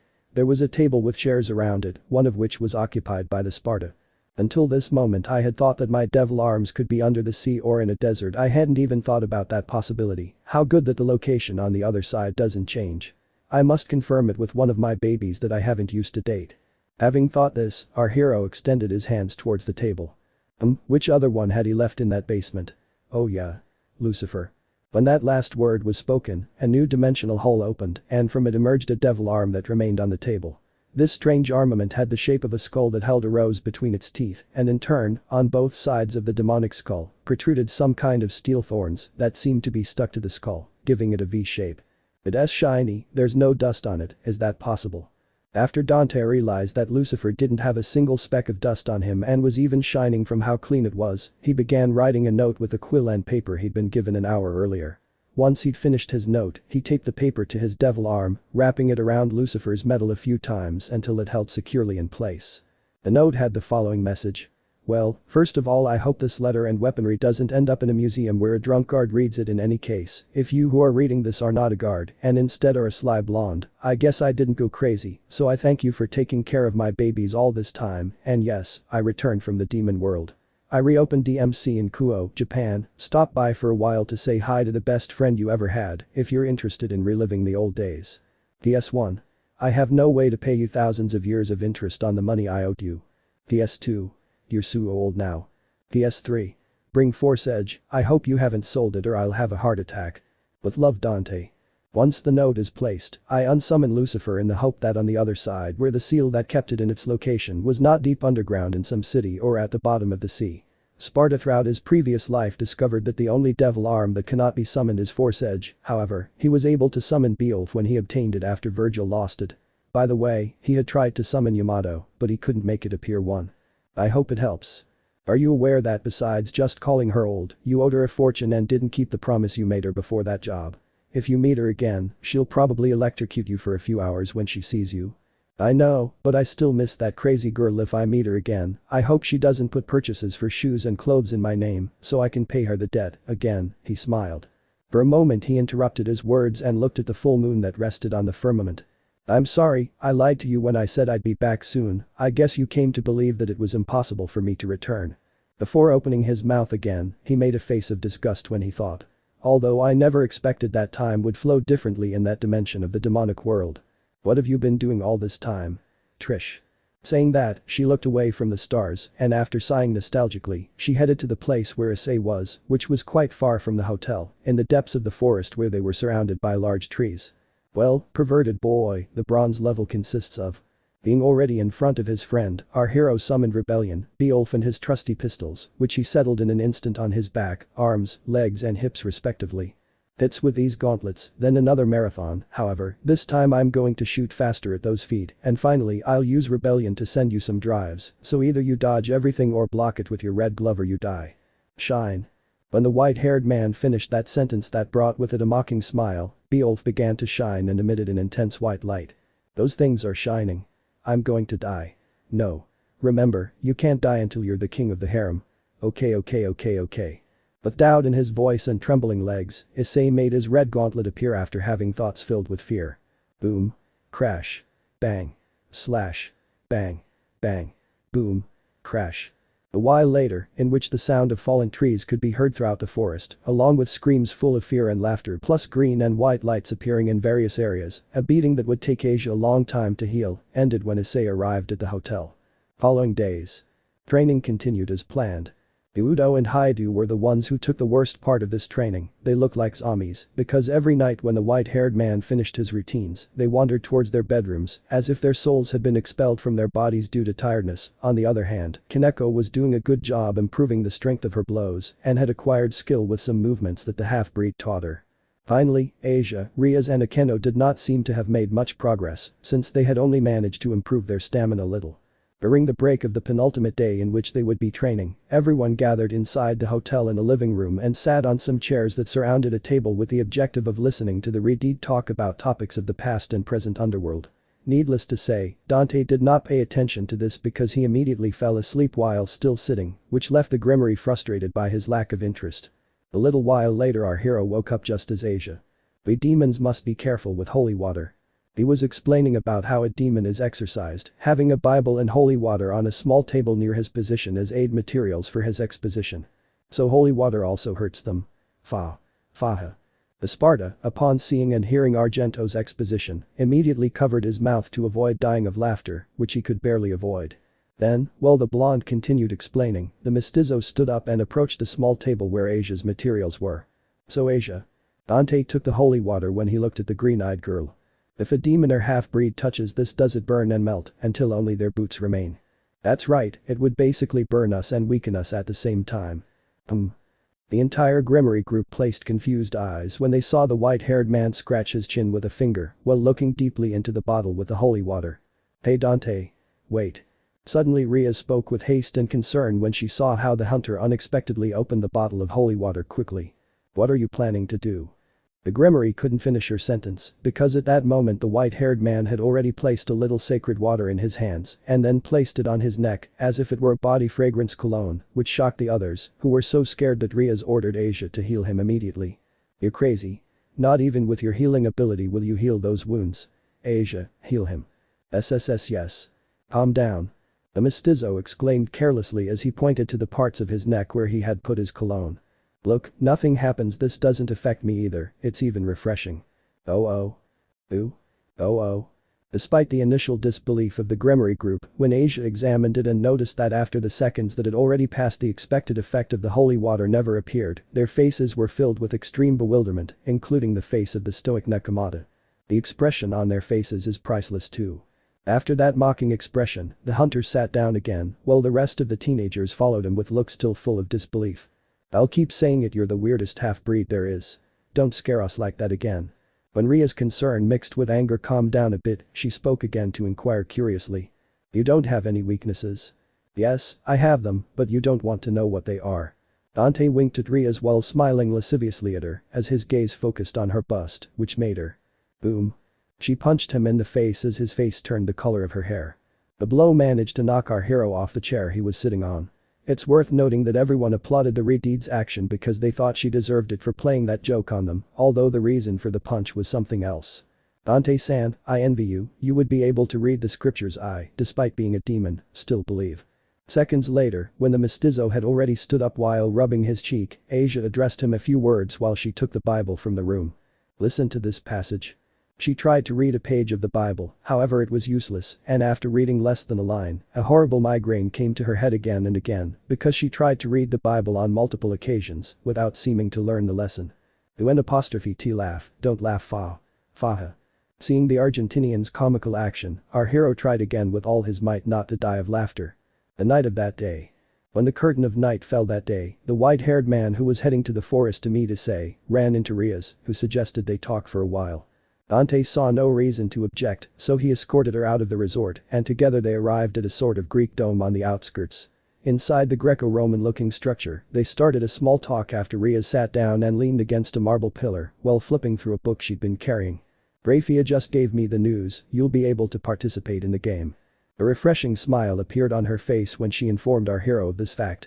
He had just sat down on one of the various small steps in this place, with a woman who was wearing a long, semi-transparent silk robe, standing a meter away. Oh, excellent. Dante thundered his fists and continued. Then I'll definitely make it into roast chicken. By the way, are you making a strategy or something? You've been reading that book for quite some time now. Yes, I'm trying to analyze all the possible movements that there may be in the game. Take a break, you're pushing yourself too hard. I must try hard. This time our opponent is a phoenix whose family survived the previous war with practically no casualties. His immortality, I don't know how to face that. I already told you, I highly doubt that his immortality is like that of a real phoenix. But when he is attacked he regenerates immediately, his record of. And I also possess that ability. I've even been shot in the head with a pistol and a bazooka modified to kill demons, and here I am. With that, the hunter stood up while thinking with annoyance. Lady, who carries a bazooka while naked. Crazy. Then he offered a hand to the Grimoire to help her up. In any case, its healing ability must have a limit or weak point. So is that why you have such strange dreams? Riaz accepted the mestizo's gesture and rejoined with enthusiasm. I think you're right, if I were immortal, we wouldn't have a way to win. I have to be honest, thanks to you I have a chance. My family had included me in this knowing I was going to lose, they organized a scam. Sometimes, parents and siblings can be complicated, at least yours didn't try to kill you. Dante took the book from the woman and placed it on the floor as he continued talking. Stop thinking about strategies for today, you have the most unpredictable half-breed on your side, right? Lady Butchu, the impossible has become unlikely. True. She was filled with hope when she saw the smile the Sparta had given her. You know, I'm a member of the Grimoire clan, no matter where I go I'll always be Ria's Grimoire. Seconds later, the Redeed suddenly changed the subject as she began to walk around the place. And if I don't get married, my clan will disappear. She reached another pillar and placed one of her hands on it while looking at the moon that illuminated her figure for a while. But I think if I were to at least get married, I would like to do it not as the daughter of the Grimoire clan, but just as Ria's. I prefer to be with someone who loves me. Is that hypocritical? No, phew. The bitter sigh was expelled by the hunter when this topic was reached, since it was one of the most difficult topics that his person could encounter. However, he still tried to find some words to comfort the Redeed. Lady Butchu, no matter what your last name is, you are who you are, no matter who you are with or where you go. He continued after standing next to her and ruffling her hair. I don't know anything about clans, but I'm sure of 4 things: we will win that game, your family will have to accept it, your clan will not disappear, and you will be able to search for that person. You're right, thank you. After exclaiming with great joy, the silence between the two was present for a few seconds, in which the Redeed thought that despite the fact that our hero was a lunatic from whom she never knows what to expect, she could count on him, and he could even fill her with confidence, which made him unique. Now that. When Riaz wanted to speak again, her sentence was interrupted when she unexpectedly received a kiss on the forehead from the Sparta. That was for the kiss on the cheek the other day. In addition to being speechless and with a crimson color on her face, Riaz remained static while she watched Dante scratch his cheek in shame, while his gaze began to be focused in the direction of her breasts. When we win, I won't have to ask your permission to touch them anymore. Will I be able to move to second base? Using sarcasm to hide most of his feelings as usual, our hero exclaimed while winking lustfully at the woman several times, who acquired a deeper redness while her eyebrows sank angrily. Boom. Splash. A moment later, the Grimoire, being annoyed by that comment, pushed the half-breed with force and made him fall on the stone steps. Then Dante rolled step by step until he reached the grass, and where he continued rolling until he later submerged in the lake that was nearby. Hey. What's wrong with you? Seconds later, the Sparta screamed from the shore of the lake while half of his body was still underwater. On his head there were a few algae. For the first time he looked like an adult, but I had to come out with it. That was the thought Riaz had after turning around and walking towards the hotel, where later his anger would turn into laughter when he thought about the way she had thrown him. Since you're going to the hotel, bring me a vanish because this water stinks and has algae. I'm starting to understand why all the women in your previous life sent you to the friend zone V. Hey. Redeed heard him in the distance, but obviously ignored him, although a slight smile could be seen on her for a moment. Later that night. Once the hunter left the lake, he headed to the area in the forest where the Sekiraiate was waiting for him to begin the training session, which proceeded normally until. Boo-om. Boo-om. Boo-om. After a while, far in the skies just above the depths of the forest, for a moment 2 red flashes trails of light collided with each other repeatedly, producing severe earth-shattering shock waves. One of the flashes was scarlet and the other had darker hues. Crash. For just a few seconds, those red spots of light were in the air colliding with each other. Soon, one of them descended rapidly to the ground until it hit the forest floor, producing a tremor that was felt and heard for miles around. The boys and girls who had been sleeping in the hotel woke up for a while because of this and wondered what that small tremor could have been before going back to sleep. In the direction of the impact, Issei found himself in the middle of a crater that had leveled trees up to about 30 meters in circumference. The aforementioned seemed very exhausted as he was barely standing up, his vision was blurry, and what his eyes managed to see before they regained proper clarity was the silhouette of a red figure that did not seem at all of this world, which after a reddish glow seemed to acquire human characteristics. When the brown-haired man's eyes blinked again, from the figure that at first seemed supernatural, the white-haired man appeared, who was approaching him. "Are you serious? You managed to appear in that armor in the middle of our fight while you were thinking about breasts?" Dante said in disbelief as he helped Issei get back up by taking him by the arm and placing it on one of his shoulders. "Buddha, do you have any idea what that was that he did?" "Although I can hardly believe it, I think it was an incomplete balance breaker that arose from her strong emotions to the breasts too." As he continued helping his friend walk towards the hotel, the hunter questioned the entity of his SG, who spoke with a voice full of sorrow. "Yes, it happened when I thought about all the naked girls. What happens is that yesterday I accidentally saw them all naked when they were changing, and even today I undressed Asia with a secret technique I've been preparing." The boosted bearer began his explanation as memories and images came to his head. One of them had the image of Kaneko hitting him with one hand while covering her eye area with the other, while lines of drool began to drip from his mouth. "I just haven't been able to stop thinking about all those breasts. I congratulate you, Brad, but it's still not enough for you to be truly strong, you know. You could give me a part of your body so I can lend you a little more of my power." As Issei continued to fantasize about what he was doing, limping and rubbing his sore abdomen, he heard a voice in his head that came from a dragon that had communicated with him a few weeks ago. "I don't know whether to be more surprised by that or because I had to use one of my checkmates on you anyway, even if it was only for 5 seconds, you're not so weak anymore." Dante patted the chestnut tree's head, conveying the following message. "Well done." "Hey, thanks," he smiled. "The dragon with the arm says I can give him a part of my body to increase the duration of time I use the armor. My name is Drake Brad. And are you considering giving him any part? Don't give him your crotch or your left arm, remember that you are left-handed and without that hand, you will no longer be able to enjoy your favorite internet channels." "I'm aware of that, hahaha. Maybe if I give her a part, there's no time, I also want to help but you as much as I can." "I understand. By the way, what did you do? Is that transformation part of your sacred gear?" It looked. When Issei began to remember a certain appearance, he instinctively began to tremble in fear. "You guessed right, it's part of my sacred weapon, it's one of the several forms I have, but keep it a secret." He placed a finger outside his mouth, asking him to keep it a secret before saying anything else, and at the same time he rubbed his abdomen and one leg a little, because he apparently had a little pain in those areas. "Look, I never expected a creature that wasn't a demon to be this strong. Maybe in the future you'll become the god of breasts, if one doesn't already exist. There is no such thing as a god of breasts. You were human too, so it could happen. First of all, he could no longer become a god since he is a reincarnated demon, and secondly, if there were to be a god of breasts, it would be the strangest and most vulgar thing that could ever exist. It sounds good to become the god of breasts, but first I'll be the king of the harem." "What?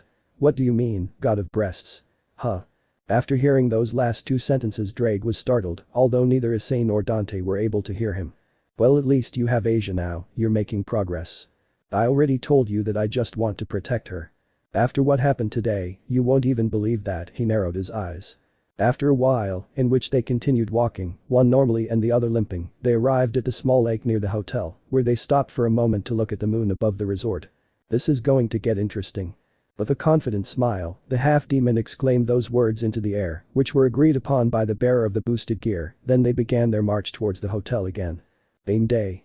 The night after that training between Dante and Issei was a rest day on the advice of Rias in preparation for the raiding game, and the next day the game finally began, so everyone gathered in the afternoon evening at the occult club, waiting for the arrival of a representative to start the competition. The boys were dressed in their school uniforms, except for Asia who wore her nun clothes, and the Sparta who wore his usual battle suit. As an added note, Haidu had his red gauntlet activated from the start, as he ultimately decided to give part of his body to the dragon. Later, they would thank him for his sacrifice and hide his arm with magic. After waiting for half an hour in the CIO room, Graphia appeared through a magic circle and gave some instructions. "Get ready, there are only 5 minutes left until the game begins. When it's time to start the battle, you will be transported to the battlefield with this magic circle." Everyone stood up when the maid pointed to an arcane circle that appeared in an area of the living room floor, just as she said that last thing. "The location of the place is in a different dimension used for battles, so you can fight with all your power. It's a separate space, so feel free to fight as you please." "Oh, so a battlefield in a pocket dimension, huh?" The mestizo found that information interesting. This rating game will also be broadcast to the members of both families from a different place, also the Mao Lucifer-sama will be watching this battle, please don't forget him. Iridied grimaced in surprise at what she heard while the half-breed thought. Is that Demon King related to the idiot I turned into that backpack with roses? Ani-sama, is that so Ani-sama will also see this battle. That Lucifer, is he your brother? When the hunter asked a CIO president about this, a question mark appeared above her head. Yeah. The teenager confirmed it immediately and then continued explaining Yudo. Indeed, Butchu's Ani-sama was chosen to be one of the Mao. Oh, okay, but why is the last name? In the previous war, as the first 4 demon kings died, the demons decided to keep the names of the Mao and let it be inherited by those with enormous power, so the current 4 great satans inherit their names as the surname that replaces those of their original families, and that is why Butchu is the heir of the clan. Ooh. Tiba guessed the hunter's question and ended his doubt. Asia and Issei, who also didn't know that information about their mistress, were surprised to hear it. I see. Dante just nodded while scratching his cheek and thinking. It seems that now demons access political positions to govern, in my time they only killed each other to see who would lead them, they have really advanced v. It's time, everyone go to the magic circle. Under the order of the Pelagris, the Gremory group plus Dante gathered above the arcane circle. Once they are transported, they will return to the human world after they are defeated or after the results, finally, you. She focused her sight on the mestizo. Since he does not have an evil piece, if he is defeated or is in a very weak state, he will be removed from the field. He is also allowed to use his weapons, since we understand from Ria's Oju-sama that they are an extension of his abilities. Without further ado, let's continue. Having said that last, the light of the magic circle illuminated them, and the transport began. When Dante finished blinking after being transported, he noticed that they were still in the club room, and for a moment he thought something was wrong, however, seconds later an announcement voice that was heard throughout the room resolved his doubts.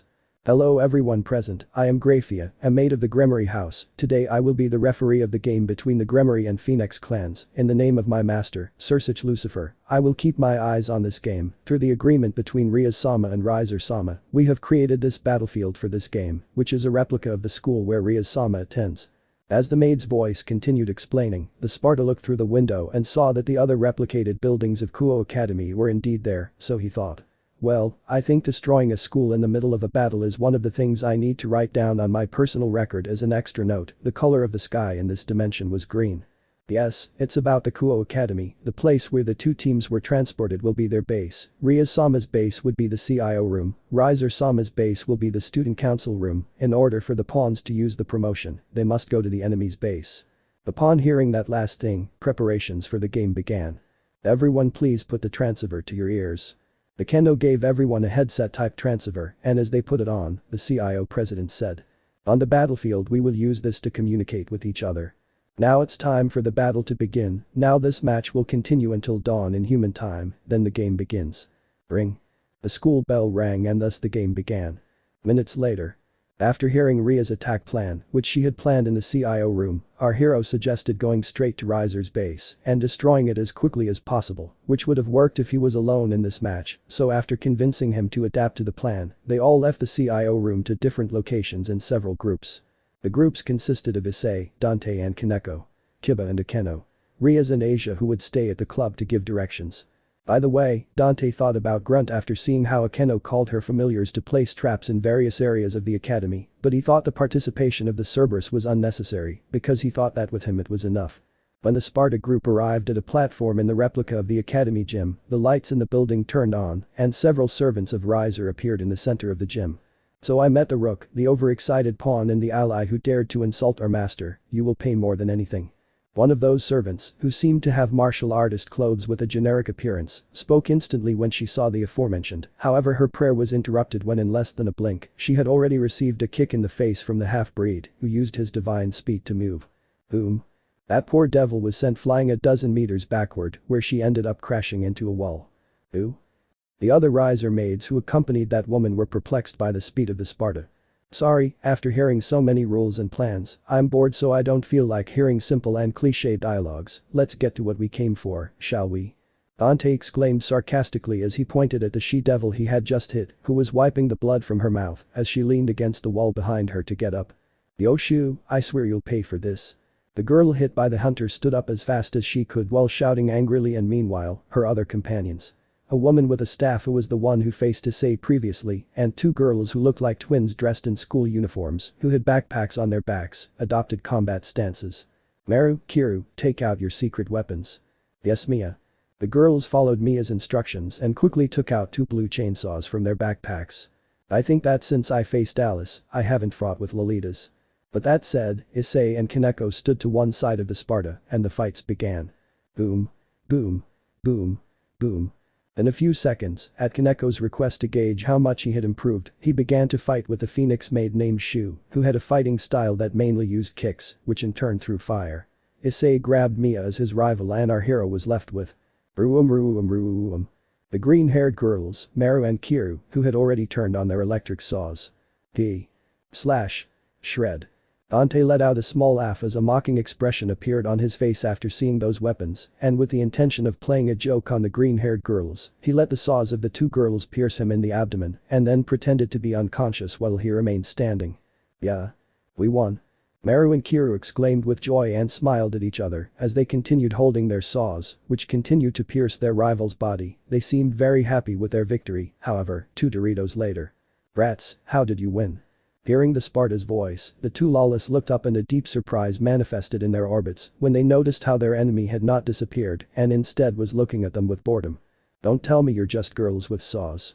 Why haven't you left the field? You should have been defeated by now. It's simple, they haven't beaten me yet, and by the way, they already owe me new clothes. Boom. Boom. At the end of his prayer, the white-haired man kicked Meru, which sent her flying and stuck her to the concrete of a wall, and Kiru punched her in the head, which left her unconscious.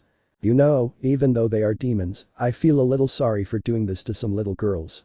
About 3 breaths after saying that, the young devils were enveloped in the light of defeat and disappeared from the field. When our hero focused his sight on the Nekomata fight, he noticed how difficult it was for him to finish off Riser's servant, so he thought of a way to help her. Hey. Shun or whatever your name is, look over here. And after a brief moment he remembered the saws that were still piercing his abdomen, so he tried to get Shu's attention, who out of the corner of his eye, noticed the one who had broken his tooth.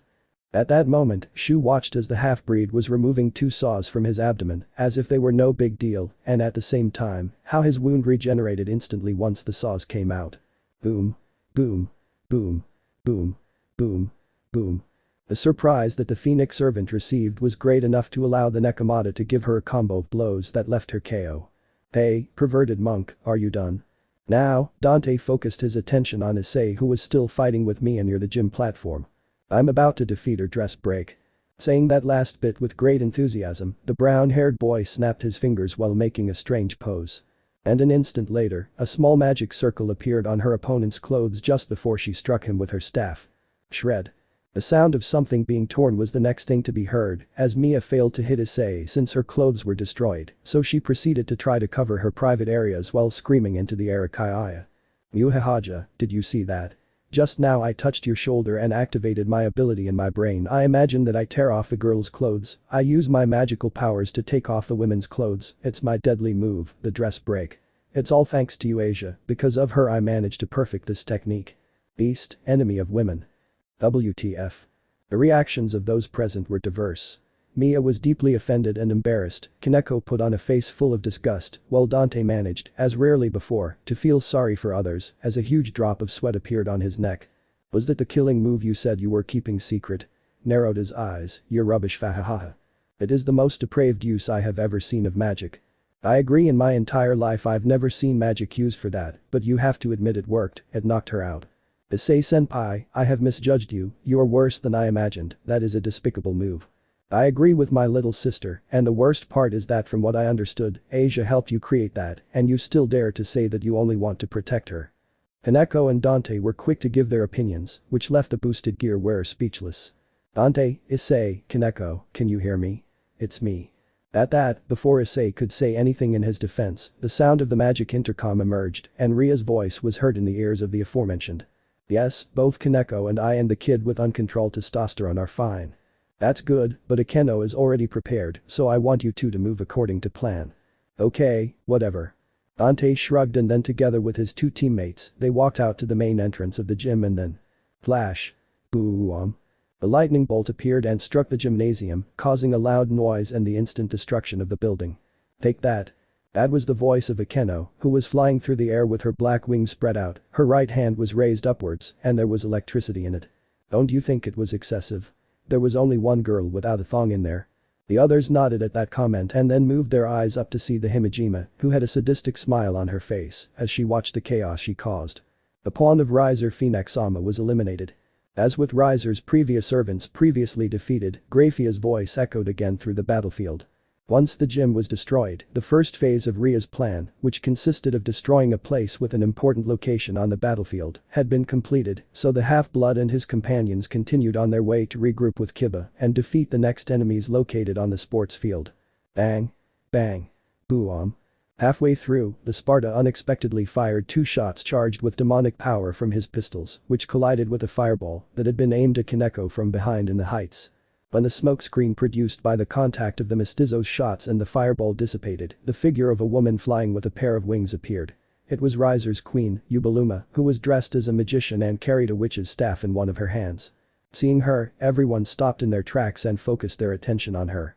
Thanks Dante-senpai, I didn't see that coming. You're welcome, little sister. Well, we have a busty cheater among us. The hunter turned his attention back to the Phoenix clan queen by aiming the ebony cannon at her. I didn't think I'd run into the noisy brat who dared to challenge Riser-sama so soon, Fufufu. I'll enjoy mistreating you a little before. Blah blah blah, although I'm one of those who likes gambling and bores, those like you who remind me of a certain cheap vampire monkey boar I knew hurt my ears with their loud moans from a third world cabaret. Vampiromonium. Story for later essay. Insolent child. You look like you want to explode into 1,000 pieces. Riser's queen roared in fury, offended by the half-demon's words, then pointed her staff at the half-breed. It seemed she was about to throw another fireball at him, but… Bigagagaga.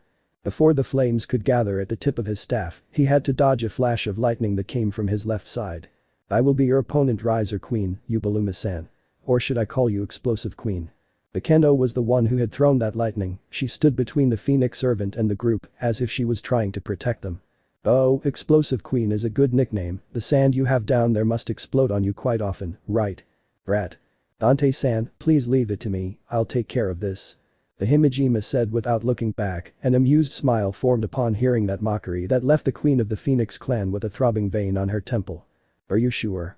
The black-haired girl's face was filled with determination as she spoke again. Yes, you have your own duty, especially you, go, the duty to face the enemy team's queen is mine, I will defeat this queen with everything I have. Okay princess, then, finish that mule. With that, Akeno smiled, a golden aura covered her body and began her fight with Ubaluma, so the others turned around and headed towards the sports court where Kiba was waiting for them. Pigagagagaga. Boo-om. Boo-om. Boo-om. Pigagagagaga. Boo-om. Shortly after, flashes of lightning and explosions were heard. A few moments later, Kiba joined Dante and the rest after finishing off 3 enemy pawns. They then received a call from Rias, who explained that she was preparing a surprise attack with Asia and that she needed them to delay the enemy. Are you sure about that? The Sparta asked the Gremory through the headphones in his ear. Yes, I've planned it well. Well, but we're not going to delay them, they'll be finished. Dante smiled as he fist bumped with Kiba, Kaneko and Issei. That's even better. Continuing on their way, the 4 soon arrived at the sports courts, on whose dusty ground stood a knight from Riser to intercept them, Karaman. I'll take care of her. Kiba offered to fight with that piece of the Phoenix house. Okay, but if you lose, the next training I give you will be 3 times worse. Hearing that, the blonde's feet began to tremble and chills ran down his spine as he nodded before facing Karaman. Clang. Clang. Clang. Moments later, Yudo began a high-speed sword duel with Karaman, causing their swords to clash a large number of times in a short amount of time. They seemed bored. After less than a minute of Yudo's battle, someone's voice was heard and when Dante, Kiba and Issei noticed where the voice came from, there was a woman with a mask covering her left eye, she was a tower. Then another person came along to start complaining. Geez, she only thinks about swords, swords and swords. Karaman was making a sour face when the pawns were being sacrificed. Oh. The person speaking was a teenager wearing a dress reminiscent of a Western princess's, with a hairstyle that was adorned with a drill on both sides. Seeing her, the mestizo's eyes nearly popped out of their sockets. Does she hate her master, the king's, battle strategy? But when I thought I met a cute boy. Addie? What the buck are you still doing alive? Dante interrupted the girl teen's whiny speech by screaming with a little fear while pointing at her. The princess immediately felt offended by that action and as she looked at the Sparta with strange eyes she said. I'm not Patty and don't point at me. My name is Ravel. Ah, okay shit, she's almost like her clone, I'm scared just looking at her, if they change her hairstyle she'd be almost identical. Ooh. So this is the ally that Riyaz-sama adores, she certainly doesn't seem to have bad taste in men, but why would she choose a commoner? She suddenly started insulting our hero, who was hearing the words go in one ear and out the other, but. Ooh, admit it, you're Patty, you're as whiny as a Patty. The resemblance to the aforementioned one continued to impress him. Stop calling me Patty. At that, well, the white-haired man made Ravel even angrier, 4 more women arrived on the scene and stood next to her. These new girls were a tall young woman with long black hair and 5 thin pigtails, dressed in a white blouse with black details that is modeled after a Chinese outfit, on her back, she carried a Zweihander-type halberd. Another was a black-haired girl dressed in a kimono with a purple, orange, and pink pattern. And the last 2 were 2 Nekomata girls who were almost identical twins, with their hair being one blue and the other red. The latter dressed in a similar way. When the new women appeared, Issei made a great leap from his position and made a combat stance against Ravel and the other girls, having a lustful smile on his face as he planned to use his libidinous technique. Booster gear activated. Boost. At lost, phew. Despite the Sekuraites' threat, the princess uttered an insult and sighed. I will not be anyone's rival, Isabella, Cirrus, Mihi, Nai, Lee, do you want to be their rivals? The named woman nodded and on the other hand, Ravel, the bishop moved away from all of them after receiving confirmation from them, so he went to look at Dante and the rest from afar. Issei didn't know how to react to that, Kaneko for her part, took a step forward and adopted a stance, well our hero. Patty, aren't you going to fight? He stayed in his position and sarcastically questioned the blonde. My name is not Patty. Does your brain not work? My name is Ravel, Ravel. How many times do I have to say it? The masked woman, Isabella, placed her hand on her forehead and made a worried face upon hearing Ravel. Ah, don't worry about her, this girl is special, she will just watch. What the hell are you saying? That makes sense, Patties shouldn't fight. Humph. I'm not going to remind you again, commoner. Kaneko was confused by that comment, Issei felt offended because it was an important game, and Dante continued adding fuel to the fire. This person is Ravel Phonex, Raiser-sama's younger sister, she became Raiser-sama's slave by a special method, but she is Raiser-sama's real sister. Isabella continued explaining after Ravel returned to complain to our hero who had a mocking expression directed at the blonde until he heard that sentence that left him confused, as well as his brown-haired friend. Wait, did you say Patty is his sister? He put his sister in his group and made her participate in this party. Ravel smiled falsely when he heard that, and this narrator would swear he was having an eyelid twitch. Well, according to Raiser-sama, having your sister in a harem has an important meaning. Do you know the meaning of having your close relatives? Do you know that there are people who admire you and also envy you? Well, she is not a Mo-type sister, that's why I have her in this cool group, that's what he said. This guy is definitely a pervert and an idiot. The mestizo gave himself a facepalm after hearing that comment. Well, here we go, Ria's Gremory's team. Passed. Isabella finally puts the words aside and after giving an order to her other companions, she stepped forward and threw a strong blow to Kaneko's cheek, who dodged the attack in time. Later they were all surrounded by the other girls. Chapter 10 Mission 10. Roast chicken with style. Isabella finally put the words aside and after giving an order to her other companions, she stepped forward and threw a strong blow to Issei's cheek, who dodged the attack in time. Later they were all surrounded by the other girls. Mihi, the girl in the oriental kimono with flowers, faced Kaneko, while Isabella and the Nekomatas faced Issei.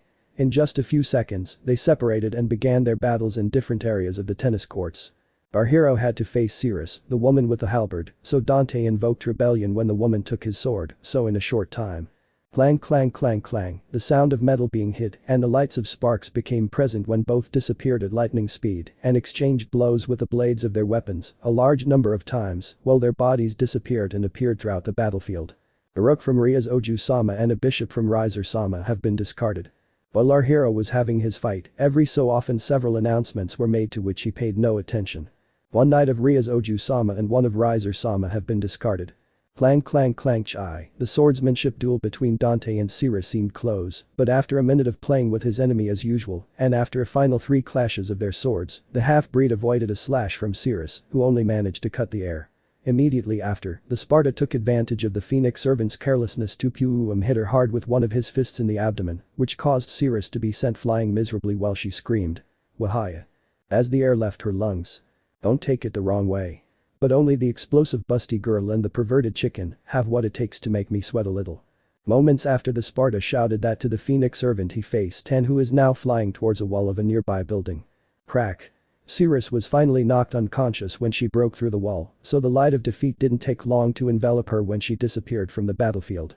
The Knight of Riser-sama has been discarded. Once that happened, Graphia's announcement was heard and then our hero focused his attention back on the rest of the fights. In the distance, he watched as Issei, in the middle of the tennis court, finished undressing the women who faced him with his dress break, only to knock them out seconds later. Despite that, he had had a difficult fight. Riser-sama's rook and 2 pawns have been discarded. I can't see Kaneko and Kiba, nor their respective rivals. Hey perverted monk, what happened to the others? The Sparta inquired when he arrived at the side of the chestnut tree.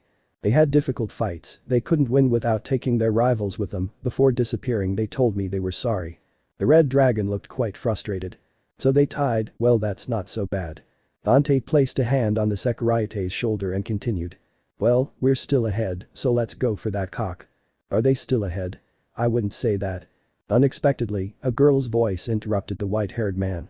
The voice came from behind them, so when they turned their bodies they noticed it was Riser's sister. Ravel had made an appearance again when she decided to approach them after leaving the place where she had been hiding while watching the battles. Your advantage just went away, look there. The blonde spoke arrogantly as she pointed very high into the sky. Boom boom boom. When Dante and Issei looked in that direction, the sound of several explosions echoed throughout the place and in turn, there was a shadow with wings of fire and a shadow with black wings, which had begun to throw balls of fire and darkness, or rather, the power of destruction at each other, because no matter how you looked at it, the person with black wings had red hair, it was Rias. No wonder I felt the strength of his aura was rising, what's wrong with him? I told him I would face the bleached blonde. What happened? Is that but you? It's more than obvious. Dante-san. Issei-san. Can anyone hear me? After Dante confirmed the brown-haired boy's concerns, Asia's voice came out of the transceiver in both of their ears. Asia? Asia, what's going on? Why is Lady Butchu facing the bird alone? What is she doing outside her base? Yes. Right now I'm with Butchu-san on the school rooftop because Razor-san challenged Butchu to a duel and Butchu-san accepted. Thanks to you, we were able to enter the school building without any problems. The next to speak was Riser's sister who placed a thin smile when she addressed some words again to a surprised Sekurite, now a half-breed who had his hand on his face after having face-palmed after hearing what Asia said. My Ani-sama challenged Ria-sama to a duel to make the battle unexpected. It seems Ria-sama's pride blinded her, because you. I point to the hunter. You were his plan to confront Ani-sama, weren't you? In any case, whether you participate or not, as long as we fight normally we'll always win. We're phoenixes, we're immortal, and we can't be defeated, oh ho ho ho. Ravel laughed, putting her hand over her mouth, which angered the red dragon. Butchu is strong. She. Issei, don't pay attention to him, Paddies are always annoying, it's best to ignore them. My name is not Paddy. I've told you that 1,000 times. Even if you don't want to, you are a real Paddy. Well Issei, let's go help Lady Butchu, because anyway the objective is to make fried chicken. The white-haired man interrupted his friend and after arguing with Ravel for a moment, he turned around to head towards the building where Rias was. The Sekurite nodded upon hearing that last bit and did the same, leaving Ravel frowning at having been ignored and called Paddy again. By the way, will you use the power the dragon gave you? Why yeah, that's what I gave him my arm for. Hey, when we get into the fight, can you let me start? The armor will only last 10 seconds, but even so I want to feel useful. I want to at least land a few hits on that phoenix. As they ran towards Riser's headquarters, they both exchanged a few words. Okay, but if you can't defeat him in that time, I'll take care of it, he smiled. Thank you. Not only did Dante know that Issei couldn't defeat Riser, but the brown-haired boy was also aware of that, but even so the half-breed decided to encourage him to release his frustration by giving the phoenix a few hits. Let's wait. Stop ignoring me. You'll lose anyway. You better stay here with me. Your effort will be in vain. In the distance, the annoyed shouts of Ravel were heard, who seemed to dislike being ignored, but despite her shouts, those two continued on their way without giving her another look or saying another word. On the roof of Riser's base. In no time, our hero and the boosted gear wielder reached the roof of the school building where Riser's base was located, who just at that moment had launched another fireball at Rias, who had manifested a defensive magic circle to protect herself and Asia, who was behind her, supporting her with her healing aura. Breezy boom. A second later, the incandescent sphere impacted with force, but not with the Grimory's magic shield, but rather with an enormous wall of ice that seemed to emerge from one moment to the next between the phoenix and the teenager. Crackle crackle crackle break. The icy wall countered the blow of the fireball and subsequently broke after cracks appeared in a spiderweb pattern and then turned into thousands of pieces of blue crystals while a smoke curtain rose due to the evaporation of the water. I'm sorry it took me so long, but it's also your fault for not letting me have the bleached blonde from the beginning. Dante. Issei-san. When Rias and Asia finally opened their eyes after that attack, they noticed the backs of the red dragon and the half-breed, who were right behind what had been that winter well produced by the devil arm, Cerberus, which our hero now had held in one of his hands. Rebellion was still on his back and Coyote on one side of his waist. You took too much of a risk, Lady Butchu. Dante said without looking back, sighed tiredly and continued. Well, now leave it to us. At this moment, Rias felt relieved to have him close, because after a while of having started her confrontation with Riser, she knew that she had made a serious mistake by letting herself be carried away by her emotions. Nice to see you again, Kentucky Chicken. When the smokescreen disappeared, the white-haired man focused his attention on the phoenix a few meters in front of him and exclaimed with satire, while placing an arrogant smile. Kid, I was momentarily dissatisfied when I realized I couldn't incinerate you by beating this game too quickly, so I'm glad you showed up. I can burn you now. In the palms of the phoenix, fire began to gather as he finished his prayer. I'd also like to put you in the oven quickly, but first it will be Issei's turn. My friend here next to me wants to be the first to beat you up. Huh? That other weakling over there wants to challenge me. Is a mere pawn going up against me? This has to be the best joke I've ever heard, ha ha ha ha. Dante. Issei has improved a lot with your training, but no way. Lady Butchu, relax, the breast-addicted dragon has gotten stronger. Show him, perverted monk. With that, the white-haired man patted Haidu on the back, who smiled pleasantly upon hearing it. A moment later, green energy was expelled from the gem on his left arm, which in a blink of an eye surrounded his entire body. Welsh dragon over booster, Welsh dragon over booster. As the jade-colored aura grew by about 2 meters, Issei shouted excitedly as he raised his left arm, and Drake's voice was heard coming from the boosted gear. A breath later, the brunette's red arm grew and ended up becoming a full-body red armor, with a green gem on the chest and other areas of its limbs. On his head was a helmet that looked like a knight's and some boosters on his back. It looked like a reddish mecha armor with draconic features. Listen Riser, this is the power of a dragon. Balance breaker, Welsh dragon stalemate. Oh oh. Balance breaker. The forbidden technique. Oh oh. Oh oh. The Grimoire exclaimed with great bewilderment, which also manifested itself in Asia and Riser upon hearing and seeing the change in the pawn's aced gear and the power emanating from it. I'll show you that it was a grave mistake to mess with Butchu's wishes. Bang, a millisecond later after saying that, the red dragon sent a shot of red energy at the phoenix from his hands, his dragon shot. Riser could barely avoid it. Boom boom boom boom boom. Later, the phoenix seemed to take this fight seriously as a pair of fire wings appeared on its back as they both charged forward and hit each other a large number of times while slowly rising to the skies. Each hit produced small impact waves. Fireballs and spheres of draconic power were also visualized from time to time in that exchange of power and technique. You're just a useless servant. In the midst of the fight, the phoenix exclaimed in anger as a new wound inflicted by Issei had just regenerated. His pride had been tainted by having a low-class pawn reincarnated with strength on par with a high-class devil like him.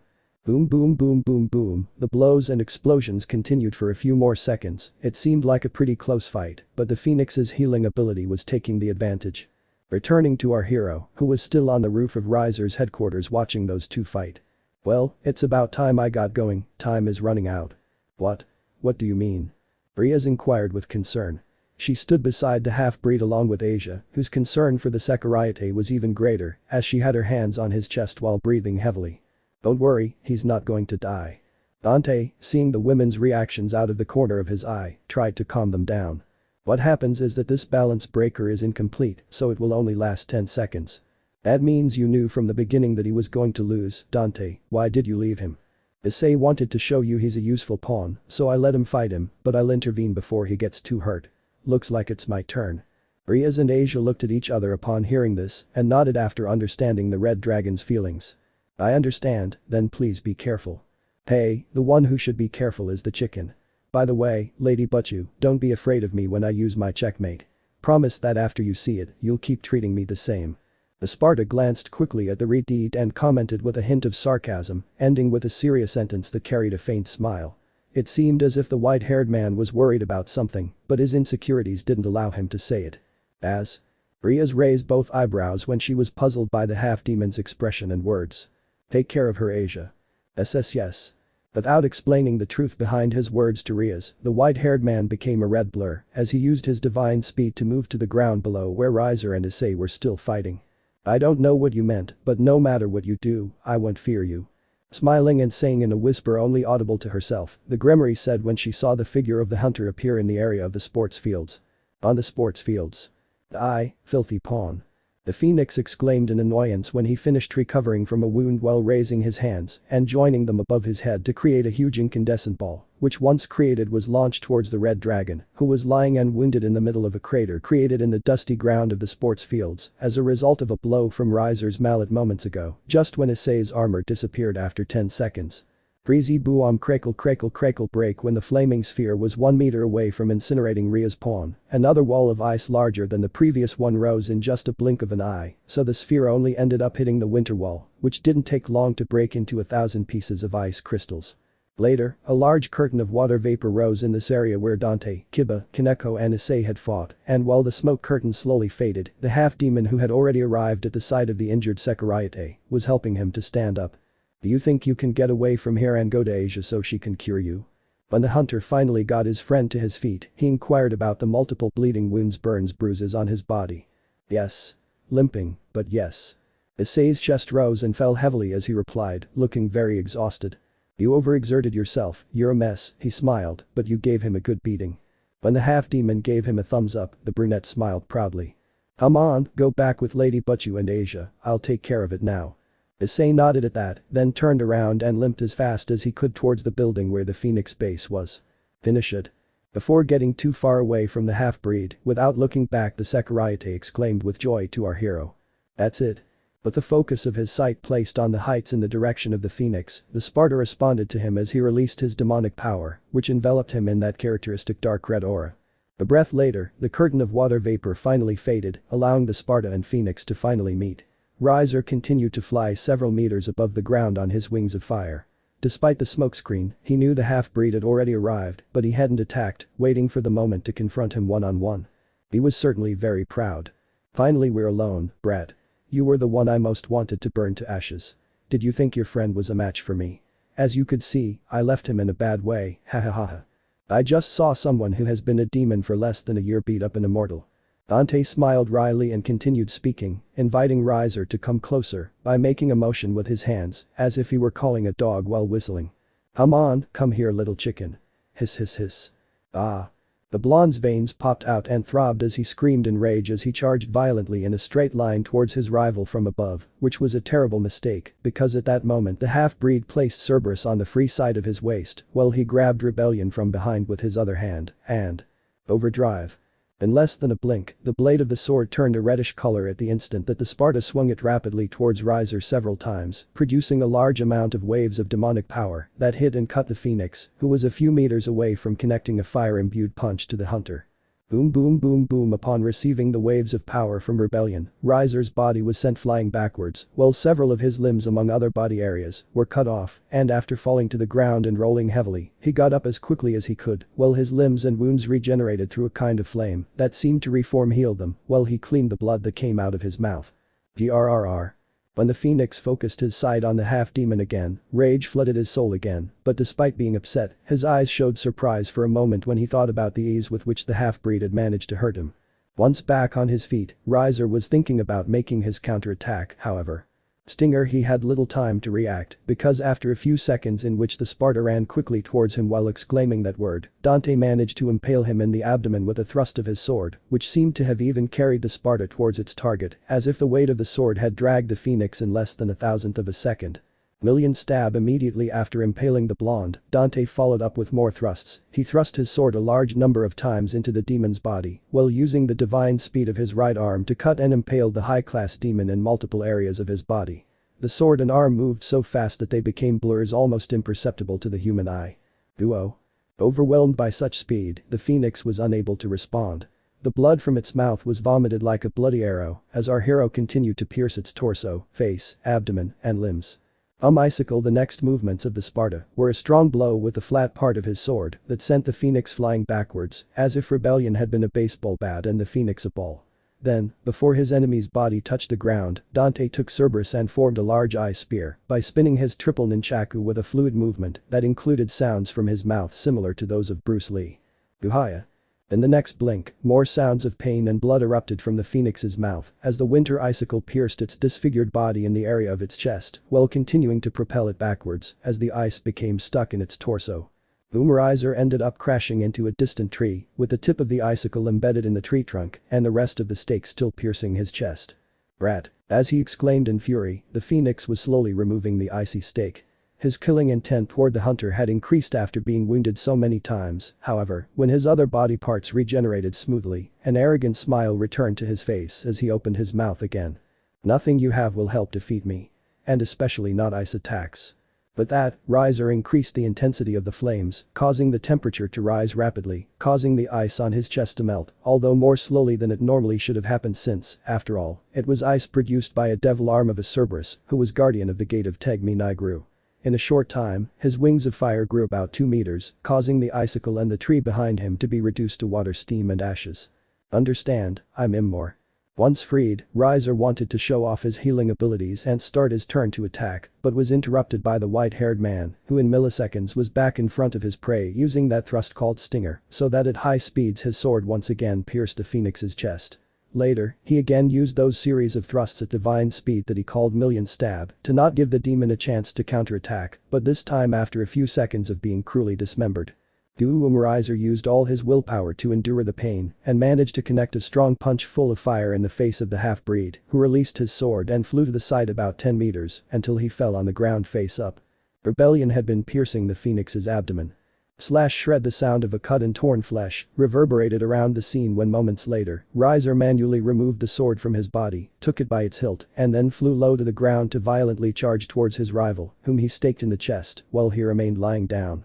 After that, Dante closed his eyes and pretended to die. Viciously, the high-class demon had pierced the Sparta in the same way it had pierced him. Oh no. Briaz, who saw all this from afar, forgot for a moment the healing ability of the Sparta, so after a hoarse cry filled with great consternation, she prepared to go help him along with Asia, however. Bingo. Before the Redeed flapped her wings to set off, she saw the half-breed open his eyes and exclaim the word bingo with glee, while smiling arrogantly as blood trickled from his lips. Bang boom. A blink later, Riser, who was still flying low over the ground while holding Rebellion, still impaled on Dante, was greatly surprised because his enemy was still alive, but… what the… She had little time to exclaim and think about how that was possible because she received a shot charged with demonic power from Coyote's cannon after our hero took her by the waist and pointed it at her face after saying bingo. When the wave of reddish demonic power collided with the blonde's head, his entire skull flew into 1,000 pieces as the demonic energy left a trail of crimson light as it rose upwards while Riser's body fell to the ground and backwards as if he had been killed. Perverted chicken, I must admit that your hits are decent and that you recover quickly, however, you are not the only one with that skill. By the way, it could already be considered a tradition that this sword impales me, so thank you for respecting traditions. While our hero was speaking, he was getting up while wiping the blood from the corner of his lips while slowly removing the sword stuck in his chest, which was leaving a pool of blood around the ground where he was standing as a result of the crimson liquid that was leaving his body with each pull his hands gave to free Rebellion from his body. Ooh. Meanwhile, the phoenix, who had already managed to stand after its head regenerated through that flame, observed that scene with confusion and surprise well printed on its face. Its eyes were completely focused on the wound that could be seen behind the torn burned clothes of its enemy, a wound which closed almost immediately once the sword was withdrawn. Phew. Briaz, who was still on the roof of Riser's base, sighed with relief when she saw that Dante was okay. So are we going to continue with this game? Are you sure you want to have a duel of immortals until the end of time?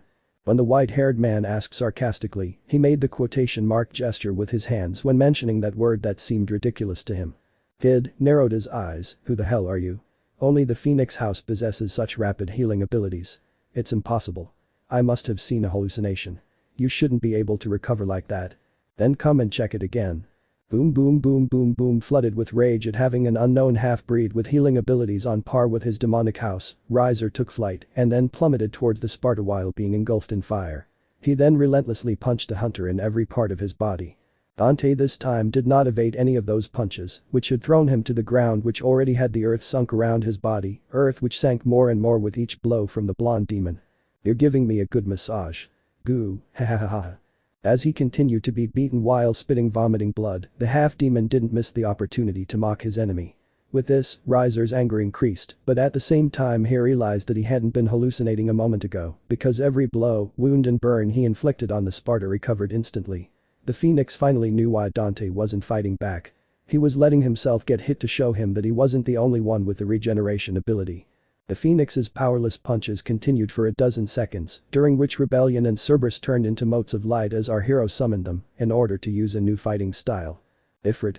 But that said, a new devil arm appeared on the white-haired man's body, after serpentine flames appeared on each of his hands. Once Ifrit's gauntlets were summoned, Riser received a large punch from the Sparta right on the left side of his face, while that side deformed in slow motion when he was thrown back a dozen meters by the force of the half-demon. Oh. The Phoenix, after shaking his head to regain his composure, became alert when he touched the side of his face that had received the punch. That side had a strange sensation because it was burned. The punch imbued with Ifrit's fire had managed to burn it. So he was quite surprised by this fact. No, the white-haired man spoke as he got up from the ground and stretched his body, while quickly healing all his wounds. Although I don't know the limit for healing my wounds or yours, there are ways to defeat demons with such abilities. You can exhaust them and then vaporize them with a massive attack that completely disintegrates them, either with light or demonic power, or you can use anti-regeneration techniques if you possess any, among many other methods. By the way, what did you think of the true flames of hell? They seem to give you quite a burn. What kind of weapon is that? How can something burn me? I don't know. Dante shrugged. I guess it's because your fire is less than mine. When I told you I would turn you into fried chicken, I wasn't joking. I meant it literally. TSK. Boom boom boom boom boom. After laughing between teeth, the hunter completely engulfed his body in flames and a few breaths later started a fight based on pure punches and kicks, worthy of a martial arts movie. Punch against punch, hook against hook, uppercut against uppercut, kick against kick and fireball against fireball. All these techniques were exchanged and received between those two at a superhuman speed. By the way, Dante's martial arts far surpassed those of the high-class demon who seemed to lack training, so he tried to overcome that disadvantage by using his strength, which was slightly superior to that of the Sparta, who on this occasion, no longer received damage from the Phoenix's flames, because having the fire of hell in his body after having dominated Ifrit, no fire with a temperature lower than that of the flames of hell could hurt him. 1. Queen Rhea's Oju-sama has been defeated. Because our hero was focused on his battle, he didn't notice Graphia's announcement, so he continued his exchange of power and techniques with the Phoenix without the slightest concern. A short time later, after a final exchange of blows between Dante and Riser, the latter managed to connect a sidekick to the half-breed, sending him flying until. Boom crackle. The white-haired boy's back hit one of the walls of the building at the base of the Phoenix, at the same time that a severe depression in the concrete was formed when his body was stuck to the wall for a moment. Aoug. Dante released a mouthful of blood before falling to the ground on his feet, his gaze never leaving his enemy, who was slowly approaching him as a smug smile appeared on his face. Riser still felt superior to the white-haired man and thought that his victory was near, despite the fact that it was obvious that he was tired since the fire wings on his back had been decreasing his wingspan. Why are you smiling like that, Kentucky Chicken? Understand that you're not going to win. You know, I thought you had more tricks up your sleeve, but I never imagined you'd be so disappointing. As he spoke, he was wiping the blood from his mouth and dusting off his clothes and raincoat. Huh? What are you talking about, kid? Do you still think you can win? I must have hit you really hard on the head. You've gone crazy now. Ha ha ha. Dude, even your dialogue is mediocre. Damn, if I had my old strength I'd finish you off in less than a second, but what can I do? Even though I hate using it on you, I'll have to show you my next trick. Dante cracked his neck, his fists, and then made some movements, as if he were warming up for a few seconds, in which the Phoenix addressed him again a few words, his smile full of superiority still on his lips. Kid, before you turn to ashes, I'll admit it, you put up a fight, but a Phoenix always wins. Blah, blah, blah, blah. I'm tired of hearing you, and smelling your cheap Kentucky cologne so. With that, the Sparta smiled mysteriously as he extended his arms downwards and then. Boom boom boom boom boom boom, the half-breed's demonic power suddenly began to increase crazily as strange white circles resembling magic circles that had strange symbols written on them appeared on his body and surrounded him while spinning in different directions. At the same time, when his eyes turned completely red, his dark red aura grew about 2 meters in size as the wind around him accelerated as if a small whirlwind were enveloping him. Ooh. Riser was taken aback for a moment upon seeing that scene, so he stopped in his tracks and stood stock still. A nervous drop of sweat ran down his forehead to his cheeks as he felt the half-breed's power growing and rapidly surpassing his own strength. Then, when the Sparta's body rose a few centimeters from the ground, as if it were levitating, he stared at the phoenix, while smiling arrogantly as he was saying the following. The evil Tierig. But for some reason, our hero didn't finish his sentence because he closed his mouth while his body returned to normal, and immediately after he turned around and made a great leap into the air, and then made another leap in the air, by using that red energy platform that he uses to propel himself in the heights. That done, he managed to reach the roof of the building where his body had crashed into one of its walls moments before. I reached the roof of the building that was Riser's base, and I come to this place for a reason. I had felt the presence of a servant of the Phoenix coming from this place. Let her go. When the Sparta's feet touched the roof, he exclaimed in annoyance as he witnessed how Eubaluma, Riser's queen, had Rias by the neck while her free arm where she held her magic staff was pointing at the Grimory's head. Issei for some reason was unconscious next to Asia, who had the healing aura of her sacred gear on the body of the red dragon. Rias Oju-sama has been defeated, game over. That was the decisive, unassailable announcement from Graphia that ended this game. When that scene was imprinted in the eyes of our hero, and before everyone present was transported out of this dimension, two things would be engraved in the white-haired man's head. The first, tears running down Ria's eyes, and the second, the words "thank you for the hope" that a dejected Redeed addressed to him. In the rating game monitoring room. When the game ended, two people remained in a room dedicated to monitoring this game. Graphia was here next to a mysterious man with crimson hair. The name of this man, or rather, demon, was Sursich, who sat in an elegant armchair while watching with interest a screen where the recorded images of the game were shown. What does Sursich-sama think? The Red Emperor Dragon has a fearsome power. He competed very well against Riser, despite having an incomplete balance breaker. But the other guy, Did you notice that too? Yes. Phoenix-level healing abilities, the ability to summon weapons without the need for a magic circle, and these weapons possess elemental powers, and even those gauntlets possess a fire so powerful it was able to burn Riser. Placing a finger on his chin, he continued. All of that is fascinating, but what intrigues me the most is what he was about to do before noticing Eubaluma's presence. When those strange magic circles appeared and the appearance of his eyes changed, his power rose rapidly, and his demonic aura became even stranger than it already was. At that moment his strength had already surpassed Riser's. Now I understand why he was always confident in his fight. It seems he has another ability that was hidden. By the way, you had told me that he has an unknown sacred gear. At the end of his question, he raised his eyebrows and focused his attention on the maid. That's right, my lord. According to what Rias Oju-sama told me, he hardly ever uses it. He probably doesn't feel it's necessary to use it. In any case, let's forget about that sacred gear for now. This guy is a complete mystery, and I need to witness that ability he was planning to use, so please give this to him. Sursich pulled out a sheet with an arcane circle printed on it from one of his pockets and passed it to the silver-haired girl. Understood, my lord. With the blade in her hands, the maid left the room after bowing to the Demon King. Also, did he say that if he had his old strength he would have defeated Riser in an instant? Are those words true? The Crimson Satan smiled mysteriously when those thoughts appeared in his head, while he continued to see the images on the screen. What else are you hiding? The next night, in Dante's room. Having finished the game, our hero was transported to the Occult Research Club room in the human world, where there was no one else but him, since the others were being treated for their injuries elsewhere, while Rias probably took her to choose her wedding dress. Dante waited in place for a moment hoping the Redeed or some of the other kids would show up, but it was no use, so he left the CIO and the school, while fury flooded his spirit. Not only was he angry about what happened with Eubaluma, but he was also angry with himself for not acting faster, for having treated a fight as a game, as usual.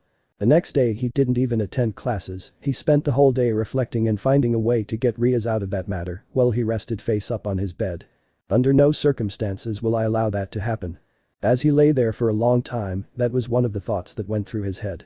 Later, Rainer visited his room and asked him if something bad had happened, because she noticed the half-breed's behavior was a little different than usual. He seemed upset and distracted, however our hero denied that anything was happening, so the fall left him alone, after sensing that he did not want to talk about the matter. Later, the Sparta summoned Grunt, hoping that the canine would know how to get to the underworld, but just as he thought, it was useless since Grunt only tilted his head, and thus caninely denied knowing how to get to the underworld from the human world. Hours later, Dante decided that he would beat the hell out of every demon in the city until they gave him information on how to get to hell, so when night fell, he put on his combat clothes manually. It took less than a minute for him to be fully dressed.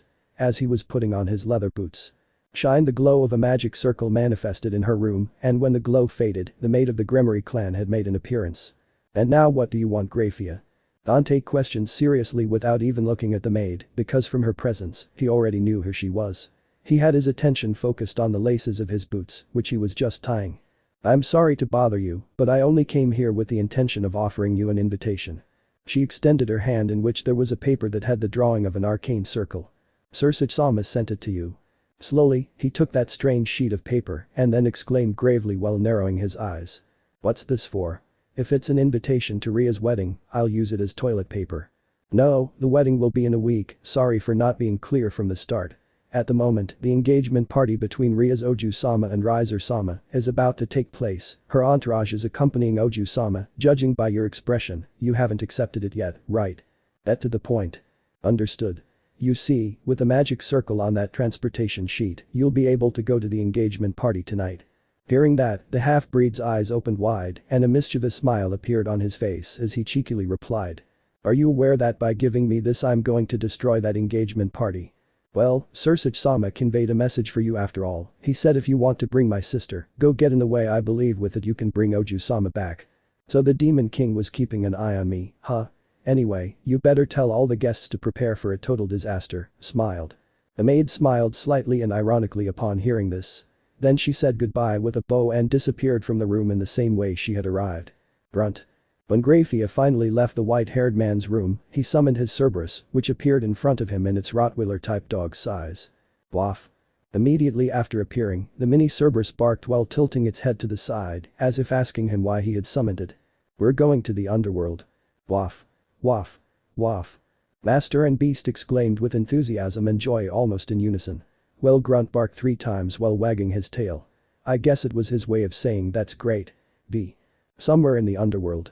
Without wasting another second, the white-haired man used that portable magic circle, and together with his Cerberus, he was transported to the outskirts of the castle, where the wedding ceremony was about to be held, although there was a small detail he was transported several hundred meters away from the castle. In the distance, the entrance to that enclosure was surrounded by hundreds of demonic soldiers wearing generic black and yellow armor, holding various weapons, such as helmets or spears. They all protected the entrance by guarding a long stone path that connected to the entrance. Dante and his Cerberus appeared several meters away from these soldiers, who were still unaware of their presence. "TSK, Grunt, I don't have time to fight those guys, so get big and put on your ice armor, but leave an opening in your back so you can carry me. Freeze those soldiers' feet or knock them out, but don't kill them. They probably have health insurance, drinks, and all that new demon stuff." Waff. Given the command, the Cerberus obeyed, and in an instant his body grew until he became an animal 4 meters tall and several meters wide. He then made his winter armor appear, and then the Sparta climbed onto his back. "Go on, Grunt. Time to ruin the first party of my life." In one hand of our hero was his trusty sword Rebellion, which was swung forward just as he gave that order, as if signaling the advance of an infantry battalion ready for war. Hearing the terrifying roar of a beast, all the soldiers turned their heads and watched in fear as what appeared to be a Cerberus, carrying a silver-haired man on its back, was approaching them quickly and with heavy steps. Topple freeze topple topple topple. In no time, Grunt caught up to them and made a mess of their people when he rammed into them in his path. The soldiers who tried to block his way flew miserably through the air to the sides or comically slipped on the icy track that the Sabero created on the ground. Some even had their feet frozen when they tried to hurt him with their spears or tridents. However, the icy armor of the animal protected them.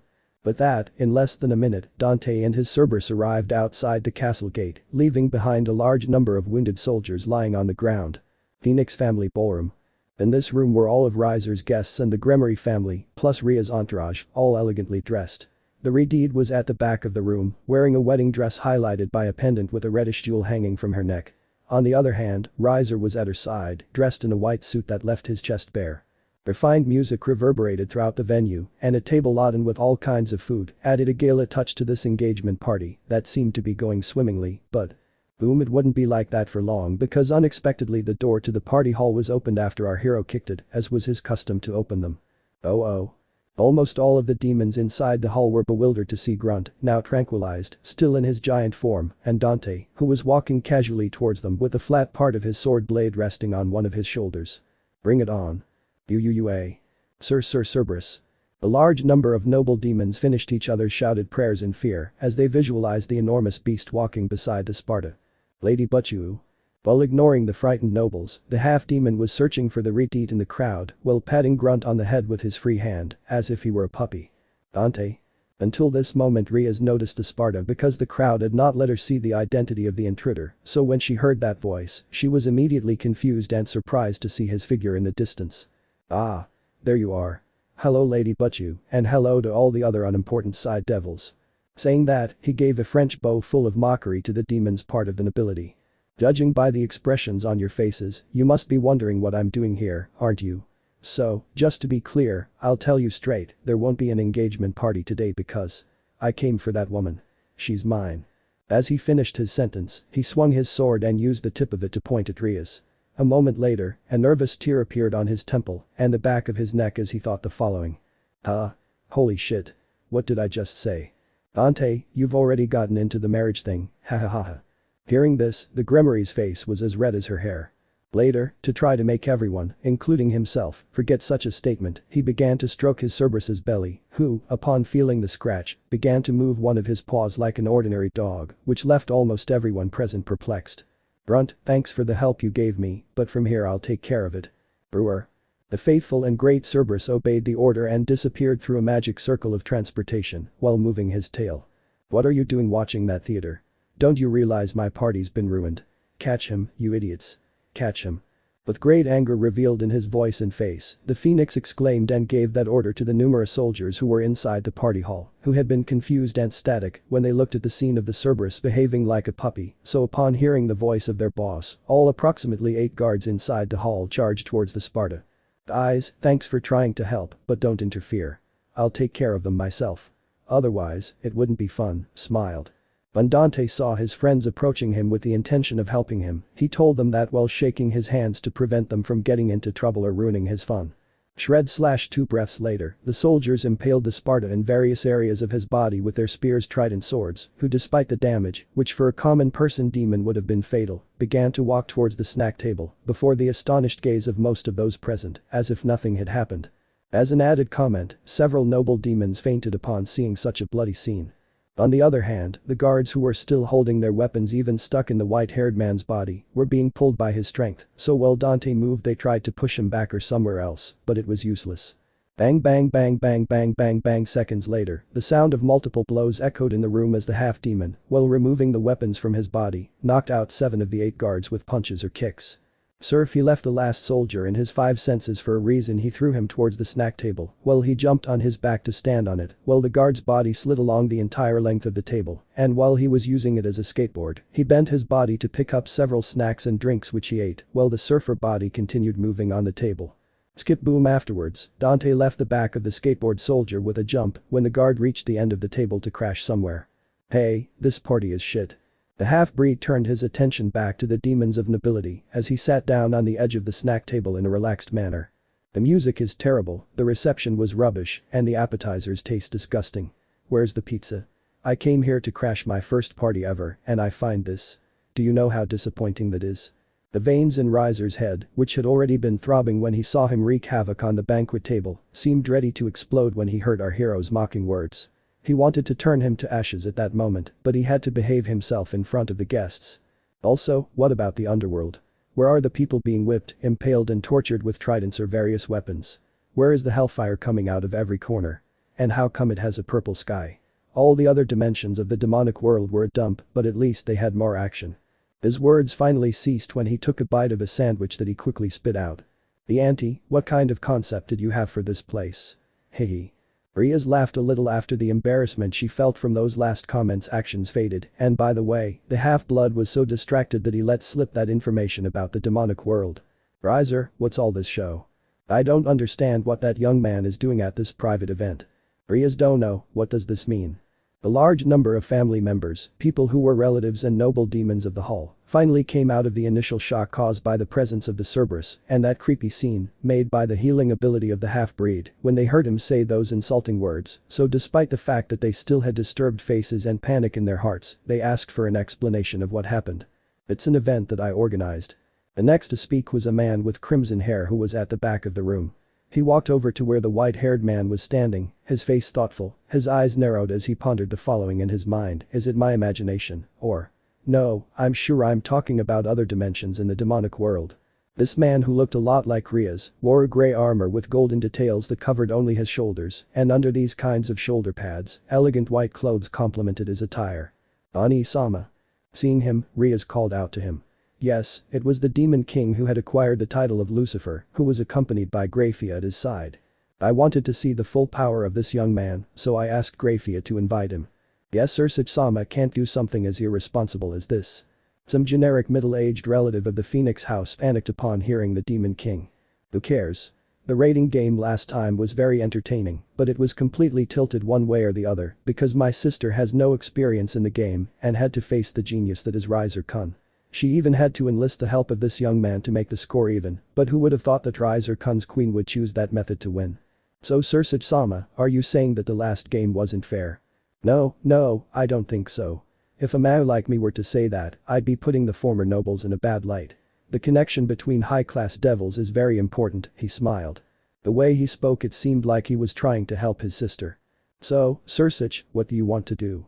A middle-aged demon with red hair asked the Mao. He looked a lot like Rias and Ursich, so he was probably his father. Thanks for finishing the sentence, Demon King. I want to make my little sister's lovely engagement party into a showy affair. I wish for that young man with unique abilities to face off against a phoenix in a one-on-one duel. Don't you think it will be a grand event? I had to liven up the party by having a fight between two devils with strength comparable to high-class devils. I think that could be very entertaining. Everyone in the room was speechless at the words of the Crimson Satan. Later, Ursich focused his attention on our hero who was still sitting at the table. Young demon over there. Dante approached him when he was called and responded sarcastically as he had his mouth full of snacks. Shy. That she offers him his most sublime ability. Ria slapped her face, completely embarrassed when she saw that lack of manners from over 8,000 people. The worst part was that he was behaving like that in front of her brother. I would like to see with my own eyes all the potential you have. Grafia informed me something about it, so you have my permission. Riser, can you show us your power once more in front of me and Rias? The Demon King ignored the Sparta's lack of manners and remained solemn. Okay, he smiled, I can't decline if Ursich-sama asks me to. But are you sure you want me to fight a mere half-breed? I don't think he's a common half-breed. Didn't he show it to you in the game? The Phoenix's smile disappeared as his face took on an annoyed expression as he remembered the fight he had with Dante, where they were evenly matched. I feel like he hasn't shown us his full strength. Young man, what do you think of this? Perfect, it will be an honor to host the celebration of your devilishness because… The half-demon gave a mocking bow in the middle of his sentence, and then, when he cut off his words, he threw the contents of a glass of wine he was holding at the Phoenix, thus staining his impeccable clothes. This party is rubbish. Even my brother at Tegmi Nigru planned a better event than this. A throbbing vein in the Phoenix's temple was about to explode again at being insulted like that. If he weren't surrounded by guests and facing a Mao, he would have already thrown a large fireball at the Sparta. Tegmi Nigru? For a moment, Lucifer's eyes widened when he heard the name of the tower, which brought to mind the image of a book.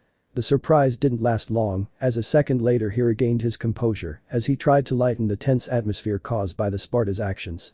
Wow, it seems that is a little rude, he smiled. Tiled before Ursich-sama, I promise that I will present a beautiful execution. I will show you my flames one last time before you disappear. And I promise I'll show you what a real demon looks like. The Phoenix's fists clenched so tightly when his eyes met the half-breed's smug face that for a moment he seemed to lose circulation in his hands. Meanwhile, the Redeed pondered deeply for a moment the meaning of the Sparta's new words. So, young man. What reward do you want me to give you if you win the fight? When the questions in the Mao's head ended, he asked while Dante continued smiling at Riser with an air of superiority. Ursich-sama. What are you saying? It's already too much that Riser fights against a low-class half-breed, and now he even wants to give him a prize if he wins. Relatives began to criticize after hearing the Crimson Satan's offer. That doesn't matter. Even though he's a half-breed without a title, he's a demon. So we need to give him something big since we're asking him to do something. Now, young man, I'll give you anything. Nobility. Or the most beautiful woman. I didn't expect that. He even gives gifts like Santa Claus TSK. Dante chuckled and continued. Although the beautiful woman's gift doesn't sound bad at all, I can find those in any brothel so. Dante. Instinctively, the Grimoire couldn't help but shout at him angrily upon hearing that shameless sentence, and at the same time she felt very bad for his comment, so her eyes became misty when she thought that he didn't care as she thought. Relax Lady Butchu, I was joking. With that, his attention returned to the Crimson Satan. My wish is simple. I wish that you let Ria's Gremory marry whoever she wants and that you never interfere in her affairs again. While I speak seriously, with the corner of one of my eyes, I look at the Redeed and wink at her. Finally he called me by my name.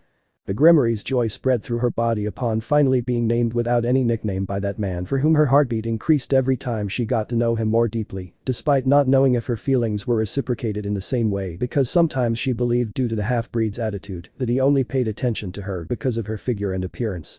Understood, young man, then, if you win, the wish you have for Ria's will be granted. Sursich put on a very happy face when answering him. But the battle between Dante and Riser was about to begin, but before the Sparta left towards the end of the room, due to Graphia's instructions, he addressed a few last words to Rias. By the way, remember what you promised me, when you see my checkmate, don't be afraid of me. Despite that comment being a casual one of the half-breed's insecurities was rumbling inside. His demonic form tended to alienate people when they saw it. Many of the people friends he rescued on missions from his past life when he needed to use that transformation to save them were left feeling scared, disgusted among other unpleasant sensations and would immediately flee, many of them calling him spawn or worse in the process, despite him being their benefactor.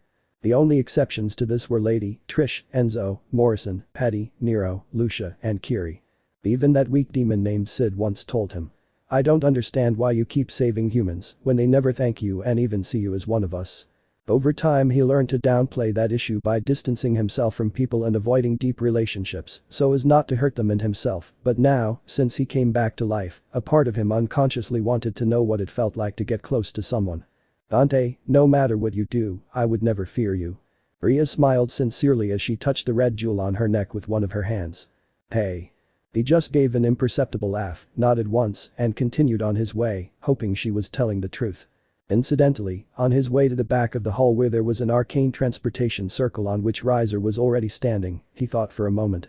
So, you never take off that medallion, not even at this moment, huh? One day I will tell you the truth. In a different dimension. After Dante and Riser were enveloped in the light of the magic transportation circle, they were taken to a new dimension created exclusively for this fight. The stage was a rectangular platform 2 or 3 times the size of a soccer field, its floor made of stone. In some areas of this arena, there were what appeared to be bleachers alongside large pillars shaped like various chess pieces. The color of the sky was wine-colored, and in some areas of the heights, the faces of the spectators were projected in a kind of giant images, as if they were enormous screens floating in the air. Upon being transported, each contestant appeared at one end of the arena.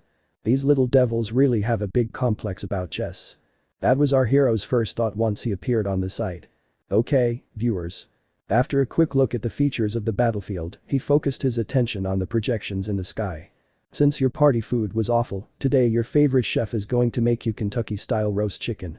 Riser was soon enraged again when he was pointed out by the mestizo's words and index finger. And if you're one of those who's impatient for food and can't wait, don't worry. I'll be done in a few minutes, so don't despair.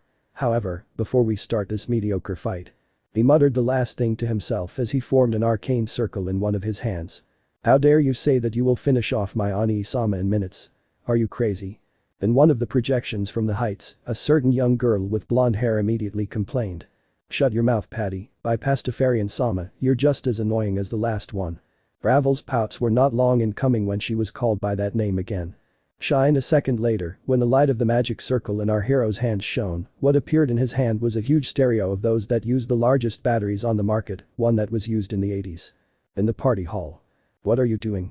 Dante, why did you summon that old stereo? The demons of the nobility and Rias were bewildered to see such a strange summoning. Back to the battlefield. What do you plan to do with that stereo? Riser's eyebrows were raised high as he finally noticed the device. Okay. Ladies and gentlemen. Since the music at your event was a piece of shit, I'll show you what good music is. That said, our peculiar character placed the stereo in an area of the stands, turned the volume up to the maximum, and pressed one of its buttons while summoning Coyote A, which he placed on one side of his waist. Then a melody full of metallic guitar riffs reverberated throughout the scene with intensity. In the party hall. What's wrong with this guy? Did you lose your mind? Dante, why are you playing a song in the middle of a fight? The noble's confusion only increased. Ria's as well, but aside from that, feelings of shame flooded her soul as she covered her face with her hand, having turned red in embarrassment. Back to the battlefield. Start, Highway to Hell by AC/DC. Did your head lose a screw? Even Riser couldn't help but let his fury be diminished for a moment by such a strange act. Well. This is some good music. Especially for the underworld. Don't you think so? He began to move his head like a metalhead to the beat of the music for a few seconds, and at the same time he sent a message to the entity that lives in his sacred weapon. Narasimha, I have good news for you, you will also participate. I want to leave it well fried. Finally. For some reason the divinity became very happy, perhaps because his skills were finally going to be used in a decent fight. Nevan, have you missed me? Once the first word was enthusiastically uttered, the half-breed extended his hands as a small dimensional hole opened, and from it slowly emerged a purplish-colored weapon that resembled a combination of a scythe and a guitar. In addition to the aforementioned features, it had a kind of handle with a small portion from which 4 metal spikes protruded. But what am I thinking, you must have missed me, you love this blood. Ding. Dante took his guitar and touched one of its strings, generating a powerful, strident sound worthy of a guitar used for rock and metal. Okay, Nevan, honey. We have to show them how to throw a real party. After exclaiming with great enthusiasm, he focused his attention again on the phoenix and pointed at it with one of his index fingers. Riser, when the stereo song ends, you'll be finished. Enough. Enough. Enough. You've had enough of me. I thought I'd leave you alive as a gift to my future wife. But now I'll turn you into coal. Roaring with a fury he didn't even know he possessed, the phoenix made its wings of fire appear, rose to the skies, and moments later, when its body was covered in a yellow aura, it threw a large ball of fire at the white-haired man, who didn't even pay attention to that attack, as he closed his eyes, as he placed all his fingers on Nevan's strings, while expelling his demonic aura with intensity. Yeah. Living easy, living free, season ticket 1 a one-way ride. 2. Ring ring ring ring in less than a blink of an eye, the Sparta began to play the guitar strings with great speed, causing a deafening sound that increased with each moment. Volume up, let us rock. Being saying that before the fireball hit him, the intensity of the guitar sound increased, even generating sound waves throughout the stage so strong that the phoenix had to cover his ears for a moment. A millisecond later, a whirlwind approximately 10 meters high filled with bats with electric auras enveloped the Sparta. Boom, then the fireball hit, but it failed to touch the half-breed, as the vampiric whirlwind acted as a shield. Half of the bats disappeared when the incandescent flames finally dissipated, revealing our hero intact. In the party hall. Is that some kind of weapon? How can a guitar be used like that? That strange weapon has abilities like Gasper's. If the initial bewilderment of the noble demons was already great at the beginning of the fight, when they saw Nevan's initial abilities, their jaws almost fell to the ground.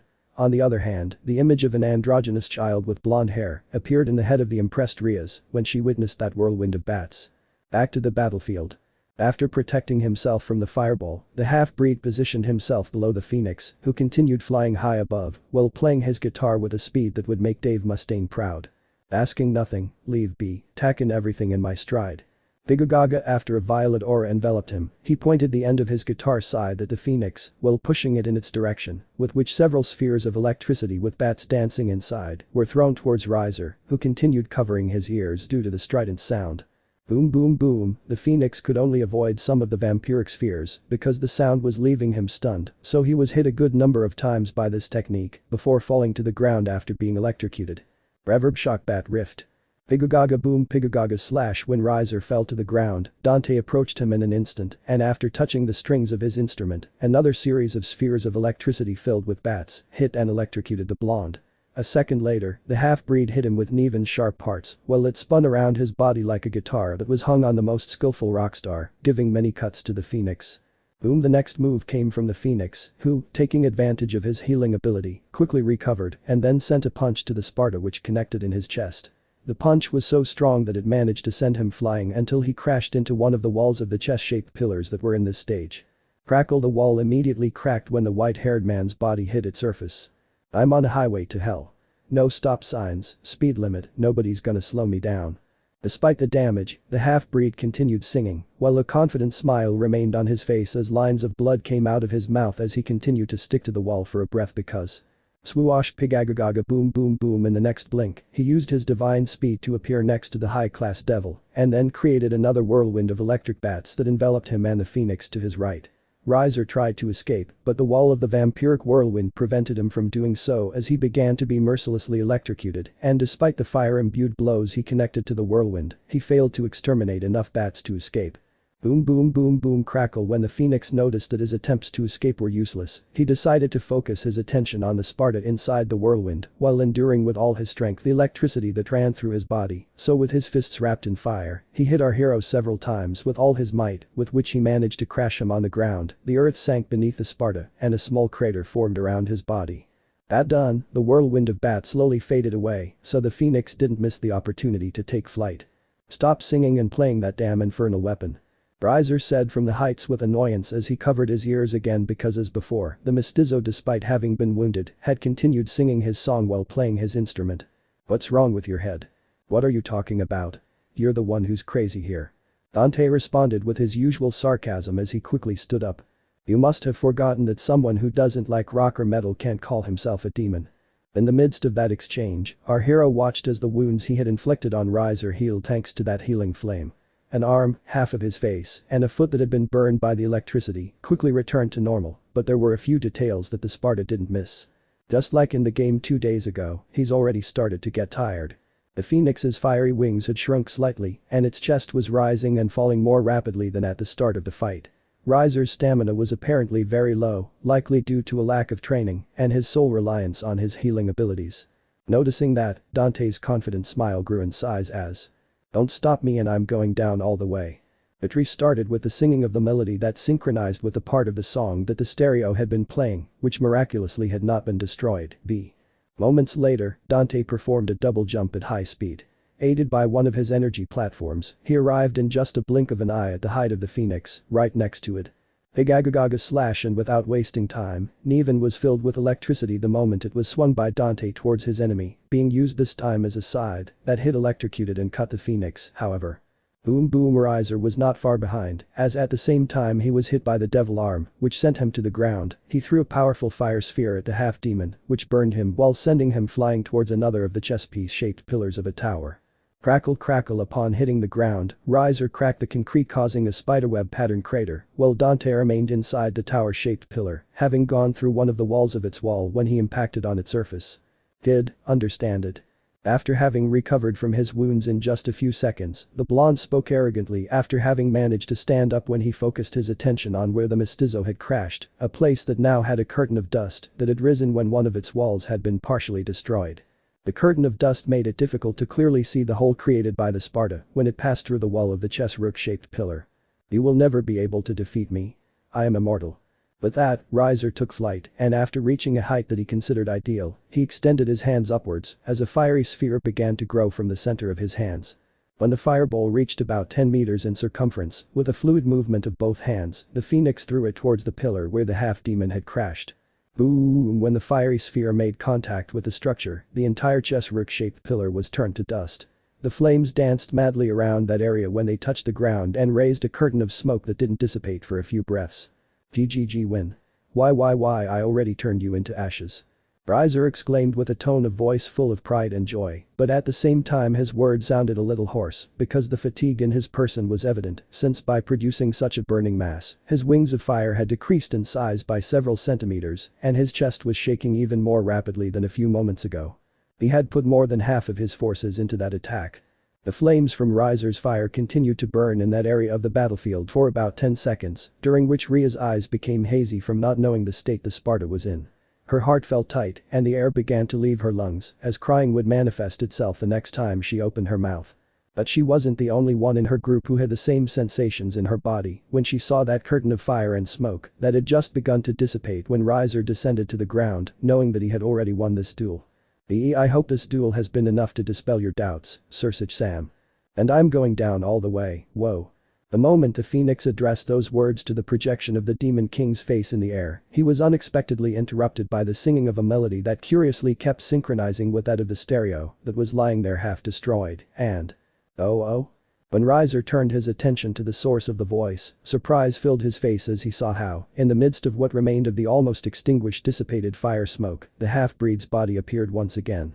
The half-demon's body was standing in the middle of a vast field of charred black earth, but he was alive. He had a large number of areas of his skin with varying degrees of burns, which were already healing, with some places where you could even see the muscle under the skin. His clothes were in tatters, his boots had turned into a mass resembling burnt rubber, but he was alive, smiling and singing while playing his instrument. Riaz and the Gremory group sighed with relief upon witnessing that. I'm on the highway to hell. Before those who were unaware of his regenerative ability could ask themselves endless questions about who that young man was, Dante opened his mouth again to sing with all his might, just as the song on the stereo ended at that moment, while focusing with sharp eyes on the phoenix. Stop, ACDC's highway to hell. Kentucky Chicken, this is a game over. Dante exclaimed loudly as the smile on his face filled with absolute confidence and superiority. First Lotus. Then, the voice of his sacred gear manifested as his right hand was enveloped by the armor-like glove that was golden in color with green stripes, and a millisecond later. Devil Trigger. I uttered that word just as he extended his hands toward the ground, then. Bog. A scream from beyond the grave emerged from the mouth of the half-breed, a scream that reverberated throughout the battlefield. It was a blood-curdling sound that could easily make a normal person shit their pants from the fear in their hearts upon hearing or seeing what was in front of them, because at the same time that scream manifested. The demonic power of the Sparta suddenly rose as white magic circles appeared around his body, while his aura grew several meters in size and turned a red-violet color. An instant later, after a gust of wind that had enveloped the white-haired man disappeared, Dante's body levitated a few meters as his body changed appearance, after his body expelled a glow that seemed arcane. Degrees 0 degrees. The phoenix sweated nervously and flew back a few meters after uneasiness flooded his soul upon feeling and seeing the power and the new appearance of the Sparta. At this point, Dante no longer looked human. Starting with his head and face, these now formed a silver helmet with points at the ends. The flesh on his body had a reddish color and his jacket trench coat seemed to have fused with his body and seemed to have pointed ends. His pants also seemed to have fused with the skin on his legs, which ended in strange boot-like feet, and there were violet lines that blended with the coloring of his lower limbs. His left hand seemed to have black gloves that extended to his forearm with claw-like fingers. The other hand had a mixture of these characteristics, except that from the wrist to his claw-like fingers, it was covered by that metallic glove that was his sacred gear. Finally, small blue-violet lightning bolts ran through all areas of its strange body. Riser, the milkman is here. When our hero spoke to the phoenix again, his voice was higher-pitched and almost double-toned, which made his sarcasm dark, deep and penetrating, very peculiar. In the party hall. What's that? What did it become? What kind of creature is he? Many of the noble demon family relatives present were dumbfounded at the sight of the Sparta's new form. A shiver ran down their spines just by looking at it. Dante, when you told me not to fear you, was this what you meant? While thinking about this, Riaz took the jewel from the pendant that was hanging around her neck. She wasn't afraid, but rather worried for Dante. She had heard that some living and extinct demonic houses had transformation techniques, but in many cases, sanity could be lost when assuming those forms, and the scream the Sparta had released had left her with that concern. But this, she also realized that the phrase "do not fear me," said almost as a joke, carried a more serious hidden connotation. At this moment, Riaz began to understand why the half-breed hides his true feelings with an arrogant rebellious youthful attitude that she would later understand more deeply when she discovered that he is not only worried about his true demonic form, but also that his past plays a crucial role that she is currently unaware of. I hope you're still yourself. You didn't have to use something like that, it's so dangerous. But you don't have to worry. Iridide, who had whispered the first thing with dismay, was interrupted by the red dragon who, standing at her side, wanted to calm her down after being able to hear her after seeing how her eyes trembled and how her eyelids twitched with anguish while she held the red jewel on her neck more tightly. Dante is still the same. He already used that form on me once during training, although it was a different one. He told me that blood-curdling scream is because he hasn't used that transformation technique of his for a long time. But other than making him stronger and giving him an appearance similar to that of a demon printed in the Ars Goetia, nothing else about him changes. It's not as if he's turned into a monster. Riser, the milkman has arrived. Ah. Speaking of which, listen to him. He just made another mockery of the chicken, he 3. At that moment, Issei smiled wryly and scratched his cheek when he heard the Sparta in his demonic form say that phrase. With that, Riaz sighed in relief and her afflictions diminished. Asia, Kiba, Akeno and Kaneko, who had also been worried, also relaxed upon hearing that. Although the Nekomata barely showed any emotion. Demonic suspension. A kind of transformation ability. Few current demonic houses possess such abilities and none possess a similar form. It is most likely that it is a descendant of a demonic house that was thought to be extinct and that has hidden itself in the human world. On the other hand, the Crimson Satan was quite impressed and thoughtful after having witnessed the half-demon's devil trigger. His chin was placed between his index finger and thumb as he continued to think. His current strength already far exceeds Riser's power and his aura became even stranger. Young man, who are you? Returning to the battlefield. The phoenix gulped nervously after witnessing that scene. His body remained static while floating in the air thanks to his wings. Instinctively his entire body asked him to retreat and escape for two reasons. The first was that his enemy was now at least twice as strong as him. And the second and most important, the ancient demonic aura of the Sparta was causing fear and chills to him, who was a high-class demon. He could not find an explanation for the latter. "Hey perverted chicken, tell me. Where are you looking?" Suddenly, a voice from beyond the grave sounded next to Riser's left ear. "Who? You?" Turning his face, he saw with fear how his enemy was at his side, with Nevan on his back and levitating.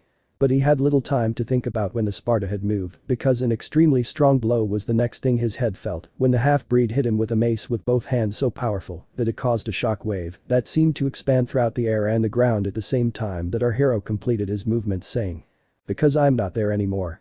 Boom, crackle, crackle, crackle. Immediately after, Riser was thrown downwards at such an overwhelming speed that it caused him to crash into the ground with such violence that a huge crater of more than 10 meters in circumference was formed around him.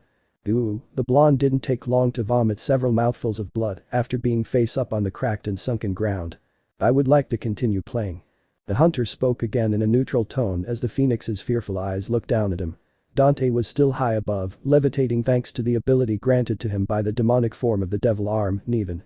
"But I'd get bored quickly, so I'll just get this over with before the viewers die of shame, seeing how useless you are."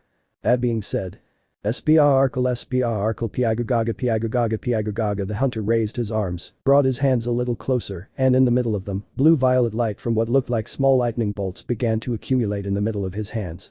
A second later, those small lightning bolts grew enormously when the Sparta lowered his hands to direct them against the phoenix, and then lightning, boom. A torrential downpour of blue-violet lightning that far surpassed Akeno's began to fall on the phoenix's body, whose body was burned and electrocuted a large number of times, so many that it was no longer possible to tell when it was being hurt or when it was healing. Riser wasn't even able to get up, as at no point did our hero give him a chance to escape. Crackle, crackle, crackle. The crater where his body rested continued to sink and expand every time it was struck by lightning. "I remember you saying you'd burn my comrades, and I remember you hurt them. How does it feel to be on the other side?" Amidst the torrential downpour of lightning, the half-breed opened his mouth viciously again. But the most important thing is that you made her cry." Although I try to hide my annoyance, at the end of my sentence I raise my voice. Ria's cheeks unconsciously acquired a reddish hue after hearing those words. "So learn this lesson from now on. I am the only one who can make a devil cry." Lightning. Electricity built up madly in the middle of Dante's hands when he raised his arms again the instant he said that phrase in his native language and then quickly lowered them again at the same time that the largest lightning bolt seen on the battlefield until that moment was expelled from his hands. Boom, in less than a blink of an eye, the lightning bolt that hurtled down towards the phoenix generated a gigantic explosion when it touched the ground. Upon contact with Riser and the concrete, it ended up sinking the ground further beneath the blonde, while the dust of the entire place was raised after the resulting shock wave expanded everywhere. About 10 breaths later, the curtain of dust and smoke finally lifted, revealing how more than half of the battlefield floor was shattered, with stone concrete blocks scattered everywhere. When the curtain of dust particles that had enveloped the phoenix receded, Dante saw that it was still alive, barely, with its body still lying in the middle of what appeared to be an uneven landslide, with rises and falls of concrete several meters high in different directions. The hunter then slowly levitated to the ground, giving the blonde a courtesy time to stand up. He wanted to ask him a question. As he descended, the phoenix slowly recovered from all the wounds on his body. A few limbs grew back, half of his skull regenerated, and the burns on his skin healed. What didn't seem to heal or stop was the blood from his lips that seemed to spurt out every time he opened his mouth to exhale heavily because the fire wings on his back were almost completely extinguished, thus revealing that his fatigue was extreme. When his pride forced him to stand with difficulty, his eyes full of fear and nervousness focused on the Sparta and his demonic form that stood in front of him. "That's not a bad regeneration you've got. If only you weren't such a dog fart I might be forced to seal you, but that's not going to be necessary," the mestizo began exclaiming in a mocking tone that gradually became neutral. "Well, whatever. Since I've realized you're just a huge idiot, I'll give you a way out. Surrender now, or I'll be forced to kill another immortal." He didn't forget to make the quotation mark gesture with one hand. "Just say the following magic words: I give up, and the feces you have accumulated in your tail from seeing a real demon can finally be expelled." Unwittingly, our hero revealed bits of his past history while mocking the now hapless high-class demon, which did not go unnoticed by a certain demon king, who What kind of sacred gear does he have? I've never seen it before. And what do those words mean, the appearance of a true demon? Kill another immortal? Does he also have the ability to seal someone? From the party hall he was still deep in his thoughts, which became deeper as the battle progressed. After Riser heard the hunter's taunts, despite being afraid and despite knowing that he could no longer win. Never. I will not be defeated. He stubbornly forced himself to believe in victory due to his healing ability, his breathing becoming more chaotic with each second. A lightning tusk. Dante didn't let the phoenix finish speaking, as he named one of his techniques while pushing his right fist forward, immediately knowing in the middle of that sentence the decision the blonde had made. Boom boom boom boom.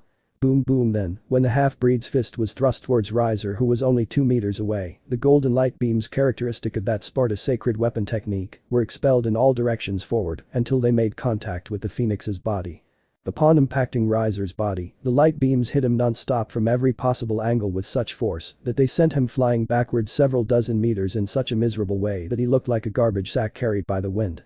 On this occasion, Dante used the sacred gear technique at full power, along with the strength provided by his demonic suspension. The strength of the technique was not comparable to that used on the fallen angel Daunashiku, on whom Dante used a ridiculous percentage of his power. Lightning tusk. When Riser finally touched the ground after receiving that severe attack, he was once again thrown backwards as in an instant the half-breed charged violently towards the phoenix and hit it with the same technique that had caused a few moments ago a large number of holes in its body that allowed things to be seen behind them. All of these wounds were the result of the beams of golden light that managed to pierce its flesh and bones. Boom crackle. After spinning endlessly in the air like a top, the blonde ended up giving himself one last blow when his back pierced and broke one of the stands on the battlefield. Let us rock. As a final touch to the humiliation, the Sparta reappeared next to the phoenix in the blink of an eye with Nevan in his hands, and without giving his enemy a break, milliseconds later he touched the strings of his guitar with which pigagagaga. Immediately after another deafening sound, his scythe guitar created a massive whirlwind of bats filled with electric auras, which surrounded the phoenix and propelled it towards the skies while electrocuting it non-stop. But after being thrown through the air for who knows how many seconds while being electrocuted, when the vampiric whirlwind finally disappeared, with a thud the phoenix fell face down onto the ground in one of the unstable slump areas of the battlefield. Oog. Another vomit of blood that seemed to expel Riser's very entrails was expelled from his mouth when he used both hands to push the ground with all the strength he had left while trying to get up.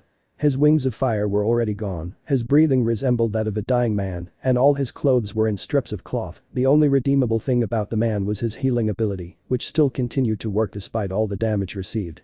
And while that man tried to stand up, the Sparta, after deactivating his sacred weapon and unsummoning Nevan, made Rebellion appear, which he put on his back almost immediately. When his trusty sword, his devil trigger DT, appeared, changing shape, looking more like a demon than the form given by Nevan, making it more frightening. A black face with red eyes plus a pair of horns surrounded by long silver hair was what made up his face. A pair of black angled wings sprouted from his back. His clothing again seemed to blend in with his body, which had a pattern of black and red lines in several areas. Finally, his feet, which were red like almost his entire body, had large claws just like his hands, and on his torso, several pairs of ribs that seemed to be made of metal were stuck to his black thorax. In the party hall. But what a horrible creature.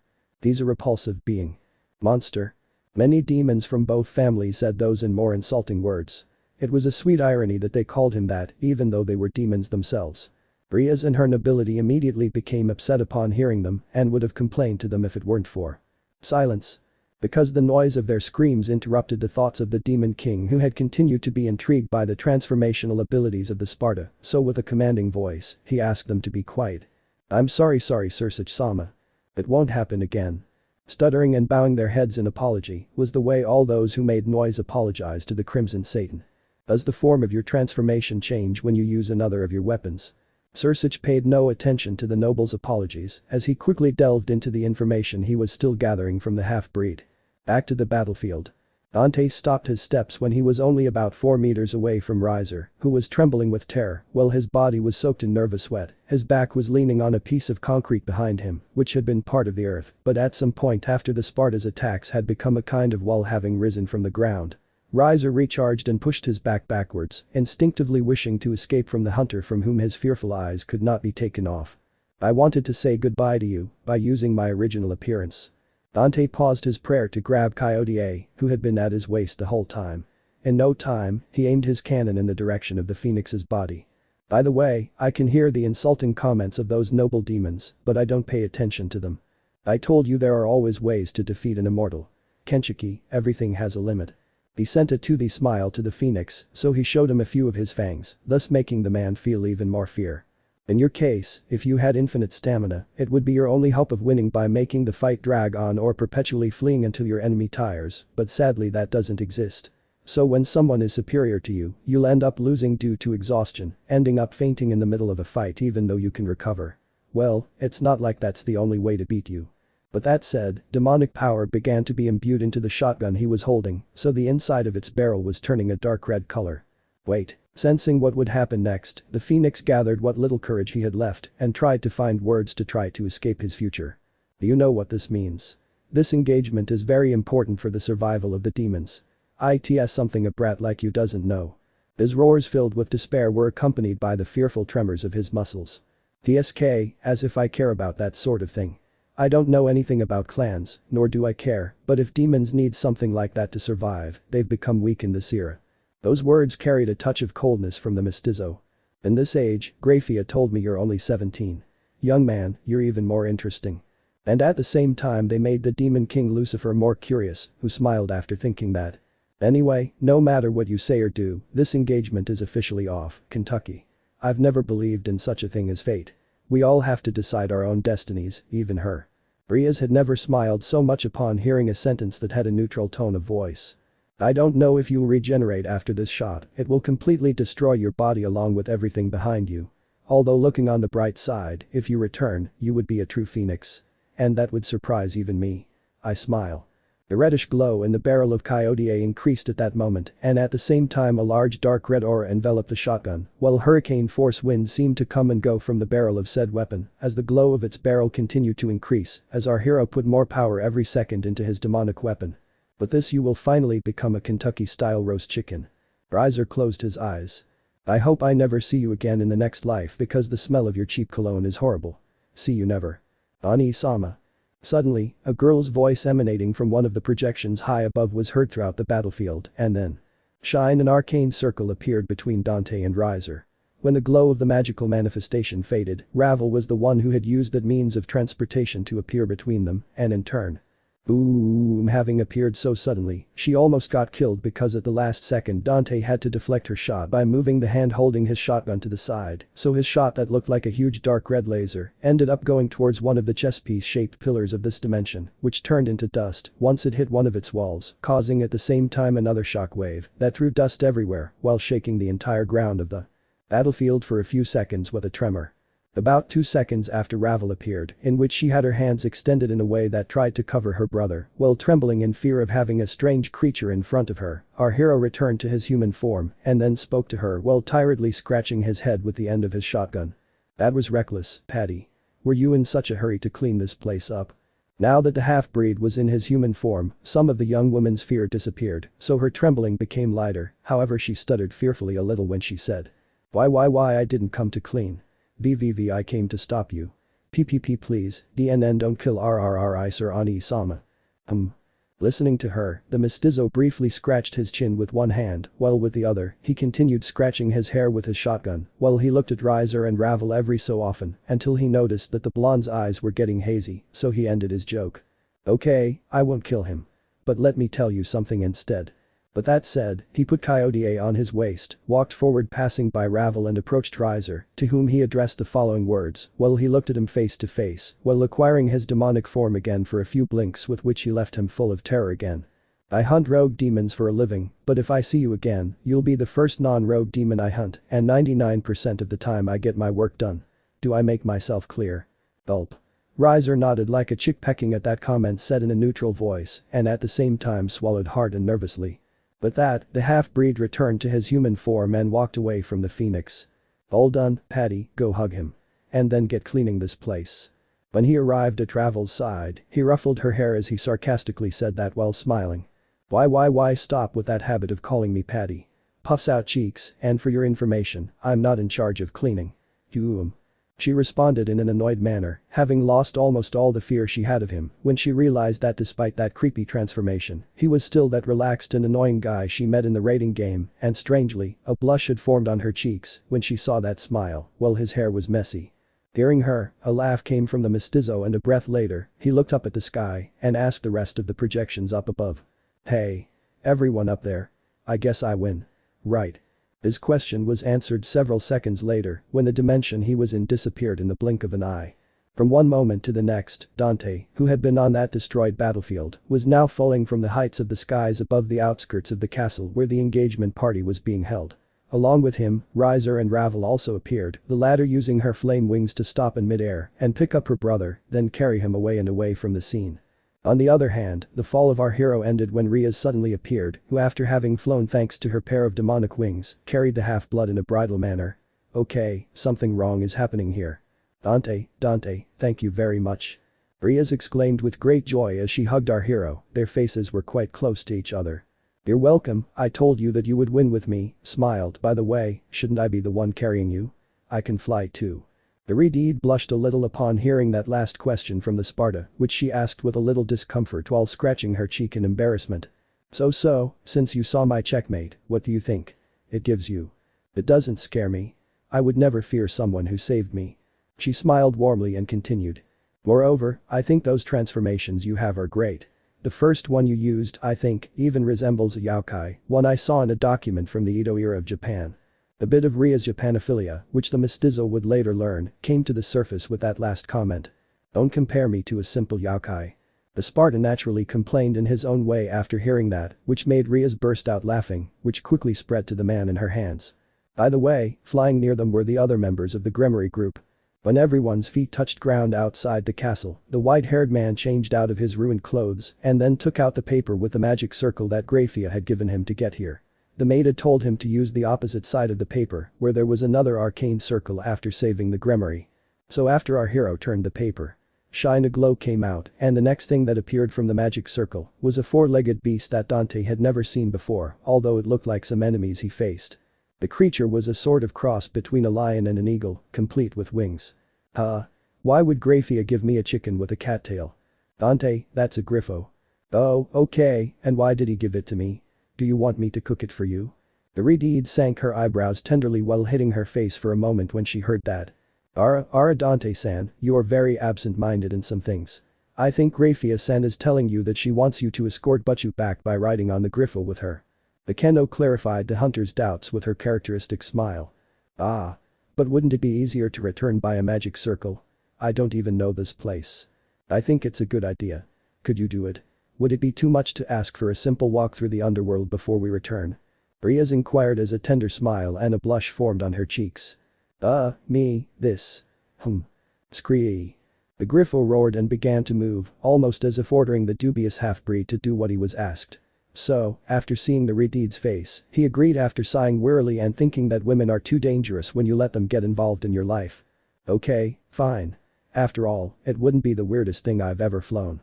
A short time later, Riaz and Dante climbed onto the griffo's mount. "Eyes, see you later then. I'll keep adding to the weird things I fly. This animal doesn't surpass the giant flying centipede I rode once, but it's still strange. Anyway, I hope I don't get lost with Lady Butchu in the middle of floating buildings. Arrivederci." With his strange words, everyone smiled even though they only understood half of it, and just as they said goodbye, Dante took the griffo by its leash and it immediately flew high towards the sky of the underworld while carrying the Sparta and the Grimoire. On a balcony outside the castle where the unsuccessful engagement party was held, Grafia and Sursich stood as they watched a griffo fly in the skies of the underworld in the distance. They both seemed quite happy. That griffo had been prepared only so that they would flee in the worst-case scenario. Sursich-sama, and if that had happened, something worse would have happened later. Right. My father and the Phoenix clan are sorry for everything that happened, it's a shame, but this commitment didn't work out. He says it's a shame, but his face doesn't show it. I never thought this ally of my sister would hide so many mysteries, this half-breed and his power. Suddenly a thoughtful look appeared in the Demon King's eyes as he began to ponder the following in his head: D evil Tirigger. Tiagemi and Ijiru. Dimensions of the demon world. He thought about that information for a few seconds until he opened his mouth again. By the way, since we're talking about my father, could you bring me the stories he used to read to me and all the information about the heavenly devil Thunder and the scarlet assassin of the heavens? Those traitors. And those children's storybooks and drawings. What is my lord thinking? And that the stories maybe they are no longer stories. Sursich left those words that brought a smile to his face as his attention focused on the Griffo who was walking away. Returning to our hero and the woman at his side. Until now they had been observing the distant landscapes with interest until unexpectedly, the Redeed touched the Sparta's cheek while he looked at the sky again. Thank you for doing this for me. She said it with a very happy smile along with an expression of relief, as if she had been freed from her pain. It was nothing. I told you I'd take care of this. And if you told me earlier, the chicken would have been cooked faster. She smiled pleasantly again until she seemed to remember something that left her with a look full of concern. You may have broken this engagement. However, there will be more engagements, you know. If you keep going through this, there will be a lot of trouble. Relax, if that happens, ask me for help and I'll get you back out of it. You're saying there'll be trouble with demons. That's one of the things I live for. That's why my business has that name Devil May Cry. If demons are your problem, they'll cry when they see me if they mess with you. Upon hearing those enthusiastic words, the Gremory returned her smile, which grew bigger after hearing the following. After all, I'm Ria's Gremory's ally, so Devil May Cry will lend its services to you if you need it. If you need any help forging your own destiny, don't hesitate to ask. When he finished exclaiming sincerely he winked one of his eyes. Ria's was soon completely blushing and with trembling eyes from joy, not from that last gesture, but from all those phrases together, plus the fact of having been called by her name again and not by a nickname, which made her feel more valued. Dante. After Ria's murmured that, her and the half-blood's lips were locked as Ria's unexpectedly put her hands around the Sparta's neck and gave him a kiss that lasted for a moment. Oh. The hunter didn't withdraw or stop the Redeed, however, despite being an expert on the subject, he was impressed and, in a part of him, truly happy that it happened. Dante could feel the Gremory's feelings in that soft kiss. Her tender lips and the smell of her hair froze his brain for a moment, something that hadn't happened to him since Who Am I Trying to Fool? It's never happened to him. I'm surprised by a kiss. What the hell is wrong with me? Dude, maybe you're 46 years old or maybe thousands. That time loop you went through was weird. Anyway, back to the topic, I think this part of you has only just begun to mature. Seriously speaking, I think this is because you're finally living a quiet life, so don't fool yourself, you want this. And by the way, something tells me you're already deep into marital affairs. I predict a future wedding. That married? Me? Before that happens, the apocalypse comes to the world or I go crazy. Are you crazy now? You brought a stereo into a fight as motivation to defeat a high-class devil with singing and a guitar. Hahaha. After a minute, their lips parted and then the Redeed laughed. The first kiss is something Japanese girls treasure. Am I wrong? That's what they say, but wait, what do you mean it was your first kiss? You weren't hundreds of years old. Dante, I'm only 17 years old. Ooh. And I thought all of them were hundreds of years old. The UN doesn't intervene in people over 15, right? I told you a long time ago to ask them, hahaha. You're definitely already deep into that family. And yet there are devils who don't have their first kiss until they're 1,000 years old. It was a joke that you thought I was hundreds of years old, wasn't it? She made a cutely annoyed expression as she puffed out her cheeks as she questioned with her eyes narrowed. Oh okay. I just discovered the expression millennial prude. CCC, of course it was a joke. Hey, you almost believed it. Changing the subject. Dante tried to escape the interrogation by skillfully addressing the point that mattered to the Redeed. Are you sure you gave your first kiss to the man who makes you angry all the time? I smile. Even though you sometimes drive me crazy, phew, sigh, I gave it to you because you've done a lot of things to earn it, it's a reward. She said it while smiling at him and blushing slightly. I understand. Well, thanks for the reward. It's about time, I was wondering when I'd get paid for my services, smiled. Instead of being bothered by what he said last, the Redeed laughed happily while caressing his cheek because she managed to see through his pride and sarcasm. The next day, at Dante's house. So, from now on Ria's Gremory, will be living in your house. It may be unexpected, but please take care of Miyamoto-san, Otu-sama and Aka-sama. In the middle of the living room of the aforementioned house, a beautiful red-haired woman stood next to the Sparta as she greeted her sister and parents. There was another beautiful black-haired woman beside her adoptive family, Yuma, who along with the brown-haired girl next to her, Erika, Dante's sister, had angry expressions on their faces. They seemed to be in a very bad mood. After that incident, before leaving the Griffo, Ria said that she was going to live with the Sparta. I want to strengthen the relationship with my beautiful ally. I would like to be closer to you to feel protected at all times. Those were some of the many phrases, prayers and pleas that she used to convince him, along with expressions that made it impossible for Dante to completely say no, so after several weak denials, Dante ended up answering with a yeah, okay. No problem when his brain froze like an idiot's upon receiving a new kiss but on the cheek. Ria's worked hard to make this happen. I was wrong, the wedding will come sooner than I thought. Shut up. Shit. Rere is going to explode, my sister is going to kill me, and why do my parents look so happy? Run her out. Terror weird, terror weird, terror weird, terror rah, terror weird. Please don't sing that melody. This wasn't supposed to happen to me. I should have been stronger and said no. At that moment, a dangerous glint appeared in the eyes of Yuma and Erika. Dark days are coming. That same day, at some international airport in the world. Meanwhile, at some point in the afternoon in some country, an airline employee was handing something to a woman in front of her. Here is your boarding pass, miss. I hope you enjoy your flight to Japan. Thank you. Of course I'll enjoy the trip. The woman smiled refreshingly as she answered. That lady had a perfectly defined body. The narrator's camera focus managed to capture the back of this lady as she began to walk slowly through the sliding corridor leading to the plane door. She was wearing long, black-heeled boots. On her legs were leather pants of the same color. The pants were very tight, making her buttocks, curves, and the movement of her hips perfectly visible with every step she took. A black leather belt and corset complemented the woman's outfit, whose blonde hair was worn loose so that the ends of it extended over the end of her shoulders. As an extra, on his back he carried a rather large guitar case, and in one of his hands, he carried some kind of paper which he was holding tightly. I hope you're ready to see me. With that, she squeezed her hand tighter, turning the paper she was holding into dust by creating small yellow rays in her hand that turned it to ash. For a moment, a nostalgic smile could also be seen on her face. This is your captain. We'll be taking off in a few moments. It will take us 20 hours to reach Kuo, Japan, so make yourself comfortable and enjoy your flight. And let me know in the comments below if you guys want the next part. Also check out my other video that has been shown and left. Thank you for watching. If you enjoyed this video please like and share this video. And have a fantastic day. Bye.